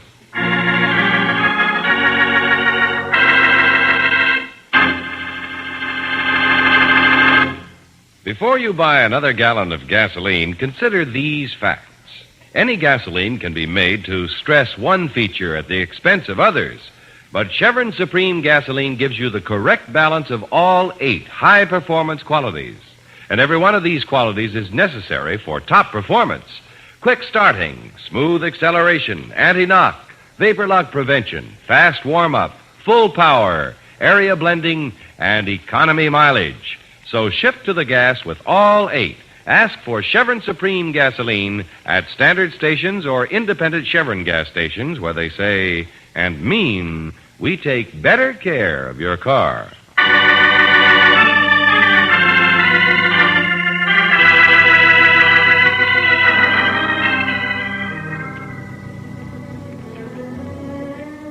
George, Good soup. What'd you say, Brooksy? you never told me how you figured out that fingerprint thing. Simple reasoning, Angel. I got to thinking after I saw that pair of plastic gloves at Cedric's place. So I went to the boys who made the ident. And? That was a pretty heavy length of lead pipe. But the only prints on it were from the thumb and the forefinger. Oh, what did that prove? Well, just that nobody could swing the pipe hard enough to knock somebody out with just a thumb and finger. Oh, yeah, that's right. You see, with just those prints, Cedric would never be caught. But Harger would. But he'd prove an alibi, sue the city, and still have the papers he wanted. Oh, now I see. But Mr. Cornelius still hasn't gotten his papers back. Oh, he'll have them back in an hour. Cedric spilled everything. They're hidden in his house. And he'll probably get life. Mm-hmm. You know, darling, as clever as you are, it's too bad some nice girl can't be with you all the time. Get the benefit of it? Oh, yeah. Sure is. But that's life, isn't it? No, George.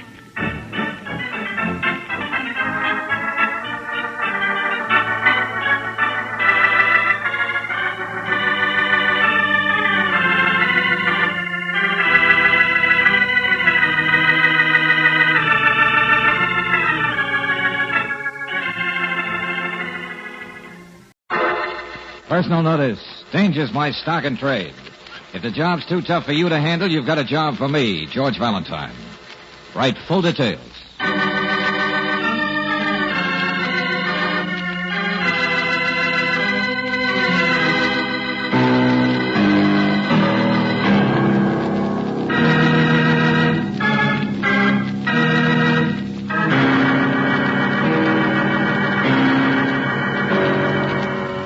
Standard Oil Company of California invites you to Let George Do It.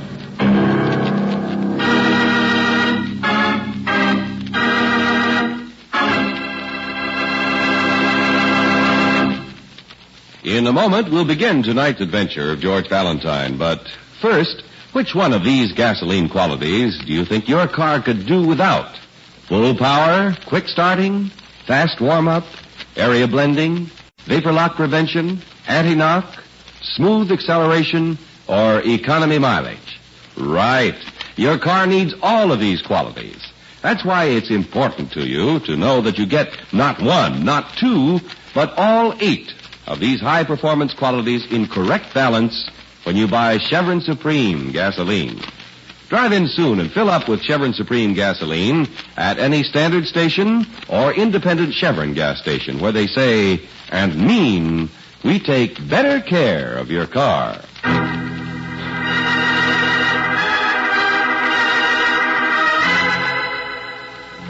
And now, tonight's story, Come to the Casbah, a transcribed adventure of George Valentine.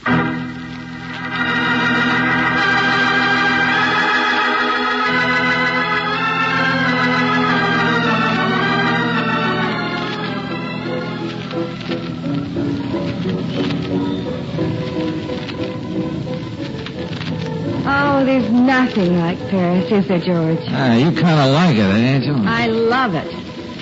You know, I've dreamed of sitting at a little cafe like this, just like they do in the movies. Yeah. Well, it's too bad we have to go home tomorrow. Back to the old routine. Oh, it's so peaceful here that I never... Hey! Oh, look out now, Clumsy. Pardon, monsieur. Mille pardons. Well, if you'd look where you were going, Buster. Oh, now, don't make a scene, George. The man said he was sorry. Sorry, I hope so, spilling our drinks Wait like a minute. that. He dropped something on the table. I don't care if you... It's a card with something written on it. It's a stupid way to advertise. Monsieur Valentine, I am taking this way of approaching you because I do not want to do so openly. If you are interested in an assignment, remunerative but dangerous, please follow me. I will be waiting across the street. Now, what kind of nonsense? Waiting there, George. Yeah, so I see. It might mean a job. It might mean we could stay longer in Paris. Are you going to follow him, George? Oh, I'll follow him, all right. If it's only to punch him in the nose. Come on.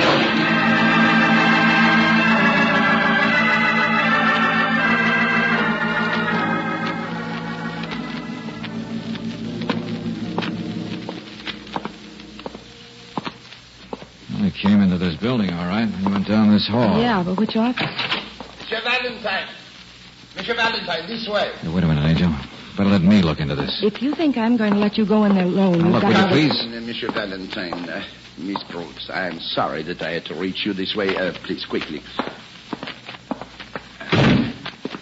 Kind of a strange way to try to engage a man's services, if that's your idea. Again, my apologies.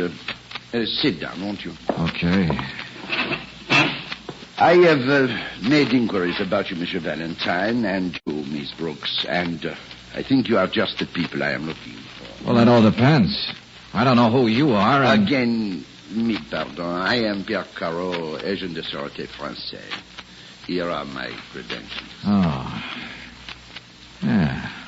Well, I suppose it's okay. You do not speak French? Oh, sure, a little. Miss Brooks here is a better scholar than I am. Well, it looks all right to me. I picked up a little French, of course. I know, in the invasion of Africa and the drive through France during the last war. Ah, you know I was there. My government has made a thorough check of your record. I think this is a complete dossier. Uh-huh.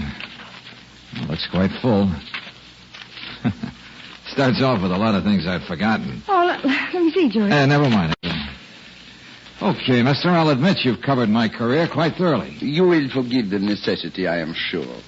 This matter is something in which my department cannot appear officially, but it is nevertheless very important. Perhaps it's something I wouldn't care about.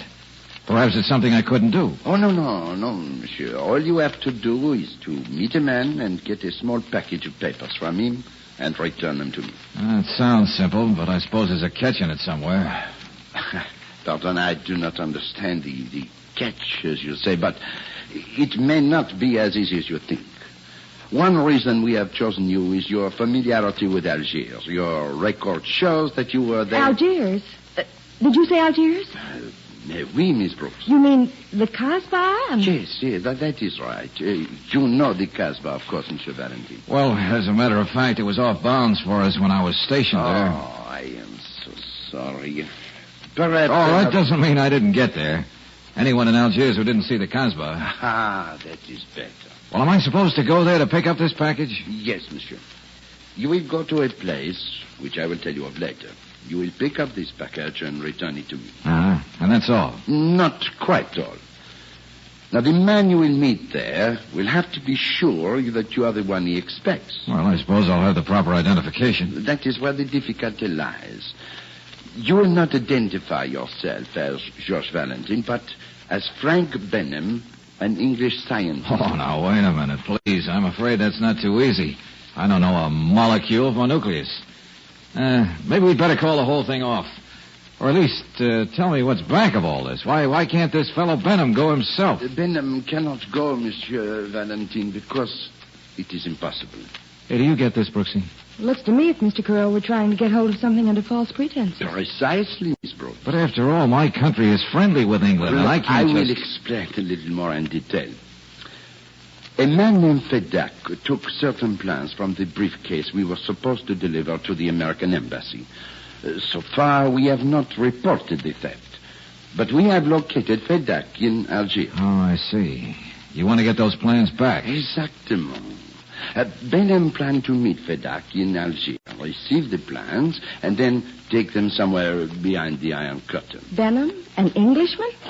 I regret, Miss Brooks, that there are a number of English scientists, just as there are French, American scientists who believe, sincerely perhaps, that the best way to keep the world from war is to secure every plan of secret weapons for the Eastern countries. Yeah, so I've heard. As I said, my country cannot act officially, nor can I. But if you can secure these plans so that I may return them to the American embassy, it will save us needless explanation and much embarrassment. You understand? Yeah, sure, I think so. Then you will take the assignment. Come with me to the Casbah, George. No, Angel. You stay right here. George! Au contraire, Monsieur Valentine. Professor Benham was traveling with his assistant, a Miss Moncrief. Well, now, where did you find Alyssa? Monsieur, we have our methods. But suppose Professor Benham and Miss Moncrief got there first. That would be impossible, Miss Brooks. The professor is dead and Miss Moncrief is in jail. Oh, I get it. Well, you're very thorough. We of the Charité have to be. And suppose this Fadoc doesn't admit I'm the professor. Oh, he will. I have Benham's identity card, and of course, Fadoc will ask you certain questions. And I hope you'll give me the answers. Naturally. Now, about your plans. You will take the plane from Le Bourget.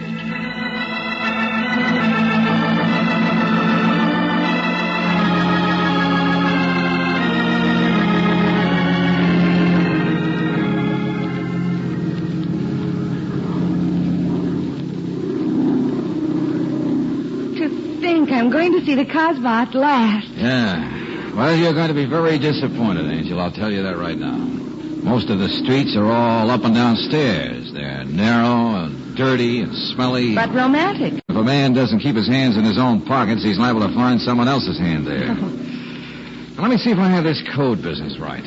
I go to this shop in the Casbah. 2 short knocks, 1 long. I ask, have you any souvenirs? He replies, what kind of souvenirs? I say, paintings of the Casbah. Then if he asks me in, I say, the color scheme of my room is red. And if he replies, Allah bless you, I hand him my identification card and get the package. It sounds simple. Yeah, almost too simple. George. George Valentine. You seem to be known everywhere. Yeah, I'm famous, but I don't figure what this is. Imagine seeing you here, George. I beg your pardon? Oh, come on now, George. Don't say you've forgotten me. After all the time we spent together, Bill Turner. Oh, yeah, Bill Turner. You coming back to live over your old experiences? Well, no, not exactly. Honeymoon, I suppose. This is Claire Brooks, my assistant. Bill Turner. How do you do? How do you do, Miss Brooks? You know, George and I were together in the late Unpleasant. Yeah. So I guess. I thought you were on your honeymoon. Not yet. Oh, you mean you're on an assignment? Hey, I've seen those ads of yours. If a job's too tough for you to handle, you've got a job for me. That's the way it was in the Army, Miss Brooks. Always shaming the rest of us by volunteering. Yeah, well, I can't remember. What brings you to this part of the world, Bill? Oh, I'm just a tourist. Well, just like us. Say, how'd you happen to come to Algiers? Well, we were in Paris on business, had a few days off, and Brooksy wanted to see the Casbah. That's the way with me. Where are you stopping? That big hotel on the hill, the Aletti. Oh, good. I'll see you around. Maybe we can see the Casbah together. Yeah, sure thing. Give me a ring. Yeah, I will. I'm very glad to have met you, Miss Brooks. Thank you. Well, now, that's too bad. Why? He seems like a nice fellow. Yeah, he probably is. But he's going to be hard to avoid when I call on Fadoc.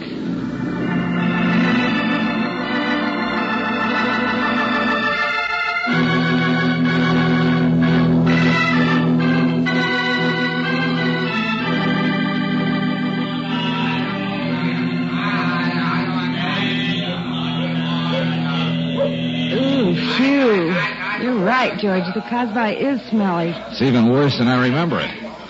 Come on, I want to get this thing over with and get out of here. You don't mean I'm not going to have a chance to shop now that we're here? Anything you see here, Angel, you can buy cheaper at home. Besides, we're here on a job, remember? Yeah, I know, George, but a few minutes can't matter, and there's so many things I want to see, and we may never be here again. Oh, give him something, George. Oh, if I do, we'll have him following us around like flies. Oh. Speaking about flies, you'd think all that meat hanging out in the sun would be unhealthy. I got news for you, Brooksy. It is unhealthy. Well, the people here look well enough. Well, it's all right for them. We could live here.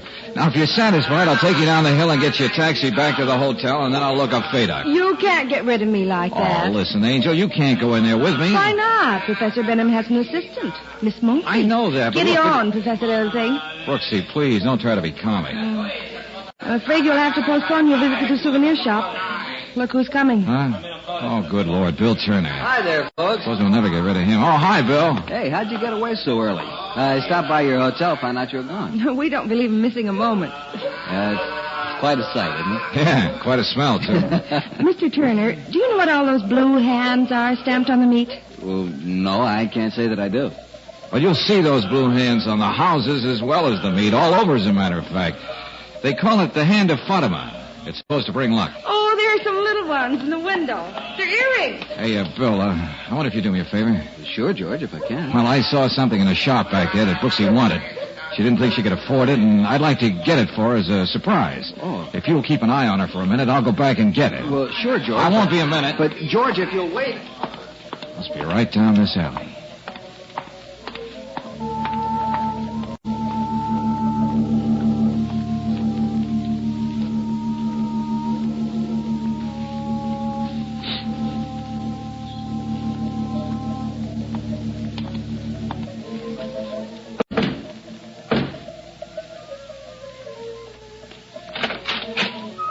Yes? Oh, good morning. Have you any souvenirs? What kind of souvenirs? Oh, paintings of the Casbah? Come in, monsieur. All right, thank you. The color scheme of my room is red. Allah bless you. I will see. They don't have to be very large. Professor Benham? Yes, that's right. You're Fadak? Yes, comrade. Here's my card. Ah, thank you. You had a hard time getting here? No, quite simple. Miss Moncrief and I had a very pleasant trip. She's waiting for me at the hotel. I will get you what you want. Were you followed?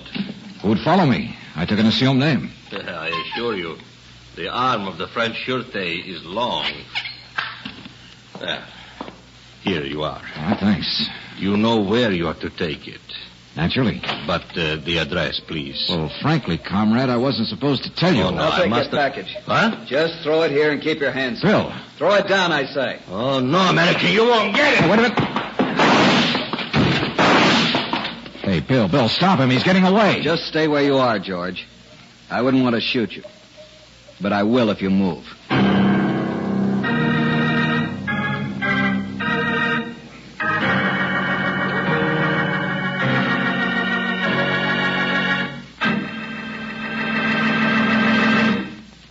In just a moment, we'll return to tonight's adventure of George Valentine. Maybe you're one of the ever-increasing number of motorists who drive cars equipped with an automatic transmission. If so, you know that it makes driving easier, smoother, practically effortless because you don't have to shift. But it is one of the most delicately engineered units in modern cars, and it needs to be checked every 1,000 miles. This frequent inspection is necessary for your protection. Loss of fluid, vapor condensation, and metal particles in the automatic transmission can greatly impair its performance and possibly ruin the unit. So it's important that the automatic transmission be drained and refilled at regular intervals. That's where our car savers come in.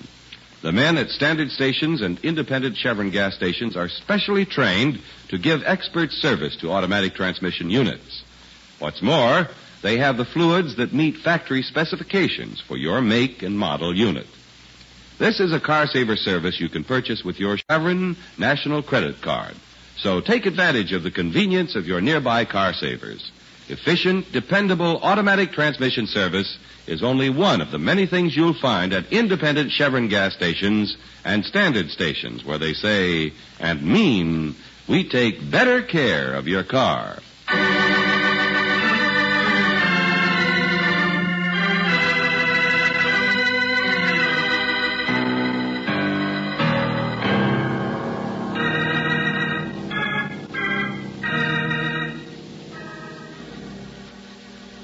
An official of the French Sûreté police sends you to Algiers on a diplomatic mission to pick up a package that has been stolen from a diplomatic briefcase. You are to pose as an Englishman, Professor Benham, and get in touch with a man named Fadak. You meet Fadak in a hole in the wall in the famous Casbah, and you almost get your hands on the package when Bill Turner, whom you met in the army, appears and demands the package. Fadak escapes. If your name is George Valentine, you wonder which side Bill is on when he says... So you're pretending to be Professor Benham? No comment. I might have guessed. You and Miss Brooks answered the description, but I never thought that Listen, Bill, what's your interest in this thing? If I had any authority over here, I'd have you in jail so fast... I never thought you'd turn against your country, not after your record. Oh, what in blue blazes are you talking about, turning against my country? You were trying to get those papers that were stolen from the French embassy, weren't you? Well, so were you. You came here posing as Professor Benham. I heard you will outside the door. I knew someone was going to show up, but I didn't think it would be you. I don't know what to say. You of all people. Will you please stop acting like a fool? If I'd known you needed money, I'd have been glad to lend you some. It was money, wasn't it? Well, yes, I took the job for money, sure, of course, but what's your excuse? Here. Take a look at this. Huh? Oh, yeah. OSS. Well, that explains things. I hate to do this, George, but I got to turn you over to the authorities. Well, before you do, let me ask you something. Do you happen to know a man named Carroll? Says he's in the French Sûreté? Yeah, that's right. He's the man who sent me. What? Well, he wanted to get those plans back before our embassy knew they were missing. He was afraid his government would get in trouble, so he wanted it done secretly. I was to pretend I was Benham, George, and then I never thought you'd fall for that phony. Carroll is working for the other side. I represent our embassy. Our embassy knows the plans are missing? Naturally. My job is to get them back. And now, thanks to your eagerness, the stuff is gone. We'll get it back. We'll work together. I should have known you were okay. Well, how do you suggest we go about it? The authorities know about this fellow Fadak. He'll be picked up if he shows his nose in Algiers. He can hide indefinitely in the Casbah. But meanwhile, he may be handing the plans to someone else to take on to Egypt. Yeah, I guess you're right. And I'll have to search the Casbah from top to bottom. But that's needle in the haystack stuff. Got any better idea? Hey, look, Fadak thinks I'm Benham. If I could let him think I'd gotten rid of you, I might try to contact him again. How? Oh, drop a hint here and there, leave word at his shop. Well, maybe. You and I can stage a fake fight. I'll get away, get hold of Brooksy. Hey, Brooksy. What did you do with Brooksy? I left her out there looking at those little blue hands. What did you call them? The hands of Fatima. Yeah. I wanted to see where you were going in such a hurry. You mean she's out there in the Casbah alone? She'll be safe. Maybe she will and maybe she won't. I'm going to look for her.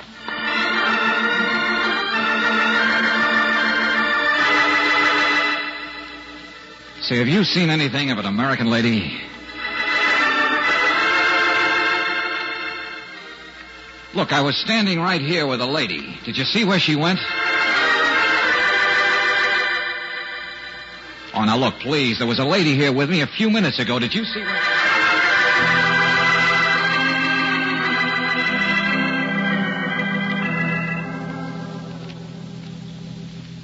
Oh, no sign of her, Bill. Maybe she went back to the hotel. No, I called her. She hadn't come in. Meanwhile, those plans... I don't think Fadak could give them to anyone who hasn't the identification card. Maybe we'll learn something if we stage that fake fight right now. Hey, what are you doing? I haven't time. Play rough. Sorry, I have places to go. See you later.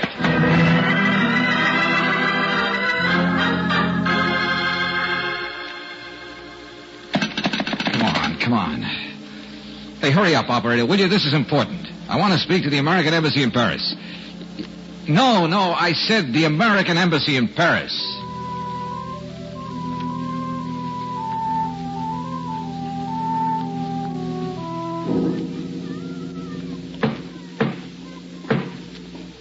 Just a minute. What is it? I beg your pardon, but I was looking for a friend of mine, Professor Benham. He was coming to this shop. Have you seen him? Don't understand. Professor Benham is the name. I'm his assistant, Miss Moncrief. I'm looking for souvenirs. What kind of souvenirs? Well, paintings of the Casbah. Come in. Thank you. I want them for my room at home. The color scheme is red. Allah bless you. Well? You have your identification. The professor has the card. I'm sorry, young lady. I can't do any business with you unless you show me your card. But I'm Miss Moncrief, the professor's assistant. The professor was arrested, and now you better get out of here. Arrested by whom? I don't know. Well, if he's been arrested, I'll have to carry on for him. Give me the package. How can I know you are Miss Moncrief? Oh, wait. That may be the professor. Fadak, that man who came to see you, he and the other man had a fight. The man who came to see you ran away. Thank you, Hassan. Bless Allah. I will keep watch. Well, that means the professor escaped. We will wait for him.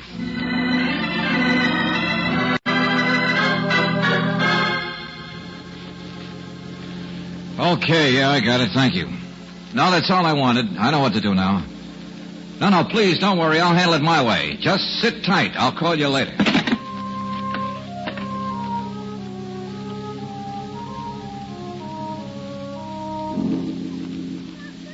George, where have you been? Looking for Brooksy. Have you seen her? No, I haven't. I thought from this high point in the Casbah here, I might be able to pick her out. Say, look, I've been thinking. Might be a good idea if I went and saw this fellow Fadak. Give me your identification card. I'll try my luck. Give you what? Your identification card. Yeah, that's what I thought you said. Nothing doing. Now, look, I don't want to have to take it from you.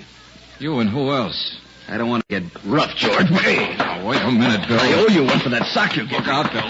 This railing isn't very strong. If it breaks, we'll fall on someone's roof. Will you give me that? I know I won't. Look out, Bill. Now, well, I told you, that skylight.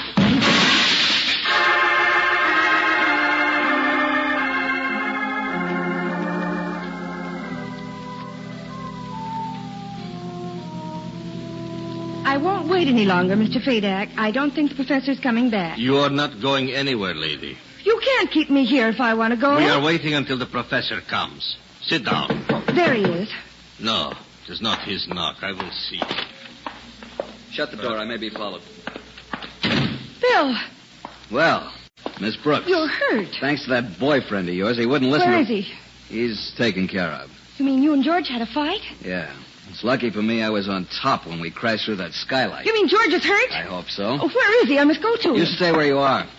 I'll take that package, Fadak. Identification. I haven't time to go through all that rigmarole. Here's the identification card. Here's mine. Just give the stuff to me so I can get out of here before Valentine comes, too. Valentine? I don't understand. Valentine is the man who was posing as Professor Benham. He's representing the French government. This girl is Miss Brooks. Not Miss Moncrief? No, not Miss Moncrief. The police must have grabbed Miss Moncrief, so give me that package. Bill, I don't understand. Just tell George when he comes to that I'm really sorry I had to do this to him. I liked him a lot when we met in Germany, in spite of politics. Tell him that... Why don't you tell him yourself? George, darling, you're wounded. My head is bloody but unbowed. Okay, Buster, the gendarmes can take over you. You too, Fadak. George, and Bill. I'd hate to have you think I fell for that fake OSS card.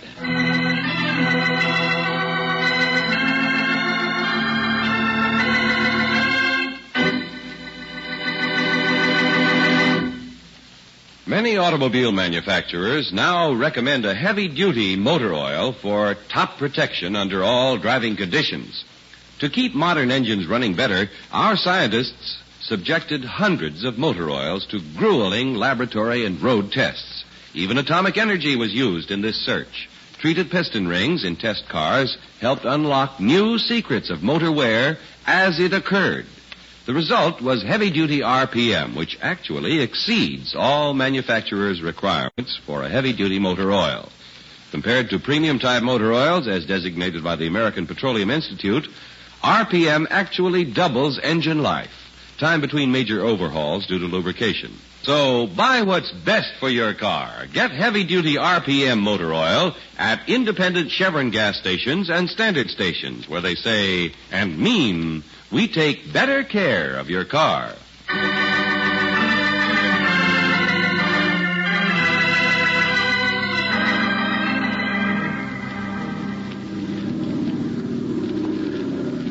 You're sure you feel all right, George? Oh, sure, I'm fine. Now that I have those plans back. I'll be mighty happy when you're able to turn them over to Monsieur Carreau. Yeah, so will I. Imagine Bill Turner trying to tell me Carreau was a phony. You know, I can't understand Bill Turner, a good-looking young American. Well, it's like Carreau said. There are even some Americans who prefer to play ball with the other side. I remember now, Bill was very friendly when we met Uncle Joe's boys in Germany. Fraternizing, they call it. When did you start to suspect him? Well, when he didn't know about the Hand of Fatima. I remembered him from Germany, but not from Algiers. First, I thought perhaps he'd been in Algiers with another outfit. When he didn't know anything about the Hand of Fatima, I was sure he'd never been to the Casbah. That's one of the first things everyone asks about. It's funny how little things are the ones Well, that was only the beginning. I didn't know where these papers were supposed to be taken, but Bill did know. Egypt. When he tried to tell me Carroll was a phony, I checked with the American Embassy by phone. I'm glad when you fell through that skylight that you landed on something soft. Yeah, it was someone's bed. And it's too bad the lady wasn't still there for me to thank her. But when I go back to the Casbah, I'll look her up. We won't be going back. Huh? No more, come with me to the Casbah? Well, perhaps I'd consider it on a honeymoon. That was one good idea Bill had. My head aches. I think I'll take a nap. Oh, George.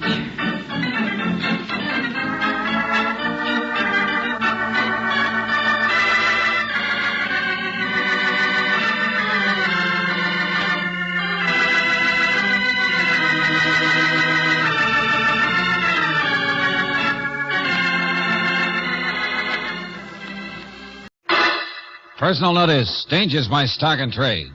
If the job's too tough for you to handle, you got a job for me, George Valentine. Write full details.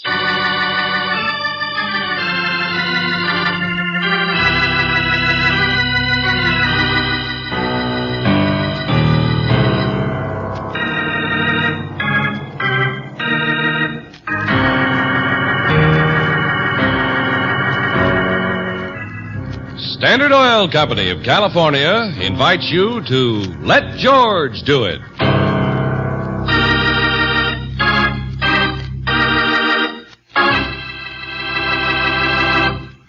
In a moment, we'll begin tonight's adventure. If you've tried several different motor oils in your car, remember this. We tried hundreds of oils in our laboratories and on the road before we developed heavy-duty RPM, the motor oil that, compared to premium-type motor oils, as designated by the American Petroleum Institute, doubles engine life between major overhauls due to lubrication.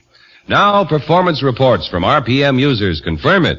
One cab company, for example, found that heavy-duty RPM more than doubled engine life, actually reduced engine wear 71%. Get heavy-duty RPM motor oil for your car at any standard station or independent Chevron gas station where they say and mean, we take better care of your car.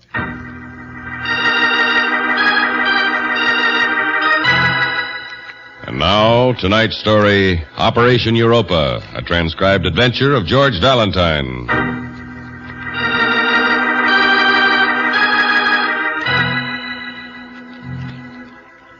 George Valentine, Esquire.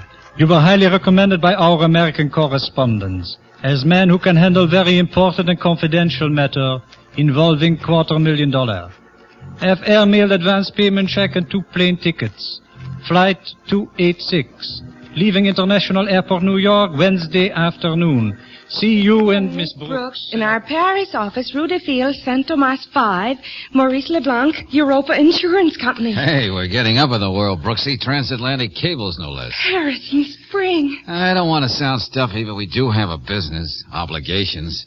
And this cable doesn't ask, it takes this for granted. Paris in the spring. So I think we'll just crumble up this little Billy Doo, throw it in the wastepaper basket. George! Paris in the spring. And get started packing. Come on, Angel.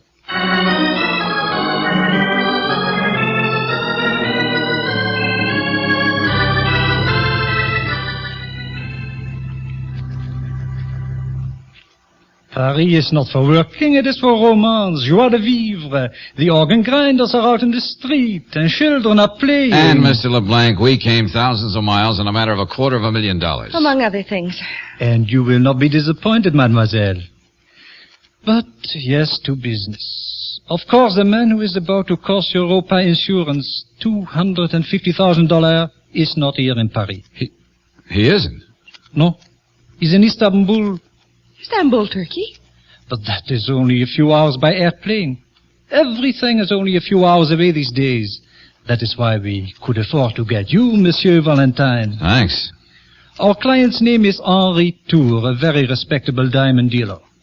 I spoke to him a short while ago by telephone, and we make plans how you are to meet him. Oh, what do you mean, how to meet him? He wants to make sure that you are not seen talking to him because it might be important that the thief does not know that. Thief? What thief? The man who stole the Romani diamonds. Peter Eglescu, the Romanian. Hey, wait a minute, hold on. You mean you know who the thief is? Well, then what's the problem? Why can't he be arrested? He just cannot. Believe me. Monsieur Tour will explain. He wants to meet you on the Istanbul Bridge at 10 tonight. He will drive in his car and pick you up. Here's his picture. He will have a description of you. Sounds like a full-blown intrigue. Oh, it is that. Yes, indeed it is. How jolly. I have here a check for expenses and 2 airplane tickets on flight number... 1 ticket. I think I'll leave you here in Paris, Brooksy, and get in touch with you at the hotel when I find out what this is all about. Well, but... Paris in the spring, remember? Enjoy it, Angel. And it will be my privilege to be your personal guide, mademoiselle. Ma blonde américain, je suis à votre service. Oh, merci. Yeah, I'll take that ticket, and, au revoir.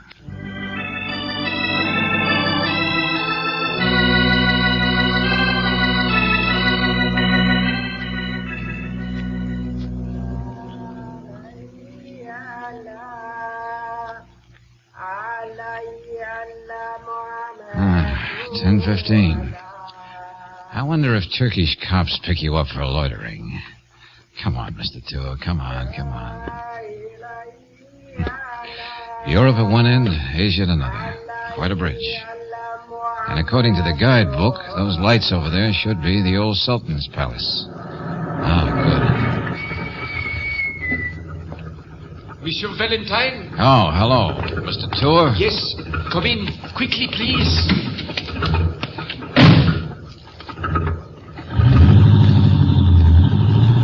Sorry to act so mysterious, Monsieur Valentine, but believe me, it is necessary. Whatever you say. Where are we going? There is a little coffee shop in Galata. We can talk there.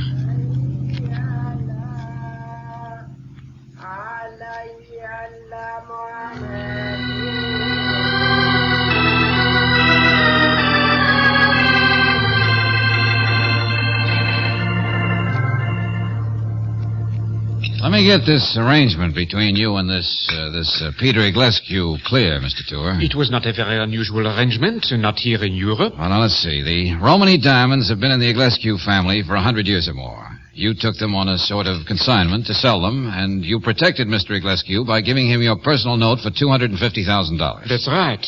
Of course, I am insured with Europa. That is where they come in. And when did you find the diamonds gone? Almost a week ago. Iglescu and I are both staying at the Hotel Metropole. I was ready to show the stones to a visiting prince from India, and they were gone. I would swear that only Iglescu knew where I kept them. Did you accuse him? No. In fact, I told him nothing about the theft. Why? He would only deny it. And where would you look for 4 small stones? Oh, I see. In 4 days, according to our agreement, I will either have to return the stones to Iglescu because I was unable to sell them, or pay him the money. Uh-huh. Well, what did you think I'd be able to do for you, Mr. Tour? I really do not know. I am just a desperate man. One thing I am sure about. What's that? Iglescu still has the diamonds. Here, somewhere in Istanbul. Oh, it's a big place. The Romany diamonds are too well known to the dealers. He could never sell the stones to them. And if he tries to, as you say, fence them, he would get practically nothing. So our friend will sit tight until he gets the money from you. Then later get rid of the stones somewhere else. In Paris, England, America maybe. Yes. Well, I sure enough can't just appeal to his better nature. He has none, believe me. He is charming and polished, but he is as hard as one of those diamonds he stole. He doesn't know of the theft, and he, too, lives at the Metropole. What is that? Just thinking out loud, that's all. I may be brighter in the morning.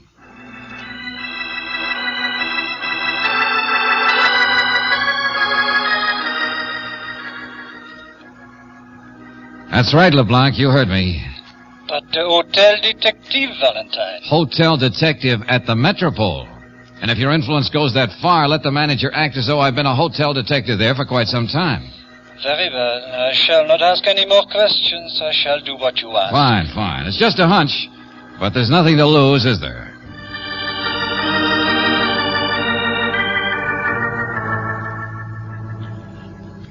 Yes, I can have some imitation Romany diamonds ready by tomorrow. Of course, they will not fool a real expert. They don't have to. Let them look pretty close to the real thing, and I'll be satisfied, Mr. Tour. I see. But then you also say I shall have to play a part? Exactly. Like an actor? Like an actor. But don't worry, Mr. Tour. I'll coach you very thoroughly.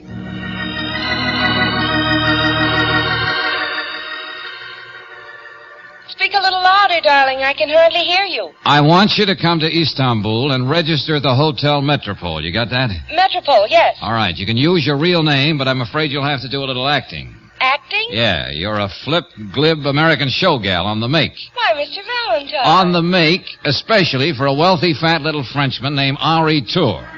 Now, when you come to the lobby of the Metropole...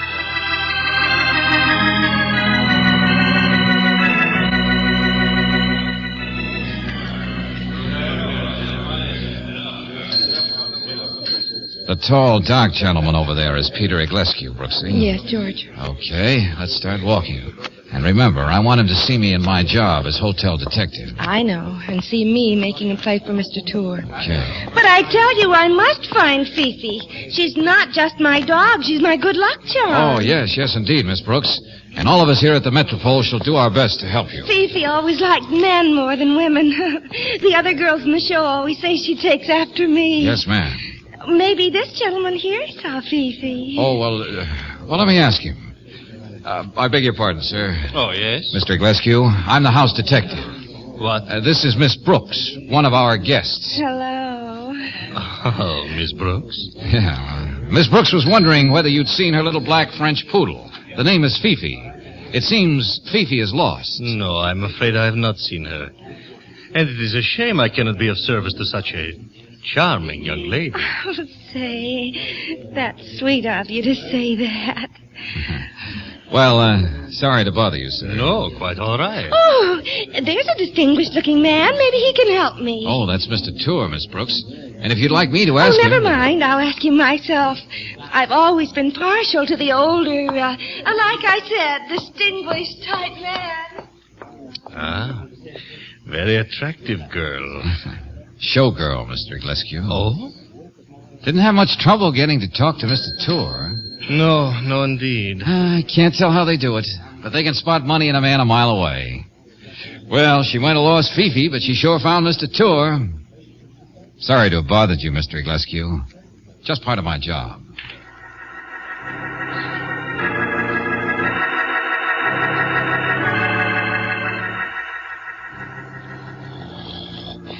That's right, Mr. Tour. Sleep soundly. Pleasant dreams. Now, where are those diamonds? Oh, yes. Here they are. Nice. Very nice. That will set the stage very nicely. Yep, that does it. Good night, Mr. Tour. Good night, Monsieur Valentine, and good luck.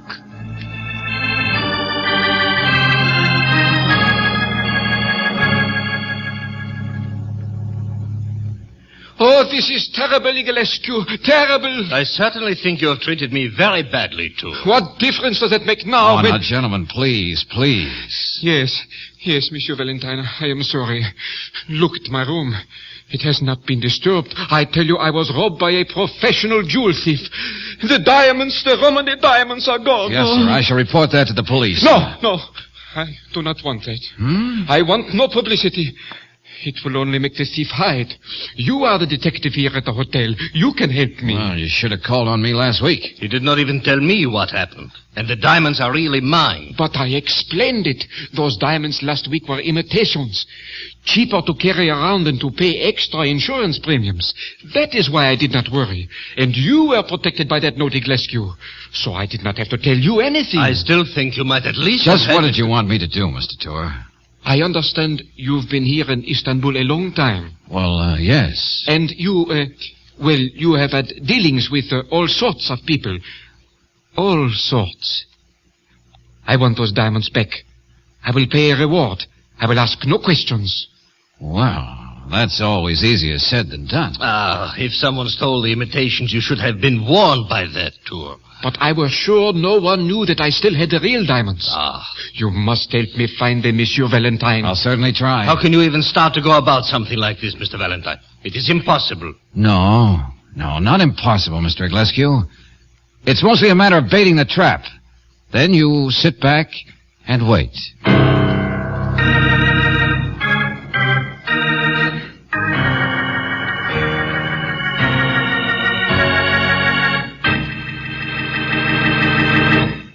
In just a moment, we'll return to tonight's adventure of George Valentine. Friends, if a sluggish, choked-up motor makes your driving a constant chore rather than a pleasure, now is the time to shift to the gas with all 8 Chevron Supreme. Balance blended for peak performance under all driving conditions, Chevron Supreme gasoline gives you not 1, not 2, but all 8 high-performance qualities.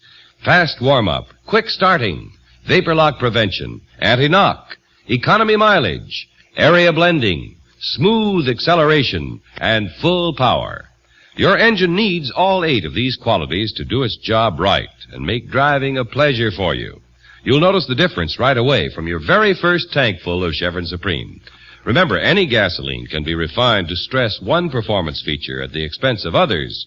But Chevron Supreme is designed and refined to give you all 8 high-performance qualities in correct balance.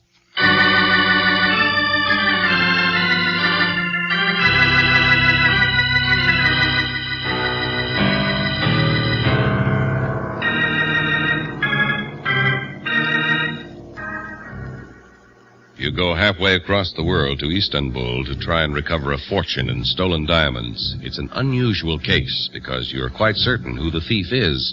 But how do you get him to give up the priceless loot?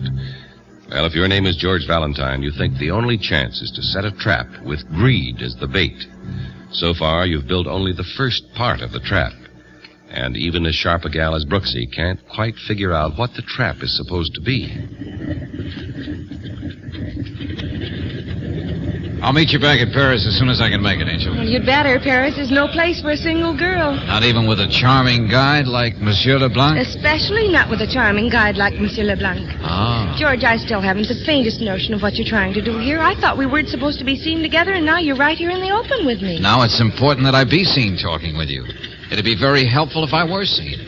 Okay. Maybe I'll find out what this is all about some other time. Oh, Brooks, you did a fine job. If its purpose is a little vague, remember I'm fumbling around in the dark myself. Yeah, I know, darling. The only thing I have been able to accomplish, I hope, is to put the first shadow of a doubt into Iglescu's mind. If the real diamonds were stolen last night, he's going to wonder what he stole last week.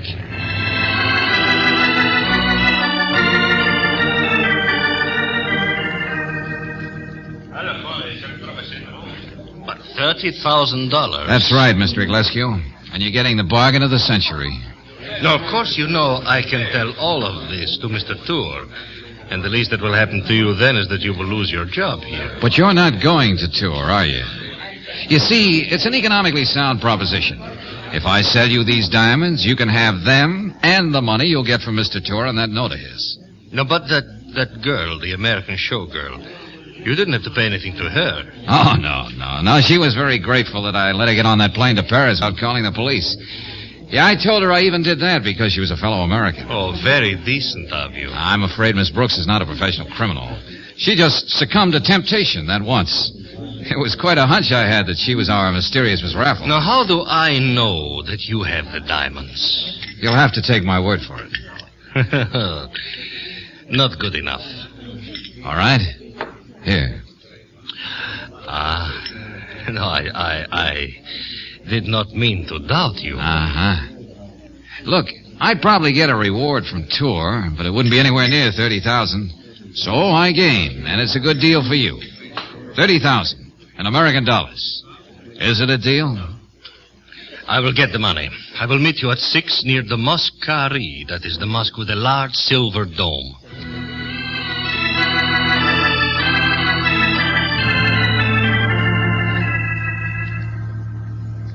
So you really think you have him, as you say, on the hook, Monsieur Valentine? At least there's a chance, Mr. Tour. Have you checked all the banks here in Istanbul? There are only a few large ones. I have friends in most of them. And no Iglescu account in them, huh? No. And certainly no $30,000 transactions of any sort today? No. Good, fine. What? I do not understand.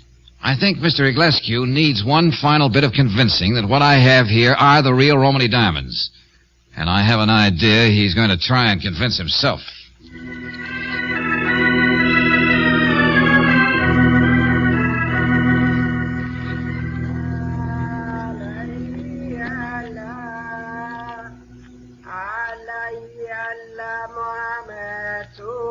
I would gladly change places with you, brother. Way up there on that minaret. Safe. What this place needs is more electric lights.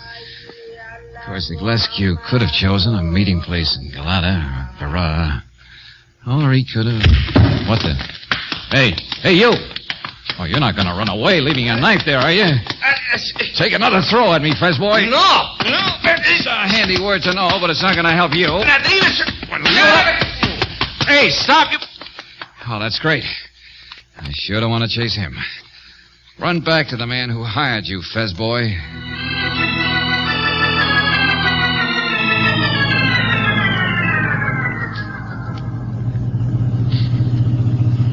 Metropole?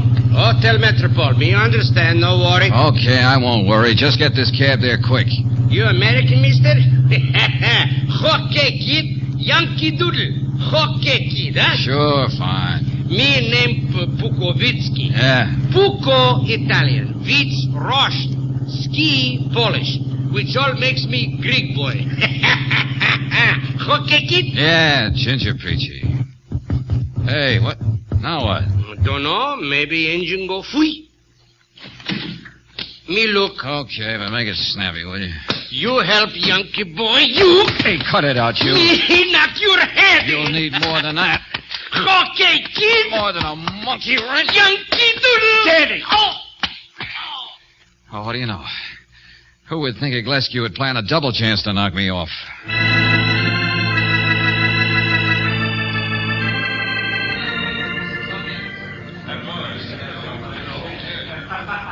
You failed to keep your appointment at the Mascari, Mr. Iglescu. A very bad feeling of mine, yes. But a couple of your friends sort of pinch hit for you, didn't they? And I do not know what you're talking about. Uh-huh. Anyway, you should know that you can't get anything without paying for it. You cannot blame me for trying to save myself some money. Oh, it's done every day in the best of circles. I just came by to tell you that you've missed your chance, Buster. The deal for the diamonds is off. For good. Oh, now let us not be too hasty, Valentine. Oh, I'm not Valentine. hasty at all. I'm just being prudent. I don't like the way you play. So I'm going to turn the diamonds over to Tor and settle for the reward. You cannot do that. You want to bet? I'll pay you the money. No tricks. Too late. 35,000. Not interested. You're being a fool, A very bad feeling of mine. All right. You can come with me while I get the money. There will be no more tricks. I value my life too much, friend. Besides, I already told Mr. Tor I'd be up to his suite in an hour. That I had a wonderful surprise Now, for him. listen, Mr. But Valentine. you're welcome to be there for the finale.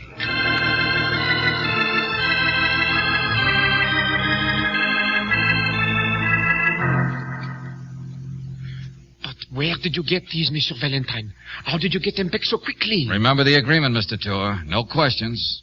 Let's just say I was very lucky. I would look at those diamonds very carefully, Tour. I will certainly demand to know they're the real ones before I give you back that note for $250,000. Oh, they are the real ones. Oh, make sure by all means, Mr. Tor. After all, you yourself said there are some phony ones somewhere in Istanbul. The ones that were stolen a week ago. Yes, I know. I am not an expert. I do not know the fine points of the stones.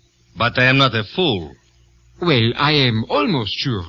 But, of course, I have an eyeglass in the other room. Why don't you get it? Yeah, let's get it by all means. These diamonds are safe here, and I wouldn't want any sort of reward for something I don't deserve. Anything you say, Monsieur Valentine. We will be right back, Iglescu. You cannot blame me, of course, for wanting to be sure. Of course not. Okay, that was fine, Tor, fine. Did you see him snap for the bait? Do you think it might possibly work? Well, he gave it a plenty elaborate build-up. You should have heard him actually beg me to take his money for the diamonds. Here, I have the eyeglass. Well, you better give him enough time. Not too long, not too short. Just the right amount of time. You say when we should go in. Yeah, okay. Do you hear anything in there? No. Okay, I think that's it. Yes, Monsieur Valentine. Easy, Mr. Tor. Easy. Yes, easy. Did you get it, Tour?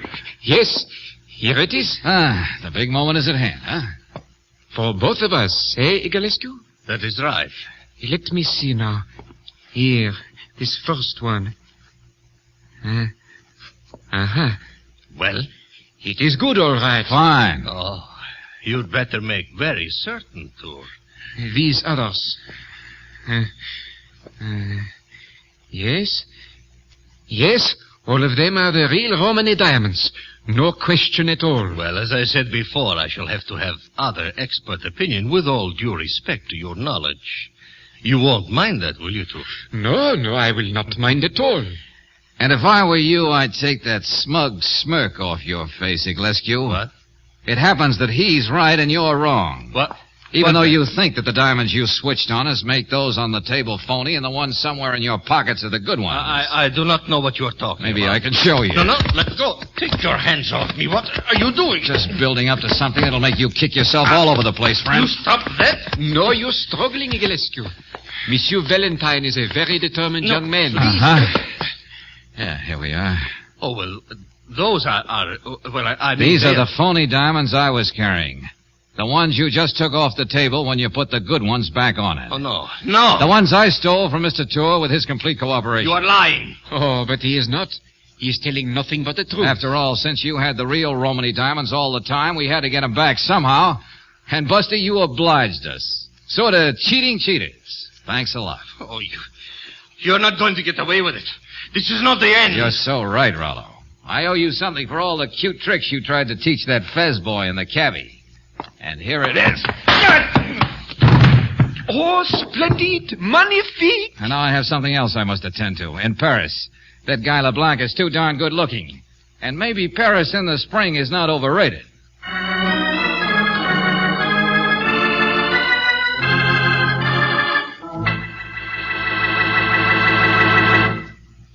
Check these advantages of buying with a Chevron National Credit Card.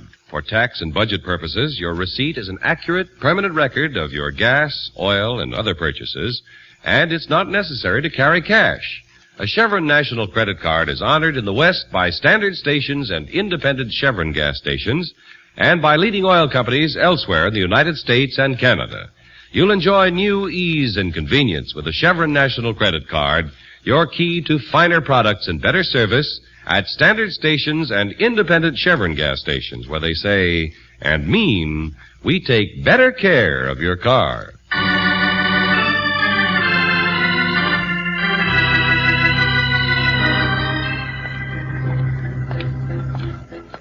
You know, darling, it's all true, all the things they say about Paris.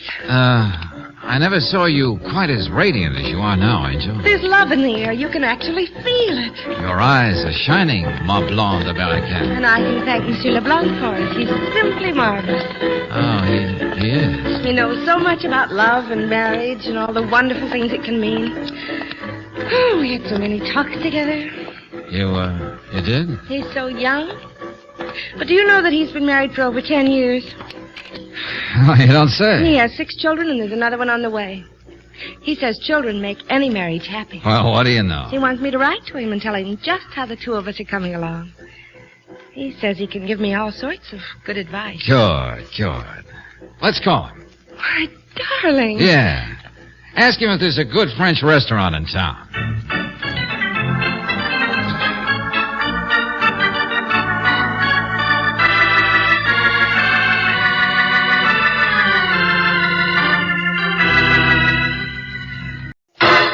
Personal notice. Danger's my stock and trade. If the job's too tough for you to handle, you got a job for me, George Valentine. Write full details.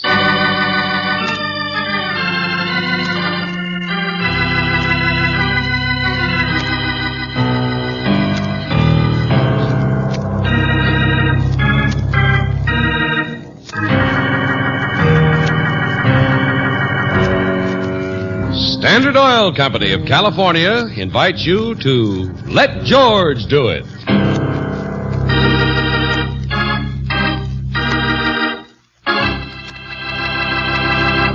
In a moment, we'll begin tonight's adventure of George Valentine. I'm sure that as a motorist, you know how important chassis lubrication is to the life of your car. That's why I know you'll be interested in the advantages you get from guaranteed Car Saver lube service. It's no hit-or-miss job with Car Savers. They use charts specifically designed for your car according to the manufacturer's specifications. No wonder they stand behind every grease job and guarantee them against squeaks for 1,000 miles. Stop in soon for complete Car Saver lubrication service at any standard station or independent Chevron gas station, where they say and mean, we take better care of your car.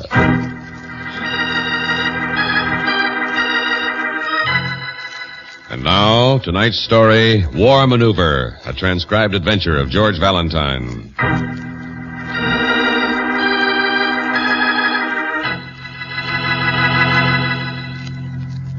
P-A-L-C-H-E-K, Palchek. Yeah, I have the name, Mrs. He's Fenton, the but... nicest, sweetest man, and they have him in jail, Mr. Valentine. That's all I know. Yeah, well, I'm having Miss Brooks checking on the other phone, so just calm down, He's Miss the Fenton. nicest boarder I have, and he wouldn't do anything wrong if his life depended on it. He's gentle, and he never takes a drink. Yeah. Hold on a minute, will you, Mrs. Fenton?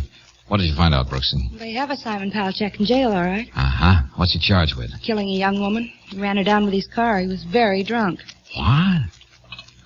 Mrs. Fenton. Yes. What is it, Mr. Valentine? I'll get down there and look into it. I'll get back to you later.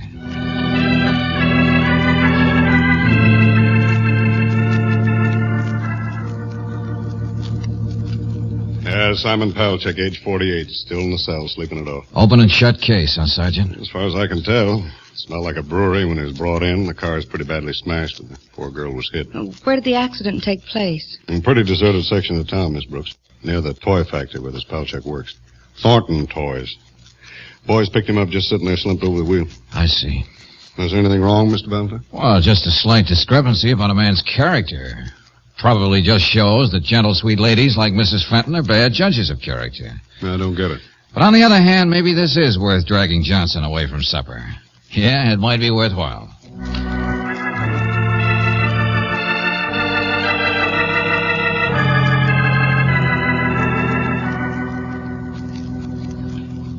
Oh, I don't know anything, Lieutenant Johnson, and my head hurts. Valentine, I don't know how you managed to get in the middle of things like this. Well, the doctor's report is clear and to the point. This man hasn't been drinking. He was slugged. I don't remember either. Slugged, and then liquor was poured over him. So that he would be thrown in jail and no questions asked. Questions would be asked in due time, Miss Brooks. Enough so that we'd find out everything we have to know. But there's no reason why we shouldn't take a look at Palchik's car, is there? Oh, come on.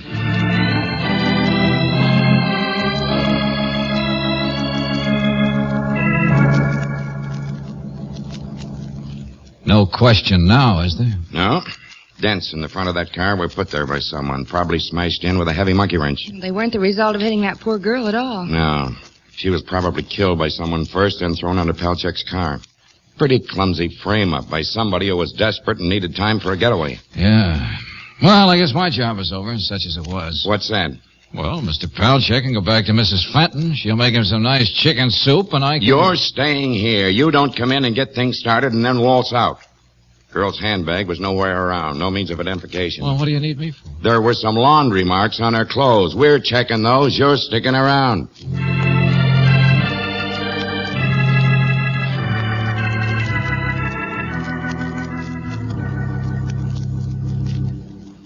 Laura Gillespie? No. No, I never heard of her, Lieutenant. And you don't remember seeing her before? No. I came out of the plant that's Thornton's Toys, and I was going to start driving my car, and I guess somebody hit me that must have been hiding in the back of the car. And that's all I remember. Yeah, you probably just happen to be the handiest guy around, Mr. Palchik. I'm pretty lucky to get out of it. They might have killed you. Oh, they couldn't they? Mrs. Fenton is still pacing outside like a nervous mother hen, Lieutenant. Oh, nice lady. She very nice. Yes, I guess you can go, Palchik. We'll be around to ask some more questions another time. Anything I can do, Lieutenant, anything. Let the gentleman out, Sergeant. Yes, sir. Well, might as well see what we can find out at the address you have for Laura Gillespie.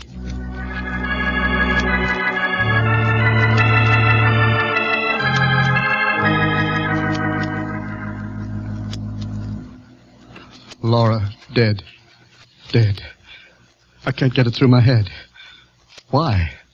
I'm afraid that's something we don't know yet, Mr. Gillespie. We're trying to find out. Well, perhaps you can give us some idea as to why your wife was down on Manson Street, Mr. Gillespie. I don't know. It's a little out of the way. Was Mrs. Gillespie out shopping this afternoon or visiting some friends? She was out working.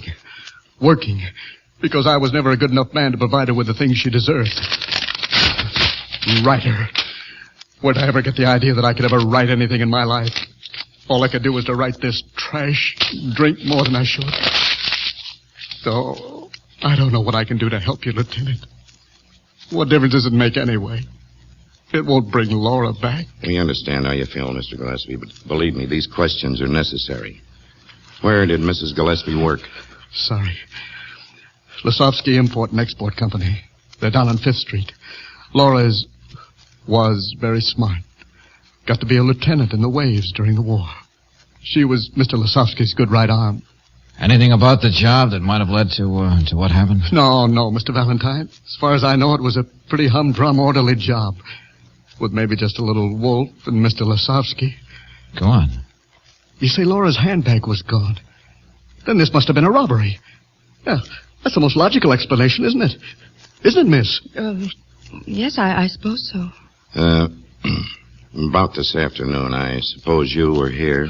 Oh, that's right. An alibi. I should account for my whereabouts. That's another one of the things you must ask me. Oh, I have a beaut of an alibi. I was in my usual hangout, Mike's Bar and Grill, all afternoon. Well, I should have been trying to work. At least a dozen people saw me. Now, please leave me alone.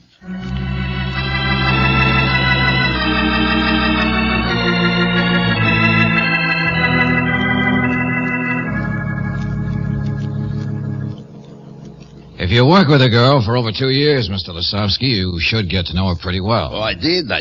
She was a lovely lady. Smart, brilliant. Terrible tragedy. Did Mrs. Gillespie have the afternoon off? Oh, it wasn't anything as formal as that. In this office, she came and went without having to account to anyone. As a matter of fact, Mr. Lisowski, we were curious as to whether you might know of any enemies Mrs. Gillespie might have had. Enemies? No. Well, that was kind of a reluctant no. Is it supposed to mean anything? No. I'm sure you understand that if you have anything that might possibly help us, you should... The husband, Mr. Gillespie, is a very jealous man and a very weak one. Of course, I don't mean to imply anything. I see. Thank you very much. I presume you were here all afternoon, Mr. Lisowski? Oh, yes, with 3 customers. Very fine people. Alibi number 2. This export and import business, Mr. Lisowski. Yes. Is it of a general nature? Oh, yes, mostly to Europe. Mostly Eastern Europe. Of course, the business isn't as good as it was once. That's tough. We import some fine lace, Bohemian glass. We send them some machinery, even toys. Toys? Yes. You know the Thornton toy firm down on Manson? They're very fine clients of ours. What's the matter? Did I say something?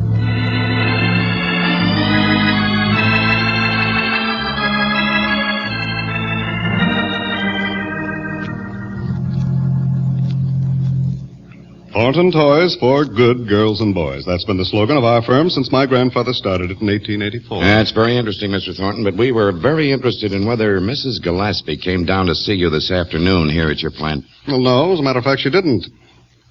Oh, what's the matter? Why are you all looking at me that way? Well, if she did come down here, she'd see you, wouldn't she, Mr. Thornton? Yes, of course. She placed the order with me. And she didn't see you today? I'm not in the habit of lying, Miss Brooke. Oh, it's just that we felt we established a good reason for Mrs. Gillespie to be down here. We thought you might give us some further help in tracking down the man who killed her. I see. The Lisowski firm buys only a moderate amount of toys. Oh, here, dolls like this. Some dolls that sing their own lullabies. Some handmade toy soldiers. Mr. Palchek has been making toy soldiers for us for almost 20 years. Oh, yes, and some cowboy dolls. So your relationship with Mrs. Gillespie was rather casual and purely business. Exactly.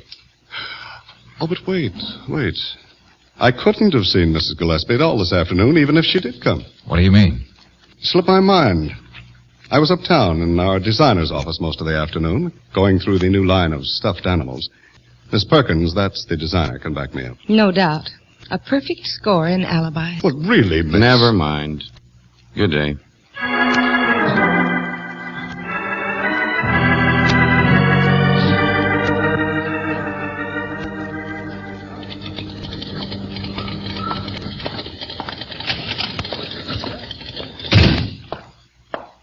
Oh, Valentine. Gillespie phoned down here while we were out. Good. Phone him back so I can pick up Brooksy and take her out for dinner. He wants to get in touch with you right away. Me? Must have liked your frank baby blue eyes. Exactly what did he say? Wants you to call him at this number. Go on, use his phone. All right. Wonder what's on his one. Search me. Hello? Oh, this is Valentine, Gillespie. Oh, yeah. Oh. What did you want me to call you about? Come on over right away. There's something I have to tell you. I was afraid and ashamed, but I'm not anymore. I'm not. Well, sure, but can't you... There are some things that even a no-good failure like me can't take. Things like dishonor. I was in the Pacific for 3 years. Did you know that? Did you? I'll be over as soon as I can. Well, come on, before my courage gives out.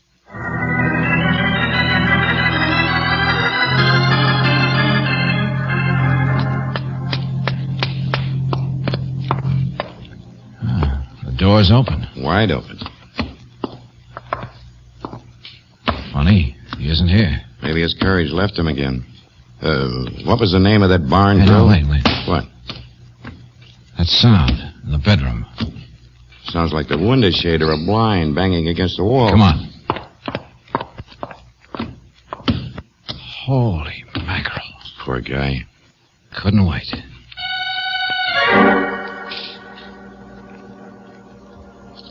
Hello, Hennessy. This is Johnson. Send a crew down to 418 Harrow Street. Gillespie just hung himself.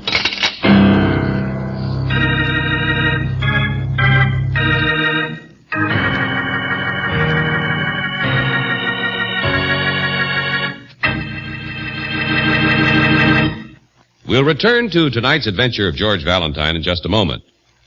I'm sure that you're all aware of the fact that nothing is as tough on a motor as stop-and-go driving, and yet taxicabs must operate under these difficult conditions at all times. So when the manager of a taxi fleet writes that heavy-duty RPM motor oil has doubled the time between overhauls, that's real evidence that heavy-duty RPM can do the same for your car. It took months and months testing hundreds of oils before we were able to develop this new motor oil. Laboratory tests, road tests, even atomic energy was used. Atomically treated piston rings in test cars enabled us to measure engine wear as it took place. The result of all this testing was heavy-duty RPM motor oil that, compared to premium-type oils as designated by the American Petroleum Institute, doubles engine life between major overhauls due to lubrication. And now, motorists throughout the West have found the advantages of using heavy-duty RPM. Case history after case history proves that here is the motor oil that's years ahead of its time. A car fleet, a cab company, people like you and me, report that heavy-duty RPM gives top protection to engines under all driving conditions. So buy what's best for your car. Get heavy-duty RPM motor oil at independent Chevron gas stations and standard stations where they say and mean we take better care of your car.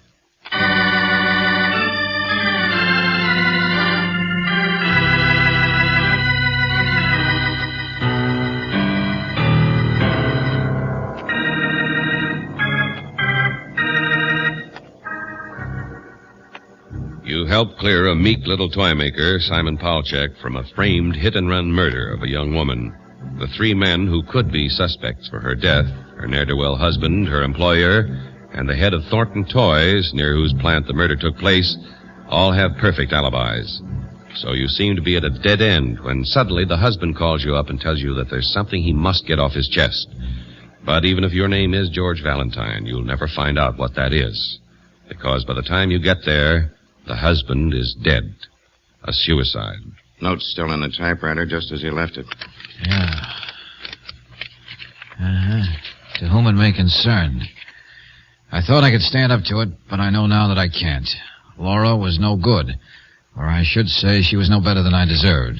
She was faithless, and I could not accept that. I killed her. And I framed the funny little man who works in the toy plant. Sorry, but this is the only fitting way to end a life which has been nothing but a comedy of errors. Boys will be here pretty soon. Go through the formalities. Yeah. Yeah, I guess we'll just... What's the matter? I can't quite make the two things fit. Huh? The words Gillespie used when he called me, it seemed so important for him to tell me he was a soldier, a good soldier who served in the Pacific. Man likes to hold on to whatever he thinks has been worthwhile in his life. Well, the words he used and the fear of facing us. I've seen too many suicides to try and figure out why they would do anything. Hey, wait, Johnson. What are you doing? Look. The fibers on the rope. What are you talking about? They're pointing up toward the ceiling. Hey, that's right. Yeah. He was killed, and then his body was hauled up. That's the only explanation. Murder. Another murder. As vicious as the first. Which leads us exactly nowhere, especially since we know that all the three alibis are foolproof. We'll have to go back and talk to Lasowski and Thornton. They're our only possibilities. I guess so. But why kill Gillespie? What did he know? You try and guess. Oh, come on. Okay. But may I make a suggestion? Yeah. Let's keep up the myth that this was suicide. It's always easier to make a slip if you feel you're safe.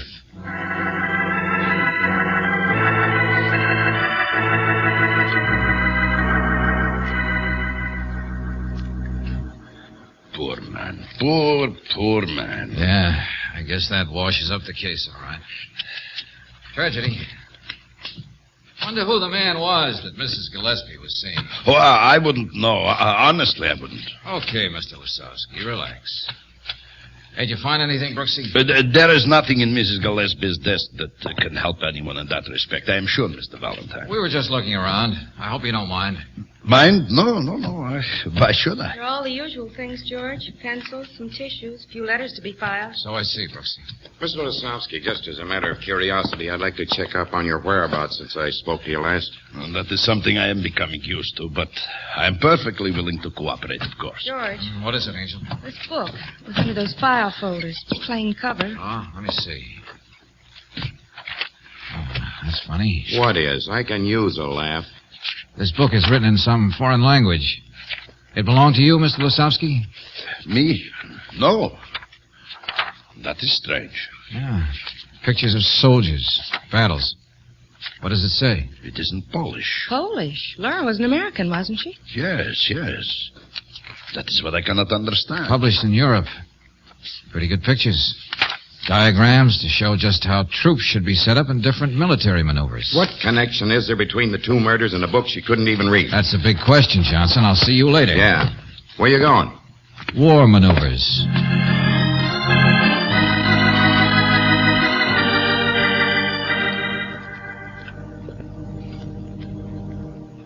This way, Mr. Valentine. Oh, wait. I'll put on the light.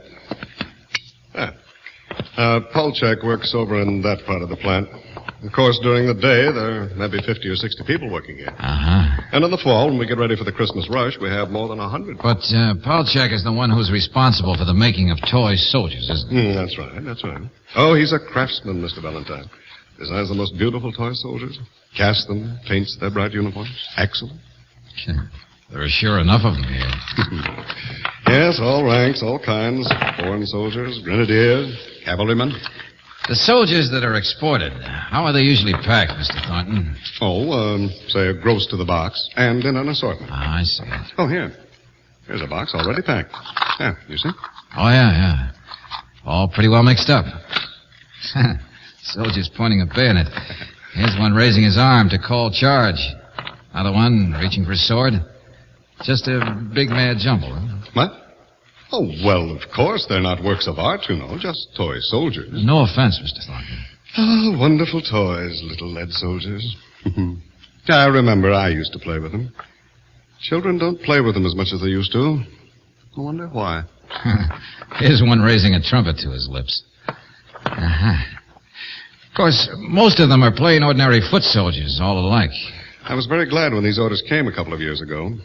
Pretty steady orders. Oh, that's fine. Well, I guess you'll be wanting to close up and go home now, Mr. Thornton. Yes, indeed. But anything else I can do to cooperate? No, thanks.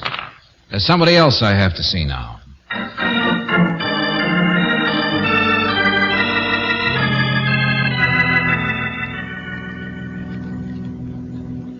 Yes, I feel much better, Mr. Valentine, and thank you. Thank you so for everything. I did very little, Mr. Pelchak. That young woman, that unfortunate young woman, the police found out yet who killed her? They're working on it. They usually do a good job. A shame, terrible shame. Yeah. Mr. Pelchak, when did you notice that the book was stolen? What?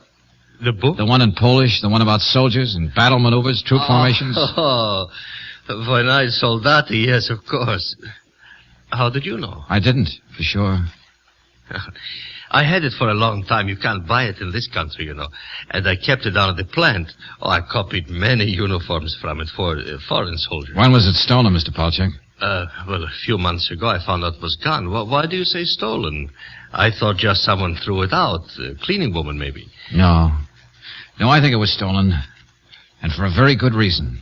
But stolen by whom? Why? I have an idea. But I'm not sure. Mr. Pelchak, do you feel strong enough to come down to the plant with me? But no, it's closed. You have a key, haven't you? I understand you've often worked late, and you're one of the oldest employees. Yes, believe me, it's important. It's sort of setting a trap for someone. What do you say? Well, of course, Mr. Valentine. I will just get dressed.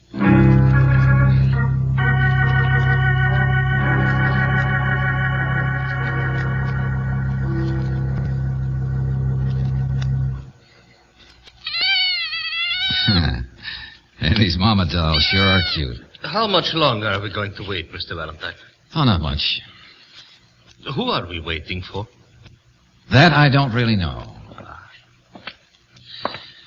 But now you know how I make the little lead soldiers. Yeah. Molten lead. Bubble, toil, and trouble. No. I wouldn't come too near, Mr. Valentine. And little forms to cast the soldiers from it. Yes, that's right. I thought this box of soldiers was all ready for export. You, what? Well, any reason why you melted down some of the soldiers from it? Oh, you must be mistaken. All the plain foot soldiers are here, it seems. But the ones with the drawn bayonet and the trumpet and the arms raised to signal charge, where are they? Oh, yeah, they were not quite perfect, some of them.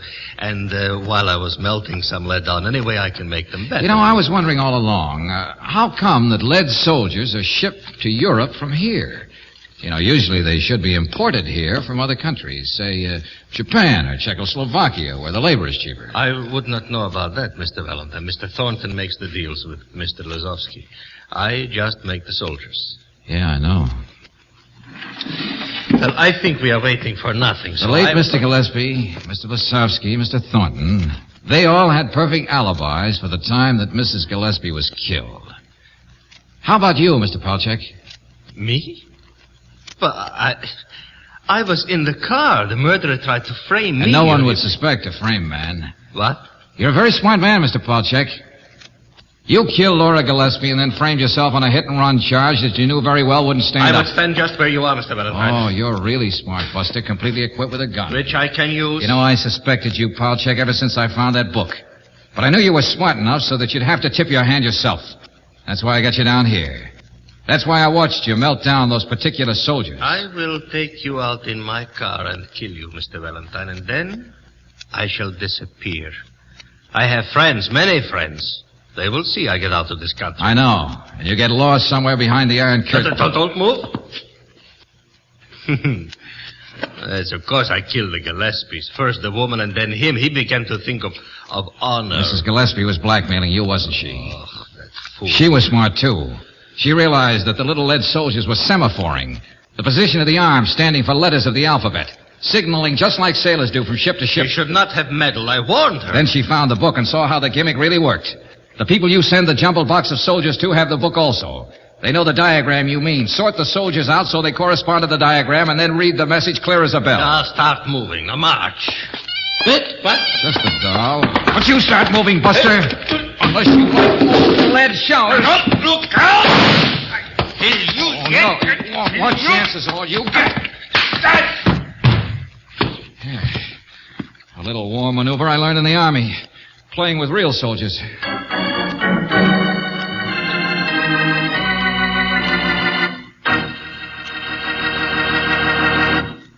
What's it like behind the wheel of your car?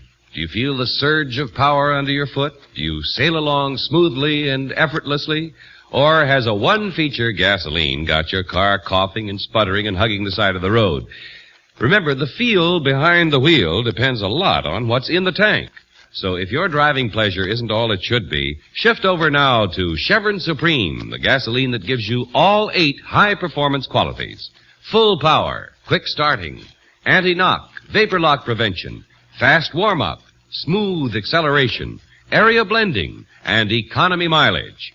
Put spring in your driving with a full tank of Chevron Supreme gasoline at standard stations or independent Chevron gas stations where they say and mean, we take better care of your car.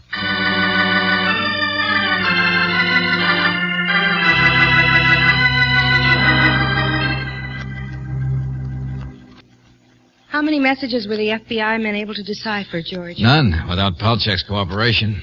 But he cooperated, all right. Once he started to sing, he sounded like a full-grown choir. The deadliest sabotage of all. That's what Palchek's friends were planning. Deadliest sabotage? Yeah, Brooksy. He was sending out the names of people in different fields whose death would hurt the United States most. And I guess there'd be other Palcheks to see that the sabotage was carried out, no matter what would happen to them. A war maneuver. Yeah, and a war where no holes are barred. Mr. Thornton and Mr. Lisowski are outside. They're still shaking over the way they've been used as dupes by Palchek. I'd better go out and talk to him. Hey, what's it? Oh.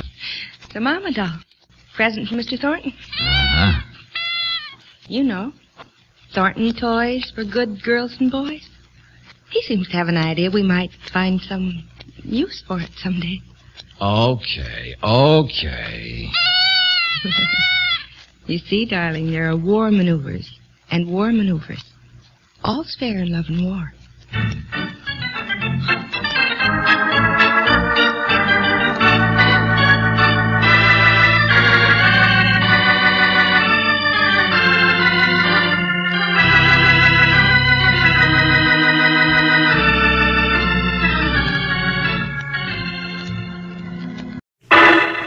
Personal notice. Danger's my stock and trade. If the job's too tough for you to handle, you've got a job for me, George Valentine. Write full details.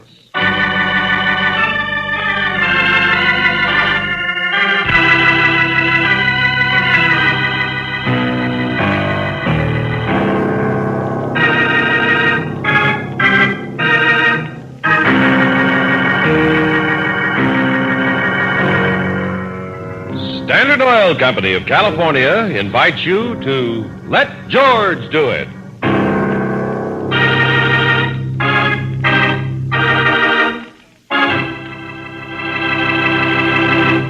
Before we begin tonight's adventure, here's a word about gasoline.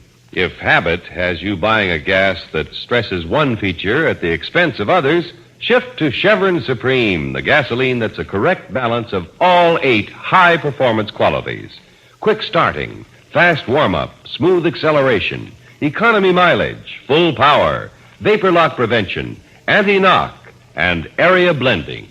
Try a tank full in your car of the gas with all 8. Fill up with Chevron Supreme gasoline at any standard station or independent Chevron gas station where they say and mean we take better care of your car. Transcribed. And now, tonight's story, The Forgotten Murder, a transcribed adventure of George Valentine.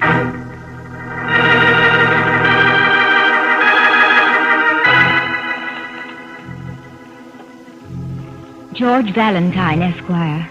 My dear sir, I would deem it a great favor if you came for tea this afternoon at 3:30. I've been led to believe that you're the kind of man who would interest himself, for a stipend, of course, in a problem such as mine. A murder which is not even considered as such. A murder which has long since been forgotten by everyone except yours very truly, Miss Felicity Graham. That's quite a letter. Equal parts of gentility and murder. I had a maiden aunt once who used to write letters that sounded like this, even if she was only asking the milkman to leave an extra bottle of cream. Here, let me see. 45 Barrington Terrace. I know that neighborhood.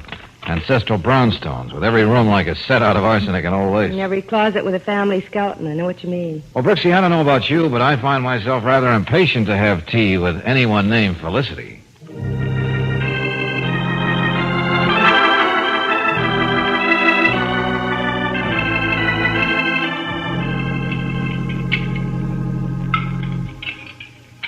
Any more tea for anyone? No, thanks. No. Please excuse us, Paul. I'd like to speak to Miss Brooks and Mr. Valentine in private. Well, I thought you trusted me completely, Felicity. With everything. Please, Paul. You've been so sweet and patient all these years. Bear with me a little longer. But I don't think I... Oh, whatever you say, whatever you wish. My best friend. My only faithful suitor. Your letter referred to a murder, Miss Graham. Yes. A murder which took place some 15 years ago. Until it's solved, I'm afraid I can't find any peace and happiness in my own life. Miss Graham, I think you'd better give Mr. Valentine all the facts from the beginning. Well, there was only one person who was close to me in the whole world. My cousin Laura. We became orphans about the same time, and for years we were inseparable. And then she got married, and the scoundrel murdered her, and he's off somewhere... grinning about it right now. Well, Miss Graham, if what you say is true, this sounds like a case for the police. Oh, the police. They consider me their personal cross to bear. They've been listening to my story for the past 15 years. The kinder ones simply say I'm touched in the head. But if they feel there's nothing can be done, I don't know how much help I can give you. But I tell you, Laura was murdered. I refuse to believe that she and her husband entered into a suicide pact. It's ridiculous. Suicide pact? But I thought her husband was the murderer. if he's dead, too... Well, then... according to the police files, Laura and her husband, James Cartwright, committed suicide together. Drove their car off a lonely pier into the ocean. Oh, how awful. Their bodies were never found on account of the tides. The only things that were found along the shore were one of Laura's shoes and her handbag. Was there a suicide note? Yes, it was found on Laura's night table. It said that she and Cartwright ran through all the money her parents had left her. They couldn't stand the prospect of just grubbing along. Well, frankly, Miss Graham, I don't see how I fit into all this. Look, there on the financial page, it's yesterday's journal. Oh. See the place, Juan Palos, South American millionaire. Now, this is supposed to be Juan Palos, executive vice president of the Los Altos gold mine. He's here in the States for a directors' meeting. Well, what about it, Miss Graham? I believe this man to be James Cartwright. You do? I met Laura's husband only once in my life, and that was quite enough. But I still say this could be Cartwright. Oh, no, isn't that taking a lot for granted, Miss Graham? It's been 15 years. So many men look alike. It was the name Los Altos that caught my attention. You see, Mr. Valentine, all during those few months they were married, Cartwright somehow arranged to send most of Laura's money out of the country to a town named Los Altos in South America. Some legal hocus-pocus with a shyster lawyer. How do you know all this? Oh, I checked with a private detective. That's where the trail ended 15 years ago. As I get it, you feel James Cartwright married your cousin for her money, then somehow, very skillfully, he stripped her of it. Oh, it was all very neat. Laura's signature was on every withdrawal, no doubt about that. And then you feel he killed her on what was supposed to be a suicide pact. Cartwright loved himself too much to commit suicide. He was too handsome, too arrogant. And he knew they didn't run out of money. He just had it planted where he could pick it up. Well, I just can't go up to this Mr. Palos and ask him to bare his life to me. I know. And that's why I'm willing to pay you. I don't even have a picture of Cartwright. And there isn't a set of his fingerprints anywhere. He saw to that. Well, then I just want you to meet this Mr. Palos. See if he doesn't make the one little slip that'll prove I'm right about it. What do you mean? If this man is James Cartwright, he won't be able to resist anything that has to do with cards. Cards? Not only was he a gambler, but he prided himself on the tricks he could do with cards. All sorts of sleight of hand. Mm-hmm. Charming fellow to play cards with. Oh, I know if you go about it right, Mr. Valentine. You'll be able to make him give himself away. Appeal to the card sharp in him, huh? Well, we could give it a try. I must be sure. For this one last time. I can't find any peace in my heart. Can't pick up my own life unless I'm sure I haven't failed Laura. I loved her very much. Of course. James Cartwright was a beast. He made life a nightmare for Laura. Deliberately. Cruelly. How do you mean? He got a perverse pleasure out of hurting her. She was a high-strung, sensitive girl. She was afraid of the dark, for instance.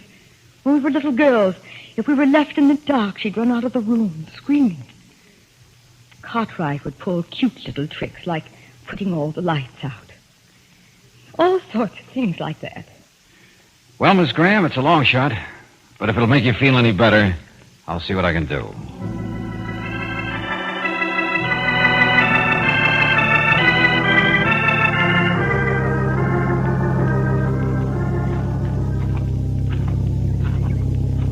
I don't put much stock in all this, Angel. But if it will put her mind at rest, it's surely worth a try. Yeah, I guess so. Mr. Valentine, wait. Oh, Paul Henridge, isn't it? Yes. I want you to stop checking into this business with Mr. Palos. Well, now, I was under the impression Miss Graham wanted that to be a private matter. I was eavesdropping. Not ashamed to admit it. Well, you certainly should be. Here, Valentine, take this check. Oh, that's a pretty check. What am I supposed to do to earn it? Tell Felicity that Palos isn't Cartwright. Well, now, look, he probably isn't, friend, but at least I'm going to try and make sure. Valentine, I want to marry Felicity. If she's convinced Laura and her husband did commit suicide, I think she'll finally say yes to me. I don't want to take even the smallest chance of Palos being Cartwright. I understand how you feel, Henrich, but I do have an obligation to my client. You'll be a sorry man, Valentine, if you don't listen to me. I guess it's just a chance I'll have to take.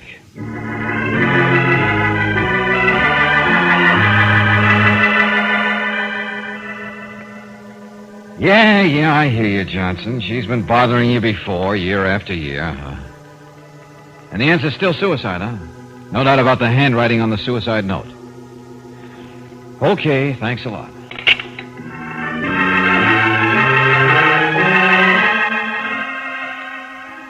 George, the cablegram from that detective agency in Buenos Aires is here. Oh, good. Read it.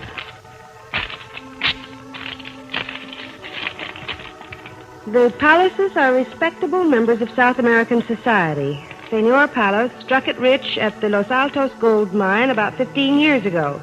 Married a lady from the States. Struck it rich about 15 years ago. Uh-huh.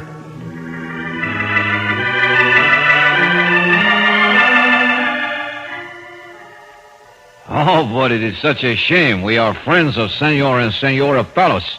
And now we miss them, eh? That's right, sir. They checked out this morning. Darling, give the nice young man $10 for being so helpful and telling us where the Palaces went. But, madam, I didn't.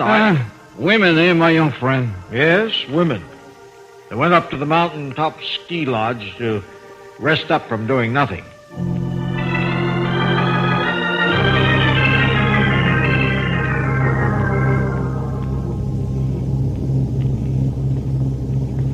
Take a card, Brooks. Stop with that accent. All right. Take a card, anyway. No, not again. Again. It's bad enough I have to do all the driving. But I have to do a little practicing on card tricks. Yeah, I know. Go on. Go. Take a card. Okay. 3 of diamonds. Close. Queen of spades. Well, it's still a few miles to the ski lodge. I'll probably learn.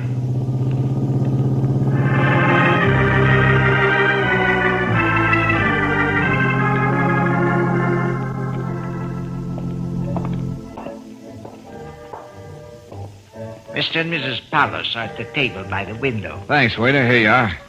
Buy yourself an annuity. Thank you, sir. George, people are looking. Well, I gotta get into the role of Georgie Valentine, boy life of the party. Come on. Okay, Georgie. Well, honey, look at these 2 people sitting here by themselves. I bet they're as lonely as we are. I beg your pardon. I bet they'd like company, too. Really? Oh, just a minute, my dear. Let's see what the gentleman wants. Well, when me and the wife here walked in, we said right off, I bet you these 2 people are just like us. Hate to eat alone. That's just what my husband said. How interesting. So we decided to come over and rescue you. Sit down, Claire. Oh, yeah, I want you to meet my wife, Mr. Palos, Juan Palos, and Mrs. Palos. Hello. Oh, yeah, Valentine is the name. I travel in women's dresses. You... Always gets a salesman. I sell women's dresses, yeah. What's your line? Gold. Just gold? Gold. How nice for you. Juan, it's really getting quite late. Oh, we have time, Doris. Yeah, Mr. Palos, I'm glad to meet another businessman who knows how to take things easy, how to relax. I bet anything you have a hobby, too. Oh, yes. Skiing, of course. Mountain climbing. Oh, yeah, well, fine. But I have a hobby I carry around with me. Makes me the life of the party wherever I go. I'm sure you don't need a hobby like to do that, Mr. Valentine. You're right, dearie. Yeah, but a hobby sure helps. Here, you see these cards? Go on now, pick a card. Well, no, go ahead. Go on. All right. All right. Don't show me now. No. 5 of hearts. I'm afraid not. King of clubs. But looky here. I take the whole deck of cards, and by flipping them up in the air like that, I shuffle the whole deck. Oh, Georgie, they all fell. Here, let me. Oh, sure. Go ahead, Mr. Palos.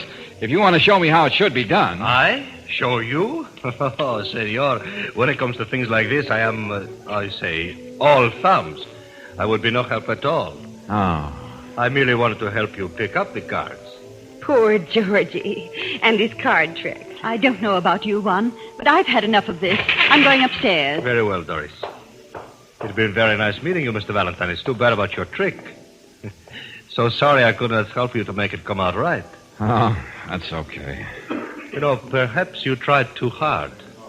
That's a common failing with so many amateurs. Good night. Not even a little nibble, senor. Yeah, and I was certainly bad enough. Well, he's either the wrong man or he's very clever. Oh, it isn't a question of brains, Brooksy. I counted on instinct. If he were James Cartwright, demon card trickster, I was sure he couldn't resist showing me how the trick should have been done. Well, what now? Oh, I don't know. Hey, wait, Brooksy. Suppose I tell Palace who I am and what I'm here for. Oh, fine. He'll fess up just like that. Well, it isn't as silly as it sounds. It may turn into a very neat little trap. But if he is Cartwright, that'll give him all the warning he needs. You know, Brooksy, they haven't invented a trap yet that'll work without bait. And I'm sure of one thing. I'll make a better piece of cheese than I am a card sharp.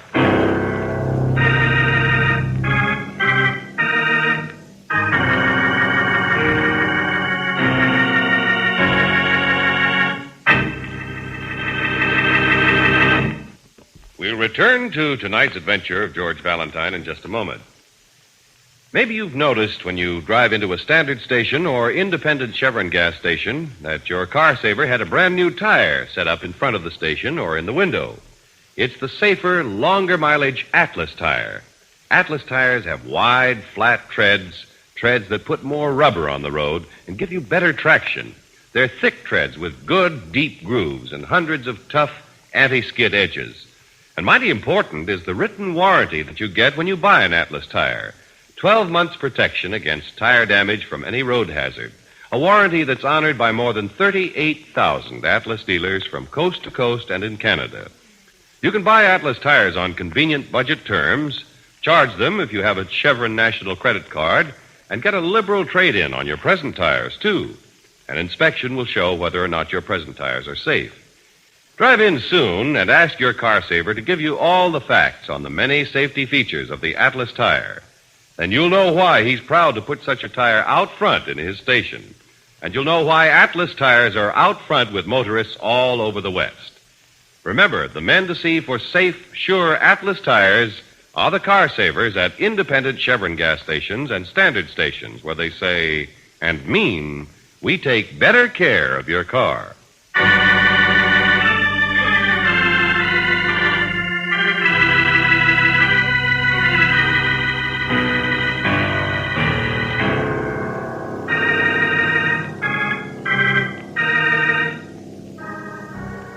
You're hired by a determined little spinster lady, Miss Felicity Graham, to try and solve a murder mystery more than 15 years old. Your specific assignment is to prove to your own satisfaction whether a South American millionaire, Juan Palos, is or is not James Cartwright. Yes, the same James Cartwright who presumably died in a suicide pact with Felicity's cousin Laura. Up to now, you've gotten nowhere. So if your name is George Valentine, you decide on the most direct approach possible. You're going to walk right up and tell Senor Palos your suspicions. Before we go in to see the Palaces, George, you've got to tell me what you want with my compact. I just wanted to make a nice, noticeable bulge in the pocket of my jacket. You could tell me why. I haven't got time. Yeah? Oh, Senor Valentine, the card tricks man. Yeah, well, that's what I came over to explain, Mr. Palos. That is, if we may come in. Well, of course. Has your husband been practicing, Mr. Valentine? Well, he's been cooking up something. Juan, who's at the door? Oh. Juan, darling, we must be dressing for dinner, and I'm sure that these people... Please, Mrs. Palos, this won't take long. The truth is, I'm not a traveling salesman. This is my secretary, Miss Brooks. And the reason I'm up here at the lodge is to find out if you're a murderer, Mr. Palos. What? Juan, call the manager at once. This man is a raving lunatic. Think fast, almighty brother of Dick Tracy. Well, the suspected murderer, Mr. Palos, was supposed to have practically had an obsession about card tricks. So if he had been you, he would have given himself away when I did that card trick so badly. Must we listen to any more of this fantastic story? No, but I find this rather intriguing, my dear. Just why did you suspect me, Mr. Valentine? The trail of the murderer led to South America. To Los Altos, to be exact. It was lost there. Oh, my dear fellow. There are more than 1,000 people in Los Altos. Fully more than half of them work for my company, as a matter of fact. Well, I came to apologize. It was a bad hunch, poorly played. You should apologize. Forcing yourself on us in the dining room, lying to us. Yeah, I know, especially when it was all so unnecessary. I'm glad to see I've been exonerated. Now, that's not exactly what I meant. What is that? I mean, I now have a concrete way to solve this case. In my pocket, I have the lovely heart-shaped compact that was found in the dead lady's handbag. Really? Yeah, it's strange how everybody overlooks such a glaring piece of evidence at the time. But sometimes it happens. What in the world are you talking about? Well, as soon as I get back to town, I'm going to have an expert check on this compact, and I think I can prove it was murder. Oh, well, good luck, Valentine. And be sure to let me know about the solution when you find it. I shall be most interested. Yeah, I'll do that. Good night. Good night. Good night. Good night. George, I haven't the slightest idea Hey, wait, what Angel. you're trying... Hey, you. That man! That's Paul Henry! Yeah, you. Henrich, wait. Don't you know it's impolite not to answer when somebody's talking to you? Let go of me, Valentine. Not Let go. until you answer a couple of questions. I warned you not to interfere. Well, Mr. Henry, welcome to Mountaintop Lodge. So you've been eavesdropping again, eh, friend? Yes, and again, I don't apologize for it. George, look out! I'll kill you if you don't stop meddling. It's not fair, Buster. You didn't say put him up and fight like a man. I'm not going to let Felicity find out. I don't care if this Juan Palos did kill anybody. Okay, if you must play rough. Ow! Come on, Angel, let's get out of here.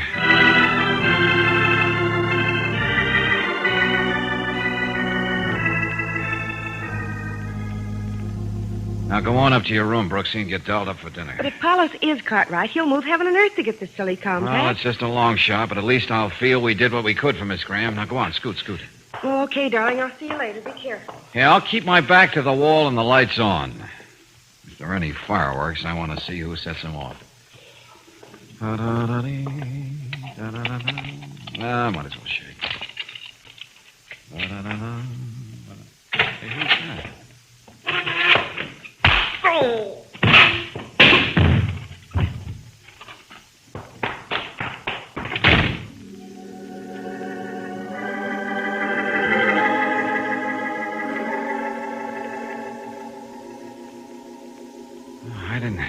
I didn't get a chance to put the light on. In the wall. It must have fallen right on my head. Please, darling, sit still. And I don't have an enemy in the world, huh? Maybe it was a dear friend who did this. All I know is it was a he. I heard his footsteps. And the way he hit me, I know it was. Oh, sure. I see the compact is gone. And we found out what we wanted. He is Cartwright. Yeah, the long-lost Cartwright. Aren't you going to tell the police so they can really dig into Senor Palas's past? Yeah. But first we're going down to the dining room and intrude on the palace's privacy once more. But why? Furthermore, we're going to make believe this little accident up here never happened. I'm certainly not going to break bread with a man who nearly broke your head. I know it doesn't make much sense, Angel, but that's what we have to do.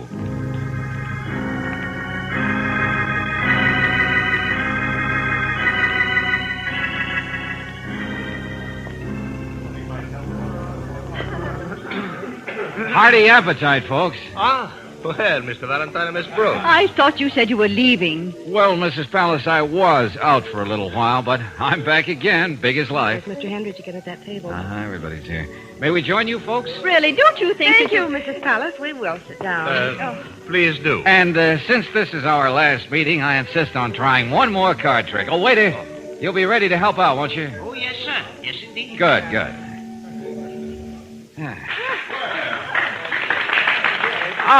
Thanks, ladies and gentlemen, for your kind applause. And thank you very much, gentlemen of the orchestra. Your timing was superb. Juan, people are staring at us. Well, no, Mr. Valentine, I really must agree with Thank my you, wife. Juan. It's about time. Ladies and gentlemen, I'd like to show you a very spectacular card trick, which will have special meaning to one particular person in here. Since it depends entirely on the element of surprise, I will now ask that the room be plunged into total darkness. Okay, waiter. That's fine. Doris, wait. Everything is all right. What made her do it, George? That was horrible. Come on, Brooksy. Let's get up to the palace's suite.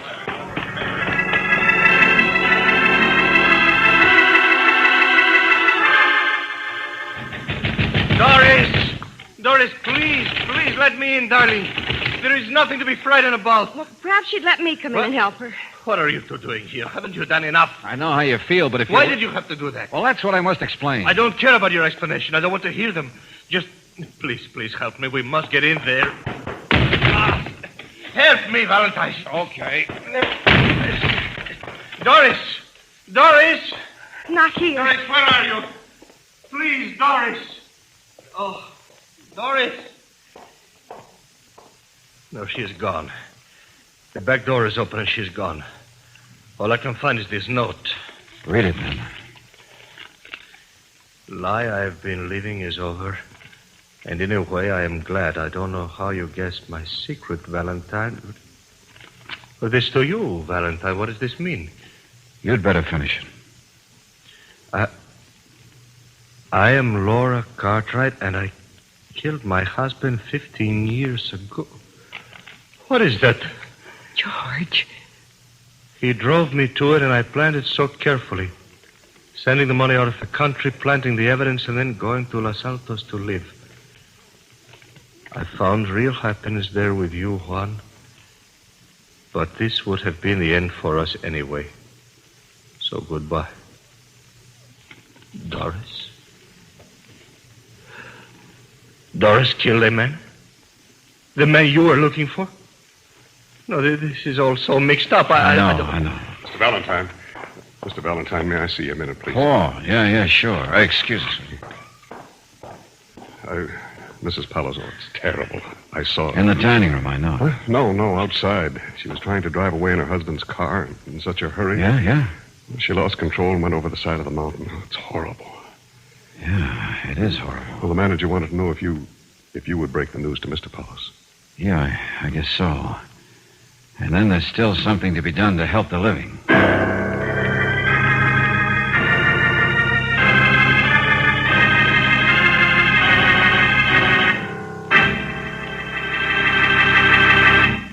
To ensure the best performance of modern automobile engines, our scientists subjected hundreds of motor oils to grueling laboratory and road tests.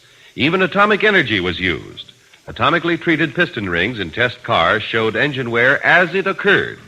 The result was heavy-duty RPM, a motor oil that, compared to premium-type oils, as designated by the American Petroleum Institute, doubles engine life between major overhauls due to lubrication. So if you're not already using this oil, switch over now to heavy-duty RPM and get top protection for your car. Ask for heavy-duty RPM motor oil at independent Chevron gas stations and standard stations where they say and mean we take better care of your car.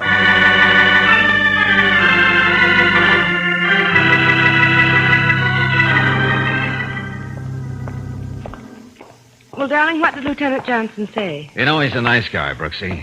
If there's a way of keeping the truth about Laura from Felicity, Graham, he'll find it. Oh, yes, it's much better that way. She can now find some happiness with Paul Hendricks. I should be sore at Paul for slugging me and taking away that worthless compact.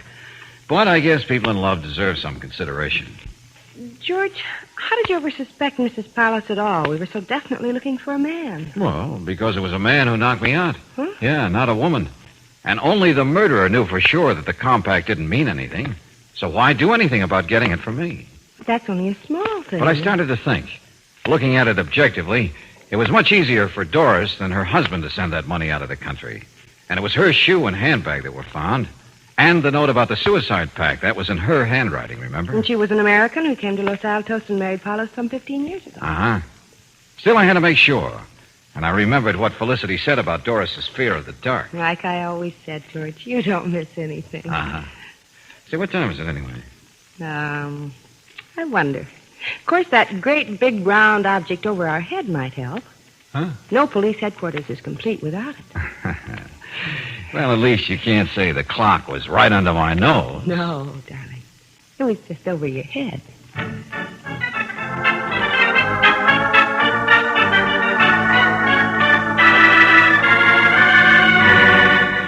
This danger's my stock and trade.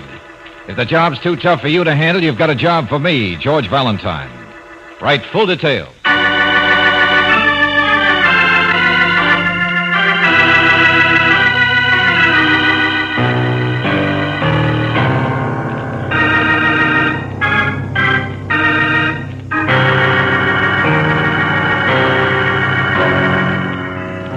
Standard Oil Company of California invites you to Let George Do It.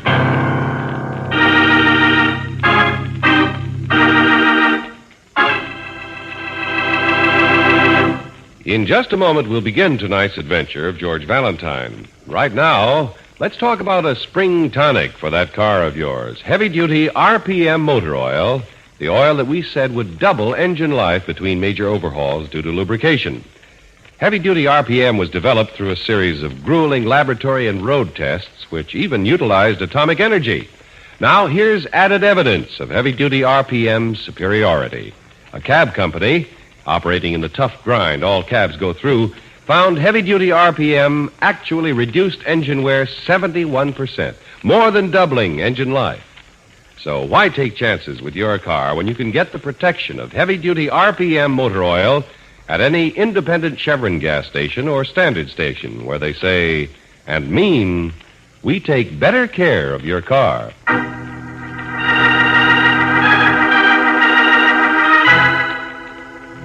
The Graystone Ghost, another adventure of George Valentine.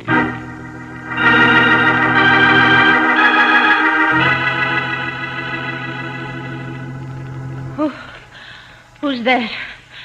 What is it? I'll be right... Oh, no. No, Garrett, it isn't you out there. It can't be. You're dead. I must be dreaming, Garrett. I must be. I'll open the window. Where are you, Garrett? You were there just a moment ago. But you weren't there, were you? You're dead, aren't you, Garrett? You couldn't. You just couldn't come. Oh.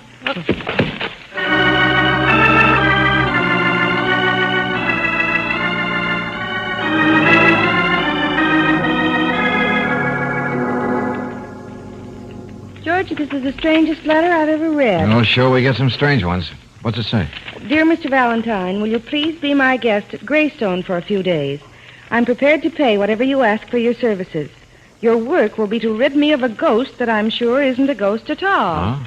When you arrive, please call from the telephone at the gatekeeper's lodge, as you won't be able to get across the moat until I lower the drawbridge. Signed, Amanda Gray.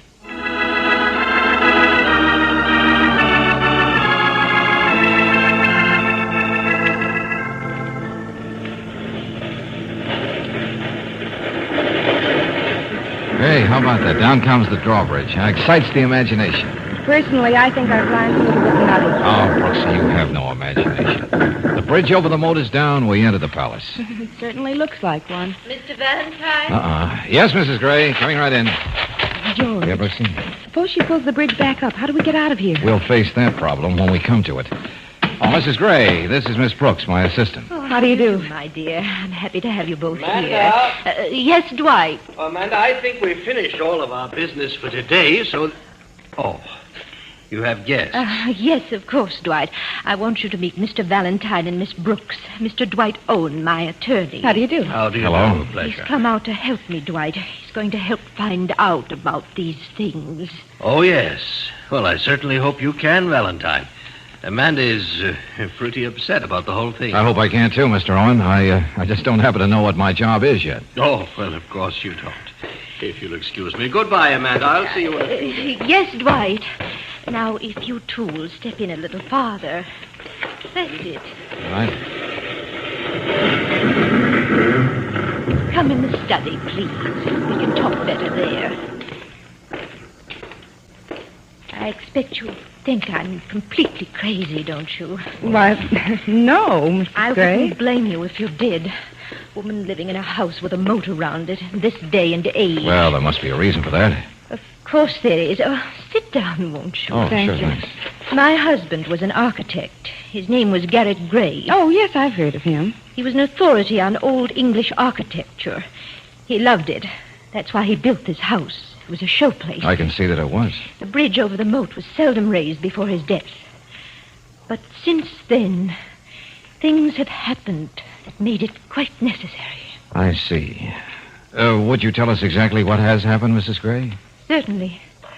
My husband died a month ago. Just 2 weeks ago, I was awakened to see his face in my bedroom window. You did? Of course I didn't. I told you my husband is dead. I saw him buried. Well, then how do you account for the... Seeing his face? It's quite simple. Some years ago, a sculptor friend of Garrett's did a bust of him. Yes? The next morning, after my apparition, I found the bust on the ground outside my bedroom window. Oh, some practical joker, I suppose. They seldom have any regard for personal feelings. I know, but my practical joker must have had extraordinary powers, Mr. Valentine. The house was completely locked. The bust was in this room. Oh, I see. Well, who lives here besides yourself, Mrs. Gray? Oh, just my niece and nephew, Ronald and Sylvia Gray. They're really my husband's niece and nephew. Of course, there's Stevens. He's the butler. Mrs. Gray, is that when you began raising that bridge over the moat? No. Not until after the second thing happened. What was that? A large portrait of my husband disappeared over the mantel in the living room one night. I searched everywhere for it. Did you tell your niece and nephew about it? Of course, and Stevens, too. They were all as amazed as I. The next day, it was in place again. Yeah. Well, Mrs. Gray, I still think some... blood stains on it. Oh. And there were no signs that any of your household had been hurt? None at all. Mm-hmm. Well, one thing seems certain, Mrs. Gray. Somebody's trying to get you to move. Oh, George, what was that? I don't know. It sounded like an explosion of some kind. Stay here with Mrs. Gray, Brooksy. I'm going to see what this is all about. Well, Hello. Well, who are you and what do you want? I just happen to be a guest of Mrs. Gray. Valentine's the name. I imagine you're Stevens. Why, yes, sir. Well, what happened back there? I was just going to tell Mrs. Gray about it. There was an explosion in the kitchen. Well, come on back. We'll have a look. Yes, but I must tell Mrs. Gray. She knows. Come on. Where's the kitchen? Right through this door, sir. Good. Oh, well, yeah. Messed up that corner pretty well, didn't it? Yes, sir. I was in my room, the first one down the hall, and it practically threw me out of my chair. Dynamite, I'd say, with the smell of it. And a burned-out fuse. The wire running right out here. Come on, Stevens. Let's follow this wire out the back door and see where it goes. Very well. But I feel very uncomfortable about this whole business, sir. Things have been happening. Well, that's why I'm here. I think there is a ghost around here, Mr. Valentine. I think there's a live ghost around here, Stevens. A pretty clever live ghost, too. Here, take a look at this. What? Why, that is my alarm clock.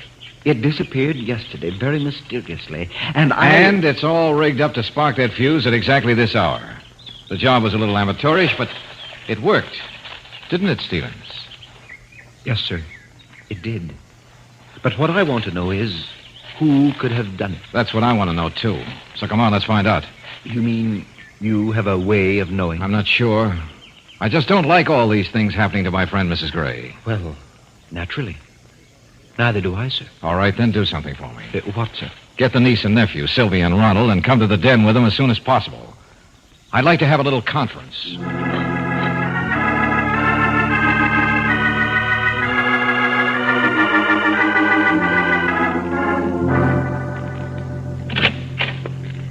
Aunt Amanda? Yes, Sylvia. Well, Stephen says there's a man here who wants to see us. That's right, my dear. Come in. All three of us, Aunt Amanda? Certainly. Mr. Valentine, this is my niece, Sylvia, my nephew, Ronald. And you've met Stephen. Yes, that's right. How do you do? How do you do? And Miss Brooks. How do you do? How do you do?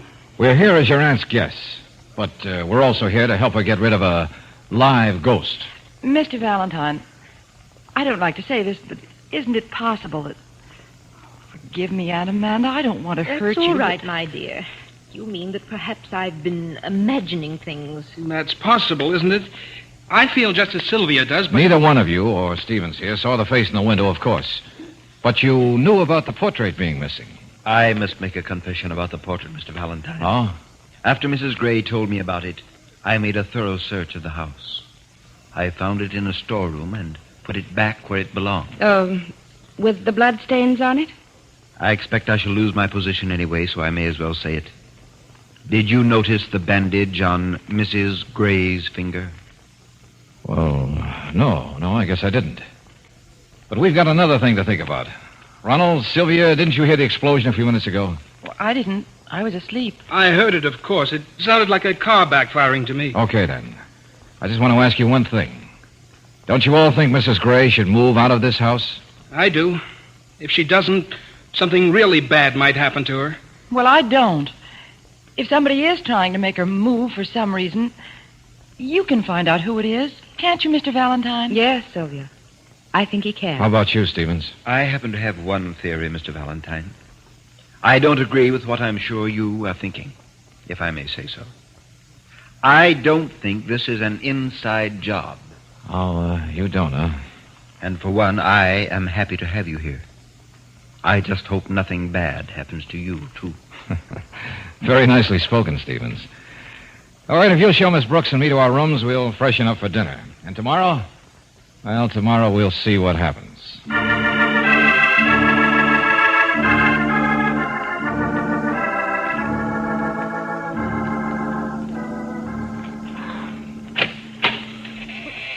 is it?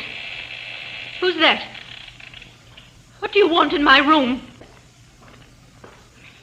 I can see you moving. I warn you, I have a gun. Go away or I'll shoot. Leave this room.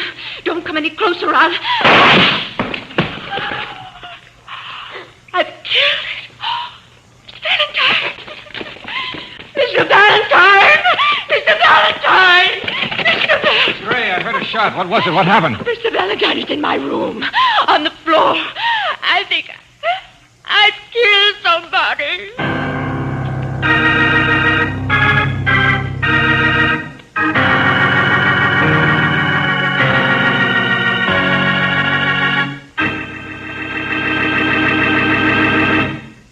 In just a moment, we'll return to tonight's adventure of George Valentine.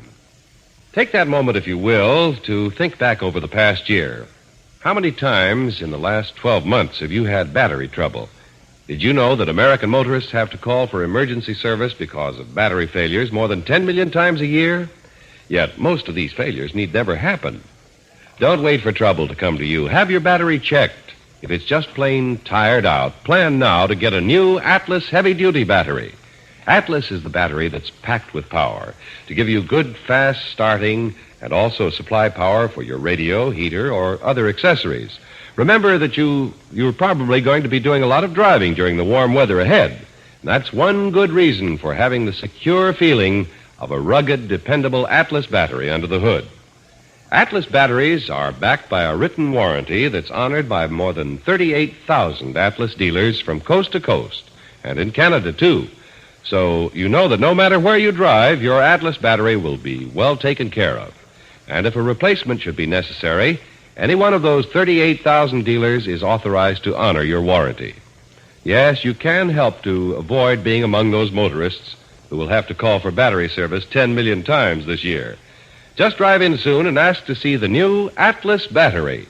Budget terms are available, and you can also use your Chevron National Credit Card to make your purchase at any independent Chevron gas station or standard station where they say and mean, we take better care of your car.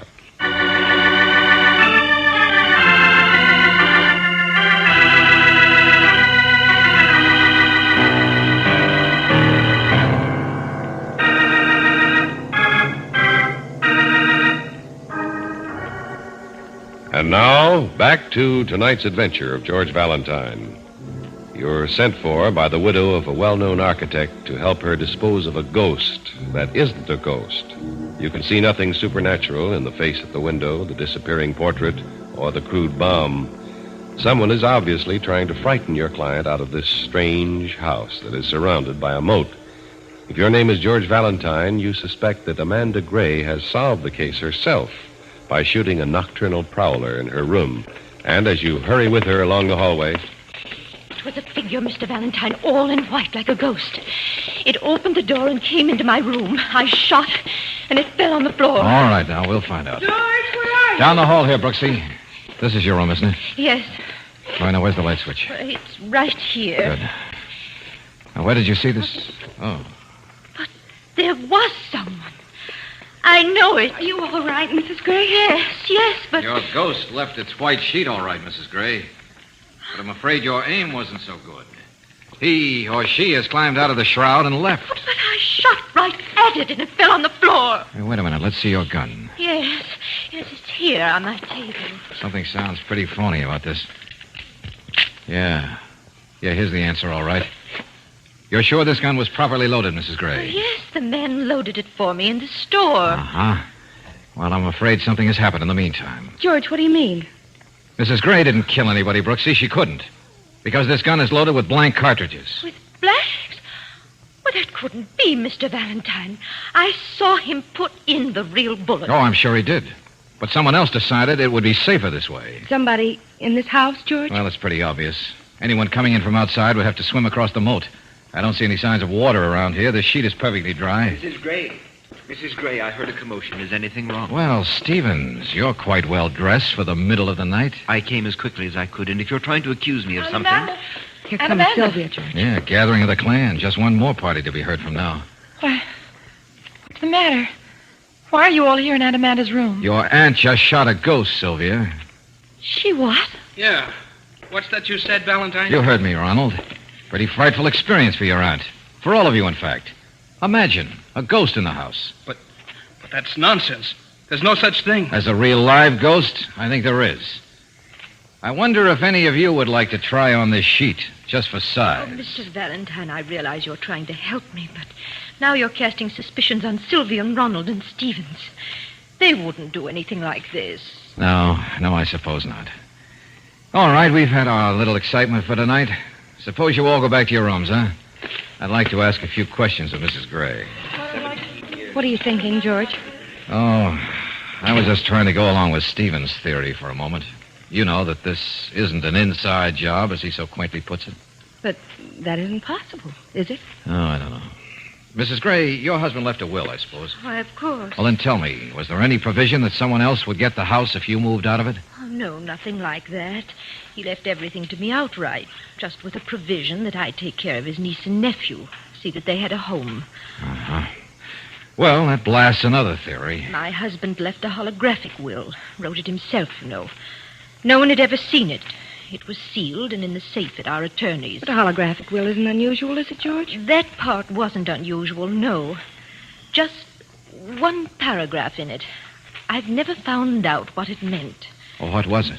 It said something like, "My beloved Amanda, there is more fortune that I leave you. It is in Graystone, and you alone will know the key to finding it. Just remember how well we love Pennsylvania, and remember my work.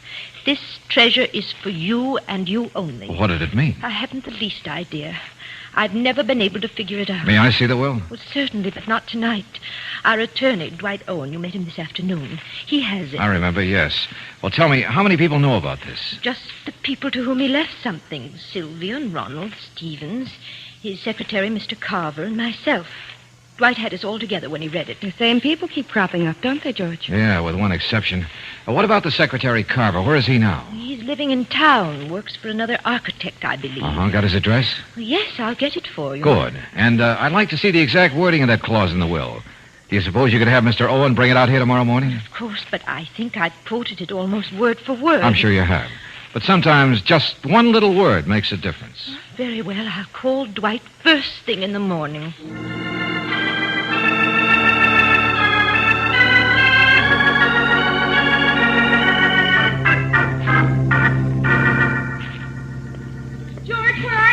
Here, Angel, in the study. Oh, George, something else has happened. Yeah, what? Mrs. Gray and I just went in the morning room together. So? And the place is a mess, darling.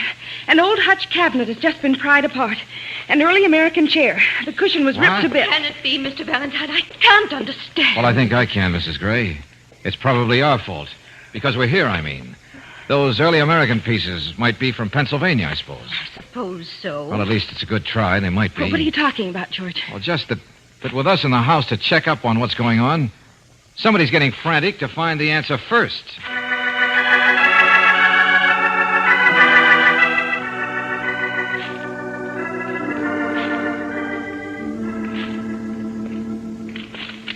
Well, here's the will, Amanda, as you asked. I don't quite understand, though. We've been over it many times. Yes, Dwight, I know. I wanted Mr. Valentine to see it. Oh, that's it. Here you are, Valentine. Okay, thanks. I suppose we could save a little time here. I'm just interested in one clause. Oh, the Pennsylvania thing. That's right. So that's why you got these people out here about it. No, Dwight. Actually, it isn't. Let me show you. Let's see. It's, here we are. Right here. Oh, yeah, thanks. My beloved Amanda, there is more fortune that I leave you. It is in Graystone, and you alone will know the key to finding it. Just remember how well we love the state of Pennsylvania and what it symbolizes. And remember what I did about it in my work. This treasure is for you and you only. Now, Valentine, I must tell you, and I hope you'll forgive me, Amanda, that Garrett Gray was a little eccentric about things. And also a pretty good architect. Oh, one of the best. Uh-huh. By the way, Mr. Owen, did you know Mr. Gray's secretary, Carver, quite well? Why, yes, he's a nice sort of fellow. Any reason for your asking that? Oh, no, none at all. I'm just interested in everybody Mr. Gray mentioned in his will. Yes, of course, I see. Mrs. Gray, Yes, Mr. Valentine. I'm going to look up Miss Brooks, and then would you mind lowering the bridge over the moat for us? You're not going to be here for lunch. It's almost ready. No, I'm sorry. I have some business of my own to take care of in town. We'll be back later, though. I see. You'll stay, won't you, Dwight? Oh, certainly, Amanda. I'd love to. I hope you will come back, Mr. Valentine, in spite of everything that's happened. Mrs. Gray, you don't have to worry about that. And when I get back, we'll have an answer to this thing.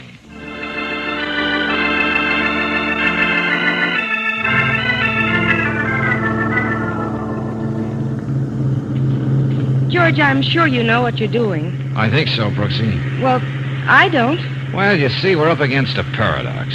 Nobody inside Graystone seemed to be guilty of those stunts, and nobody from outside could get in. That's a paradox, all right. One fact or the other had to be wrong, and I figured it must be the second. You mean that somebody could get in some way? Sure. Then I remembered seeing a pile of planks outside the house on the far side of the moat. The ones you looked at when we came out? Yeah, that's right. That's when I knew I was right. After dark, it wouldn't be hard to throw one of those planks across the moat and get in the house. You'd have a hard time proving that, wouldn't you? I don't think so. One of the planks had quite a lot of dried blood on it. Somebody'd hurt himself on a rough edge. So? So, don't forget, there was also blood on that portrait that disappeared and then showed up again. Oh, yes, that's right. Well, where are we going now? Make a call in town.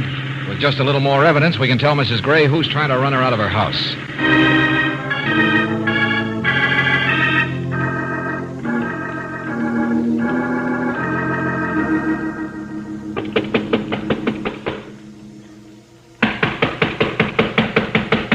There doesn't seem to be anyone in the apartment, George. Well, now, that's fine. Much easier to find what I'm looking for. But suppose he comes in and finds us here. He could have us arrested. Gotta take that chance, Angel. We're gonna lick this thing. Hey, that one's got it. 2 on it, Angel. But stay right there by the door. Call out if anyone comes. Yes, all right, darling. But please be careful. No. Where would anybody be liable to? I'll try this. No soap there. Desk, maybe.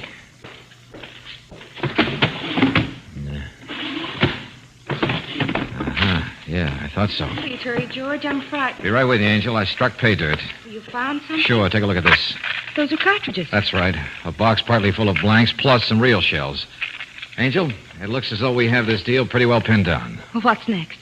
After we get out of this place, I mean. A fast telephone call to our client, and then a little later we'll go back out to Graystone and start some fireworks.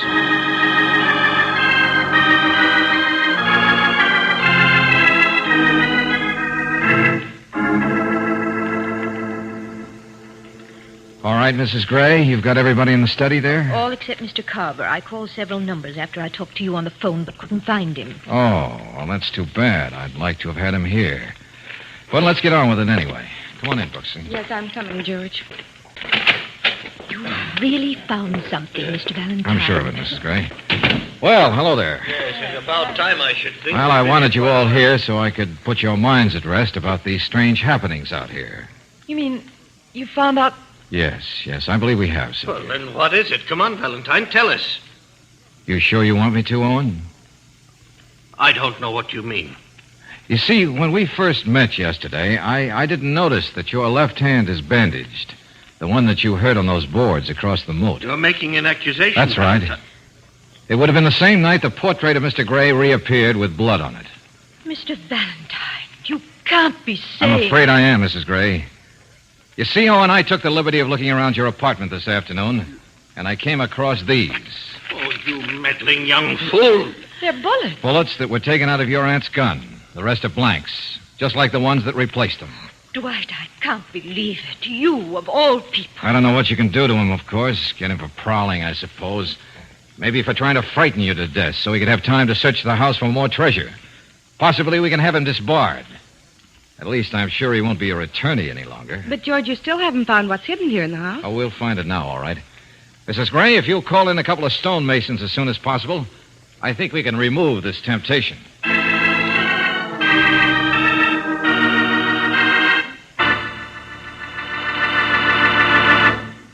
If you're missing something in driving pleasure, if a sputtering motor has you hugging the side of the road, here's a suggestion. Before you spend any money for engine repairs, try a tank full of Chevron Supreme, the balanced gasoline. Chevron Supreme gives you all 8 high-performance qualities.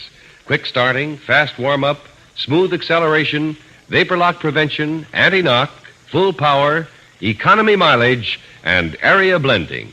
Get top all-around performances from your car. Drive in and fill her up with Chevron Supreme gasoline at any standard station or independent Chevron gas station where they say and mean we take better care of your car.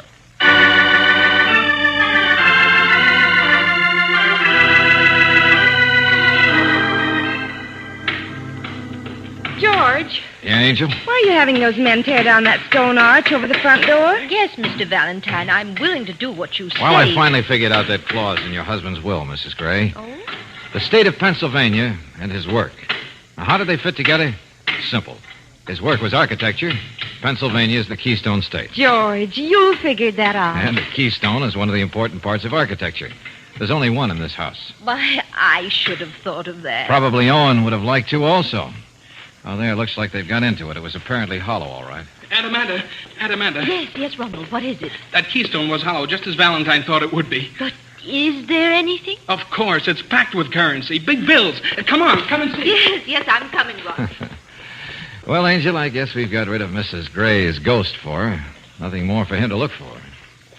George, do you know what I'd like? No, what? A house just like this one. Oh? With a moat around it. And you could hide something in the Keystone for me. Oh, no, wait a minute, Angel. I'm still alive, you know. Oh? Prove it.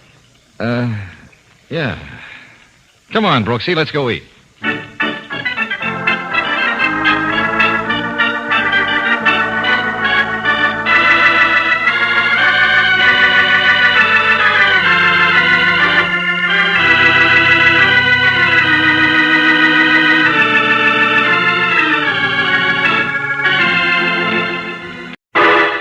Personal notice. Danger's my stock and trade. If the job's too tough for you to handle, you've got a job for me, George Valentine. Write full details.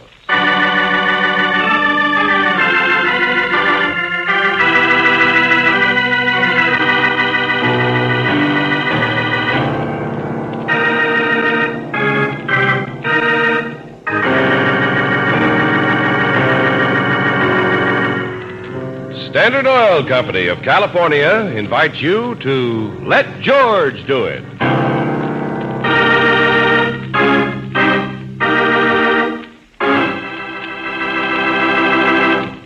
Before we begin tonight's adventure of George Valentine, here's a reminder that you can enjoy extra ease and convenience in motoring when you carry a Chevron National Credit Card.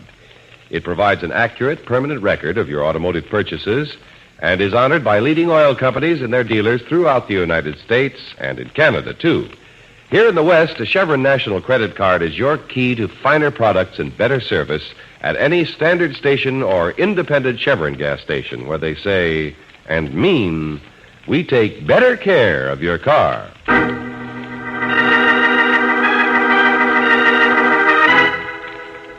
3 times and out, another adventure of George Valentine.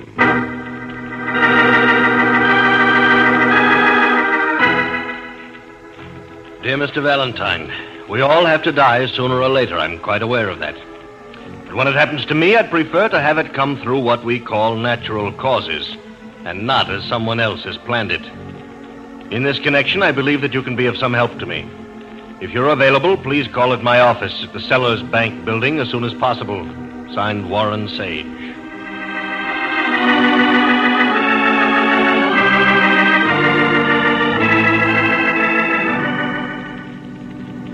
You mean somebody has already tried to take your life, Mr. Sage? I do, Miss Brooks. Up to now, there have been 2 attempts. Uh-huh. Well, suppose you tell us about them. The first was a couple of weeks ago. I went to the garage in the morning to get my car. When I stepped in the starter, there was a terrific explosion. Oh, what caused it? I later discovered a bomb had been planted near the motor to go off when I started the car. You weren't injured? Fortunately, no, although the front of the car was completely demolished. At first, I didn't think that bomb was meant for me. Oh, why not? Well, I seldom drive my own car. My man Frederick usually brings me down here to the office. I believe it must have been set for him. Oh. How did you happen to be driving that particular morning, Mr. Sage? Frederick wasn't feeling well and asked if I would mind, and I didn't, of course. Oh, well, just offhand, I'd say that doesn't look very well for your man. Well, I think we can eliminate Frederick. He's quite reliable. Been with me for several years. You said there was a second time? Yes, and that was quite a different matter. That happened only 2 days ago. See, every night before I go to bed, I have a glass of warm milk. Yeah? And night before last, I rang for Mrs. Hastings, housekeeper, and she brought it to me. Just as I was about to drink the milk, I detected a strange odor about it. What sort of an odor, Mr. Sage? Oh, the standard thing they talk about in those mystery stories. Sort of a burnt almond. Oh, yeah, I know what that would be. Well, what did you do? I questioned Mrs. Hastings. She smelled it, too. I saved the milk along with the rest of the quart it came from, and next morning sent them to Dr. Vance. Dr. Vance? My physician. He analyzed them for me. The poison was there, all right, in both of them. Very deadly type. Well, what did the housekeeper have to say when you told her? If you did. Well, of course I did. She couldn't be of any help. She thought the milk must have been tampered with before it was brought to the house. Well, Mr. Sage, to use a hackneyed expression, it seems to me that both times it was an inside job. Well, I've told you about Frederick, and the same goes for Mrs. Hastings. She also has been with me for a long time. Anyone else in your household? Only my wife. I think you can eliminate her, too, Mr. Valentine. Yeah. So, you want me to try and find out who's doing these things, huh? Yes, What's the matter? How about... George, Mr. Sage is ill. Yeah. Oh, what is it, Mr. Sage? What's the trouble? My heart What? has oxygen mask. Quickly. Oxygen mask. Yeah. Oh, there it is, George, on the corner of the desk. Yeah, I got it. Here. Turn on tank there. The valve on top. Yeah, I see it. Just a second. Hurry, George. There we are. Getting in? More. Turn more. Yeah, okay.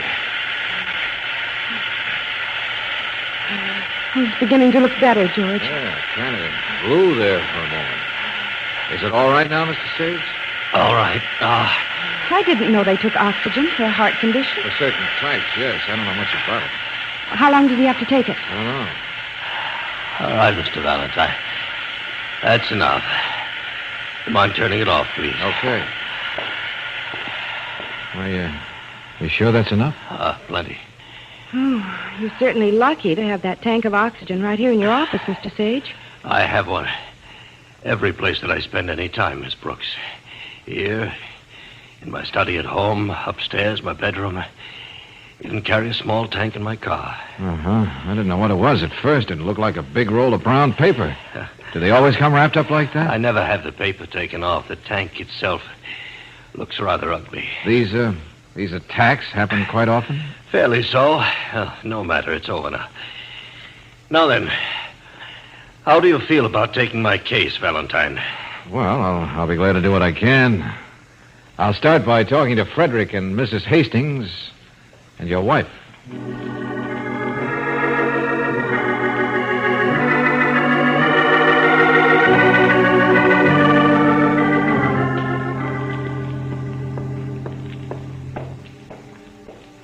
I'm sorry to keep you waiting, Mr. Valentine. I didn't expect to see you so soon. No, well, I guess we are a little early. This is Miss Brooks, Mrs. Sage. So how do you do? How do you do, Miss Brooks? I'm glad you've come, Mr. Valentine. Mm-hmm. I'd better close the door. Of course. I explained to you on the phone why we were here, Mrs. Sage. Yes. I've been very worried about Warren since these things have been happening. It's good he got you. We thought perhaps you could tell us a little more than your husband did. He was busy when we saw him. Well, much as I'd like to, I'm afraid I can't add much. You know about the explosion and the milk. Yes, I wanted particularly to ask you about the two servants, Mrs. Hastings and Frederick. Oh? You think they may have had something to do with it? Well, not necessarily, just a possibility. What do you think? Well, about Frederick. Yes? Well, since you're investigating, you'll find out sooner or later. Frederick is here for a reason. What reason, Mrs. Sage? Well, he got in some trouble with Warren's company several years ago, was sent to jail. My husband had him paroled in his custody, providing he'd stay here and work for him. Oh, uh-huh. Well, that's interesting. Have you ever seen him doing anything suspicious, out of line? No, I haven't. And the housekeeper? Well, I know very little about her, Mr. Valentine. You see, she was Warren's housekeeper before we were married. Oh? I don't think she likes me, although she's never said so. Maybe a little jealousy, huh? Perhaps. But she does her job, takes my orders. Well, frankly, Mrs. Sage, do you think either of these people would have any motive for trying to kill your husband? I don't want to think so. Murder's a pretty drastic sort of way to gain an end, isn't it? Yeah, it certainly is. Well, thank you, Mrs. Sage. I want to talk to you again later. George, where are you going? Well, sorry to surprise you that way. Here, let me help you up. You would be Frederick. Yes. Yes, I was just... Leaning on the door so you'd be ready to talk to us, of course. Frederick, you were listening. Oh, it's no matter. We're not keeping any secrets. Oh, Mrs. Sage, would you leave us alone with Frederick for a few minutes? Yes, of course. I'll be in the solarium when you want me again. Thank you. Now, sit down, Frederick. I'd rather stand, sir. Very well. What I've got to say won't take long. What do you know about these attempts on Mr. Sage's life? Nothing, sir. I know nothing. Oh, that bomb in the car didn't look good for you, did it? Well, naturally not, but Especially since you'd asked Mr. Sage to drive his own car that morning. That was just a coincidence. That's all I know. Yeah, almost a tragic coincidence. It's true, isn't it, that you're on parole to Mr. Sage? Yeah. Yeah, that's right. But that wouldn't make me want to kill him, if that's what you're getting at. He's protecting me, really. Frederick, being so close to him, haven't you any idea who might have done these things? Huh? Maybe I have. Well, come on, give it to us then. Well, I don't know anything, you understand, but did you happen to know that Mr. Sage is changing his will? No, I didn't. In what way? Well, he'd left quite a lot of money to Mrs. Hastings. That will was made before he was married. He decided to give her some money now in cash and cut her out of the will. How did you know about this, Frederick? Well, I heard him telling Mrs. Hastings. She didn't seem the least bit happy about it. Well, now, just a minute, Frederick. Supposing that would be a motive for her to kill him before he made the change, it still doesn't seem reasonable that a woman would rig up a bomb in a car, does it? Well, I don't know. Maybe she has an accomplice. Yeah, maybe. Well, thanks for the information. Oh, by the way, do you know where Mrs. Hastings is now? She'd be in the kitchen preparing dinner, I guess. Good. We'll just go in and chat with her for a minute and then be on our way.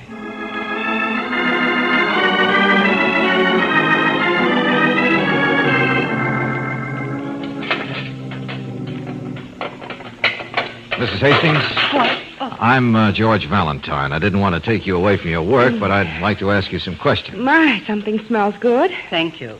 Mrs. Hastings, who do you think is trying to kill your employer? What? My employer? I don't know. How do you explain the poisoned milk?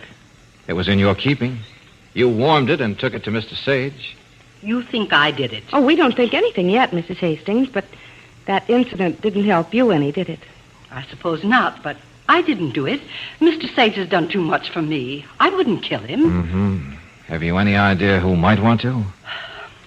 I don't like to say. Oh, well, now, if you think so much of him, it might be wise to tell us what you know. I don't know anything.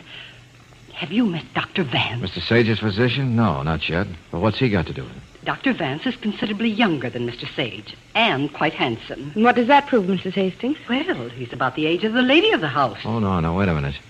You mean Mrs. Sage and Dr. Vance are, Very friendly, Mr. Valentine.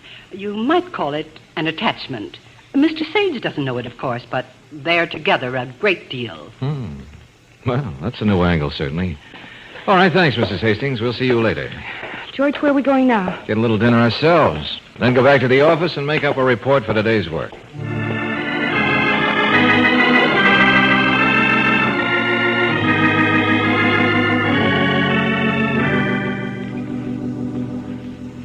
George? Yeah, Angel. It's getting late. Can't we put away the report for tonight and close up the office? Mm-hmm. Sure, in just a second. This time of night. Hello, George Valentine. Valentine, Warren Sage. Yes, Mr. Sage. It's happened again. What? Where are you? In my study at home. Happened just a minute ago. And this one was a little closer. I'm sitting here with the lights off. You'd better come out.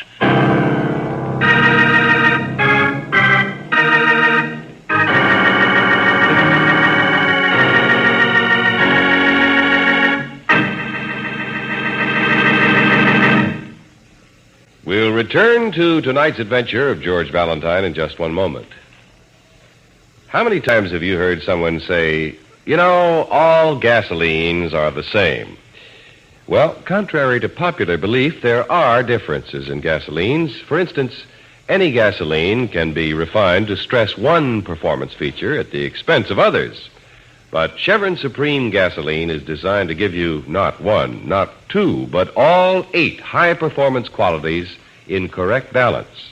And that balance is important, too, for it's the proper proportion of all 8 qualities that make Chevron Supreme gasoline perform best in your car. Check the important qualities that you get in every gallon of Chevron Supreme. Quick starting, fast warm-up, vapor lock prevention, anti-knock, smooth acceleration, full power, economy mileage, and area blending. So stop in soon and fill her up with all 8 high-performance qualities. Get Chevron Supreme gasoline at standard stations or independent Chevron gas stations where they say and mean, we take better care of your car.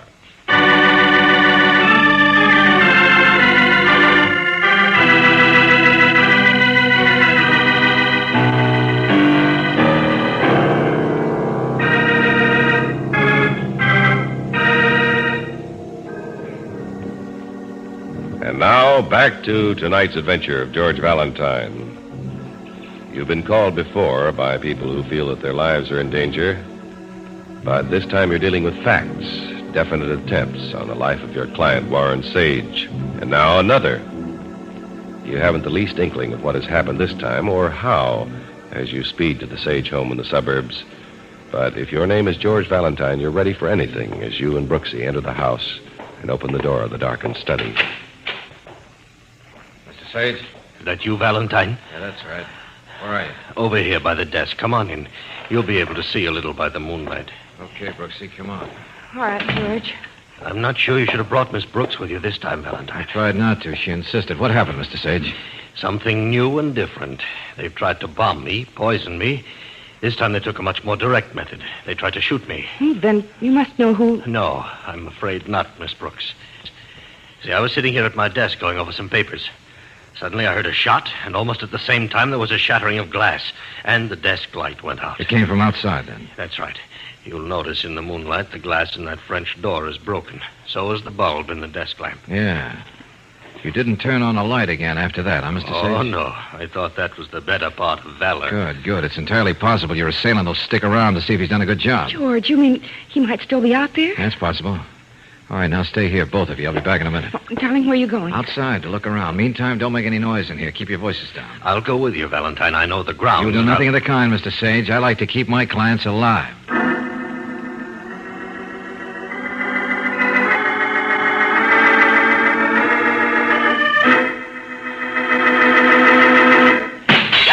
Mr. Sage, what was that? I don't know. It sounded like... Don't worry. Sorry. Oh. Just the rest of the glass in that pane fell out when I closed the door. Oh, darling, I thought it was... You can turn on the lights again now, Mr. Sage. Do you think it's safe? Quite safe now. I found the gun that was fired at you. You did? Where? Out there on the lawn, thrown beside a bush or dropped by mistake. Wasn't hard to see in the moonlight. Pretty little pearl-handled revolver. You found that out there? Yeah, that's right. Dainty little .22. Ever see this gun before, Mr. Sage? Yes, I have. Know who it belongs to? Belongs to my wife. George, I thought it looked like a lady's model. Where is your wife now, Mr. Sage? Well, she's out. She said she was tired of sitting at home alone while I was working. She was going to a movie. Mm-hmm. And where are Frederick and Mrs. Hastings? Well, Frederick has the night off. He goes to visit some relatives in the valley. He called me from there only 10 minutes or so before the shot. And Mrs. Hastings? In her room upstairs. She heard the shot and came down here a few minutes later to see what had happened. I told her I had sent for you, and I had her go back to her quarters. Well, that accounts for everybody, I guess. Except one person we'd better see tomorrow morning. Tonight, lock yourself in your room. Don't take any chances.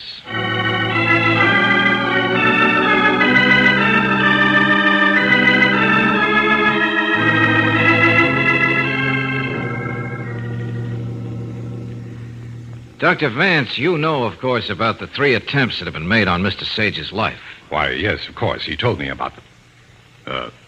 3 attempts, you say? That's right. But, well, I only know of 2. There was the bomb that was planted in his car and the milk. But you mentioned a 3rd. Yeah, that happened last night. Pretty close to being successful, too. Did you ever see this before, Doctor? Why, it looks like...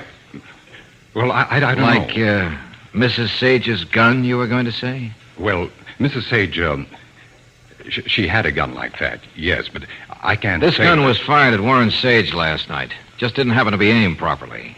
Good Lord, you don't think... Where were you last night, Dr. Vance? I? Why, I was making some calls. In the evening? Certainly, I had some special cases to see. Oh, yeah, of course. One more thing. Yes? Well, in all 3 cases, suppose they were all meant to be quite obvious attempts. Not to kill Mr. Sage, but to give him a terrific fright. Well? Well, with his heart condition, could such a fright cause death? It's possible, yes. If the fright were great enough. Uh-huh. Well, thanks for the appointment. Oh, I'll just take that gun along with me. Goodbye, Doctor.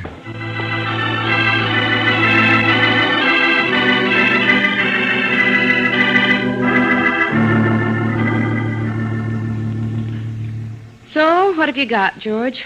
4 suspects, period. Yeah, I know, Brooksy. Any one of them could be guilty. Or any 2. Well, I hope you get somewhere before they try it again. Oh, by the way, you have an appointment with Dr. Jennings this afternoon. Dr. Jennings, a dentist? Yes, I made it for you. He said you're overdue for your 6-month checkup. Hey, you better cancel it. I can't leave this thing now. You'll have to pay for the appointment anyway. It's less than 24 hours. I could call you there. I'll get it, Brooksy. Hello? Hello, Mr. Valentine? Yes? Mr. Valentine, this is Elsie Sage. Oh, yes. I knew you'd want me to call you. My husband is dead. Dead? How did it happen, Mrs. Sage? It was a heart attack. He was alone. Heart attack, huh? Okay, I'll be right out there.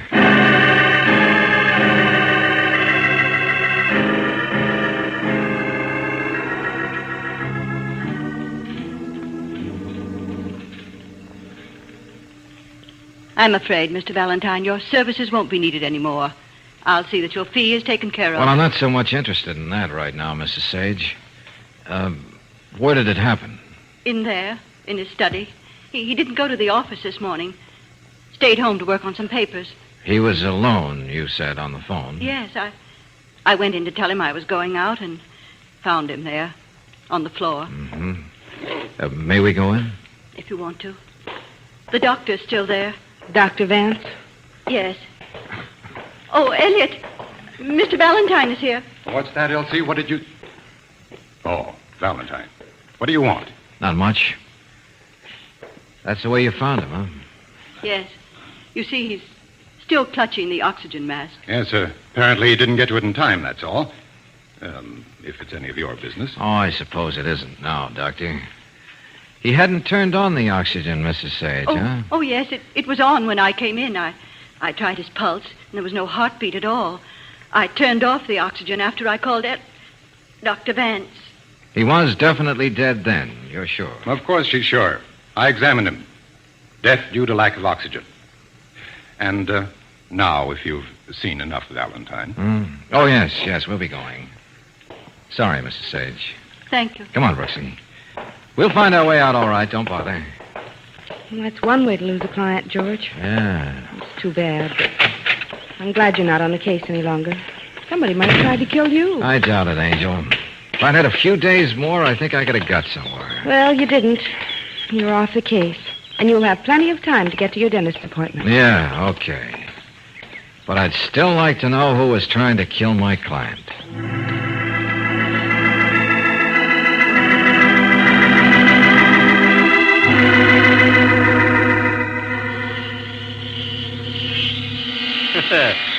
Certainly I'm glad all my patients aren't like you, Valentine. All right. Wait a minute.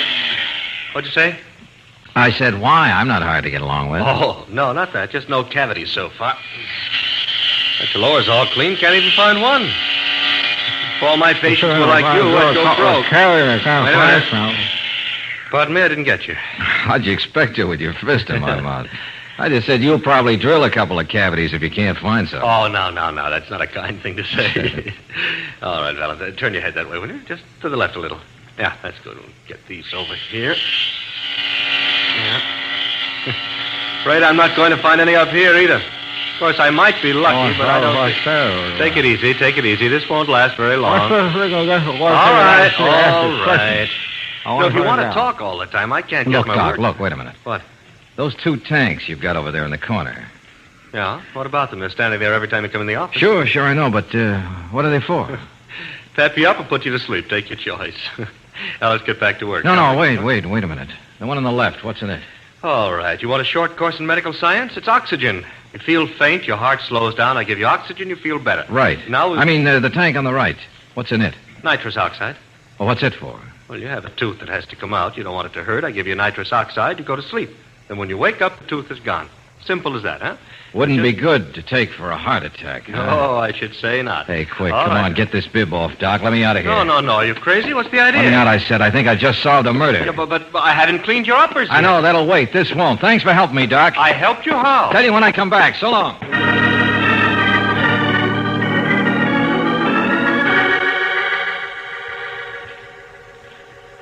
Hello, Jackson Hospital Service? Well, I'm calling for Mr. Warren Sage. I'm his accountant, and I just wanted to check on his last order. Oh, you got it right there. Good. Yeah. Well, what did the order consist of? Mm-hmm. Oh, and who phoned in the order? Oh, yes. Yes, that's fine. Well, thank you. Goodbye. Hey, Brooksy, Yes, George. they all in the living room? All of them. Not very happy, though. What's it all about? Drag along, you'll see. Come on.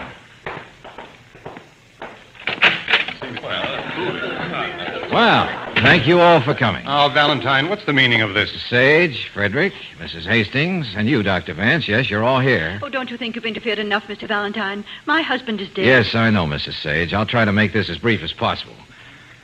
You see, I got you all together here to tell you something that one of you already knows.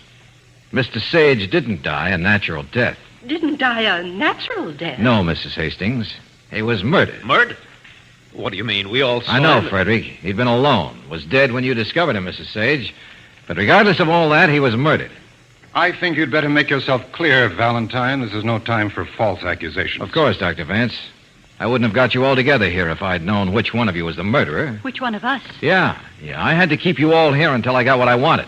Now I have it. Well, Mr. Valentine? Not very well for you, Frederick. People go to chairs and gas chambers for what you've done. Why, you stupid, meddling fool. You've got nothing on me. I'm not going to stay here. Oh, yes, you anymore. are, Frederick. Stop right where you are, because I got a gun on you. You'll never get me. There are still bullets in this gun, Buster. Even after the one that was fired last night. You, recognize this gun, Mrs. Sage? Yes, it's mine. It was stolen some time ago. Yeah, that's right. By Frederick. He thought it would be a good way to plan a murder on you. George, how do you know? That Mr. Sage was murdered? Because when he had a heart attack this morning, he didn't take oxygen. He took an anesthetic, nitrous oxide. Enough of it to kill anyone with a bad heart. Frederick here ordered it and set up the tank in his study. I should have guessed. Ever since Warren refused to release Frederick from his parole. Brooksy, call Lieutenant Johnson, will you? We'll hold Frederick until he gets here. All right, but are you sure, George? How did you know what was in that tank? Found out from my dentist, Angel. Tell you about it later. Now go on. Call Johnson and we'll get out of here.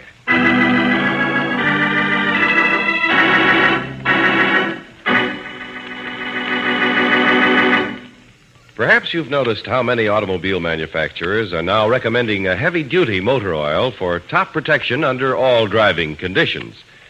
To keep modern automobile engines running better, our scientists subjected hundreds of motor oils to grueling laboratory and road tests. Even atomic energy was used in this search. Treated piston rings in test cars helped to unlock new secrets of motor wear as it occurred. The result was heavy-duty RPM, which exceeds all manufacturers' requirements for a heavy-duty motor oil. RPM actually doubles engine life, the time between major overhauls due to lubrication. So, buy what's best for your car. Get heavy-duty RPM motor oil at independent Chevron gas stations or standard stations where they say and mean, we take better care of your car.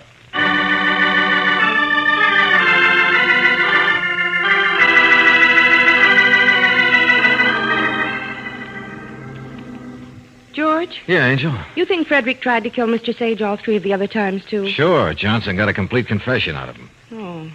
But you still haven't told me how you knew that tank had nitrous oxide in it. Easy. Happened to see the two tanks in Doc Jennings' office. Noticed that an oxygen tank has green on it and nitrous oxide blue. So I just had a hunch. But why didn't anybody else notice that? Well, don't you remember Sage told us he always left his tanks wrapped in the paper they came in? Never took it off? I ripped it down to find out. Mm-hmm. Well, how about Mrs. Sage and Dr. Vance, George? Were they really in love? No. Just a figment of Mrs. Hastings' imagination. I wish somebody around here would have a figment of the imagination. Like, for instance? Like, for instance, I imagine I'd better get back to Doc Jennings' office and have him finish cleaning my teeth. Sure. See you later, Angel.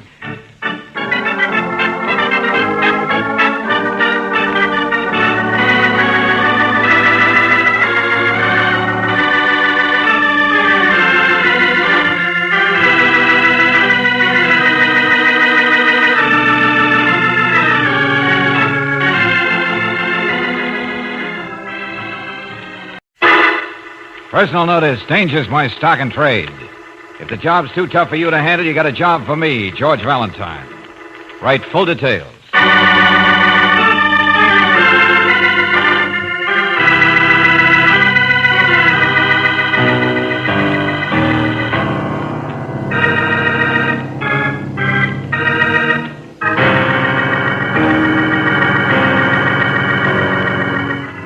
Standard Oil Company of California invites you to Let George Do It.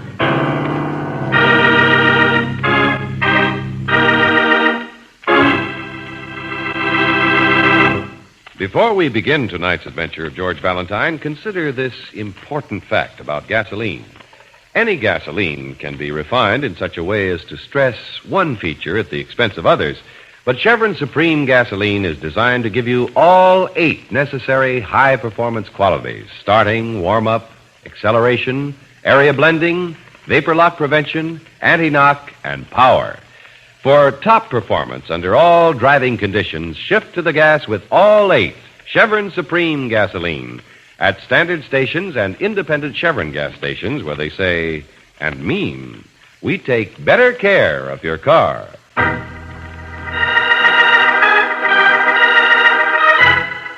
Starlight Pier, another adventure of George Valentine.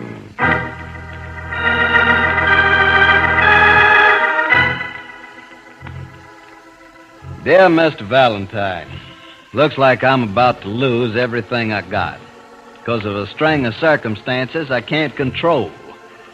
I own the amusement zone on Starlight Pier. You've never heard of me, but you've probably read in the papers about the accidents that have been happening down here the last couple of weeks. Somebody's out to get me, Mr. Valentine. Out to ruin my business. Maybe you can find out and stop it.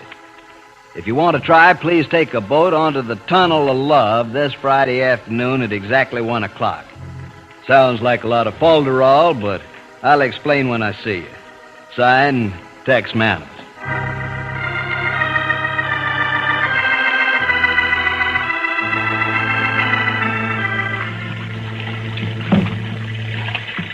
George. Yeah, Brooksy? I don't like this. Too dark in here for you? Oh, don't worry. I'm a very exemplary character, Angel. Oh, Oh, the goon boy with the eerie green light on him, huh? Ah, you've seen him before. Never used to scare you. I know it. Guess I'm just silly. Why the owner of an amusement park should want to meet you in this Tunnel of Love place instead of his office. Well, maybe just another way of drumming up trade. Business does seem pretty slim today out there. There isn't another boat going through here, darling. Maybe it's some kind of a plot. George. Yeah, I'm Valentine. You Tex Manners? That's right. Waiting for your boat. I can't see it, but I can stop it when it... yeah, I got it. Hey, you in the front seat? Yeah, that's right. Okay, I'll get in the back. If I can find it in the dark. There. See, I thought I heard a woman's voice. You did. Miss Brooks, my assistant. Oh. Well, okay. Wait, I'll let the boat drift along again. Mr. Manners, why did you want us to meet you here? Didn't want anybody to know I've hired Mr. Valentine. Figure you can work better if nobody knows who you are. Yeah. Well, just what do you want me to do? Find out who's trying to sabotage my business, like I told you in my letter. You read about what's been going on. Well, yeah, I saw where your Ferris wheel broke down. Car came off when it was up high, mighty close to killing somebody. And didn't something happen to your roller coaster? Sure did. Train was almost at the top of the pull. Broke loose, raced all the way back down. One lady broke her arm. What makes you think it's sabotage, Mr. Manners? Those things do happen, don't they? Not with my equipment. Never have any accidents. And they both happened on a Friday. Last 2 weeks. Well, still, it might be a coincidence. Couldn't be. I examined the gear both times myself. It had been tampered with. by somebody who knows carnival machinery. Well, I'll have to take your word for that. You think it's somebody right here on your own pier, huh? Looks that way. Except I can't understand it. All the people who run my concessions are all right. No enemies among them, huh? Not that I know of. Both of these accidents have happened on Friday? Yes, ma'am. Not that I'm superstitious about Fridays, you understand, but nobody wants to ride the wheel or the rolly anymore. Another one or two of these things, and nobody will come to the pier. Uh-huh. Got any idea of where I ought to start on this job, Mr. Manners? Valentine, I haven't got a thing to help you. George, there's another one of those horrible things. Oh, now, look, watch your nerves, Brooksy, just because it's Friday. Where are you, Brooksy? Right here. Take it easy. The water's shallow. You can stand in it. Yeah, I got you, Angel. Come on, now, stand up. That's right. I am. All right. That big monstrosity fell right over on our boat. It almost hit us. All right, I know now. Easy. Hey, how do we get out of here, Manners? Wait over this way. There's the ledge. Yeah, it better be. I'll help you, Angel. Keep coming. This way. Follow my voice. Okay, we're with you. Feel the ledge? Yeah, got it. All right, up with you, Brooksy. Yeah, sure. Okay, there you are. Well, nice experience you're giving us, Manners. Friday again. But I didn't think they'd do anything to the tunnel of love. Yeah, well, they did, all right. Now, where do we go from here? That thing's wrecked the boat. Hello! Hold on, I'm coming. That's Ned Parker. He runs the tunnel. He'll get you out back. Wait for him. Well, what about you? There's a trap door just down here. I'm getting out. Don't tell Ned you saw me in here. Oh, you think he's mixed up in this? I don't know. That's for you to find out, Valentine. Make some excuse to come to the office when you want to see me, but stick with it. I'll see you later. Where are you people? Call out. We're here, all right, and we ought to sue you. What do you mean you ought to sue me? I waited for your boat to come out of the tunnel and... Where did I turn on my flashlight? Well... Is that all you have to say? What are you doing sitting up there on the ledge, dripping wet? Maybe you can tell us. Look at our boat. What? Why, what happened? One of your big dummies fell over on us. Darn near killed us. I think we will sue you. Oh, no, don't sue me. I don't own this concession. Just run it. If you're going to sue anybody, it's the owner, Tex Manners. Oh? Tex Manners. He might settle with you if he can afford it. Now I'll get you out of here.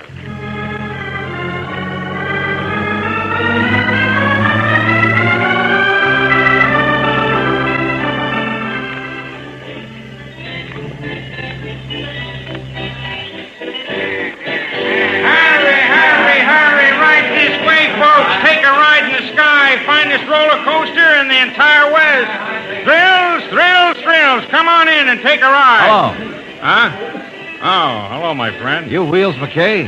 Huh? How did you know? Well, figured you must be. Says right there on the sign. Manager, Wheels McKay. Oh, yeah, sure. You going to take a ride? Well, no, not right now. Maybe later. Say, you don't seem to be doing much of any business today. No, nor yesterday or for a couple of weeks now. Yeah, I know. I was talking to the guy that runs the Ferris wheel. What's his name? Joe Park? Yeah, that's it. He tells me the same thing. Guess it's because of these accidents, huh? Of course it is. People staying away like we had the plague. Oh, that's too bad. Guess that thing in the tunnel of love yesterday won't help any either, will it? No. There's another. Say, ain't you the one that was on that ride when it happened? That's right. Yeah. Saw you come out all dripping wet. How come you're back again so soon? Oh, I don't know. It's sort of like these places. Besides, I don't have to worry today. It isn't Friday. No, you're right. Look, you're up to something around here. What is it? Insurance company? Oh, no. Just curiosity. Well, might come back and take a ride later, Wheels. Yeah. Do that. For the future. Madame Zelda knows all, tells all. Your future is an open book. You, sir. Sell your fortune. Oh, well, sure, that's a good idea. How much? For you, 25 cents. That's a deal. There you are. Let's hear the worst. Ah, yes. You said the worst. Well, that's just a figure of speech. Perhaps not. No? What do you mean by that? I see for you danger. Danger in the near future in this place, on Starlight Pier. Yeah? But you may avoid the danger. Do not come here again, or evil will befall you. Uh-huh. Does it have anything to do with these accidents out here? Perhaps. Perhaps not. Look, Madam Zelda, if you can read the future so well, why can't you predict what's going to happen next and tell the boss? It is not given to me to tell this. Yes. My warning is to you. Do not come here again.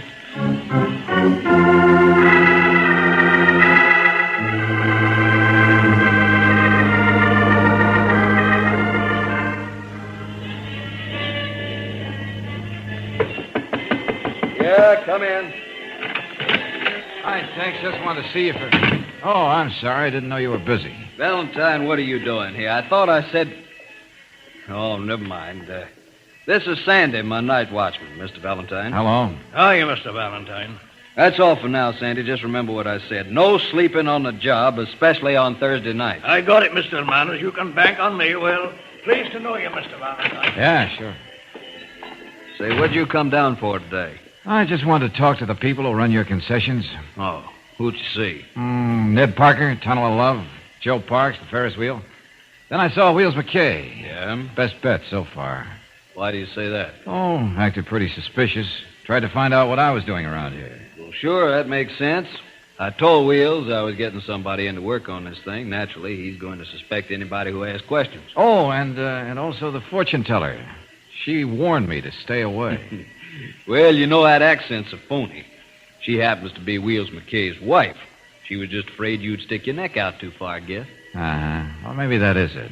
Hey, by the way, how come you just talked to the people who had accidents on their rides? Why not try the others? Oh, now look, Tex, if this is an inside job and one of your concession managers is doing it, wouldn't he have something happen to his own ride so he wouldn't be suspected?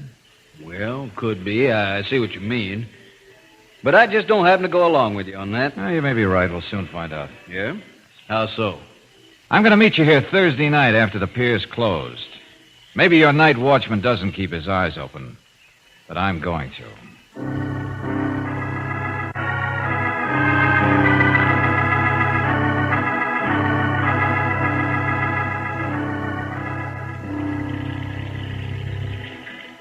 Afraid you're off on a wild goose chase, Valentine. Maybe. By the way, did you tell anybody at all that I'd be here tonight? Nope. Nobody. Good. Hey, where's the watchman? What's his name? Sandy? Yeah, he's probably making his rounds somewhere. I haven't seen him since we started down the pier. No. Or anybody else, for that matter. Well, I told you, probably not going to do... Wait a minute, hold it, will you? Listen to that. Hey, comes from over there by the diving bell. Yeah. Hey, duck back in the shadow. Okay. Sure. I can see a figure over there now. Somebody tinkering with a power plant for the bell. Come on, let's get over there. No, wait a minute. We won't. I will. Two of us will be spotted too easily. You go back to your office. Stay in the shadow so they won't see you. How about you? I'm going around the other side of the bell and surprise them. I'll get back to you in a few minutes. Okay, but be careful, son. Can't tell. Sure. Okay, Buster, what's the idea? That's better, friend. Just stay where you are. This is one Thursday night party that didn't come off, huh? Now stand up. Oh, wait a minute now. You look out.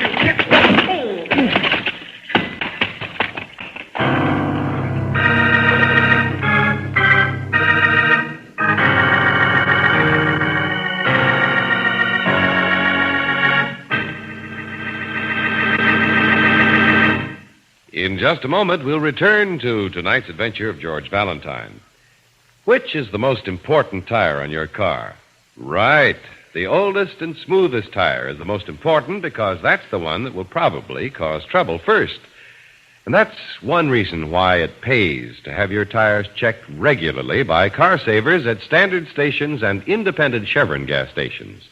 Car savers are experts at making tires last longer. For instance, they recommend a scientific pattern of tire switching every 3,000 to 5,000 miles. And that includes the spare, too, for it needs regular service to keep the rubber flexed and lively. Car savers also check your tires for cuts and bruises to be sure that they're safe and road ready. And car savers don't overlook the importance of keeping your tires properly inflated. They inspect them regularly to be sure that the correct pressure is maintained. So if you want to be sure that all your tires are in good shape, drive in soon for free tire inspection by the car savers at independent Chevron gas stations and standard stations. For tire switching at regular intervals, for new tires, for any kind of tire service, you can depend on car savers. They'll help you get more and more miles out of your present tires. And it's just one of the many services available to Western motorists at independent Chevron gas stations and standard stations where they say and mean we take better care of your car.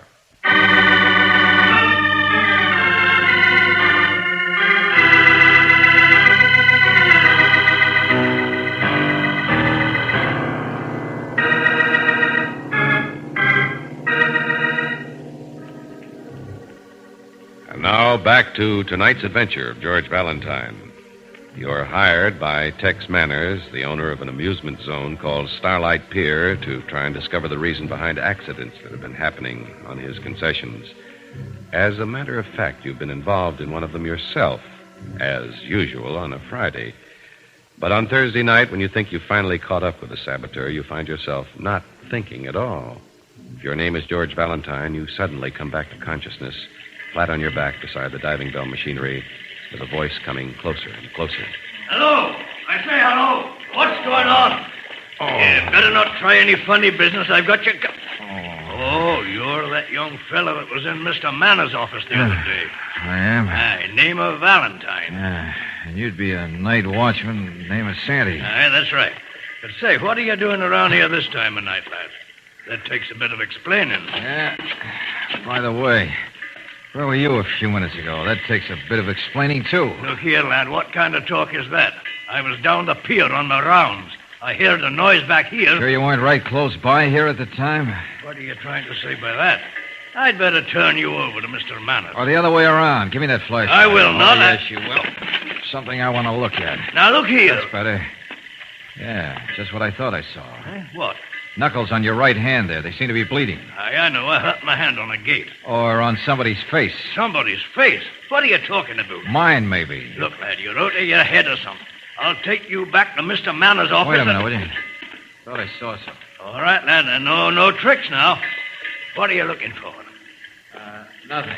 I just thought whoever hit me left a calling card. I was wrong. You picked up something. No. I thought I saw a piece of paper on the ground over there. It was just this wrench. Now, don't try anything. Actually not. You've got the gun.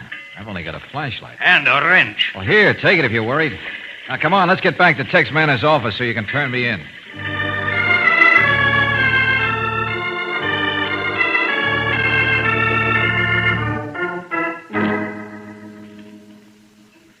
So that's the way it was, Mr. Manners. I found this lad flat on his back beside the diving bell, and he even tried to accuse All me. right, Sandy, all right. Mr. Valentine's okay. You don't have to worry about it. That's all. Aye, sir. Very well. But if you need any help, just call out, sir. Yeah, all right, Sandy. But I won't.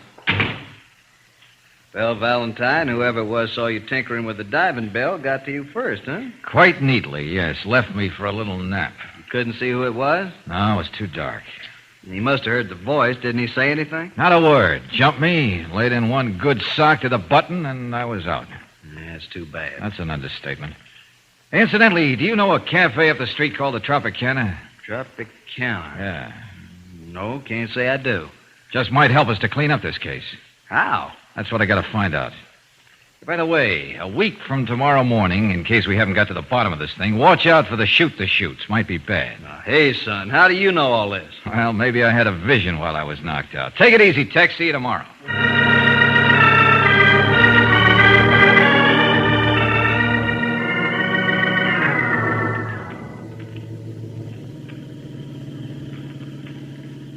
George. Yeah, Angel? I'm not trying to butt in, but you said we're going to a cafe called the Tropicana. That is right.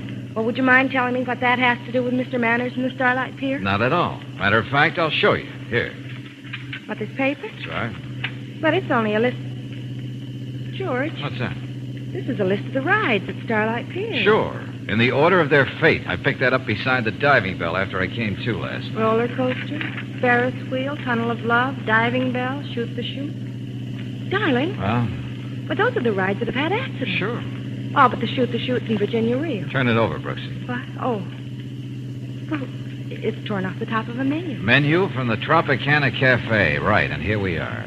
You think they'd know who made that list? No, probably not. But they know who comes here from Starlight Pier. Come on, let's go.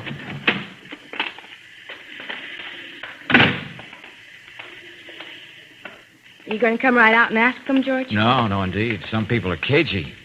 I'm going to buy the cafe. You what? That's right. But first I have to know what kind of trade they have. But supposing they're not willing to sell it. Always wanted to own a cafe. Let's go in. Okay. Hello? Anybody here? Yes, I'm in. Okay. Sorry, folks, we're not open yet. We open at 11. Oh, that's all right. I just wanted to see the owner. Well, I'm the owner. Good, good. How do you do? My name is Valentine, and this is my friend, Miss Brooks. How do you do? And you're... Fowler, Matt Fowler. Matt what Fowler. can I do for you? Well, I'll tell you, Mr. Fowler, I'm in the market to buy a cafe just like this one. You interested in selling? I don't know. Maybe, if the price is right. Uh-huh. How's business? Pretty fair. Not great, but pretty fair. Well, you ought to get a pretty good play from Starlight. You're so close. Those people? They eat hot dogs and hamburgers on the pier. Oh, no. I mean the people who work there. Some of them must eat here, don't they? Can't say. All I know about my customers is they eat and pay for it. Don't know who they are. You haven't owned the place very long yourself, have you, Mr. Fowler? What do you mean? Well, I just noticed the car outside. It's yours, isn't it? Yes, that's... With Arkansas license plate, so I thought naturally... Yeah, that's right. I came from Arkansas just a few months ago. Oh, figure the restaurant business is better here? I wasn't running a cafe there. I had a carny. Carnival, huh? Say, that's interesting. It wasn't. Business dropped off and I lost it. Had to start all over again. Oh, well, that's too bad. Well, I'm not interested in carnivals anyway. I got a little Frank stand in town called the Barking Dog, but I want to branch out. I see. Drove up here last night. Was going to stop in, but it was after midnight. Didn't think the owner'd be in. I was right here all night until 2 in the morning. Oh. Well, think you'd be interested in selling? Well, in a month or so I might. Oh, say, that's great. Of course, I couldn't swing the thing alone. I got a backer. He'd have to see it first. Yeah, I understand. But I'm sure he'd like this location as much as I do. Say, where's that door in the back go to? That's my office. Oh, I see. Hey, look, I got an idea. What is it, George? Well, while we're here, I'd like to take a picture of the place to show Larry. That's my backer. Oh, that's a good idea. Yeah, you don't mind, Mr. Fowler? No, go right ahead. Good, okay. I got a flash camera out in the car. You and Miss Brooks sit over there at that table. Kind of dress up the picture a little, huh? All right, yeah. Well, now you two get all set and I'll bring in the camera. Believe me, this ought to sell a bill of goods.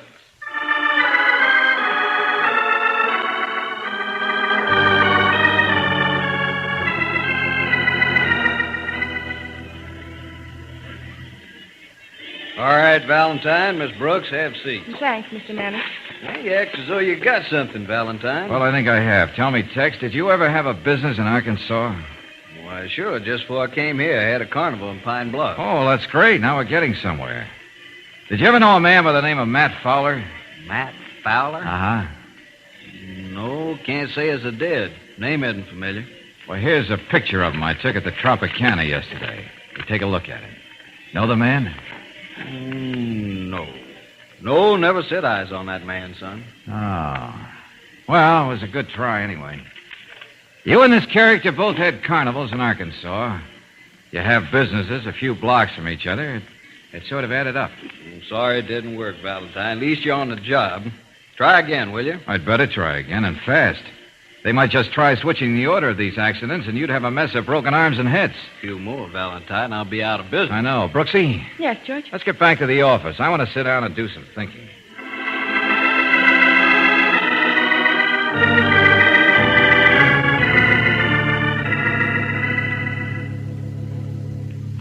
George, you're not getting anywhere, and you know it. Let's close up the office for the day. It's gonna add up.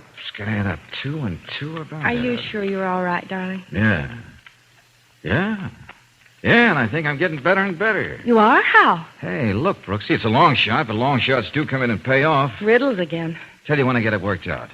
Hey, first call Tex Manners. Yes, master. Tell him to meet us behind the Tropicana Cafe at exactly 7:45 tomorrow night. Uh-huh. Suppose he wants to know why. Oh, he doesn't have to yet. Tell him to bring along a cop, plain clothes man if he can get one, and be sure they're not seen. I suppose detectives play long shots, too. Now, you go on home. Tonight I got to pay a short visit to Starlight Pier after the lights are out.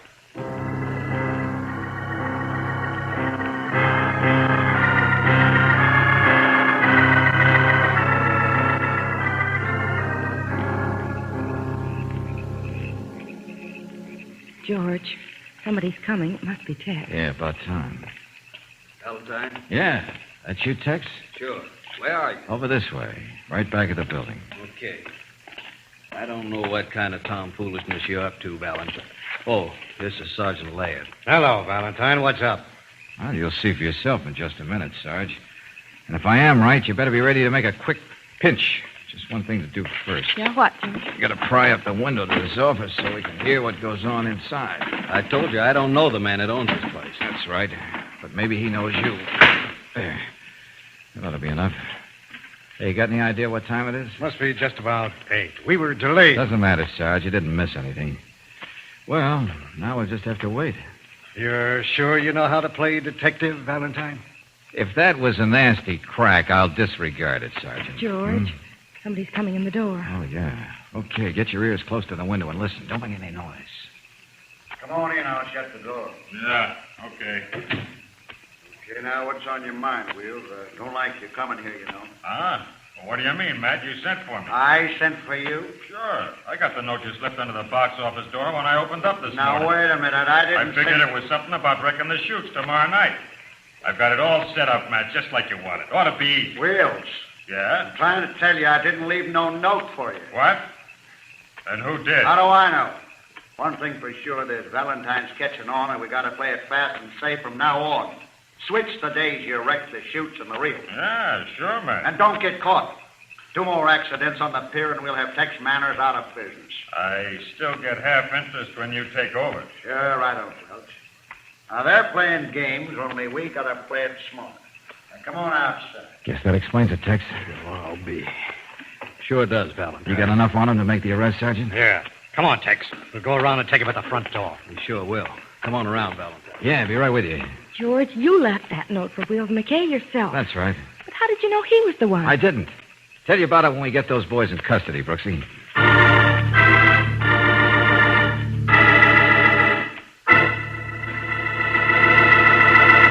Here's a reminder for new car owners. New RPM motor oil exceeds all the requirements of car manufacturers who now recommend a heavy-duty motor oil. A new RPM doubles engine life, the time between major overhauls due to lubrication. Yes, even a cab company operating in the tough grind all cabs go through found new RPM reduced engine wear 71%. So for top protection for your engine, get new RPM motor oil at any independent Chevron gas station or standard station, where they say and mean we take better care of your car.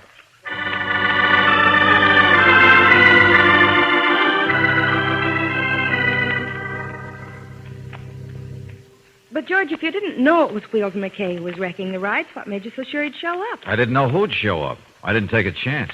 What do you mean? I left the same note at every concession. Oh. Yeah, I just added up Arkansas and Arkansas and an accomplice on the pier. Then all I had to do was wait for someone to show his hand. It just happened to be Wheels. Then this Matt Fowler just wanted to put Tex out of business so he could take over the pier? Well, it was a little more than that. Tex didn't know it, but he'd put Fowler's carnival out of business when he set up back in Arkansas. Wheels told the sergeant. Oh, well. Anyway, they're both off for jail, and we've still got a whole evening ahead of us. Now, that's right, Angel. I sort of figured we'd go back to Starlight Pier. Oh, that would be fun. And ride in the tunnel of love? The Ferris wheel.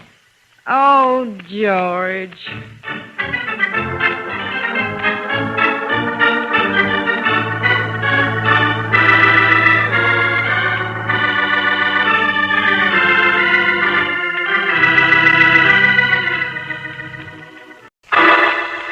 Personal notice. Danger's my stock and trade. If the job's too tough for you to handle, you got a job for me, George Valentine. Write full details.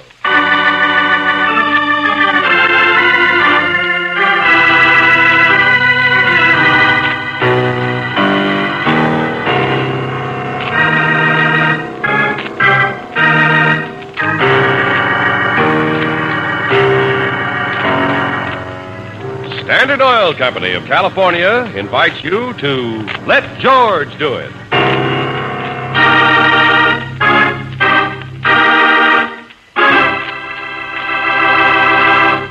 In just a moment, we'll begin tonight's transcribed adventure of George Valentine. If you've been having trouble starting your car lately, or if low gasoline mileage has you baffled, then make it a point to have your spark plugs checked soon. Dirty, worn spark plugs can rob your engine of power and pickup, and may even waste 1 out of every 10 gallons of gasoline you buy. Let the car savers at standard stations or independent Chevron gas stations check your plugs. They'll clean them and reset the gap, or if necessary, they'll be glad to install new spark plugs. Stop in tomorrow for an efficient car saver spark plug checkup where they say and mean we take better care of your car.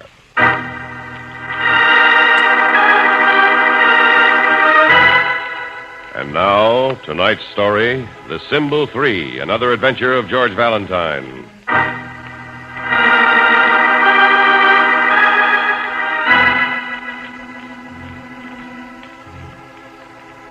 Dear Mr. Valentine, mark well the symbol 3. It's the key to destiny. Since I heard those words whispered to me on the telephone only 2 weeks ago, I've been living in a world of fear, horror. For these words have already twice brought into my home violence and sorrow. And now I know they're also going to bring death. What's worse, I can't get my husband's help. And I can't go to the police. So please, please, Mr. Valentine, come to see me as quickly as you can. But be sure you speak to me alone and introduce yourself merely as a friend. Sincerely, Ruth Laswell.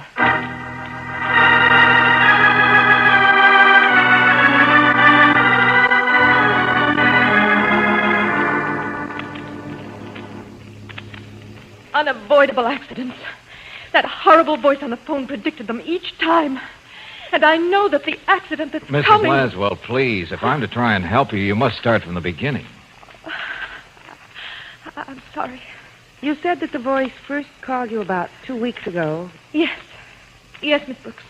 Mark well the symbol 3. It's the key to destiny. That wasn't all he said, was it? No. He told me he was speaking to me because my husband would never believe what he had to say. And even though there was nothing I could do to stop the accident, I should know about them as Martin's loving wife. Those were the words he used. Uh-huh. You didn't recognize the voice at all, eh, Mrs. Laswell?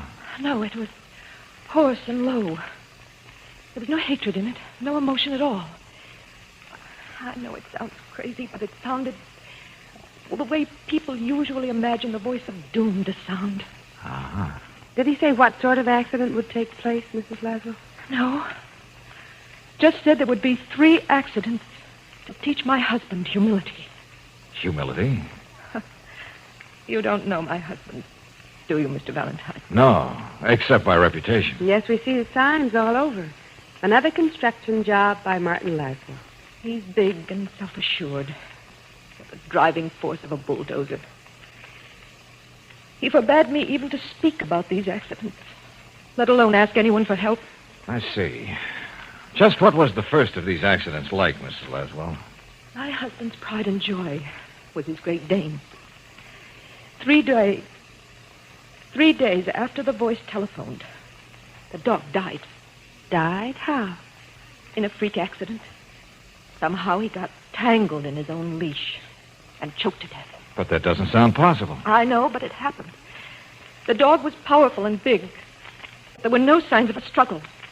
Apparently no one, certainly no stranger, came near him. But there it was. A few hours later, the voice called again. It said the first accident took place. And I'd hear from him again soon. And I gather he didn't disappoint you, Mrs. Laswell. No. No, he didn't disappoint me. He called last week on a Wednesday. And he again said, mark well the symbol 3. It's the key to destiny. And he hung up. What happened this time? That Saturday, our chauffeur, Johnny Gibbons, had an accident. He ran the car into a wall. He said he couldn't possibly explain why. There was nothing at all wrong with the car, no possible reason for the accident. He says it just happened. Luckily, he wasn't hurt badly, but he might have been killed. And the voice called you again? Just as before, and took credit for the accident. And he said he'd call once more. When did he call this time? The day before yesterday. I'm afraid Mr. Valentine's scared to death. For Martin and for me. I know the 3rd accident will happen to someone closer to Martin. And not knowing how and when it can happen, just knowing it will happen. Ruth, I was looking for you, and I...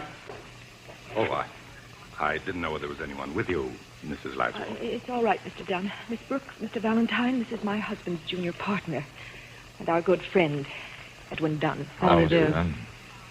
Mr. Valentine, I know why you're here, and I still don't think it's a good idea. I thought getting me in the middle of this thing was supposed to be strictly between us, Mrs. Laswell. I told you Mr. Dunn is a good friend. I just didn't want Mr. Laswell to know. Oh, I see. Mr. Laswell is a fine man, but he has a violent temper, and he's almost obsessed with the idea that he doesn't need anyone's help, that he's too big for anyone to help him. And he isn't. No one is. Yeah, you're right on that score. Besides, I don't know exactly what you can do, Mr. Valentine. You can't be bodyguard for all of us. And certainly you won't be able to protect Mr. Laswell if he doesn't want you to. But you can stay here as my friend and do something. Try to find something so we don't just sit and wait. You will help me, Mr. Valentine, won't you? Yeah, I'll stay here. But, George, what is there to go on? Where can you start? The chauffeur, Mrs. Laswell. Is he well enough to be back on the job? Oh, yes. And Mr. Laswell isn't using him this afternoon. Johnny is in his apartment over the garage. Good. That's about the only point we can begin from, isn't it, Brooksy?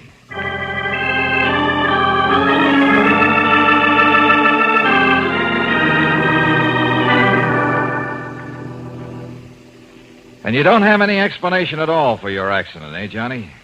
John Wesley Givens. Oh, I'm sorry. The road, was it slippery? No, Miss Brooks, not at all. Or perhaps you took the curve too sharply, Mr. Givens. There was no curve to take. It's like I said, there was no reason for me to lose control of the wheel. I've been driving for years with a fine record. It was as though I was made to have this accident by some power bigger than me. Now, Mr. Givens, you don't really believe that something, supernatural made you have that accident, do you? There are many things we don't understand, Mr. Valentine. I'm a bachelor, and I've got time to do a lot of reading. We don't even begin to guess at some of the forces that exist all around us. Yeah. For instance, I was worried about what Mr. Laswell would say about the accident. He's a big man and a violent one, and he has no patience with little people like me. What did Mr. Laswell say? Well, that's just it. Nothing. Mrs. Laswell said she'd speak to him first, and she did. And nothing at all was said about the car. Yes, sir, there are forces all around us that make all sorts of strange things happen. I think there was a simpler explanation for your boss's behavior, Mr. Givens. Well, if you ever want to sit down to have a chat with me, young man, I'll be glad to do it and lend you some of my books. You too, young lady. Oh, thanks. Thanks very much. Books make you the equal of any man. Uh-huh. You don't have any idea when Mr. Laswell will be home, do you, Mr. Givens? Oh, yes. I'm going to pick him up at the office in about a half hour. Thanks. We'll wait for him.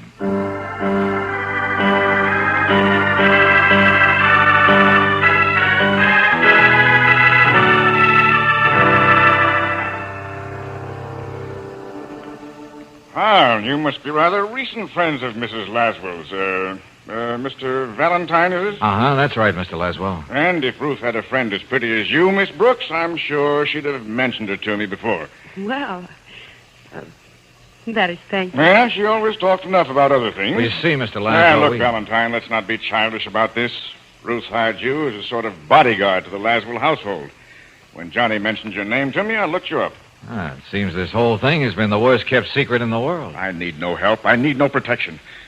I need no nursemaid. But surely with those 2 accidents and the threat of a third... But I didn't say I wouldn't welcome some company, just to relieve the tension. That was certainly an elaborate build-up to a sudden letdown. Valentine, I'm a realist. I see what's going on in my house. Hmm? I don't believe in a voice of doom. On the other hand, I don't close my eyes to what has happened. Well, then. So, by all means, welcome until the deadline has come and passed.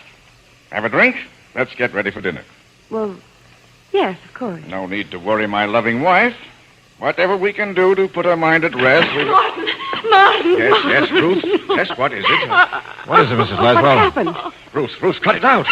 Come on, what's the matter? The accident. The third accident. It just happened. Mark well the symbol 3. What happened? What are you trying to say? The watchman on your new construction job, Martin. He fell to his death with no one around him.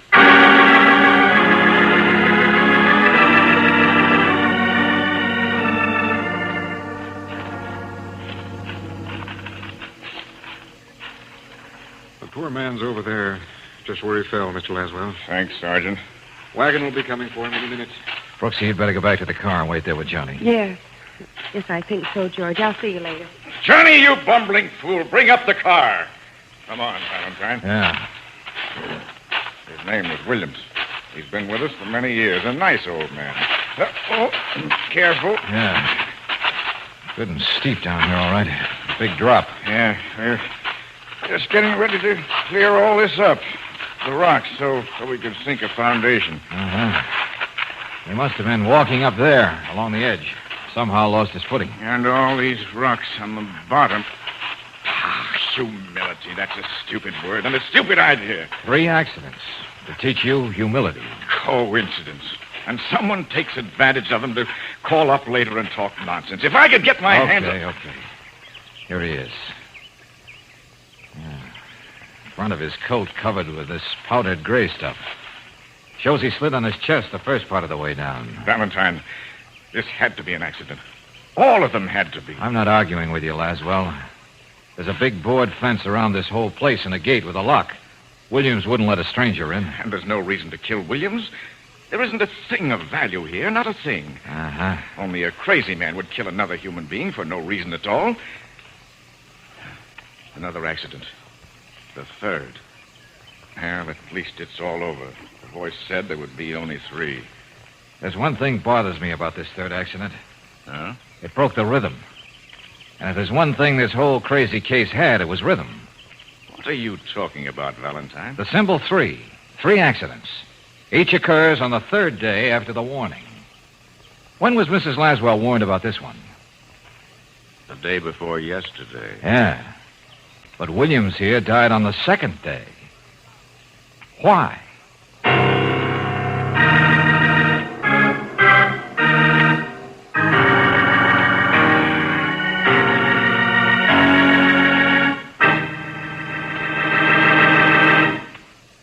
We'll return to tonight's adventure of George Valentine in just a moment.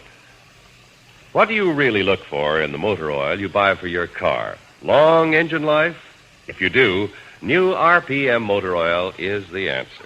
Switch over now to new RPM, the oil that doubles engine life, the time between major overhauls due to lubrication. Developed through atomic energy, new RPM is years ahead in offering better protection for your car. New RPM cuts in half the wear rate of critical engine parts. Even a cab company operating in the tough daily grind all cabs go through found new RPM motor oil reduced engine wear 71%.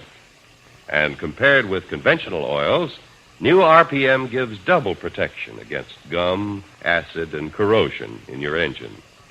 Now that many car manufacturers recommend heavy-duty motor oil for top performance under all driving conditions, it's important to you to know that new RPM exceeds all of their requirements for a heavy-duty oil. Considering these facts, it's easy to see why new RPM motor oil is first choice with motorists. Be sure you get new RPM motor oil for long engine life. Look for the sign of your nearest independent Chevron gas station or standard station. There you'll find new RPM motor oil, which is one reason they say and mean we take better care of your car.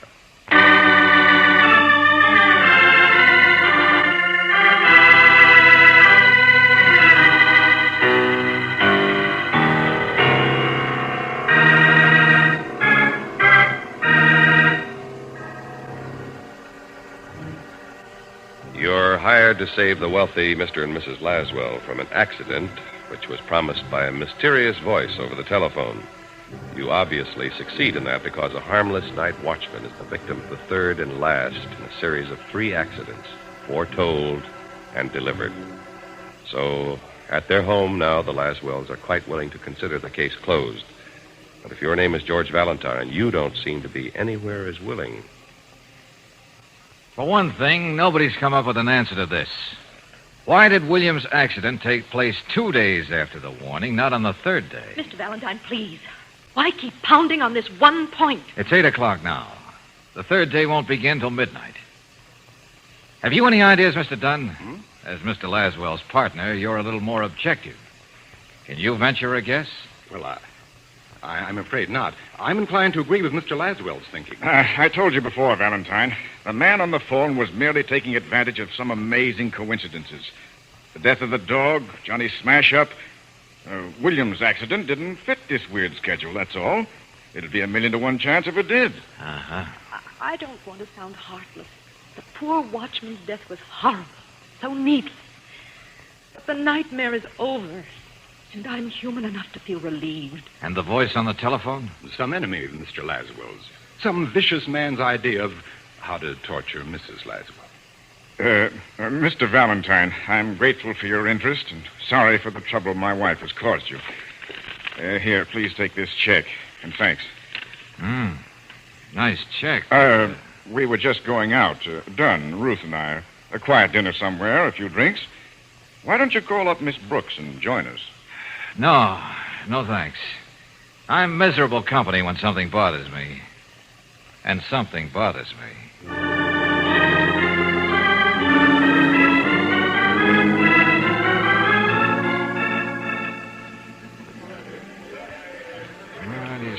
George, will you stop mumbling to yourself and eat something? It's 9:30. Yeah, Angel. 9:30 of the second day. Mark well, the symbol 3. It's the key to destiny. Darling, maybe you are just being stubborn about this whole thing. Oh, but something is wrong, Angel. The partner who calls her Ruth when he thinks they're alone, but is so careful to call her Mrs. Laswell when he sees us. And the original Mr. Big himself who blows hot and cold. So much combustible material, Brooksy, and none of the 3 principals are involved in any of the accidents. Come on, let's get out of here.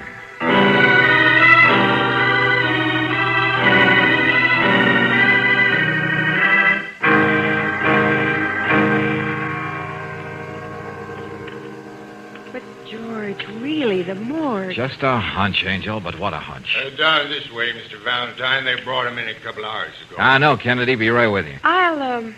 I'll sit here at Mr. Kennedy's desk. There's some very interesting old copies of Life I simply mustn't miss. Yeah, okay, Brooksy. Here he is, Valentine. Williams, James. Cause of death, accidental fall. Dates it. That's it. His nails, his hands. That's it.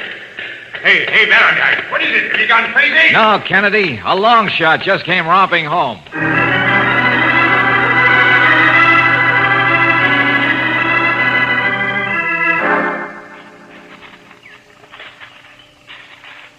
But, George, what makes you so sure Williams was murdered? Just take my word for it right now.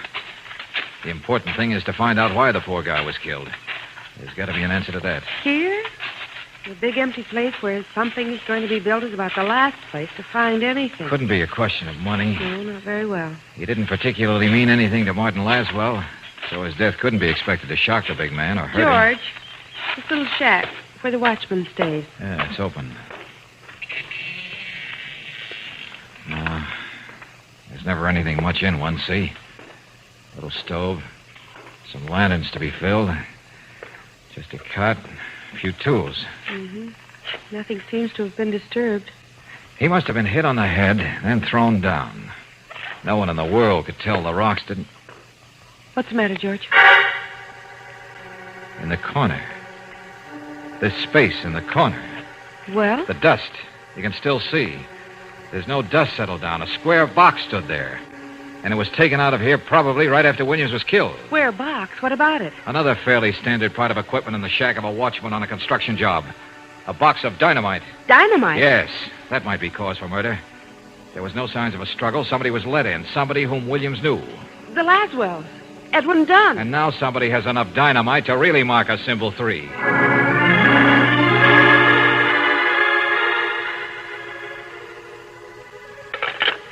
Nobody answers to the Laswells. They're still out somewhere. But where? 11:25. Any time after midnight, the payoff to this whole weird buildup will really come.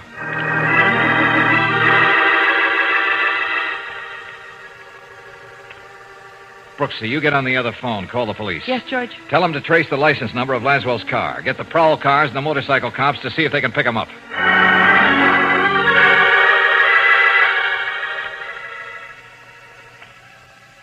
Okay, thanks. Thanks very much. Try and guess where a millionaire might go for a quiet dinner and a few drinks. A little rhubarb blue, a golden pheasant. Guess the best thing I can do is get over to Laswell's and wait for him.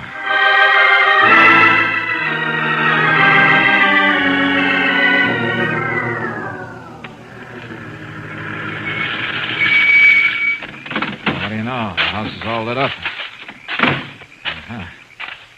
Laswell's car at the door. Mr. Dunn's car, too. Must be topping off those few drinks with a few more. Regular celebration seems to... What? Oh. Oh!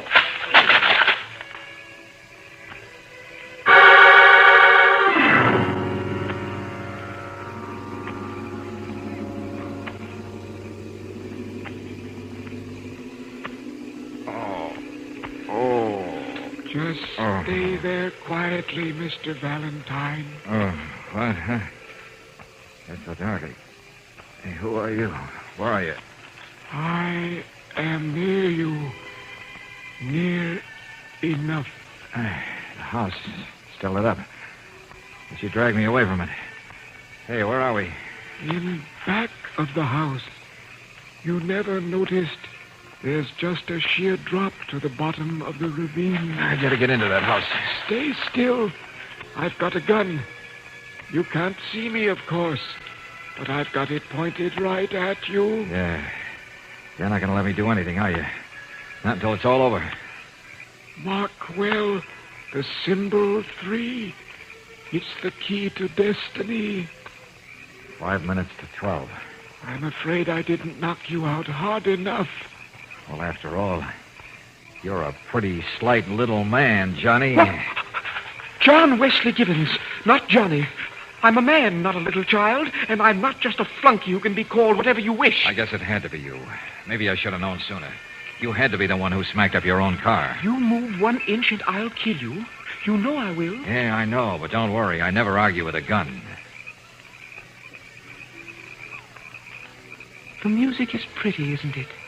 And they don't suspect a thing. It'll take only a few minutes more. Come on now, where is the dynamite? In Mr. Laswell's car. The big, shiny car. It's right next to the house. And soon it will blow up the house. But we're far enough away, we'll be safe. Now, look, you're crazy as a loon, Buster. No, I'm smart. I know all sorts of things. I picked the car for a good reason, Valentine. That's where Mr. Laswell was always so big, and I was so small.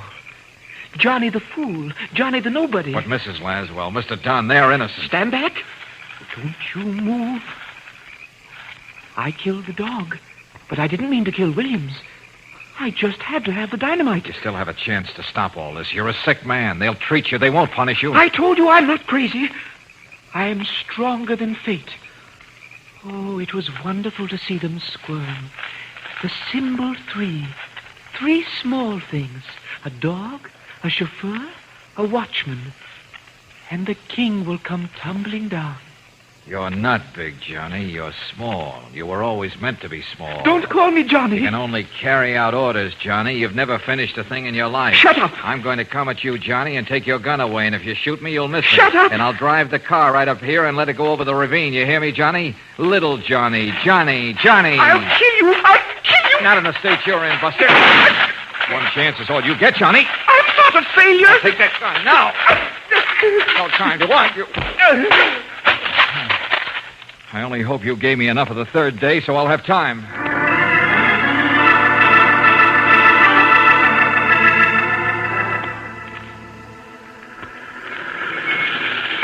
Release the brake. Oh, tick a few seconds more, baby. Go on ticking. Go on, go on. And one good shove over the side.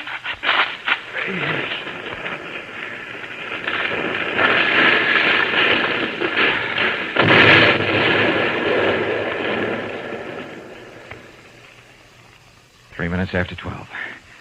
Thanks for being true to the symbol of 3, Johnny. Now to tie up some real loose threads.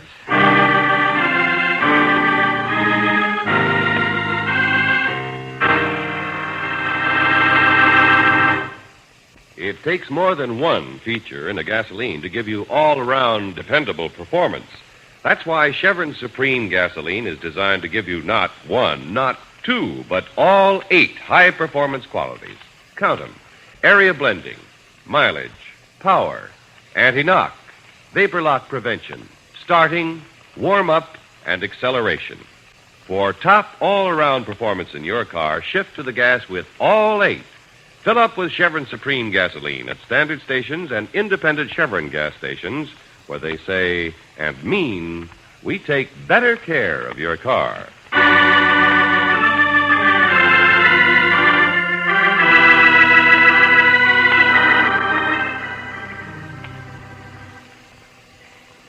A Messiah complex along with a persecution complex. Well, it'll take the doctor some doing to try and straighten Johnny out. Yeah.